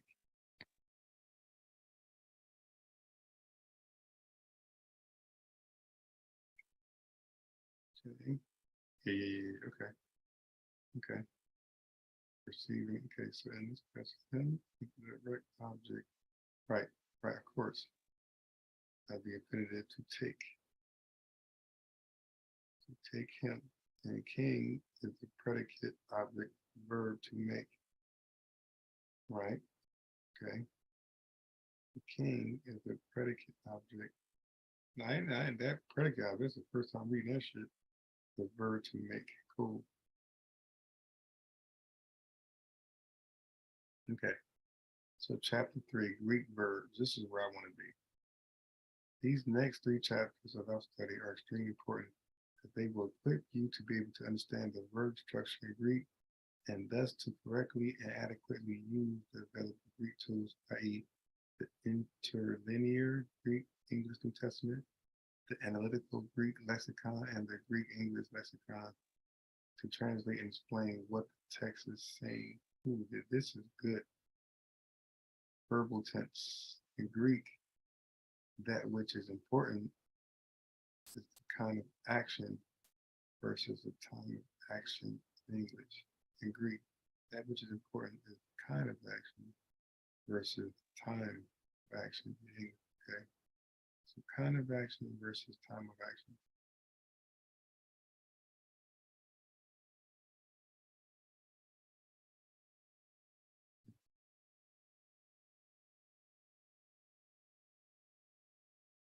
Get this, yeah, 2 o'clock I'm going to bed, so 6 minutes, because this is going to be a lot of reading.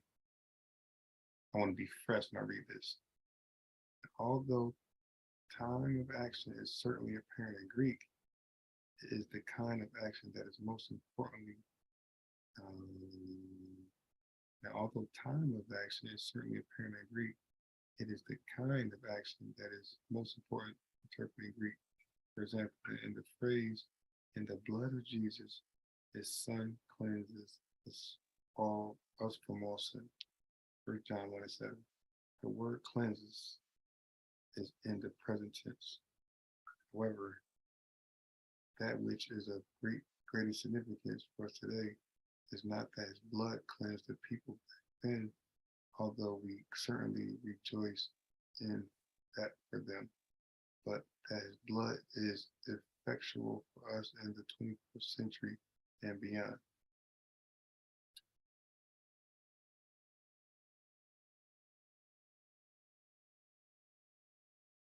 Okay. Thus, the kind of action expressed in the present tense usage of this verb is continuous action, i.e., for those of us who have accepted Jesus as Lord and Savior, his blood continually cleanses us from all sin, even when we are not constantly aware of our sin.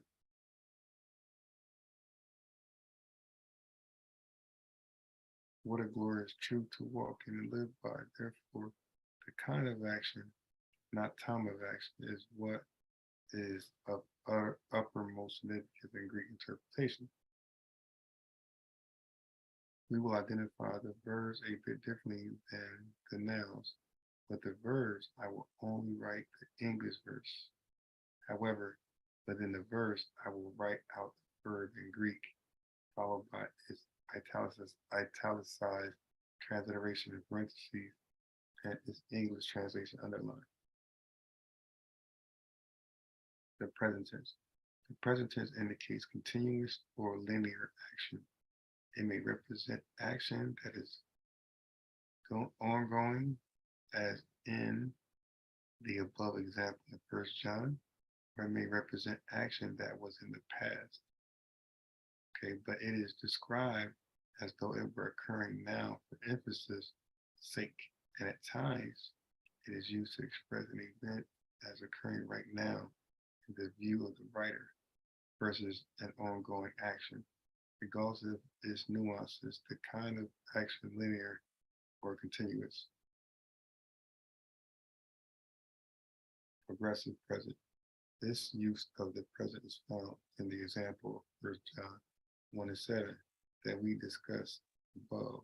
Is an ongoing continuous action, and the blood of Jesus, his son, cleanses us from all sin. Customary present. This use of the present tense represents an action that is considered a general occurrence throughout time. Every tree that does not bear good fruit is cut down. In this passage, it may be assumed that it is a customary thing for someone to cut down a non-fruit bearing tree. Iterative present. This use of the present describes action that is regarded as occurring at various intervals or time periods. Thus, it is action that is viewed as being repeated on a consistent basis. But God, who comforts the depressed. 2 Corinthians 7:6. In this instance, one could justifiably say that this is a repeated action of God whereby he comforts the depressed. Got it. Historical present.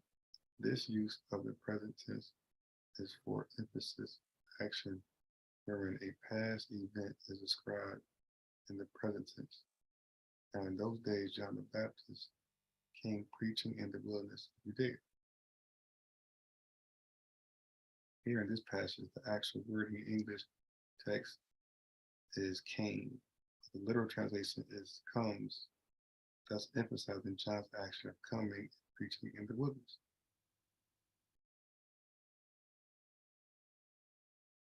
Aoristic present.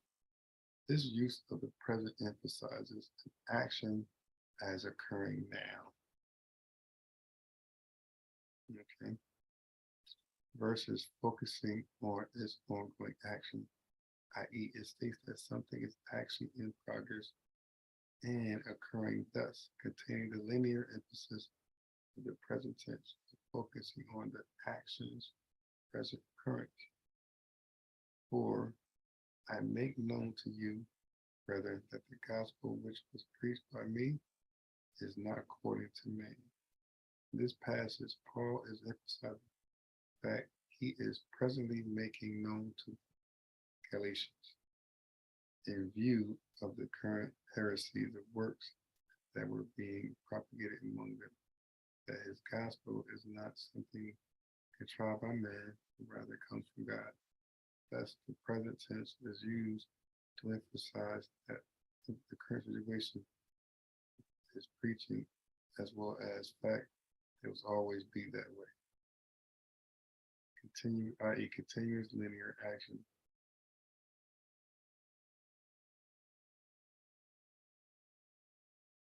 Futuristic present. Here, the present tense is used to describe an event that has yet to occur, but it is used with such certainty that it is presented as though it was already happening. Hold on.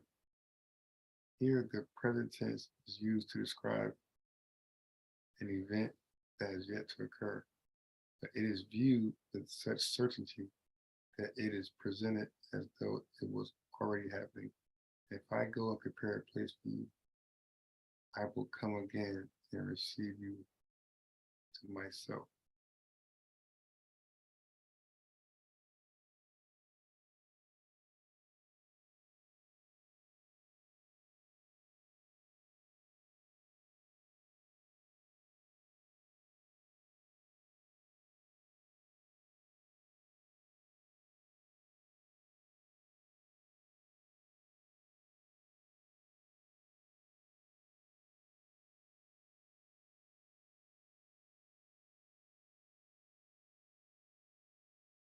Clearly, in this instance, we see the present tense used to describe a future event regarding the absolute certainty of Jesus coming again to receive his disciples to himself.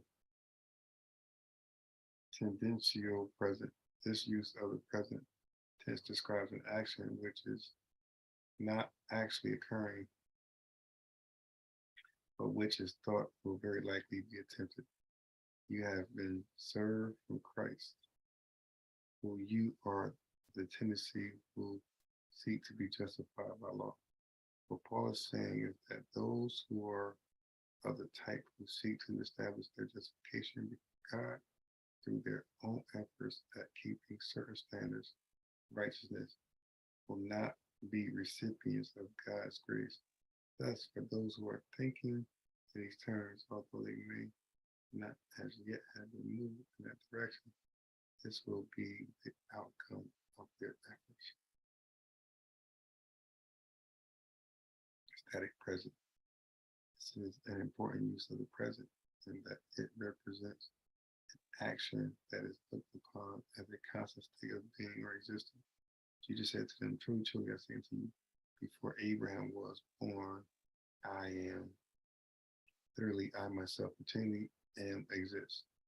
This is an excellent example of the static present in this passage, in which Jesus clearly presents himself, presents his eternal existence. So let me see what's left. Let me see what's left. Okay, so I'm gonna skip down to future tense. Okay, so the future tense expresses both progressive and punctiliar action as occurring at some future time. Punctiliar action is that which will occur at some point in the future without necessarily indicating anything about the duration of the act, but simply that it will occur. Whereas progressive action is continuous and linear. Predict future. He will bear witness of me. Jesus speaking of the Holy Spirit. Got it. Progressive future. And we have confidence in the Lord concerning you that you are doing and will continue to do what we command. 2 Thessalonians 3:4. Clearly, this is something that the positive aspects of the Thessalonians to continue to do in the future. Imperative future. Hold on. Imperative. Okay, you shall love your neighbor as yourself. Here, you shall love you shall love, although in the indicative mood is actually giving a command of the future active indicative, you shall. For this cause a man shall leave his father and mother. Ephesians 5:31. This use of the future expresses an act or truth that is considered to be universal for all times and will be carried out by people in infinitum. The aorist sense, this kind of action demonstrated by the word aorist tense in punctiliar, i.e. its main purpose is to signify action that has occurred without indicating necessarily the amount of time involved. It does not make any statement as to the completeness of an action, only that it has happened. Thus, it simply indicates the reality of the action without emphasis as to elapsed time. Constitutive aorist. Constitutive aorist takes the action in its entirety and views it as a single whole, even as the testimony of Christ was confirmed in you. This word takes into account the whole of the process of that confirmation from conversion to continued growth and states that it has occurred, viewing it as a single event, even as the testimony of Christ was confirmed in you. Got it. Ingressive, this emphasizes the beginning of an action and is usually attached to verbs indicating a state or condition and interest into the state or condition. And all the multitude kept silent. Acts 15:12. Here, the words describe the state of silence and the fact of their entering into it.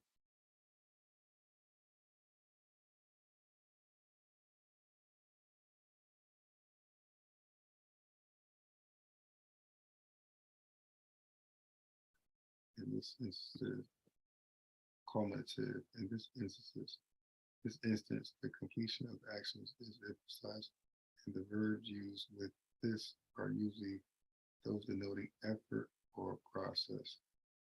With the aorist or oros signifying the end of that effort and process.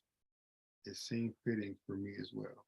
Luke 1:3. This oros is indicating the end of a process of thinking, and what follows is the result.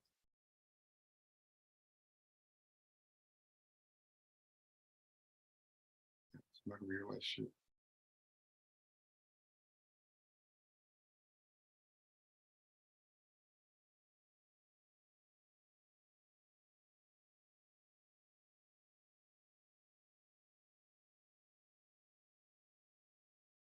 Get past that.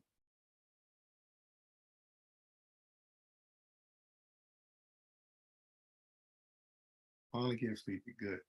The reading does get you sleepy. Great voice and mood.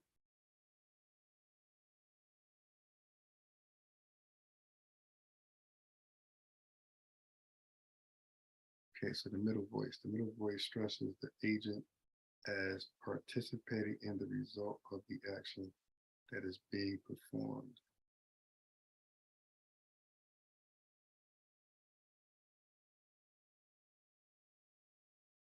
The intensive middle stresses the agent as being the one performing the action. So in the intense middle stresses the agent as being the one performing the action, i.e. he and no others doing such and such. He and no other, Bill and no other is hitting the ball. Got it. Performing the action.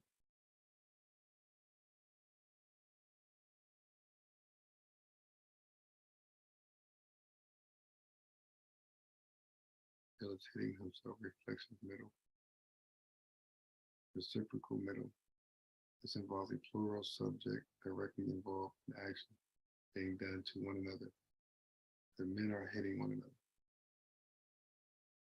Passive voice. Indicative mood is the mood of reality. It describes something as really happening.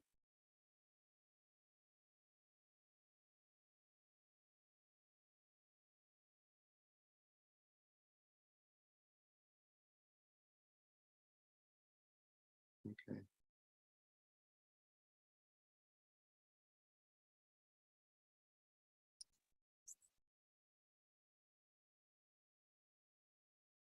Very, very interesting.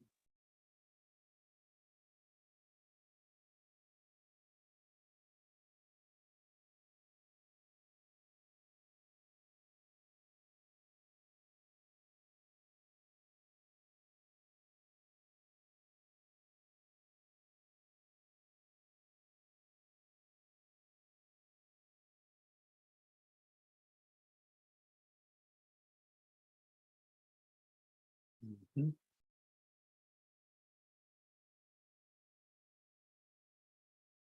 Wow, that's deep.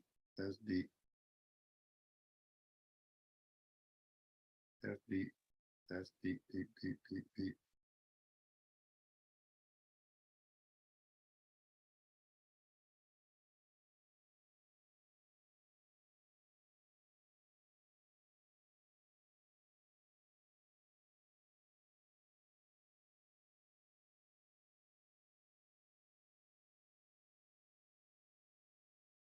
That's deep.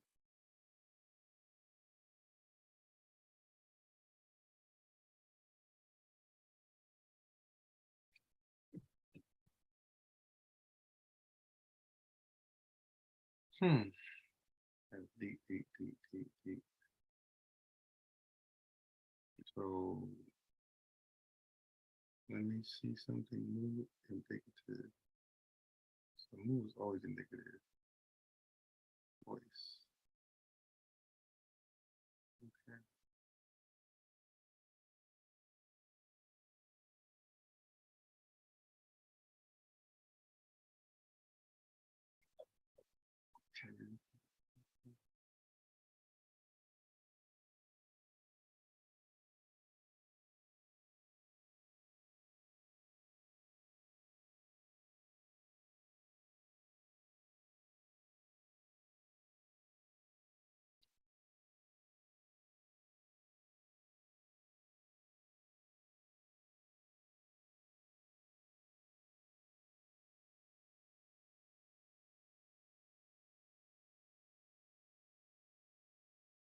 Okay, second.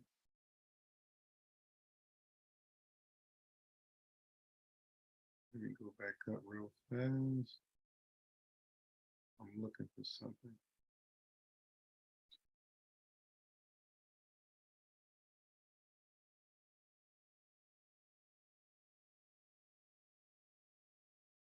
So hold on, hold on, hold on. Hold on.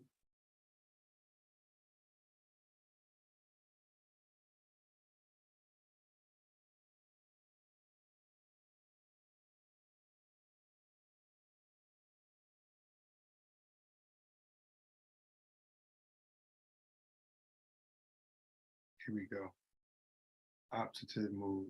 Optative mood expresses action that one hopes will occur and is one more step removed from reality than the subjunctive. Now may the God of peace himself sanctify you entirely.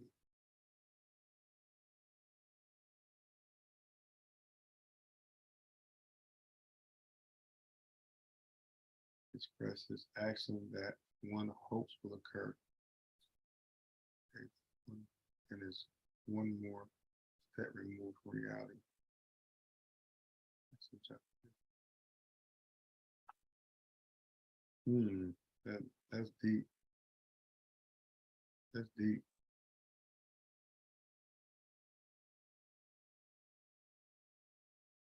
Okay, that's deep. Deep, deep, deep, deep, deep. Okay, I'm looking for that though. Let me find this real fast. I just read some of these shits. Good. So this is page 54. Just have to get that shit so far.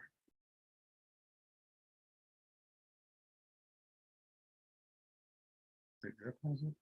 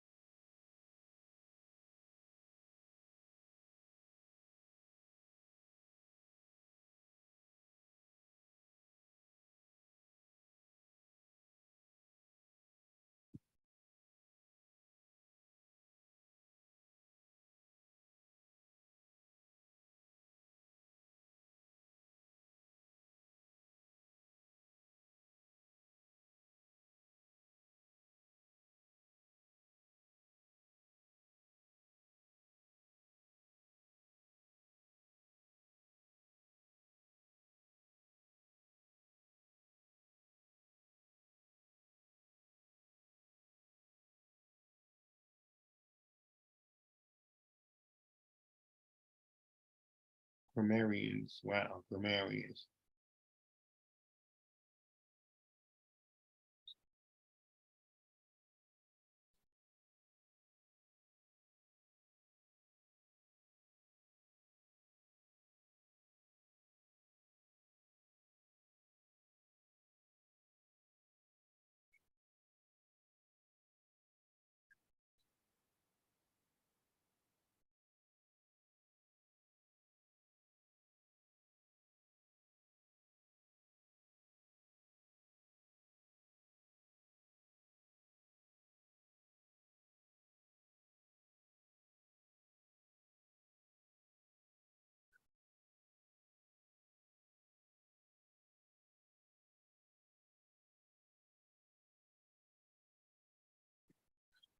Okay, that was tiny as hell.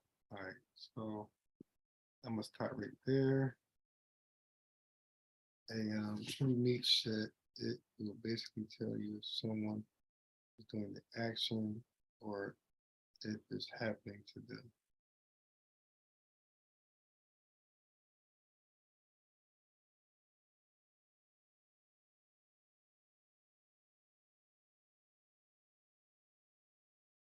It will basically tell you if someone is doing the action or if it's happening. Okay, I got you. Which verb is that you speak of?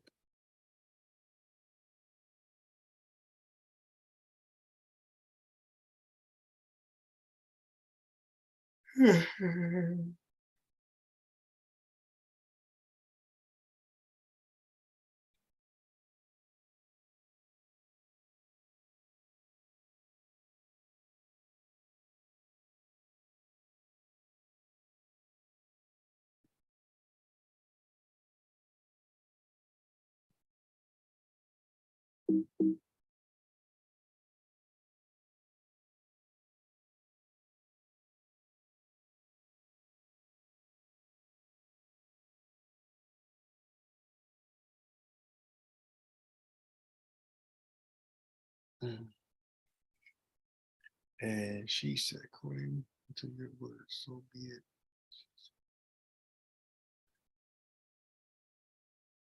Okay, it's interesting.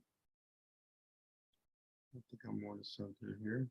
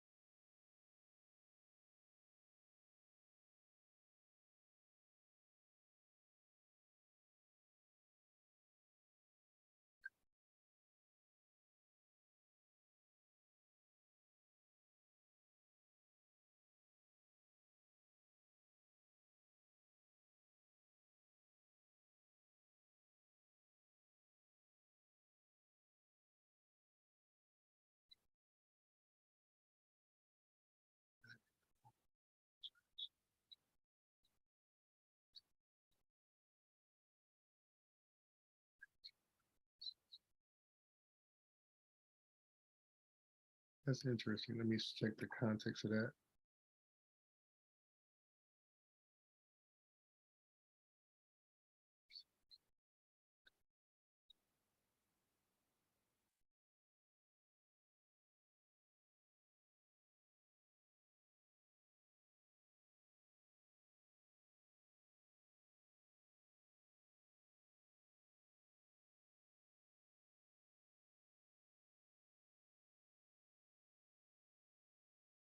That's very important.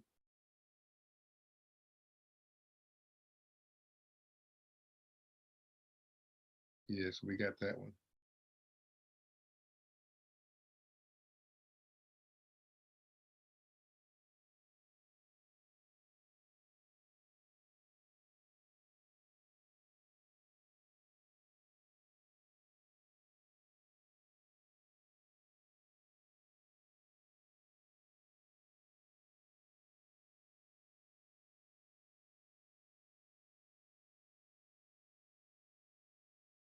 Okay. It's got some interesting stuff. Got some interesting stuff. All right, so now I'm out of here. We'll talk tomorrow, guys.